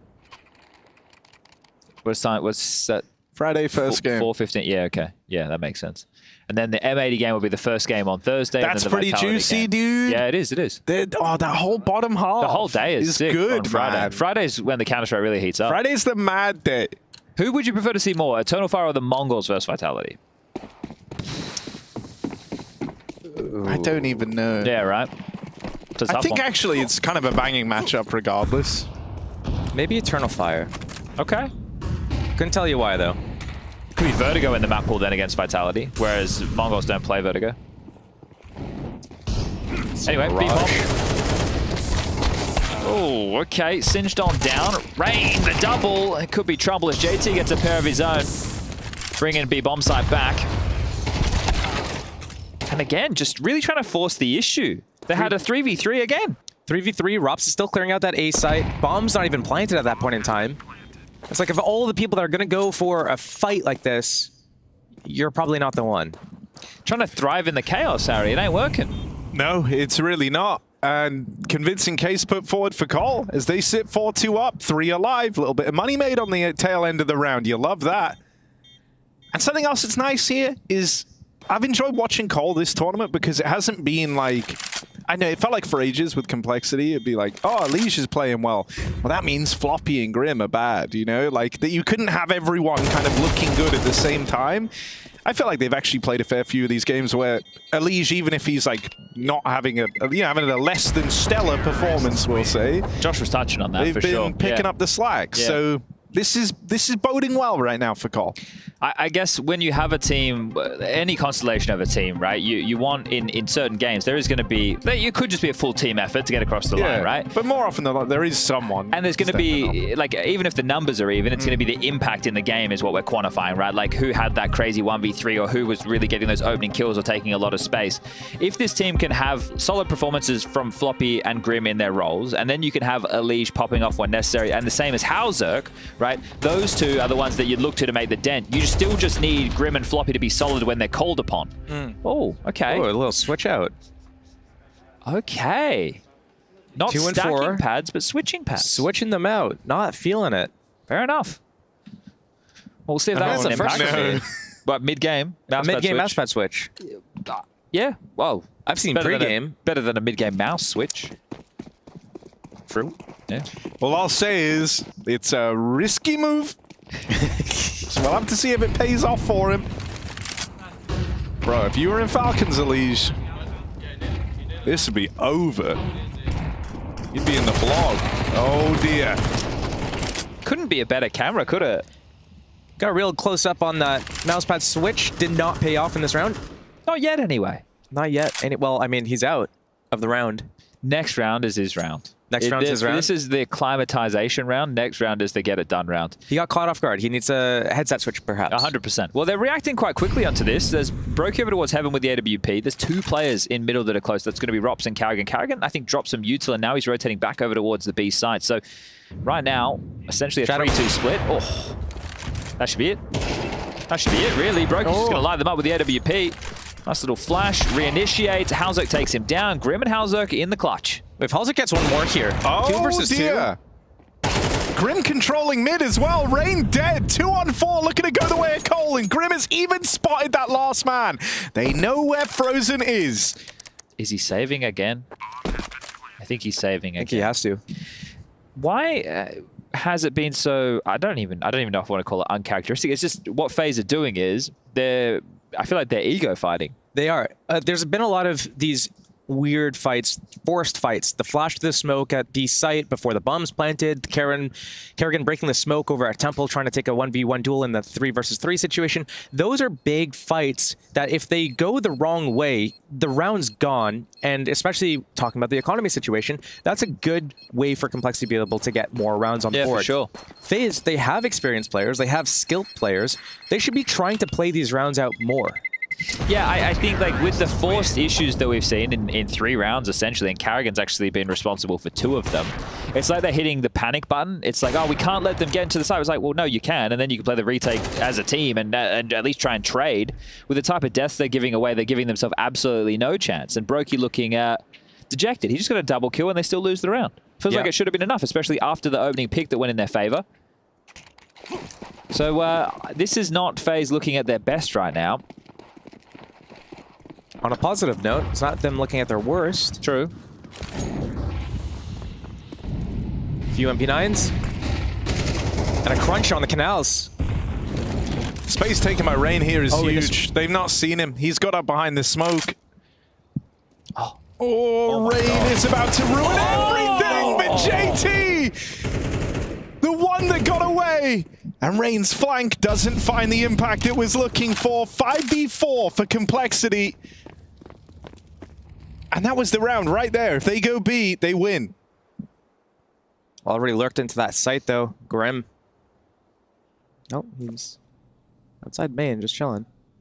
They're still being diligent with this. I clearly don't have to rush the issue against FaZe because they're going to keep pushing regardless. So now the util being laid in. Temple smoke. It's a little bit skew if. I'd say that's not landed exactly where they had hoped. JT making sure he can get across safely, not going to give anything over. And maybe we just see FaZe look for exits and Frozen saves again. Do you reckon Elige is going to ask for JT's mousepad? Yeah, bro, let me get in on that. Just cut a quarter of it. Yeah, they could share. That's really how much of the mousepad you're using. Most of it. I used to have one of the huge ones. Yeah, you used a table pad. He was a table pad guy. I have a table pad. So I like it, but I actually put a mouse pad on top of the table pad. Okay, so a pad on the pad. Pad on pad action. 2 pads safer than 1. I think Apex stacks pads. I stack pads. I use a QCK heavy as my base, and then I put another pad on top. Nice thick base. Yeah, well, that's my problem right now in the hotel. Is I only bought my thin pad, and when I put it on the glass, it doesn't feel right. So I had to buy a brand new pad, but it's just the under pad. So it's actually like really irrelevant. I just bought a cheap one. From Maltazon. Maltazon. Okay. Coming through with the cheap pad delivery. You didn't want to message Andre, see if he could hook you up? No. Fair enough. I like to be self-sufficient in a way. Man, I appreciate it. I've spoiled myself at home, which means that playing on other setups, I get screwed. I have the monitor arms out. So Yeah, a floating I monitor. know, it's so nothing good. underneath. So good. And whenever I go, like, for example, I have a monitor just a normal base here. I just swipe left into it all the time. Okay. Right? So The I way think, around it. I think back in the day, I used to shift my entire body to the right a little bit.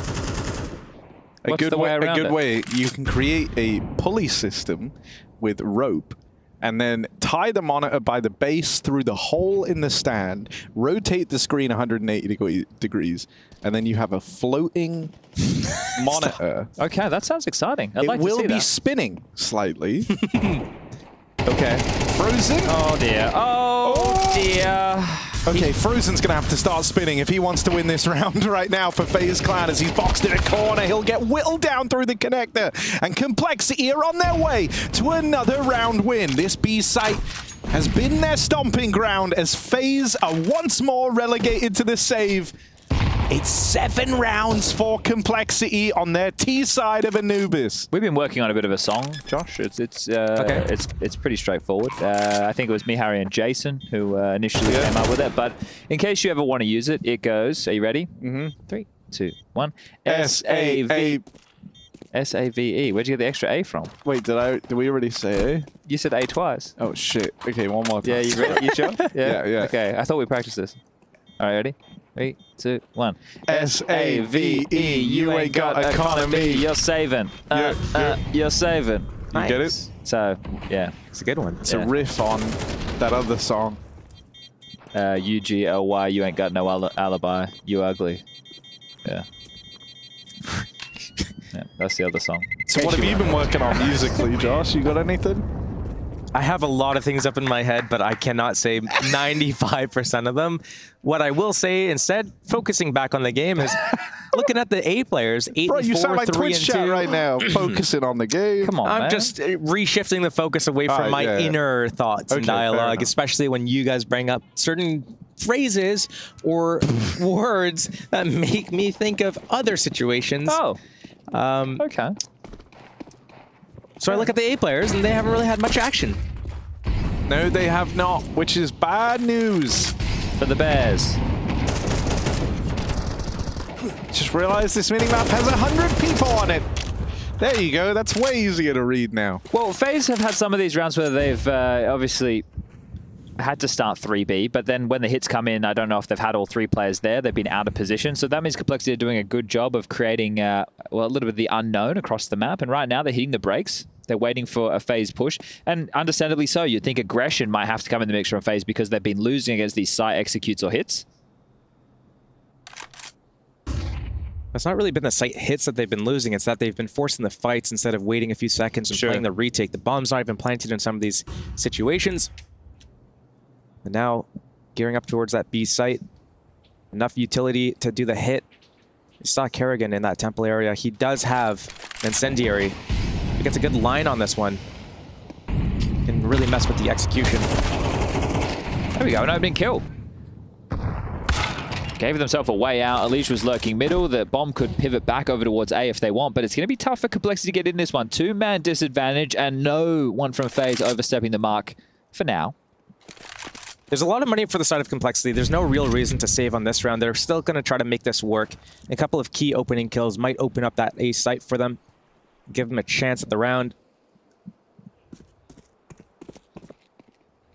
Time is an issue. Simple trade for Romps. And just Grim.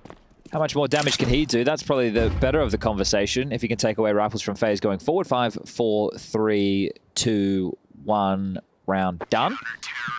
All right. All synced up. Oh. And they already have an ult. Yeah, they don't need double. Rob's had it. You don't need a double ult. You could run a double ult on this map, but I don't know if they need it.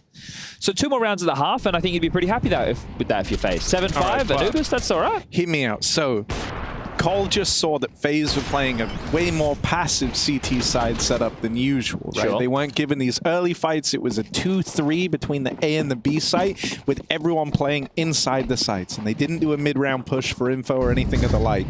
Do you try and exploit that now if you're Complexity? You didn't mean to just touch your arm, No, chat. that's okay. That was accidental. That's fine. Oh, great flash. Felt like they thought they were going to get main for free there, but a little pop flash from Carrigan. Tees up Rops for the opener. That was really good. Rops in the driver's seat on this round. He doesn't like so those, many of your Josh, he things just doesn't fly like under those the type radar. of jokes, man. Yeah, he doesn't. It's mean. What do you mean? It's mean. I don't know what you're talking about. But he is in the driver's seat. He's opened the round up. 5v4. That's exactly what I meant. I meant nothing else. There's no subcontext there. All right, back to B they go. Another opening kill for FaZe. Frozen's going to be smoked off, a nade through. Could do decent chip damage. Yeah, trickles down a couple. Brokey's here with the AWP as well, so responding to this, but Grim and JT light at the scoreboard. Brokey under pressure. There's a flank coming in quick from Dark, and Brokey goes down. But to save the day, Finn Anderson. Through the smoke. Finds one.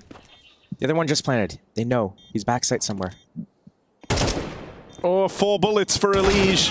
And there's the backstab out of Rops to put a stop to him. So Complexity might get the plant, but it's FaZe Clan all day long to find a 4th. If they can find 5 rounds CT side here, I'd consider that a serviceable recovery for their second half. I like how Kerrigan played that. He came through the smoke. He knew that Grim had to cover a lot of angles to protect the planter. Once he found Grim, stays alive, just does small little jiggles, finds out where that last player is, and waits for Rops to roll on in and come in with the backstab. Brokey's had a couple of nice rounds to the AWP now. Scoreline getting a little bit closer. Remember, FaZe did win the pistol round here. They're trailing by 3. It is a T-sided map, but some of these rounds that FaZe played, they had definitely a good chance to be on top of the scoreboard here. I hate having to defend against this B lurk smoke. It's always feels like it draws a third player over, or you have to play more of a retake setup on this site. There it is, highlighted, and they're coming in. Oh, Bruh. Frozen seems to love it. And now he's got support. The rest of the gang all arrive. He's playing the 5-7 up close. Oh, smoke blown open. Brokey gets the vision. And now it's just Halzerk last round as they swing him. 5 will be picked up for FaZe Clan as they now move on to the T side of Complexity's map pick. We'll have to find out if that's enough.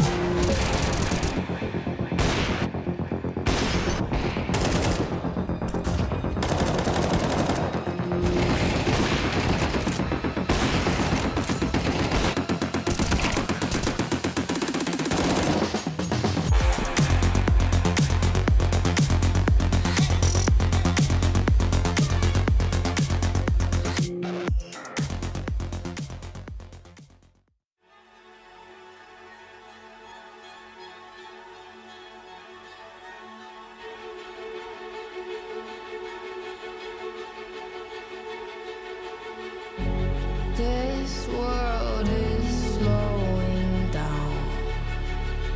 How can I fight it? How can I listen when there's no sound?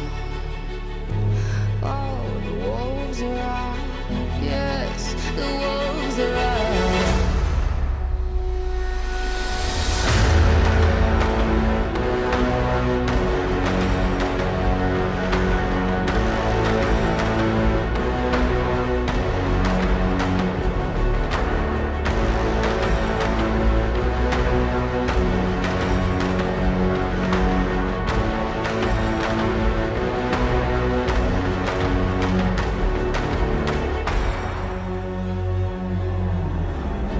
Hold on to what you found. Days are deceiving. My head is spinning round. Oh, I hear you now. Yes, the wolves are out. Inside of our reality. Satellites singing serenade. Send out a signal, please.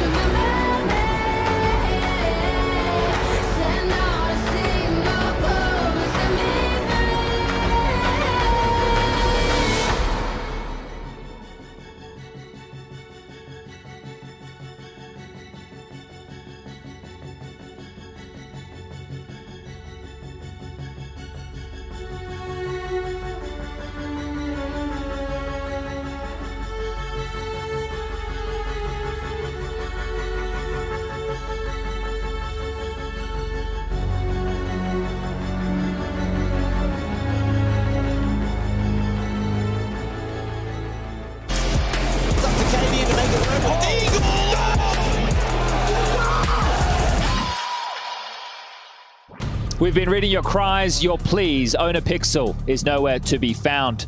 If you know what he's up to, please let us know. We all miss him dearly. But let's get back to the action. Complexity taking on FaZe Clan. Map 1 of the round of 16. Final match of the day. We've had 3 bangers. We had Mongols winning, we had Heroic winning, and of course we had Team Spirit on before this with the victory to their name. Now winner of this, Complexity vs FaZe, will take on Team Liquid tomorrow. I think if FaZe win map number 1, it might be a quick 2-0 series, unfortunately, for all the Cole fans out there. But let's not give up hope, Josh. You're American. Canadian. Yeah, but you're on the continent. It's the same thing, right? Sure. It's like, I'm oceanic. What is oceanic? Oceania. Yeah, Australia, where is New that? Zealand. Oh, so you're a New Zealander. Yeah, exactly. You're on the continent. How's Zerk though? Oh. Oh. It's just Rob's left. So it means that Josh hates Complexity because there's no Canadians. Yeah, maybe. It must mean that, actually. That's the only thing that makes any sense. This is going to be the greatest clutch ever. Can you smell it, Harry? Bruh. Rob's... He's an F. As in F-U. He's on the continent. Here's Rob's pushing out towards B-Long. For that opener to draw him back in, but Grimithy is there to put a stop to him. And so Complexity secure a pistol round. A CT pistol. A CT pistol, and as we know... That's where they do their better work. That is where they do their better work. I paid attention, Harry. You did. I You really were liked the paying post-game attention. segment. I like how prepared everybody came for today. It was really good stuff. Now, Josh, just so you get the bit, when Rops is in a clutch, I'm going to go, can you smell it? Okay. And then if he gets a kill, I'll be like, I'll do it again. And then when he wins the clutch, it's, can you smell what the Rops is cooking? Okay, I see. I get it. He gets it. It's like a play on... You know, I was more of a Stone Cold Steve Austin guy. Okay. Okay. I actually didn't watch wrestling that much. I have a friend that was really into it, but... Oh, Halzak just taught us a new nade line up there. Yeah, that one is to take down Elon Musk's Skynet. Ooh. Sorry, Starlink. I think it's called Starlink, yeah, sorry. Yeah, he's trying to take down the satellites. And then that means that the terrorists wouldn't be able to communicate with each other because their radio signal would be down. So they're using satellite comms instead of, you know, like shortwave radio frequencies. Yes. That's outdated technology. Oh, that's outdated. Oh, okay. Interesting. So instead of just shortwave communication, you beam your signal to outer space. Look, man. Yeah. I didn't organize this. Oh, but JT's been beamed. Not to outer space, down in dark, and now Grim has to hold the line. Good for a couple, sure, is old Grimithy, but instead we look to Elige to try and save the day. Push out 3 Temple. Oh my god, he is just running at them, and it works wonders. Elige, less thinking, more aiming, that's what you want to see. But the difference between what Elige did there and what FaZe did in the first half was the teammates were ready to they were go, ready to play off of and it. they understood what type of pathing they were going to be looking for. That was great work from Elige. That's all the new mouse pad. I don't know if I'd attribute that one to the mouse pad. Well, what would you Considering attribute he it switched to that then? out in round 3. He was like 2 and 4 at the time. And now he's 5 and 10. 5 and 9. 5 and... Where's Elige? 6 and 10? 6 and 10! Marginal increase. There you go. Complexity are going to win this map, guys, just like Harry told everybody at the start of the day. And then they're going to win Inferno. The closet punish pick in at number 3. Closet punish pick.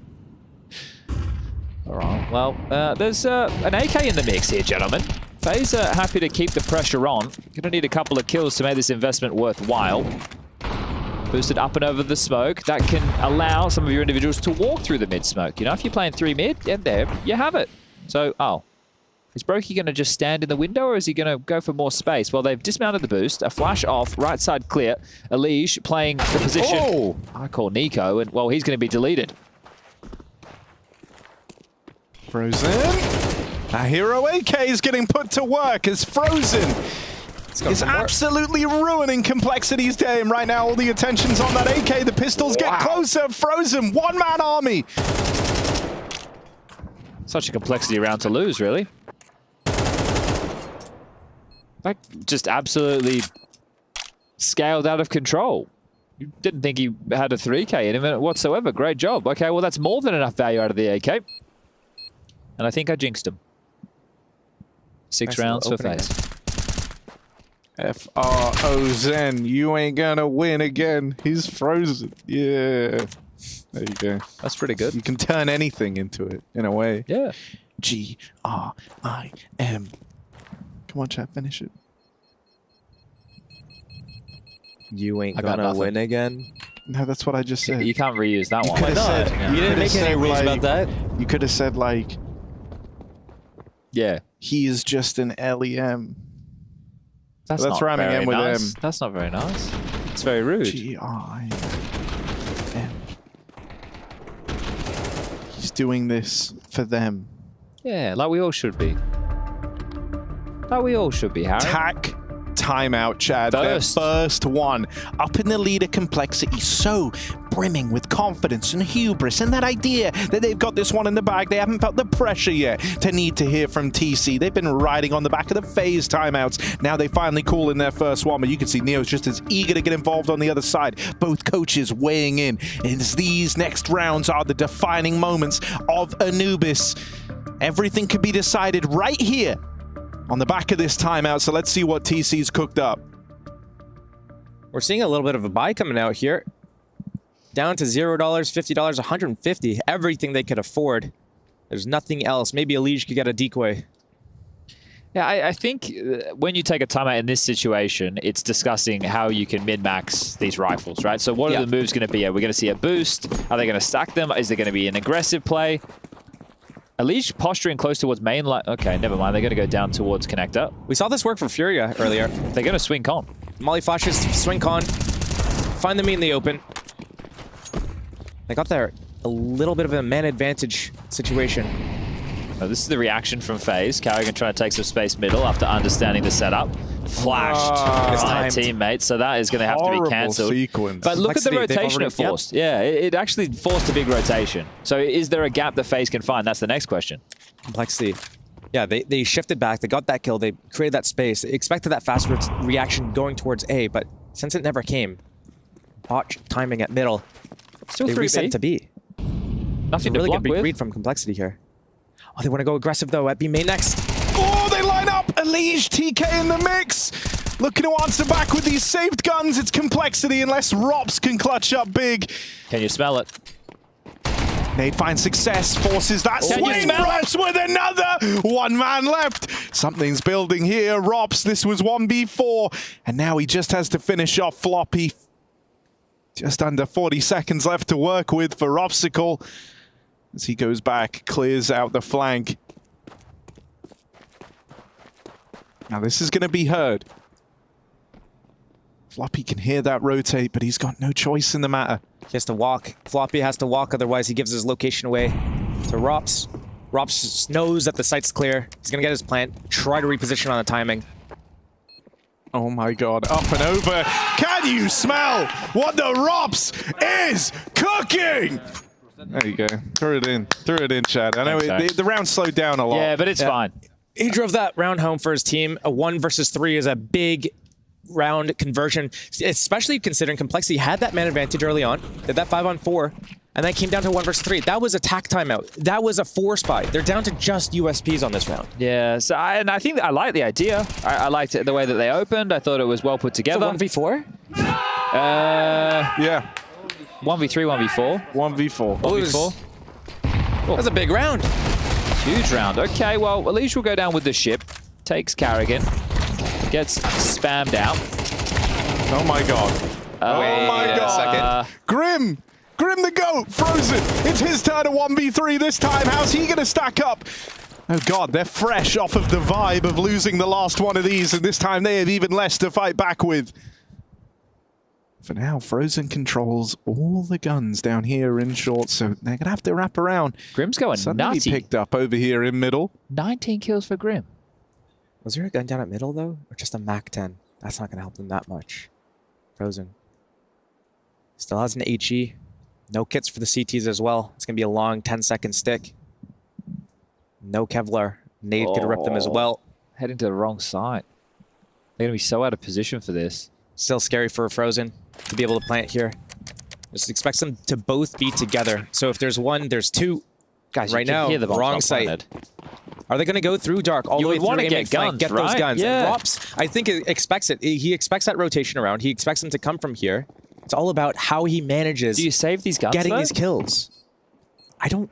Mac 10 I jump the corner, Mac 10 pre-fire. USP goes first, and they line up for Frozen. Oh dear. Yeah, they are making it exciting. That's for sure. Carrigan always an entertainer. The thing in those types of rounds, though, if you're CT and you want to go for that retake, I think you have one guy run and make noise, find him, and the other guy just shift walks around, fully baiting. It gives enough time for Frozen to be like, wait, is he not coming from this side? And then Frozen needs to be able to peek out, see what's going on, maybe he looks the wrong direction, and then you come out 3 seconds later, some odd timing, and catch him off guard. Double swing like that. For Cole now, they've had 2 chances back-to-back to win in rounds where also they shouldn't be winning. Like, that can be the difference between this falling in their favor or FaZe uprooting them on their map pick. Carrigan, they heard him tagging the molly. They heard Rain tag as well. There was a bounty of sound cues there. They know that there's players in Dark. Decole want to try and exploit this. The fights come to them. JT with the double. Rops, late lurk out through Dark, but this time he's dealt with. There's no clutch today, and Complexity get to hold on to that lead. Double digits now locked in, as finally the stars align for Cole. And they don't let FaZe break back into a round. And Neo just called a timeout. So the damage that has been done in the 2 consecutive rounds prior to this, and then the round win for Cole, leaves a massive dent as far as FaZe's financials are concerned. They're going to have a conversation, but I think that Cole, with the frustration we saw on the cams from him in the previous, it didn't feel placed. Like, it didn't feel like they needed to be upset about how those rounds went. I know that it sucks because they could have won them, but they weren't as well equipped. And then as soon as the full buy comes out, they win it. So nice stuff from Cole. I think part of that frustration is because some of the games in the group stages, they had the guns, they had like every chance in the world to be able to close out those rounds, but they lose these big 4 versus 2 rounds, huge advantage, and it cost them some series, which put them all the way through the last chance qualifier. So maybe resurfacing some of that frustration from earlier in the tournament. Just a couple days ago, yeah. Yeah, fair enough. I think the fact is what happens in back-to-back rounds. Like, you say to yourself after the first one, like, okay, it's all right, boys. it happened now, like, we'll get him next time, and then you actually immediately don't get the next one. It's like, oh, okay, shit. Yeah.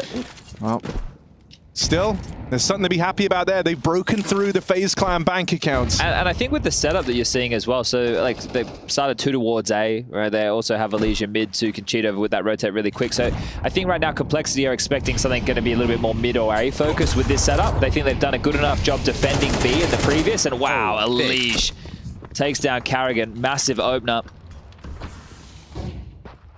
Still going to go stubborn for this mid space.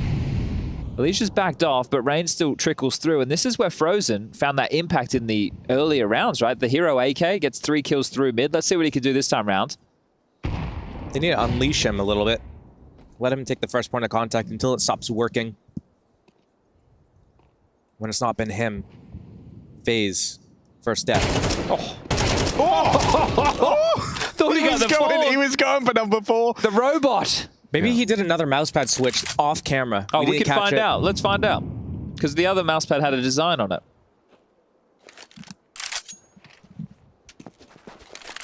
Just Rops left in this one. And surely. Don't call me Shirley. Yeah, there you go. I knew that was coming. Surely. He's going to save. He will save. I was talking to Carrigan yesterday on the media day, and he said he wasn't feeling too well. So, I hope he's feeling better today. That's not what we don't want. He's had some good quips. Has he? Oh, yeah, about being excited. Yeah, we make it exciting. Yeah, that's true. Same pad, Josh. There's confirmation for you. There you go. They had a... Quick maths. He pieced that together pretty well. Economy on the side of FaZe. Not good. Props. He's been in the backseat in a lot of these rounds. Hasn't had a chance to play the game in his role.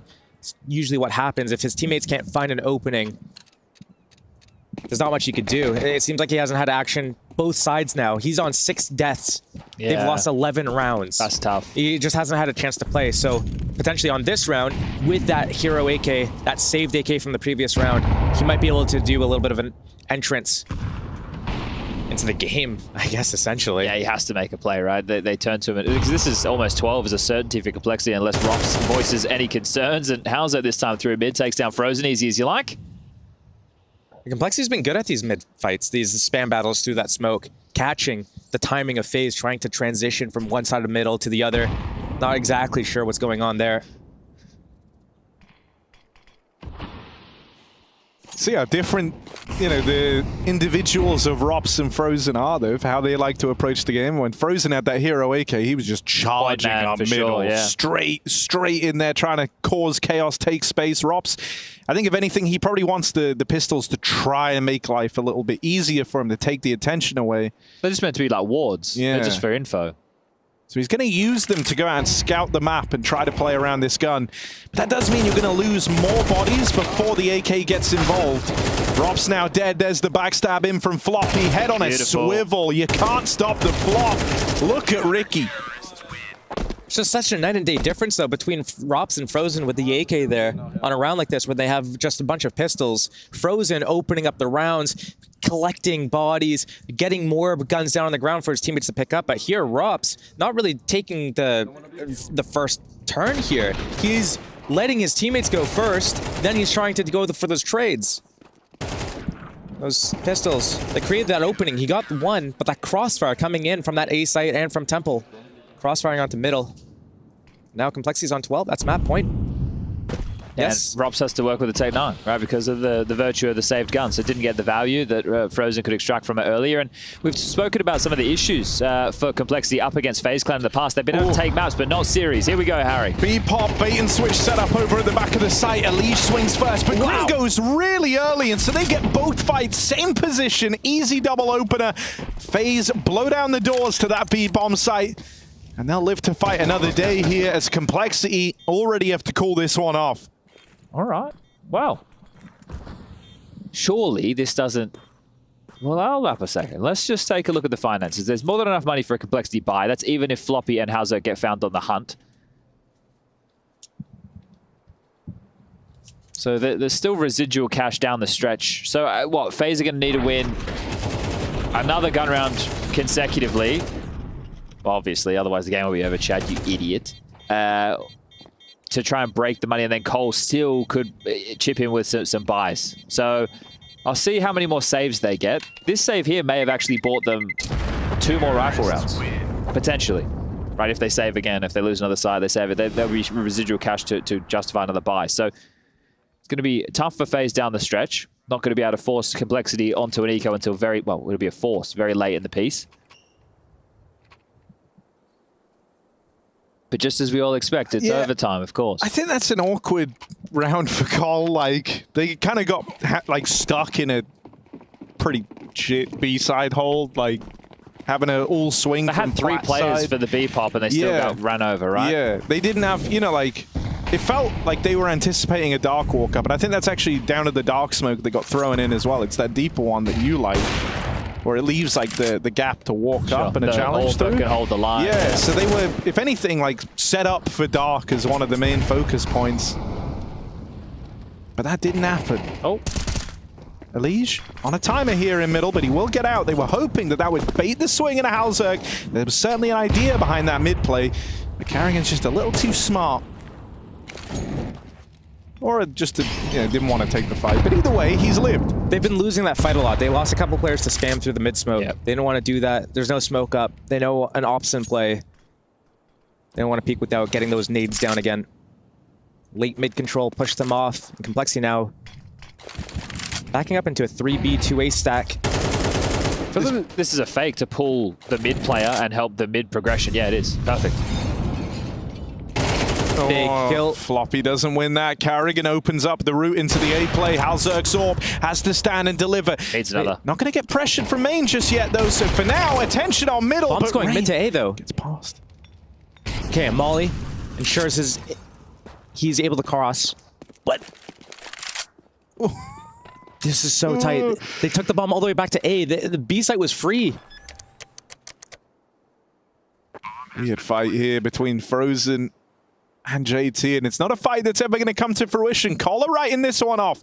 There are these saves that Chab was alluding to earlier on, so they can keep the buys coming in. And they are still close on the extremities. They get given 1 kill on Rain for free. But they are all going to start backing up now, keeping up these 3 weapons. Another buy round in the next for Cole. They're not out of this yet, but very, very quickly, FaZe are building up some steam to try and make this an OT affair.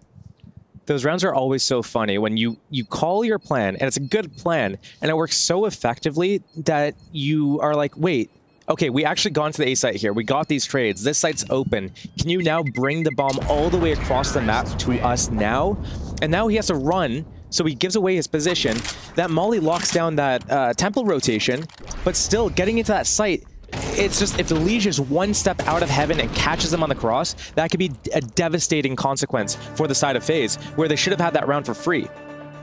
I was just like, the tail end of that round, right, for Cole, you could see quite early that the save was called, but something that G2 did with Hooksy and JKS in the roster when they were winning a lot of events that I thought was really good was hanging around in those save situations. So, yeah, look, we're probably going to save, but if we find something, we can give it a go. Like Elige, when he got pushed to heaven, they got that kill. Yeah. If everybody else was postured in a position where, hey, we're playing safe, we're considering the save, but if they overstep, we can give it a go, then maybe you can give that round a look in. And I think this is the safer option. I'm not saying this is a bad position to be in whatsoever, but I like the idea of keeping your options open, Harry. The thing that's making me nervous here is I think Cole have done a good job of challenging early in the rounds, but I feel like you're going to be less likely to do that the closer this game gets. I think you want to err towards playing it safe, and I'm worried that that's going to push them away from their biggest success. I like that little flash. I use that one. Flashes the dark swing. Well, up they go, silently into the aggress. Grim and JT to take this fight. Flash forward fight coming their way. Flashes either side and swinging into it. JT's grabbed another number advantage for Cole. They went back to the aggression, and it's worked flawlessly. So well timed. Push out through main, perfectly in tandem with the dark play, and so FaZe, this might all be coming undone. 2v4, Floppy continues the aggression, gets out with even more, leaving it just on Frozen. 1v4 as this begins, 3 more still to find. Good damage, and he will convert Elige dead. Cole now, this is where the nerves start to get in. This is where they remember those rounds that got away from them. A mistake that they cannot afford to repeat here. 4v1, now 2v1. They're both holding on to Dark, and they will deal with Frozen. Complexity start this series off strong by locking in Anubis. Their map pick. Are they now ready to do battle with FaZe Clan on Dust, the second map in this series?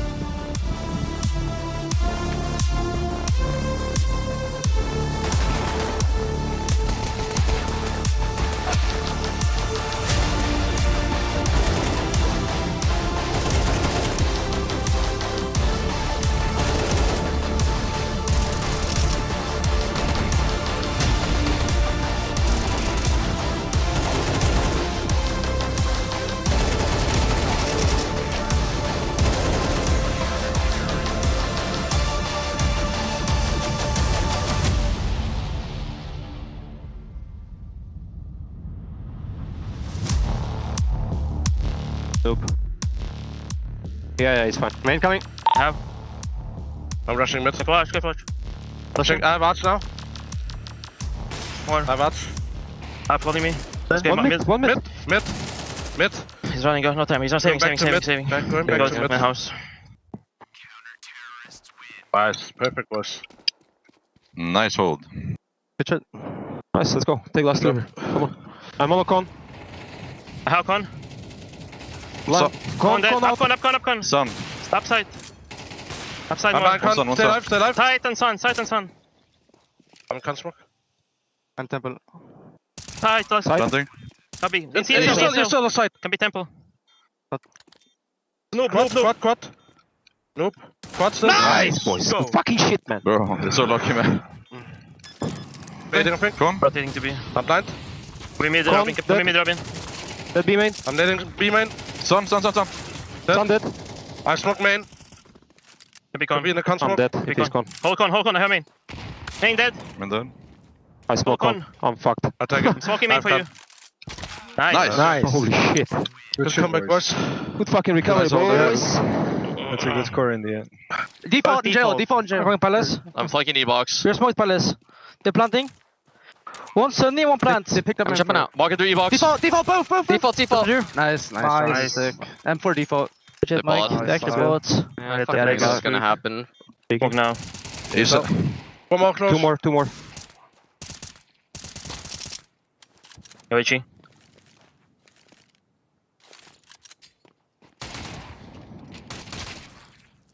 A player. Nice! Holy shit, bro. Fighting crisp as fuck, bro. That was that eco? Yeah, they just had the rifle, no? Nice! Jesus Christ. We are making this exciting. I'm leaking this. Flash. Get through jail. Be B, E-box 2. Protect. Jail dead. Be main one. Not in. I love that. Flash. Blinds. Be main dead. Nice. Good job. Good job, guys. Through T stairs. Okay. Bridge and green box. Dead. Let's go green box. Green box last. I had him once. I have Johnny can just hold him in. Stairs. Nice. Welcome back to CS Psychology 101. He's cutting off. No. What? No. The in-game trophy. Oh, of course. The Fluke Trophy. Into reality.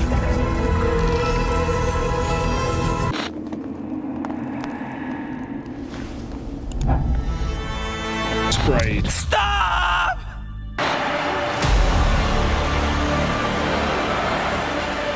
1 minute with Finn Anderson. How was the boot camp? It was good. We didn't have any windows, so we felt like lab rats. So that's maybe what we need to perform better. So I think it was good. It's the first boot camp this season for us, and we wanted something before, but we also wanted to take care of the schedule. But now we didn't care. We need some results. I imagine now, as you look down the stretch, we've got like Blast, we've got Rio. Rio's pretty stacked. Then we head into essentially the RMRs, right? So we're already in the home stretch of 2024. Will there be another boot camp available this year? Depends, I think, if we are top 8 for the major, like after we qualify. I think if you're Group B at Dharma, you have 4 days until opening stage of the major. Then you probably stay in China, right? So if you're Group A and we're doing good the next few events, then probably go back home and do a boot camp in Europe. But for now, if it goes according to plan, we have 4 weeks on the road, and that's been a while since we've been like that. Were there any team bonding activities? Not really. I think most of all, we just needed to play. I think we tried to focus on the chemistry before Pro League and stuff like that, but we also just need to play. We had to change some stuff. Map pool is up in the air, but it's starting to turn now, I believe, with our map pool. So it's pretty interesting player for us, and also the upcoming tournaments. I believe we have a good foundation, and we just need to perform now. All right, thank you for your time. Thank you very much. Rain, are you running away, or would you like to talk to me? But I just wanted to ask a few questions. Mr. Finn Anderson, he wasn't feeling too well. How are you feeling? I'm feeling good. Pretty good, yeah. Mm-hmm. How do you feel about boot camp with no windows? I heard there was a no window situation. Yeah, I was living in the basement for the last 7 days, so it was a bit weird. But you've been in sunny Malta, you've been going outside, you've been swimming? Not really, no. Really, just Counter-Strike? Yeah, just Counter-Strike, entire time. Surely some PUBG or something in there, right? A little bit of Deadlock here and there, you know. So you've been playing Deadlock? Yeah. All right, what do you think of it? I think it's great. I like it. Were you a Dota fan? No, League. Oh. Yeah. Oh, really? Yeah, I played League. Okay. All right, what do you like about Deadlock? Obviously, it's very MOBA-esque, but with a bit of shooting. Yeah, I like the fact that it's like the perspective of it, the third person, and how it plays. It runs so smoothly and everything, so I like it. Okay. In terms of your bracket, I was just talking Ultimate. It's you guys versus Complexity? It was last night. I may have forgotten already. And then into Liquid. And into G2. So that's a pretty crazy gauntlet of teams. How do you feel about the way it's been drawn? Got to beat everybody to win anyway, so it doesn't matter. I knew you were going to give me that answer. I should have thought of a more creative question. Fuck. Okay. How easy do you think it is for Vitality to make the grand final? I see that bracket. It looks a little bit easy, but it is what it is. That's how it is. Okay, well, I suppose obviously you and Spirit coming third in your group kind of contributed a little bit to how the bracket shapes up. But yeah, looking at that top side, do you think any of the teams can really challenge Vitality? On their side of the bracket? Yeah, I'm sure they'll get a couple of hard games, but they have Saivo in the end, so. They have Zaiwu in the end. All right. What else have I got for you, mate? I don't know. You've been hanging out in Malta for an extra bit of time. You've been boot camping. You're on a long stretch of events now. Is it hard? You missing the family? Yeah, for sure. I'm not sure to bring them now to Denmark when we go there afterwards. So I'll get to see them again. But at the same time, it's a long time on the road, so it's tough for both of us. All right, I'll let you get back to your team. Thanks for your time. Cheerios. Jason Rogaine podcast, check it out. The Jason Rogaine Experience. But that's not all, is it?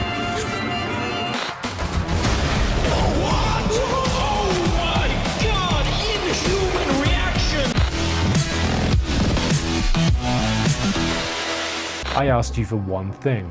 One simple thing. Why do people think that I'm you? Stick with your accent. You're casting insane, bro. I know Mo would never miss those narratives. 20 lines in attack. Look, JT, I got a question for you, man. You don't live at home. You live on the other side of the world.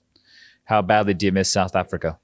I mean, I don't really think about it. It's been like 6 years that I've been traveling and stuff like that. So, yeah, of course I miss it, but it's not really like something that feels bad because I'm just kind of used to it. Are you ever thinking you end up back there one day, or are you going to be in a permanent American transplant now? No, I mean, probably won't be able to live in South Africa if I want to keep playing esports or staying in the esports industry. So I think either just permanently living in the US or moving to Europe is probably like the most likely situation for me. Okay, and let's look way down the road. Not recent future, but we'll think about the future. And let's say like 10 years from now, have you thought, as if you're not playing anymore, right? Have you thought about what you'd want to do after? Not playing anymore? I don't know. Maybe. I mean, hopefully I don't have to do anything. Okay, fair enough. But yeah, maybe coaching or something in the industry or in esports. I don't think I have anything else to do really besides esports stuff. So, and I just want to stay in gaming. Fair enough. Yeah, I think a lot of us feel like that. Stay with Counter-Strike has treated us pretty well. All right, mate. Now, throughout the group stage, you had to play the same teams quite consistently. Was there one match that was more memorable than the others? One that stands out for you personally?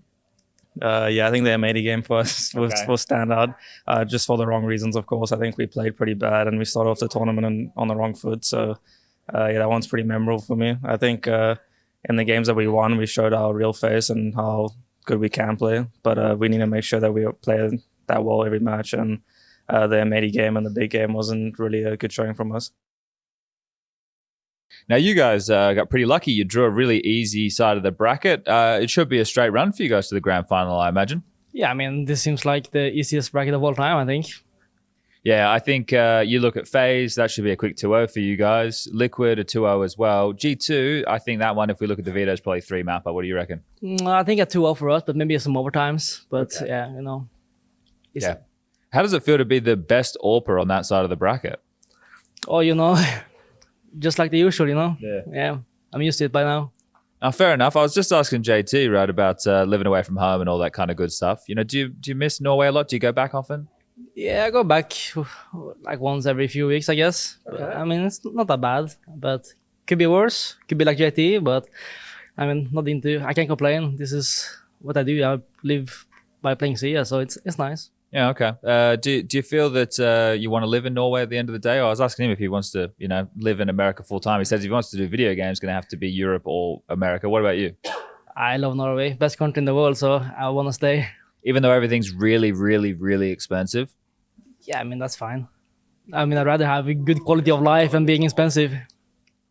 He doesn't want to move to Oslo. He lives north of Oslo. It's another town. Where do you live? Lillehammer? No, Bodø, but I mean, it's still expensive. It's still Norway. Yeah. But I live in the best city in the world. Like Oslo is starting to become dog shit, so I don't want to move there. Why is your city the best city? It's nice air. When I come home, I can smell the air. Oh, it's the best. Do you wrestle bears? Sometimes, but like only a few times a month when I'm there. Are you a snowboarder or a skier? I snowboard for sure. Yeah. What tricks can you do? I mean, I can do like some double backflips and stuff, but I mean, I can't really do extreme sports when I'm playing, you know, so I haven't done it in a few years. It's in the complexity contract. You have to protect the wrists, right? Exactly. Fair enough, fair enough.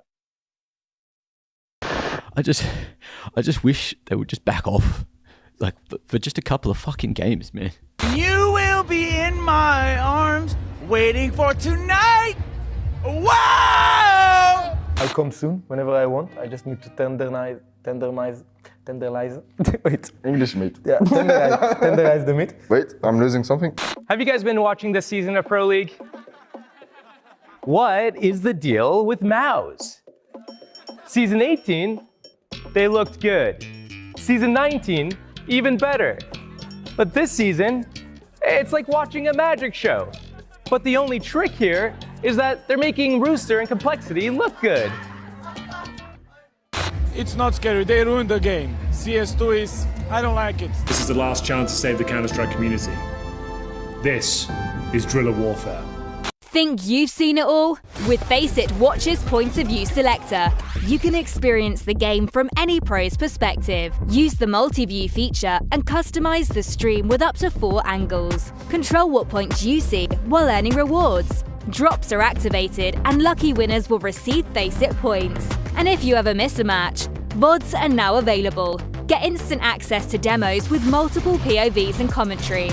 Watch it, control it, Faceit.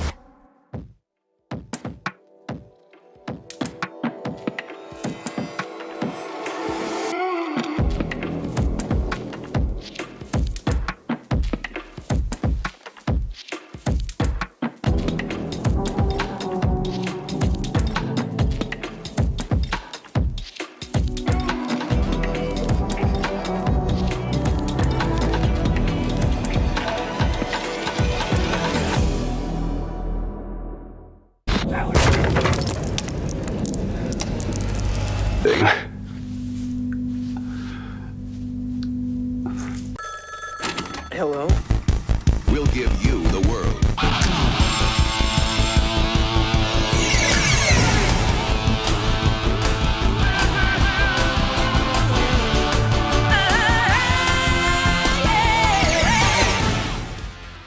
Next, we're going to learn how to flip.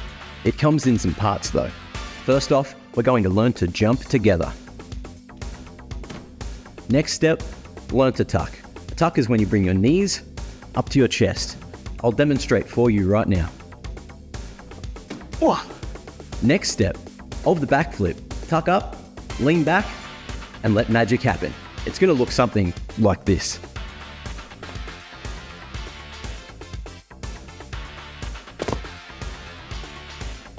And that's how you flip with Mac. Enjoy the gymnastics tips and see you next time. It's a very interesting texture though.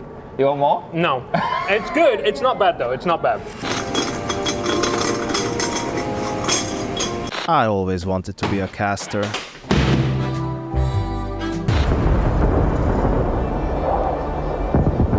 We lost our luggage, our Air Berlin debt, once again, like last time we were here in Germany. Which led us to you, my old friend. Hello? We'll give you the world.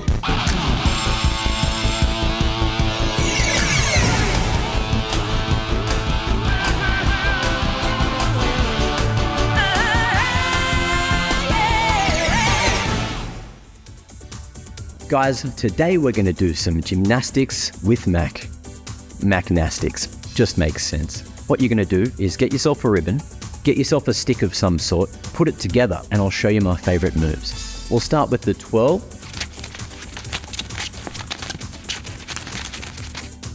And then, of course, the round the whirl. And back the other way. We'll go with the hurricane next. So spin in front and tippy toe backwards. I love ribbons. Let's get rid of that. Welcome to sunny Inferno, where history meets excitement. Stroll through cobblestone streets lined with rustic homes, charming cafes, and stunning architecture. Inferno, a destination you'll never forget, especially if you're a FaZe fan from the Boston Final.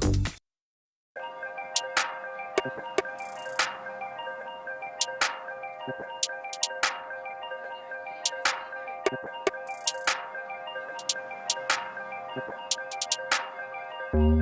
all that it's saying is true, there's a war before your eyes. Tell me, can you see right through? Right through, right through. Down through the wires and the pipelines. We go disconnecting from the city and the skyline.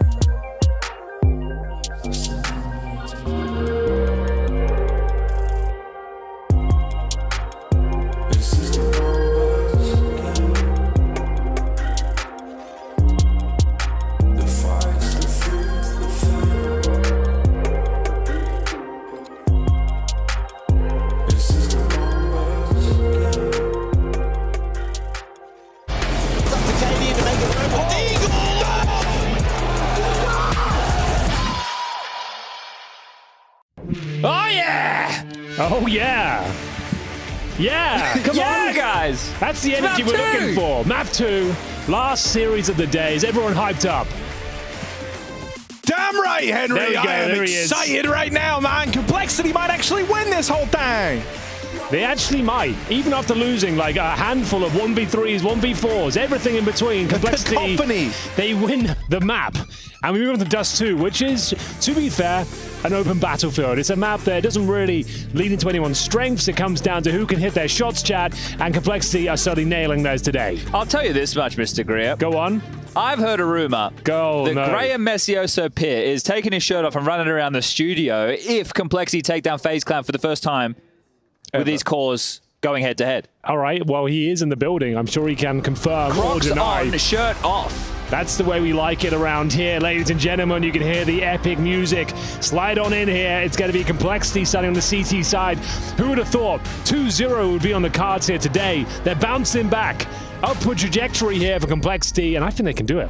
I think they can pull this off. Well, come on now. I don't think it's going to be a 2-0. I think they're going to win in 3. I think they're going to win in 3. All right. Well, if you don't believe anymore, Harry, I'll be the only Complexity fan. They played against Big the other day on this map, Henry. You Big were are there. a very good team. And so are FaZe. Would you say you can't stop believing? Why don't we just cast around? A little throwback there to me and Machina Katowice from years ago. Machini TV. Machini TV. Door smoke. Oh, this is my execution. This is the Henry G strat. Harry, you've done this they're before. actually running the Henry G. Holy. Here we go. Oh, he's changed. That's the door smoke. They're coming out mid. It's a little B split. It's an old classic. Look at the timing on the mid to B. Okay, it's looking good as JT dominates the USP, but they are locked out of the bomb site. He's going to have a little look through the window. It's a bit more than he bargained for. It doesn't look good now for Complexity whatsoever. As soon as that bomb gets planted, they're in a very difficult retake, but they do have the defuse kit to work with here. Should be enough and could be. Let's have a look. The retake from tunnels, they've got so much space to pick up here. That doesn't look good. Do it again. Doesn't look good at all. I think that's enough. I think Complexity can't win this anymore, guys. Yep. That will do it. This would be the craziest 1-on-3 of Alicia's lifetime. Probably not, but it could have been. And that's what we're saying. Do you force buy in Dust 2, Chad? Do you like your force buys? I think Halzok on a Scout's pretty tasty. You need some pistols to go with it. Or some MP9s would be quite nice as well. Deagle, 3 MP9s and a Halzok Scouts. Here's the Rops with the beautiful shots on the P250.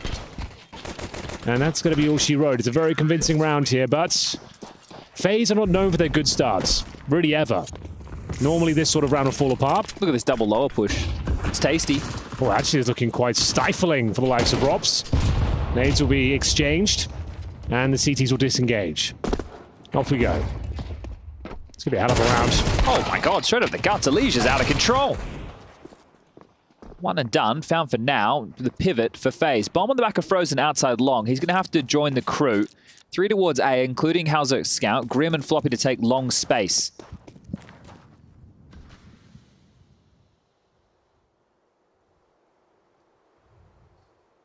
It's all very quiet and tense over here. And rightly so. It's a round of 16 game, Mr. Greer. It's a big deal. This round has got a lot of weight behind it as Complexity push out of long. Could be the best move, could be the worst move, depending on the timings here. And it looks like it could favor them. They're actually getting in behind them now as Robs He'll be leading the charge here in towards, there we go. We said the Hallzerg scout could be deadly, could be potent. Can he deliver though? First shot is an absolute beauty as Floppy brings in the pincer maneuver from short as well. And they've done it. They have done it. A huge victory for Complexity. 3 players survive, an AK recovered, and no bomb planted. It's a full reset. The worst place to be in the world right now is with $1,400 on the 3rd round on the T side. In the whole wide world. The whole world. This is a real rough spot. You do hate to see that, and it's all bound to Liege as well. The push-up middle, no utility behind it. Hallzerg hit a couple of bangers. That was a banger from Hallzerg. I'd love to see that in slow motion. How slow motion do you want? I'll see what I can do. I reckon 20% speed. Oh my God! Jesus. Hallzerg has had enough. He wants this team to be winning trophies. He wants this team to go all the way. And FaZe Clan already a map down. 2-1 looking likely here. Brokey's got the scout, but Rob's with that deagle. That's an insane shot as well. Dust 2 always brings out the best on the server. This deagle shot won't connect. It's going to be a Liege fighting back here. Maybe going a little bit of front of the mark, but some might say overzealous. A little bit overzealous. Audacious, perhaps. But Frozen and Rain to pick up the pieces here. I don't think there's much to do. They've got smokes, Molotovs, flashes. They need a scout pick here. Frozen considers himself to be a bit of a sniper. Does he? Yeah, I've heard him say it on the team comms. He goes, I'm an AWPer, bro. Of course I can. Do you remember that, though, Henry, back when we had teammates that, you know, they weren't AWPers? So they gave it a go. But they thought they were. Bloody hell. How's it looking sharp? Rain grabbed another on the Deeg, sat down, and it will be an eco for FaZe. To be fair, Rain is a bit of a master of Dust 2. Once he wakes up, it's going to be a real problem for Complexity. Need to put this one to bed comfortably, build some economy, build some resources. Here it is. This is the 25%. 25%? Yeah, we couldn't get 20, we got 25%. Okay, well, we do the best we can. He actually is hitting some real stinkers out there. Beautiful. That is great from our replay team. Shout out to them one time. So just Glocks. 2-0 looking likely, guys, just saying. Might be an early call. Yeah, eat your humble pie, Harry Russell. Yeah. What have you got to say for yourself? Oh, missed smoke as well, Chad. They missed the Xbox smoke. They're falling apart at the seams. What? I was watching the Dust 2 games earlier. There was a lot of missed smokes. It was like something crazy going on here today, but uh-oh. Hold on. Complexity do love to lose to Glocks. Kind of their thing. Their calling card. No one wants to be known for that necessarily, but they do lose to Glocks quite a lot.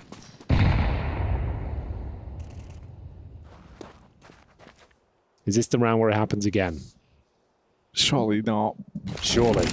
You'd hope not. You'd hope not, for sure. Little push out towards ramp. They're going to try and fight this. Glocks Another Glocks turret from Rain. He spit on that thing. But Hallzerg's there to put a stop to it. What did you say that? Spit on that thing? What does that mean? Yeah, spit on that thing. What's that from? It's normally, before you say that, you say Huck Tua. And what does that mean? That's the sound of spitting. Yeah, because you know that your Glock needs to be lubricated. Oh, okay, with oil. Yeah, exactly. Spit oil Otherwise, it might jam. Okay, that makes sense. Well, fair enough. Thank you very much. And you want to make you don't want any misfires, Henry, with your Glock. That's true.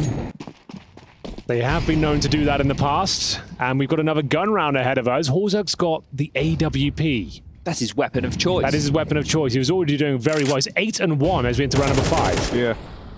That's a pretty good scoreline. And they're going to get him on the Talk to a podcast with how good this is. I did see that was a thing. I think it released today. Oh, really? Who's the first guest? Donald Trump. Donald Trump.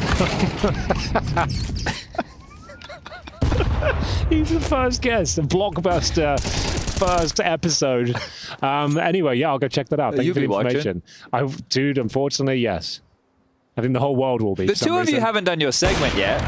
What, the brain rot segment? The brain rot segment. I thought we were saving it for the grand final. Oh. Like, there's the pre-game. That would be a lot of fun. Yeah. Go over all that. Yeah, we're going to save it for Sunday. Super Sunday, some call it. Why are FaZe so flat? They've been here in Malta boot camping.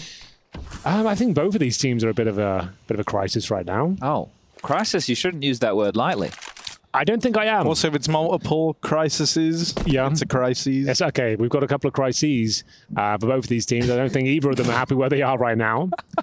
I think that's fair to say. Complexity beat Mouse and Astralis twice. Bruh, before this tournament I'm talking about, sure, it's got better here, but like they've been group stage like the last, 4 tournaments? I'm the biggest Complexity fan out there. I don't think that's true. Ooh, but Floppy One and done as the AWP also dies. Oh dear, this was meant to be nice and easy for Complexity, but this 4-on-3 has gone a little bit out of hand. Grim and Elige start to rotate over. In many ways, these two are fast. Some of the fastest gamers. Can't bring back the world's I fastest forgot about that. That was a good one. It's Grim and Elige. Two fastest gamers they can do it. They can do it. And they're going to get past Rops. That's why they call them the fastest. 4 rounds to Complexity from the 2 fastest men in the world. Well, that's a huge round, Chad. That's a monumental round. That retake shouldn't have been possible. Wow, it was looking like they locked them out. Felt like it should never have been possible. Huh? Like the fact that Floppy gets one on the entry, but then the AWP is unable to deliver. That's how we get into the 2v2. So I think Elige and Grim bail them out in a big way. Yeah. The Brothers Grim, they're called. Do Complexity like a double AWP setup? And who would it be on the secondary? Well, I think that Elige has wielded the AWP a bit when we've seen them on Anubis before, but I don't think we will see them going for the double AWP. Well, some say it's the strongest Dust 2 CT setup. Will it be brought out? Time will tell. We've got AKs in the hands of Elige and Grim for now. Hallzerk playing a blind up, 9 and 2. And we've got a mid to B smoke being deployed by Rops. Is that your one, Harry? What one? The mid to B smoke? Yeah. Nice. Locked in. Locked out. Oh my god, he's actually owning them. He's actually owning them.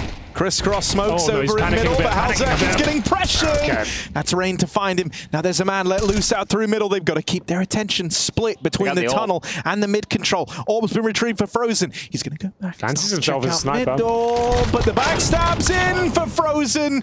And Grim finds him through the door. When one door closes, another opens for Brokey. Dropping down in a lower. Glock in his pocket. Is he ready to rock it? Up close. Lands the dink, but Grim will pick up the round. 5-1. Complexity are building this lead, and it's tremendous as they're up 5-1. I couldn't think of anywhere to go. They didn't get Hallzerk's AWP back. Nope, don't want it. They don't even Fuck need that, it. they say. Let's go. Hallzerk, buy your own AWP. Brokey's 0-5, bro. They don't even need the AWP right now. He ain't doing shit. Kind of do need the AWP. Because Hallzerk's majority of kills have happened. Spit on that thing. He got 3 kills with the scout. Yeah. He got 2 kills with the pistol. He's not buying a scout again, is he, Henry? Well, you could consider it. I'd be pretty salty that my teammates didn't pick it. It was on Frozen's body at the mid doors. There was a lot of excitement, a lot of things. You were an on. AWP, Henry. Imagine if they didn't pick up your AWP. I would be somewhat annoyed, but I'd let that kind of slip away and just focus on the round. Yeah, exactly, right? Like There's no point. There's no point. It's happened. It's happened. Hallzerk could be slamming his desk enraged right now, but instead he's composed. He says, "Fine.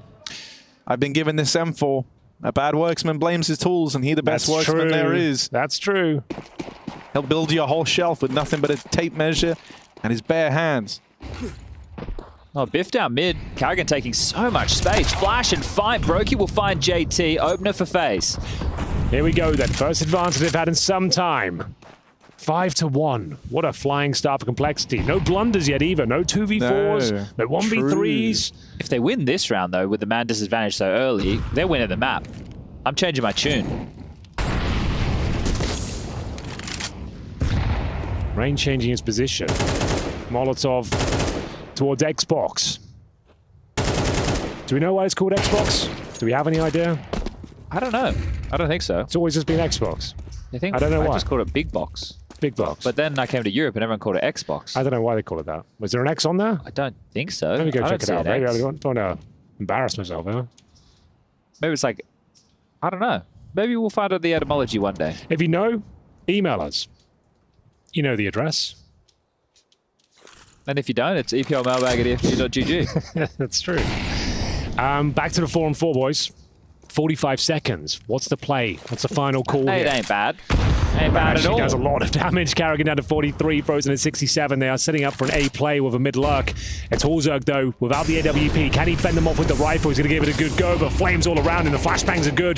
Reposition towards the bomb side. 25 seconds now. Carrigan finds one. The M4 can't connect the dots, and Floppy left in an unwinnable scenario. I think the AWP could have made the difference on that defense. I'm just saying. Fair enough, fair enough. saying. Could have very much done. Made the big difference. But we'll never know. What about this for the Xbox meeting? Go on. Everyone's saying there used to be an X. There used to be an X? Side. Oh, with the pattern of the box. Yeah, that's what I was looking for. But I was thinking, if you wanted to have like a really out there alternative route to this. Okay. You take the Xbox to get into the heavens. And when you get to heaven, what do you get? A Halo. What was the exclusive title that released on Xbox that propelled the Xbox to worldwide acclaim? Halo. It was Halo. Yeah. Xbox to heaven. It's not heaven, it's Catwalk, but it's close enough to heaven on this map. Yeah, he's got a point. You know? Now. Yeah, he Halo does. released pretty much on heaven. Xbox. It makes a lot more sense that the etymology is to do with 1.6 and the way that the boxes looked. But I guess the people in Europe were like a lot smarter than I was in Australia. I don't know Do what you we like called Master Chief? it. No, I never played Halo. No. You're aware of it, though. I'm aware of it. That's the cultural impact, Chad. I know you guys are Costco guys, but I was never a console guy. Oh, okay. I was for a while, sadly. You were exclusively a console guy, I believe. I'm Xbox. a console guy. Of course I pay $29.99 a month to be able to play with my friends. Here we are, Brokey scoping up. Gonna die early at the hands of Floppy's AK. That AWP is out of the round, and Brokey's bad luck continues. 1 and 6 to open up Dust 2. Brokey is having a nightmare. But that's the thing about nightmares. You always wake up eventually. Well, so I guess sometimes you don't, but most of the time you wake up. Oh God, took a dark turn. Will they wake up from this nightmare? Oh, the flash and the push. This is actually quite special. The bomb's there and lower. Rain fends them off, though. Admirable performance with the AK-47. And what looked like a massive advantage is quickly squandered by Cole. Nice idea. Didn't mind that at all. Just nice shots from Rain, I suppose. But those are significant kills, and he doesn't really take any damage for his troubles. Admirable performance indeed, but Lieutenant Lead is still in the favor of complexity. Admirable performance. I like that. Oh, Elise, you're burning. You're dead. Ooh, that's a round for General Nuisance there as Elise is forced out wide. That's better than my one. I don't know about that. Oh, not so easy. For Proglivlet meeting over in mid. Proglivlet? Yeah. What does that mean? It's kind of like private. Oh, kind of like in between private and like refrigerator. Yeah, like that. Kind of a blend between those words. Split the two down the middle. Spit on that thing. Spit on those things. The two Spit things. on those two things. Yeah, we've got to save here. Hulzerg, he got his precious AWP, Chad. Didn't seem to help him out too much. 0 kills. You know, he wasn't the reason they pushed up the tunnels and died. That's fair.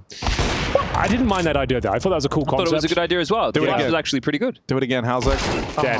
Why okay. the Now the misery starts to set in. You've got a full eco ahead of you. Can't really buy anything. Can't even get a P250. That's where we're at.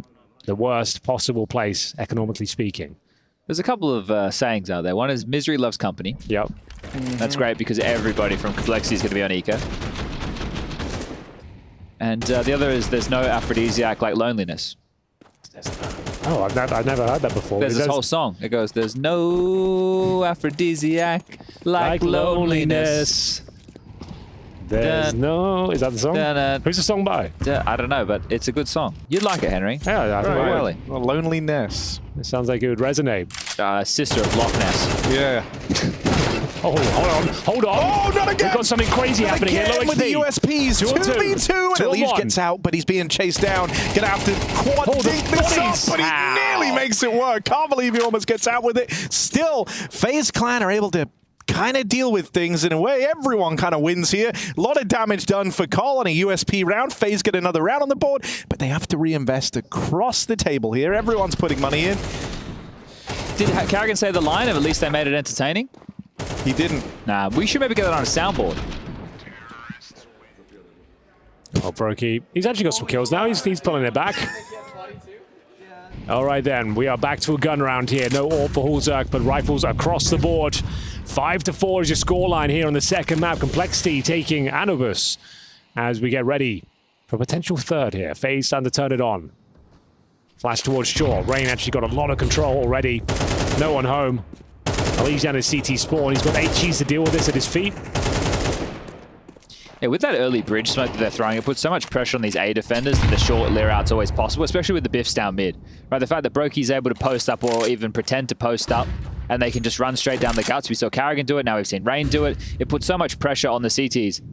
Means that if they're going with a standard defense to block B, block long at the start, then they're going to have to hightail it back. They're worried about the mid to B or the short plays, but it's late long take. Flashes over, Grim Pit isolated. Hulzerg's on the way. Here we go. A very important round here. Complexity with a huge lead, 5-1 at one stage. It's being taken away slowly but surely. Elise now the last line of defense, and he is dealt with by Rops. A convincing round to say the very least. And there's nothing to do but save. That's too classic. Oh god, that is he cheating? That's all I can really check in PC. Yeah, that's all I can really say about that. Frozen, bro, I know you guys really wanted the dub and you said you'd win by any means necessary, but not sure. Toggling in the live game, I mean, that's one of the moves. He gets away with it, I suppose. Bro, we all fine. just saw that. Like, we just have to pretend like we didn't. Look, Harry, remember, the microphones are on. I thought this was just a live look. It's just the three of us, just three dudes watching Counter-Strike. It's the way it should be. At all times, as Floppy will try and play Counter-Strike himself, but removed from the equation, we've tied things up. It was 5-1, we've gone 5-5. Maybe it will be 3 maps after all. Well, that's kind of what we were hoping for, really. In a way, yes. I think the other 2 mainstream games for the day were 2-0s, right? Yep. And then it was the Mongols' big game that went the distance. Who won that game? Was it big? Mongols. Ah. Okay. I thought Big were bouncing back. I thought they were looking good. I thought they were ready to go far in this tournament, maybe win the whole thing. Well, won't be happening just yet. I thought they were looking better. I think even big fans themselves are like, top 4 would be cool. Yeah. Top 8 maybe. To get top 4, they would have had to have beaten Vitality. Top 8. Top 8. Top 8's good.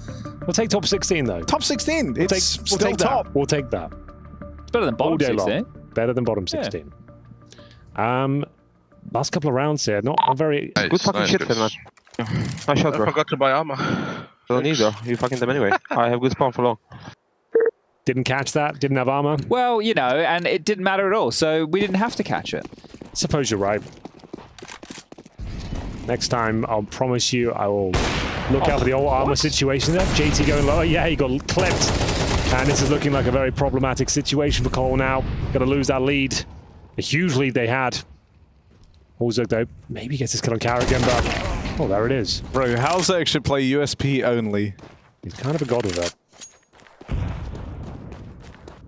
If he can get the AK in the hands of Floppy or Elise, it might be onto something. The only concern right now, if I was FaZe, is if I'm scaling long and a flash comes in, that's my only concern. Otherwise, if you just cross, use the util that you have remaining, which is a bunch of smokes. You can smoke offshore, you can redeploy a CT smoke, flash behind you as a peek into the site, and just plant for Broku as the AWP. You should win this round. So that's a short smoke. Halzerg. Miss smoke on the cross, Chad. That's a problem. It's a big problem. There's only one guy at ramp Where with is the Rops, bomb. man? Frozen's having a go. Rops is out at long. He's taking his time here, holding that flank. Okay, Brokey, quick switch out onto the AK. Needs that multi-kill potential. Pressure is on. Frozen is low on health. Jumping MP9 finds him. No! Oh, God, now they've spammed out Brokey. Rops is going to have to 1v4 all over again. Oh, can't manage it this time. It's just 2 for Rops. And so Complexity, low buy, no money. They managed to break through. How are FaZe losing, or at least even getting close in some of these rounds where the purchases are just pretty miserable? Like, Carrigan walking up, Cat losing A lot the of AK. one-on-one weird interactions there. Against a USP, Yeah, they're not gliding together at the moment. like, there was no backup utility. It was like a slow contact play. I really feel like you want some trading potential there, or at least a backup flash or something. A Molotov at the start to lock the CT in. A couple of Listerine faces going around. That's a rough one. That was 2 MP9s and USPs, right? And yeah, this is not good. Yeah, I think that's fair. This is the last round of the half. No damage on the cross. We've got the AWP for Halzerg. Double AWP setup, Chad. You said it wouldn't happen, but here it is. Elise has indeed got the secondary AWP. It's out and about. I assume he'll be back in B. Oh, Floppy's dead. Where'd he go? Oh, Rob's got him. Rob's just found that as he was aggressing in the tunnels, so... It's getting late. Gets a bit weird around here. About 9 o'clock. Oh, Halzerg, take the shot. Take the shot. Turn into the gremlins. Yeah. Good film. No water and don't feed them after midnight. Is that how it goes? I mean, those are the 2 rules, yeah. Water makes them multiply. Feed them after midnight, turns them into gremlins. Don't do both. Halzerg. Ooh, bloody hell. Just the one and done. Leg on a Carrigan. You'd go to B split now, surely. So JT has to get a multi or this round's done. It's not possible, I don't think. JT. One kill from the window. Now flicking back onto the tunnels. JT cooking up a storm. These rotates are coming in. The captain stands his ground. Gone after the double. Carrigan manipulating these rotates down in middle. And Elige donning that secondary AWP as he moves in on this retake. It's not the gun for the job, and it's not the man to wield it. Elige going to trade out onto that M4 and try to close the distance now. But this will not be easy. A molly still for Frozen. Even more to slow this down, remove options from the playbook for Elige. And as he's spotted, Carrigan swings on up to tie up this half at 6-all.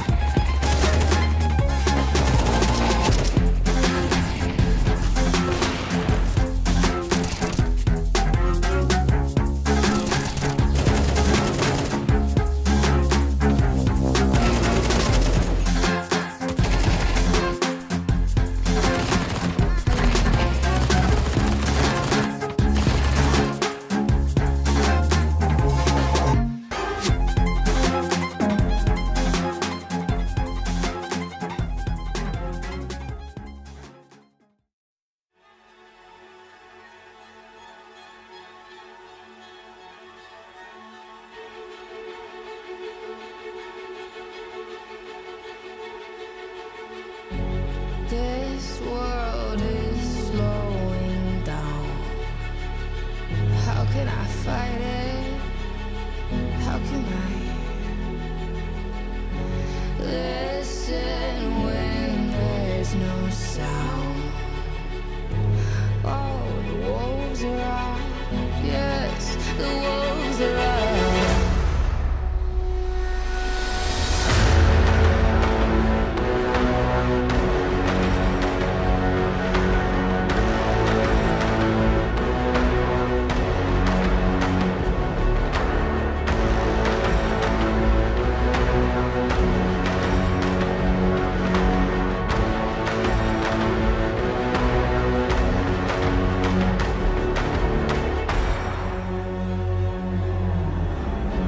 Hold on to what you found. Days are deceiving. My head is spinning round. Oh, I hear you now. Yes, the wolves are out. Inside of our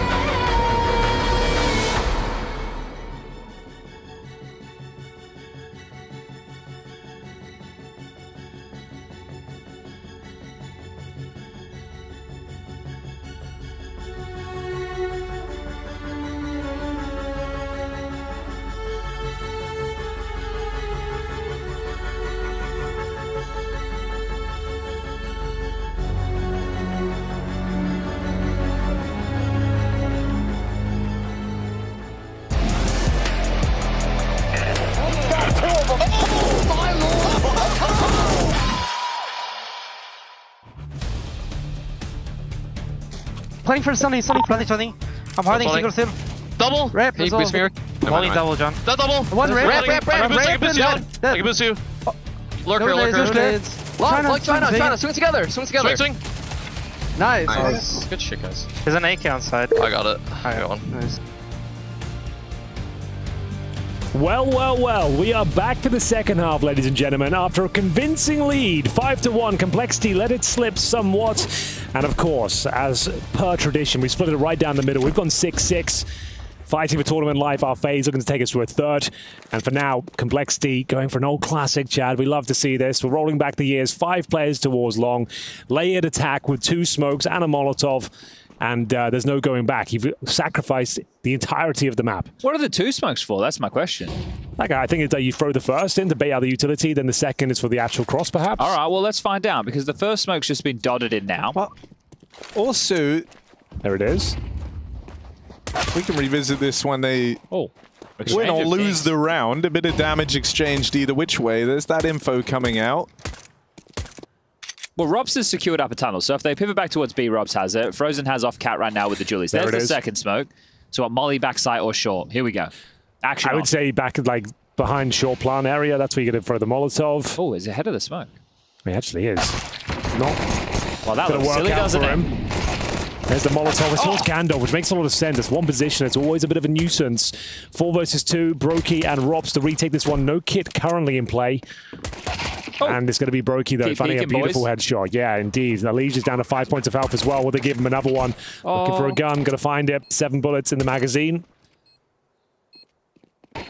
And still advantage for Cole. Retake very possible, though. It's going to be Robs creeping up. Low HP on the first player towards ramp. Going to get him, no problem. Oh, my goodness. What a great shot from Robs.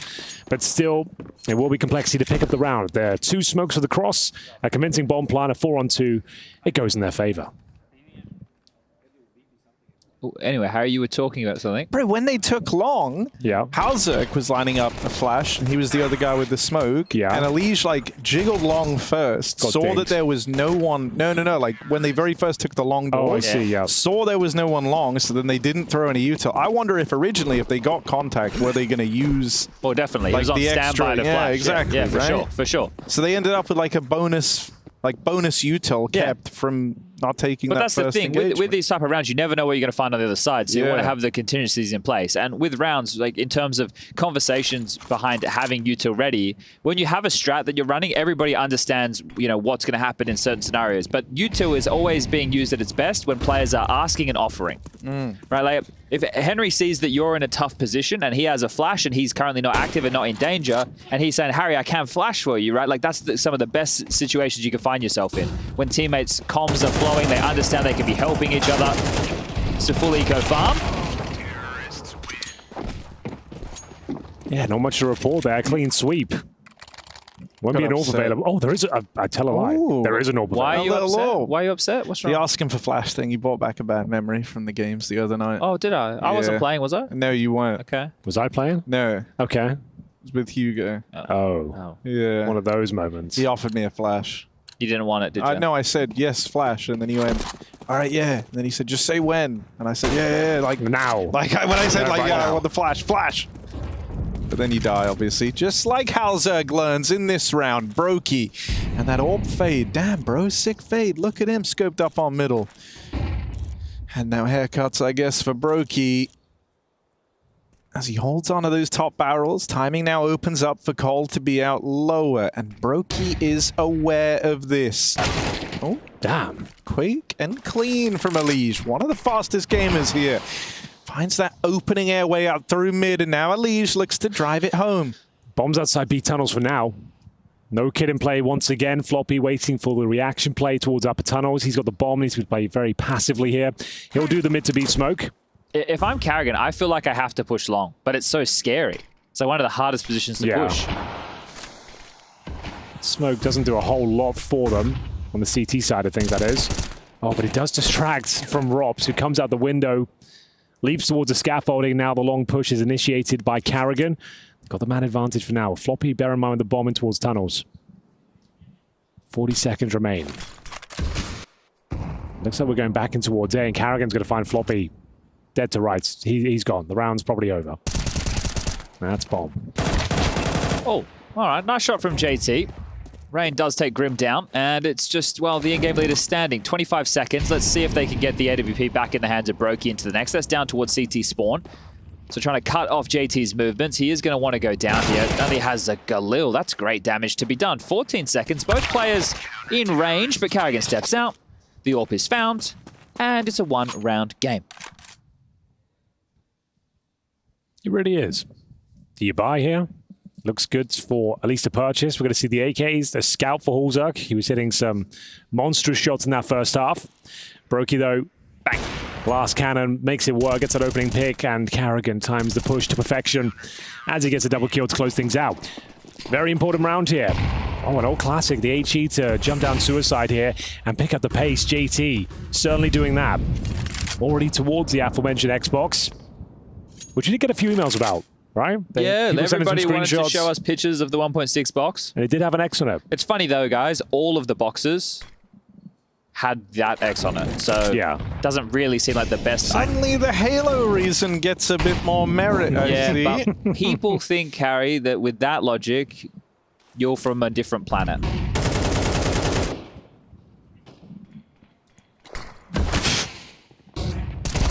Oh, Carrigan 1 and almost 2. Floppy low. Brokey sweeping in with the AWP. All right. Oh, missed shot. Big miss. Well, I think that's the round. Side open. You feel like you have to save? Yeah, you can't retake this one. Well, how many players survived the previous round? Was it 2 or 3? 2. Okay, that's a real issue. Yeah, you're going to have to save. You can't even think about going for it. You can see they're fully invested. Lost bonus going to that next round is going to be $1,900, ladies and gentlemen. And they've lost Rain. So when we painted all of these win conditions earlier, right? Obviously yours was a little bit more on the funny side, but you had some serious stuff in there regarding pistols. You had psychological warfare, and you had espionage. You were talking about installing SnapTap on their computers. Those ones were the funny ones. Yeah, no, that's good. We like funny. But the silly ones. They weren't necessarily funny. They were silly. They were silly. Yeah, and if you found them funny, like the people at home, then it was funny to you. But some of the things that we were looking at was Complexity have been playing a good team brand of Counter-Strike to get to this point. We obviously highlighted the fact that they have never beaten FaZe where when you go core versus core, you go all the way back to EPL season 16 in 2022. When Fang was still on the roster before Elysia joined. They'd played 5 times. Cole have only won a handful of maps across those outings. So, you know, there's a lot was stacked up against Complexity in this one. Also, we went over the pistol rounds quite in depth, but the pistol track record was leaning massively in favor of FaZe, like gargantuanly in favor of FaZe. Indeed. Here, in this series, they've won 1 pistol and then they instantly lost the follow-up round. So suddenly it's like, what the? If anything, that's better than winning the pistol. Yeah. That's what we've been saying for years. Yeah. And so, top mid push. Oh no. Border open. Oh no. Now's the time to regain control, boys, or else it's over and done with. Oh, they've let this one slip. They have just a little. Well, it's something you don't see enough of, I think. I think it's such a powerful maneuver to push top the middle. Do it, yeah. I don't think enough teams are taking advantage of it. I think that's the thing. You could probably only throw it in once a half. Yeah. Same as Lower Dark, right? You could probably throw Lower Dark in a little bit more than once a half. But just the fact the Incendiary covers that corner pretty much entirely, and then like Suicide's not really an issue to worry about. Yeah, I feel like more teams should be taking control of middle, at least just like making them uncomfortable, throwing that Incendiary, just suggesting you might be there. But you don't see it enough. Well, let's see if it's enough for FaZe to win this round, because Complexity still have Hulzerk and Elysia, and you would, well, like these 2 players alive in a scenario like this. Plenty of U2 to work with. Elysia, the issue, Bogdan's Law comes into play. I love the fact Bogdan Law's got so much airtime this season when Josh is here. Carrigan, beautiful shot, finds a low HP Elysia, and that should be all she wrote, unless Hulzerk can pull something magical out of the bag right now. Yeah, it's got time. Not much of it, admittedly, but 30 seconds. Cross will come through, and the M4's waiting for him. Rob's times it to perfection, and that's a bit of a nightmare round to lose. Everyone's talking about Bogdan's Law, but no one's talking about Cole's Law, which is a funny name for the law, because it sounds like Cole's Law, and it's the USPs will always win. Yeah, that is true. That is. Okay. The USPs will prevail. That's the Cole's Law. The Cole's Law doesn't work if you're wearing the heroic jersey, though. Because the stains. At KFC, you always get coleslaw. Yeah, all right. Oh, okay. I see what you're doing. Wow, that's a real, like, deep joke. It required, like, multiple callbacks to kind of... Yeah, minute segments. Look, if you're not paying attention to the overall show, it's not for you. Yeah, that's a good point. And they are going to force buy on the back of this one. So it's a mixture of rifles, deagles, and scouts. Good to be smoke. Few of those missed today. We'll see if that one connects. Lurk smoking towards B as well. Smoke looks good. Thumbs up. Graham's happy with that one. He's going to be very happy to see it connect. Big kill available for Elysia. Ducking and weaving through the flames. B-Split trying to be initiated here, but it doesn't feel comfortable. They've actually smoked CT Swarm once again. Well, look at B. They block doors. Uh-oh. They block doors and tunnels. That's a kill on the mid to B split. Have to go now, Cole. Yo, what a shot that is from Floppy. Okay, that's a B bomb side wide open for business, and they're saving. All right. JT and co bouncing back from a previous blunder, losing to the USPs. There's no doubt about it. Cole look like the better team. Yeah. Like they haven't been feeling so individual. Their players have been hitting some good shots, some good decisions are being made. Pistols are being won. 4 spies are there. We've had, sure, that boo-boo in the previous round. You could go to Anubis, you could say, oh, they didn't win that Frozen clutch. Yeah. But at the end of the day, one of them was an eco, one of them was some saved guns and a force. So not fully equipped rounds. Still won the map. Yeah. So, and they looked more threatening once the full rifles came into their hands. And if they win this, go on. I think you could comfortably say that the best wins across the tournament at this stage would have come from Complexity. Because they beat Mouse twice, Astralis twice, and then FaZe in the playoff run. That would be kind of, that's a pretty sick, haven't they got like the rogues gallery to work. They do. The Nightmare run next, here. Liquid next and Na'Vi, isn't it? In G2 after that. G2, that's it. Yes. Yeah, you're right. Okay. But there is something that plays into Complexity's favor. They play better when they're the underdog, and they're going to be the underdog against every single team in the gauntlet. They're going to be an underdog in every game until the grand final, and even then.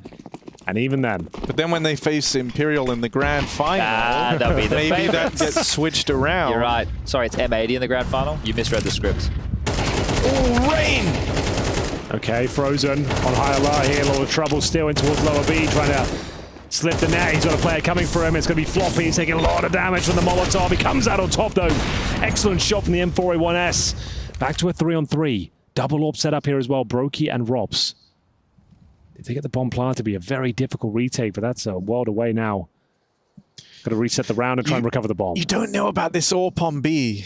And so as Rops is kind of walking in, taking sightlines over on the B side of the map. Oh, dear. Hang on a second. They've just opened up middle. That was a little bit lazy. It's always individual, though, isn't it? They're always looking for a fight as individuals. That's been FaZe's biggest issue this series. Okay. They still are in a winning position if they go towards B. Robs will be there with the AWP at the mouth for the bomb side. 3 versus 2 short. Carrigan with the M4, he's actually holding the A bomb side. So overworked in the position right now. Oh, this is... He's not going to catch him at the time. No, he is. Yeah, he is. I think he catches one. He gets one for sure. Oh, they check him! To be an all and now they go B. Now they go B. Easy. You know you just killed the guy pushing the game, B boys. side. It's over. This is a 2-0 to Cole. It's over. No, come on. It is. Come on now. 100% this game's over. PowerPoint said they could win it too. No, you said 2-1 all the way. No, I said 2-1 in this instance. I thought it was going to be 2-1. Unless it's 2-0. Unless it's a 2-0, in which case, Cole, we're going to win. Okay, you were right. This is actually over. I don't believe that for a second. I 100% do. And this is great work from Complexity. There is a USP round coming up next, and Cole's Law tells us. Cole's Law. It's over, man. It is over. What happened to Zonic's Law? Is that still kicking around? Well, we had to adjust it a little bit. You can't get 11 4s. You can get 11-4. You can, but it's no longer like a great... Still a dangerous scoreline. Still dangerous, I think. The new 11-4 is like 7-5, which sounds like...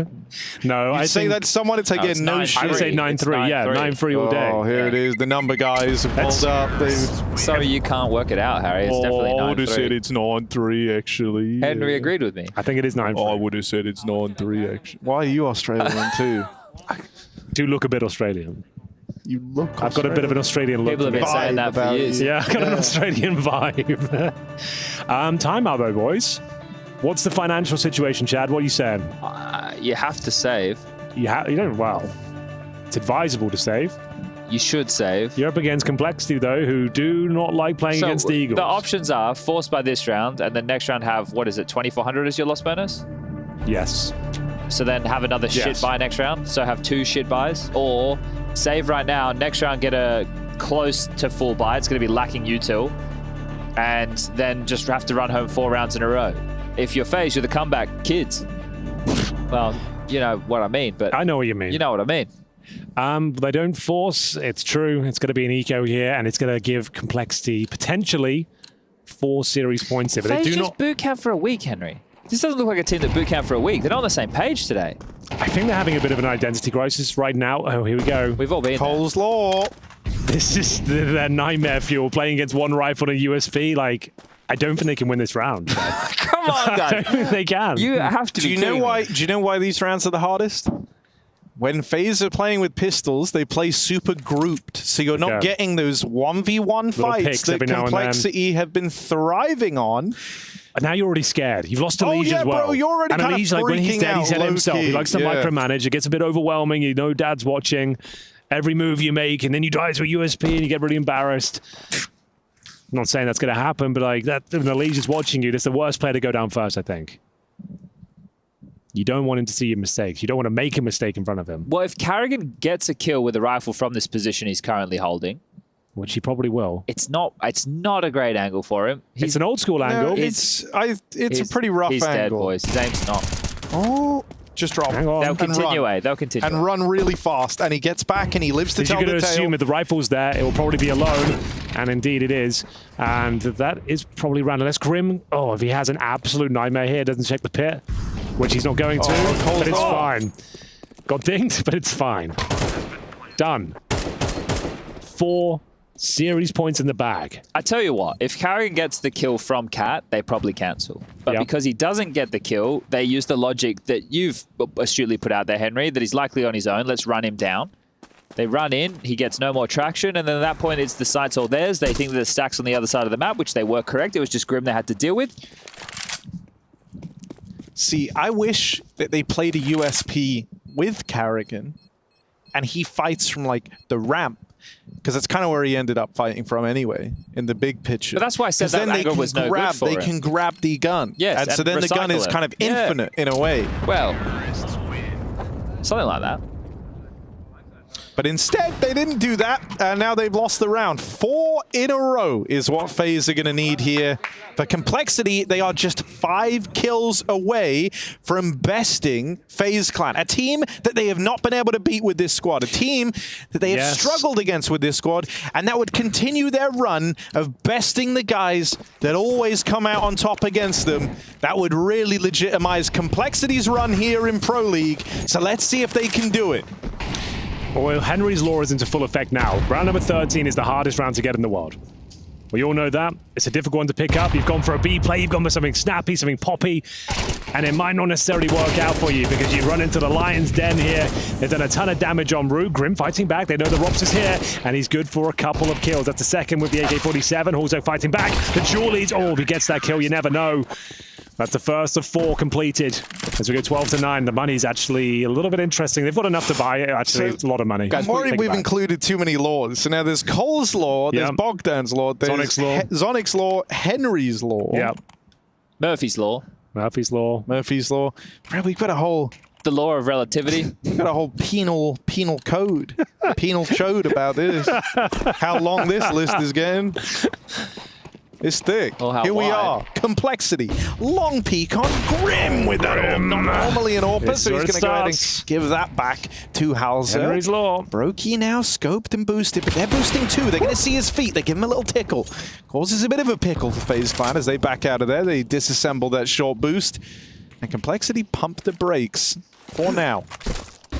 I feel like a mid to B would have been a swift call once you know where the AWP was. You know that you can at least apply that pressure, but there's a T-side mid-door smoke that's currently still puffed up. It's a late long take on the cards, and they're going to try and go towards the in-game leader of Carrigan. Carrigan now. 5-on-5. Brokey's going to be so blinded, Henry. No, he'll be okay. He'll be fine. He'll be fine. He'll be fine. Here it comes. He's tight on the corner. He can dodge it in a way. Super blind. Quite blind. And maybe even dead. This could be it. This could be the GG moment. Carrigan needs to live. Molotov won't take him down just yet. He's deployed a defensive smoke. He's on his own. A defense is down. Rain's dead too. This is it. They know he's there. He surely doesn't get more than one here. The flashbang's coming through. It's very challenging kills coming up next. This could be it. And I think we're done. I think we're done, Chad. Carrigan falls, and now it is just Rops to stop it. Complexity I can't believe it. Looking for the 2-0 versus a team that they've never been able to beat. And they're about to do it here for a swift exit for FaZe Clan, hot off the back of their boot camp here. This is it. It's actually happened. Unless... Can you smell it? It's going to take something miraculous. Rops has had a couple of nice clutches already, but this is asking too much, surely.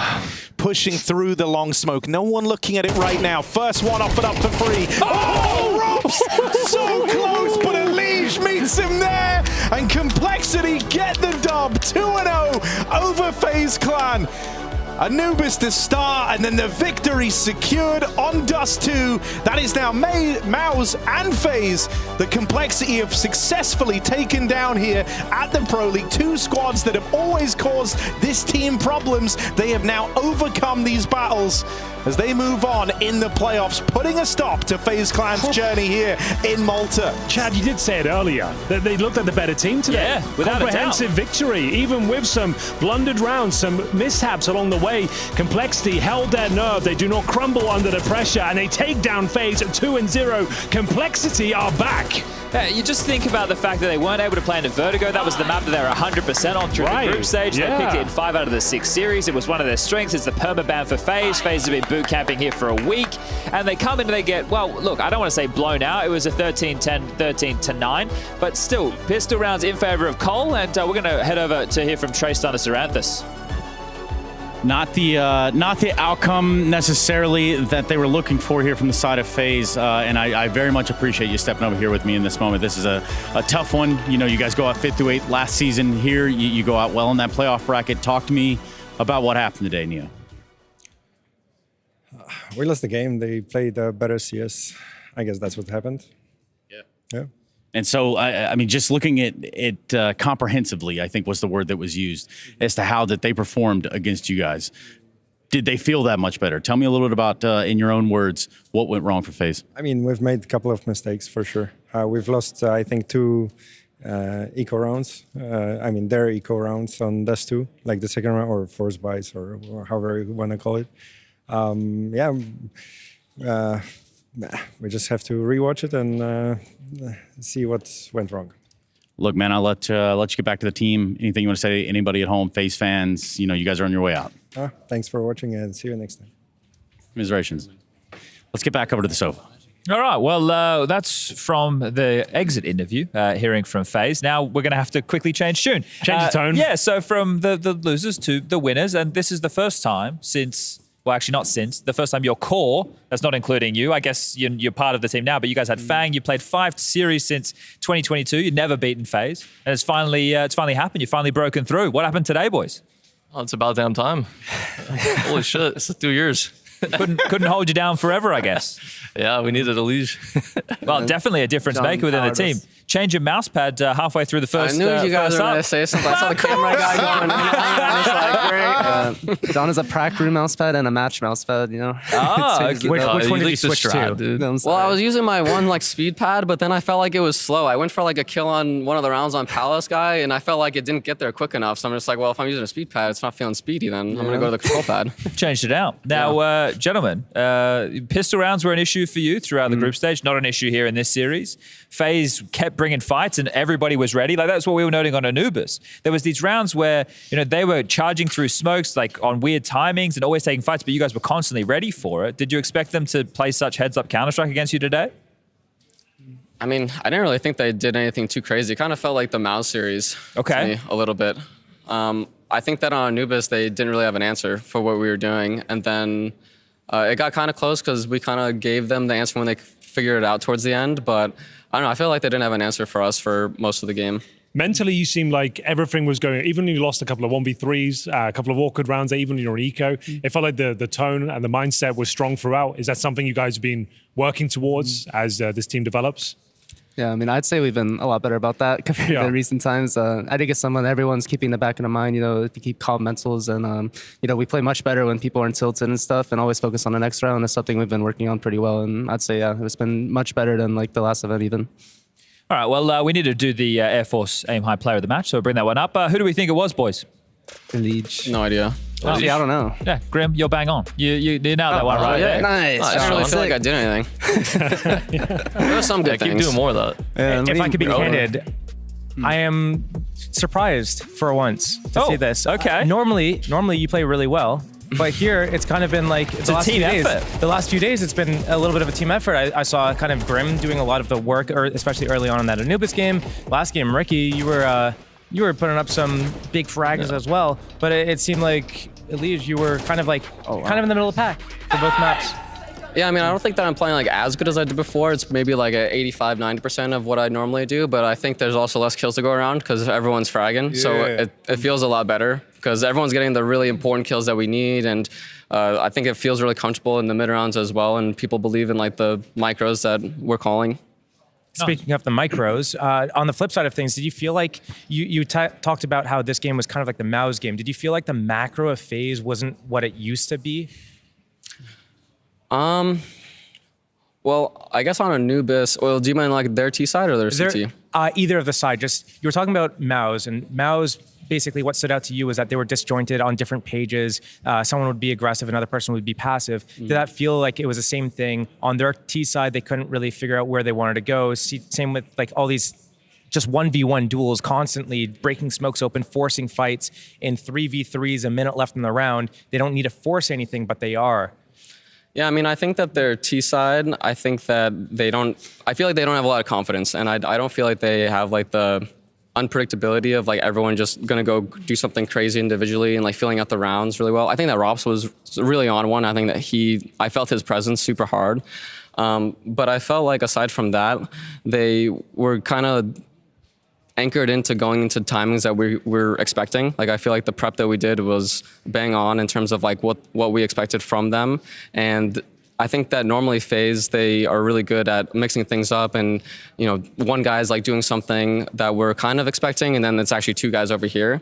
I actually thought that on Dust 2 they would change their game plan a little bit more, considering the rounds that they won on T side of Anubis, because I felt like the round that they won super clean was when they did like the double smokes at B and then they walked up close on us mid. I felt like they were going to do like a whole thing off of that, and maybe they were, and we just kind of like disrupted them too much on CT Dust 2. But yeah, I don't know. It didn't feel like they had like their normal confidence.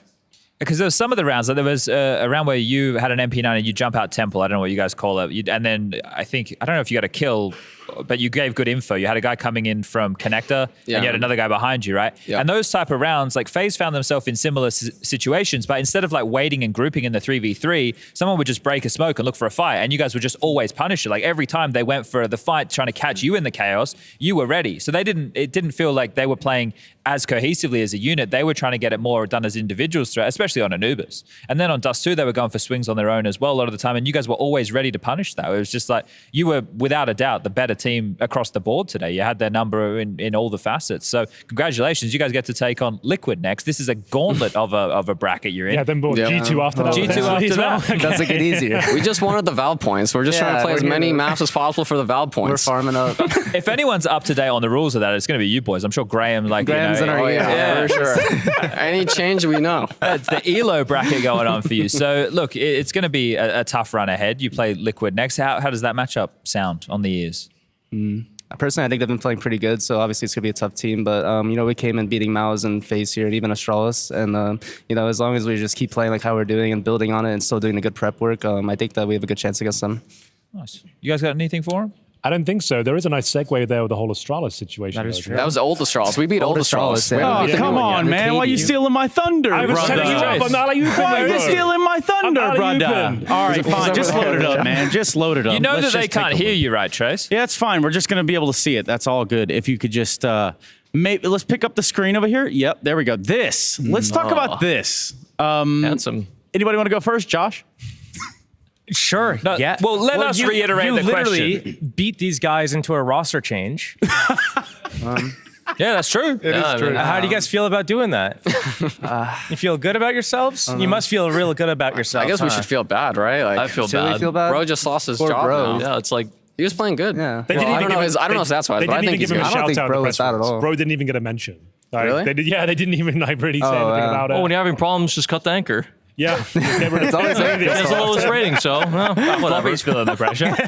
But what do you think about this move in general, right? Like the fact that we had the whole Stown and Yabby situation earlier in the year with Heroic, and then Cadian ends up in this short tenure in Liquid, and that doesn't work, and now he is back in a Danish team with Stown and Yabby on the arch rival of Heroic, Astralis. It's kind of crazy. Did you ever think you'd see this?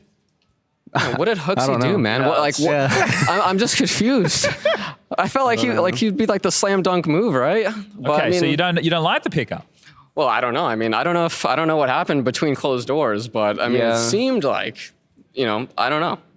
I just feel like if you wanted to avoid that, you'd go with Hooksy because I mean, he is a good IGL. If you wanted to avoid whatever old stuff they had, dramas? I guess they all just made up and they're like, yeah, we were sick with you. Apparently, no dramas. So yeah, he's going to be a rifling in-game leader for the team. So Device back over just to focusing on AWPing, and I guess they keep stare, and away it goes. All right, Trace, you happy with the answers? Yeah, I guess, man. Like, I actually said, hey, you can just turn my mic off. I think they've got this figured out over there. I'm happy with the answers, but there's always a little bit more, isn't there, Chad? Just run the brackets too. Since we just stood here, we might as well just run this one all the way down. Let's get their opinion on all of this. Yeah, we can get their opinion on all this, or if they just want to peace out, that's completely up to them. Ask them nicely. Maybe they'll stick around. Well, gentlemen, the bracket for the day. Any surprises for the three of you? I'm not sure. I mean, it looks like it's as expected for one of the favorites, I'd say. As expected, especially the complexity phase one? Yeah, as expected, yeah.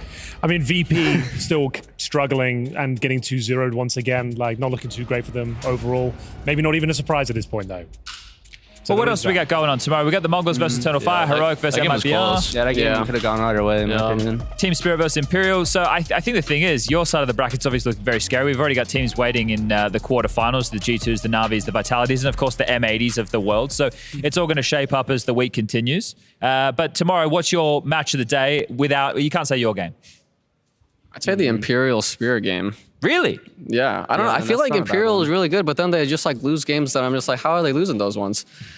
So I think they're really good, but I feel like they're not always showing it. Maybe they can show something crazy. All right. Well, gentlemen, thank you for your time. We're shutting things down, and we'll see you guys tomorrow. Last game of the day, Liquid versus Complexity. Good luck. Thank you. Thank you. Good night. Bye. Oh, that's it? That's it. Okay, That's cool. it.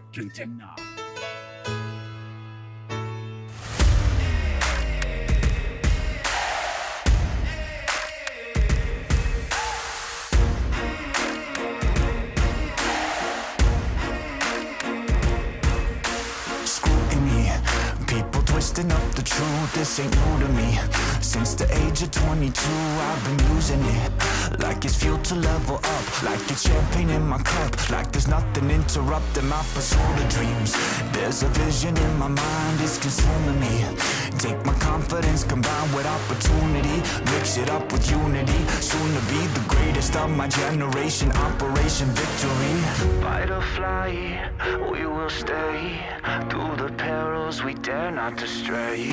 Spark the match, light the flame. Out of luck, out of sight, dangerous, dynamite. Dynamite! Setting fire to the clouds at the speed of light. Going up, not coming down, screaming. Superman's kryptonite. Blowing up dynamite. Dynamite!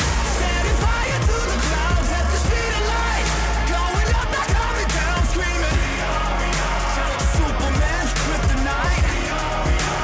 Blowing up dynamite.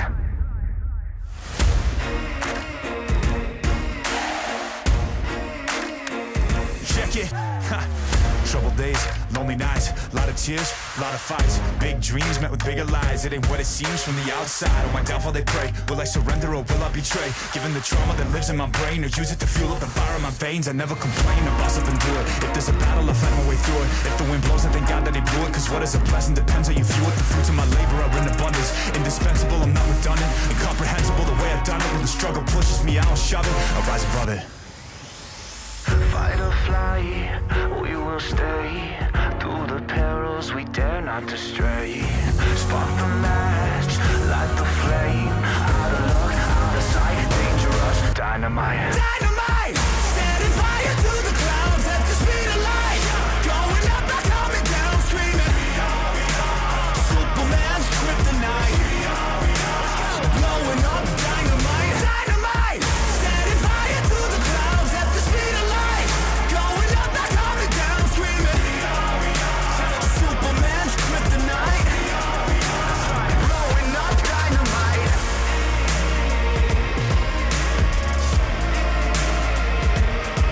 Dynamite!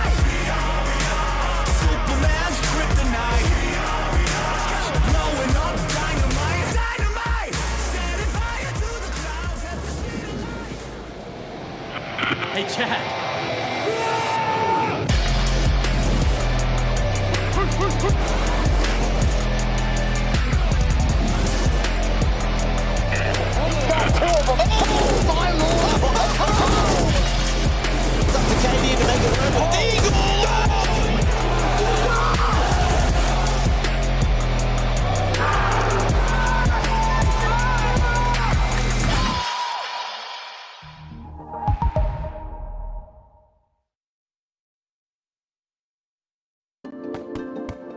Hi, it's Bob with Faceit. Did you know you can customize your live stream experience on Faceit Watch? Yup, that's right. With the POV selector, you can choose up to 4 different perspectives, from the broadcast feed to your favorite player's view. So if you miss a kill, it's on you, no more T-Tours and chat. But wait, there's more. We've got a You Watch, You Win situation in here. Watch ESL Pro League while having the chance to get skins and Faceit points. Woo, look at this one. Change the channel and control how you watch.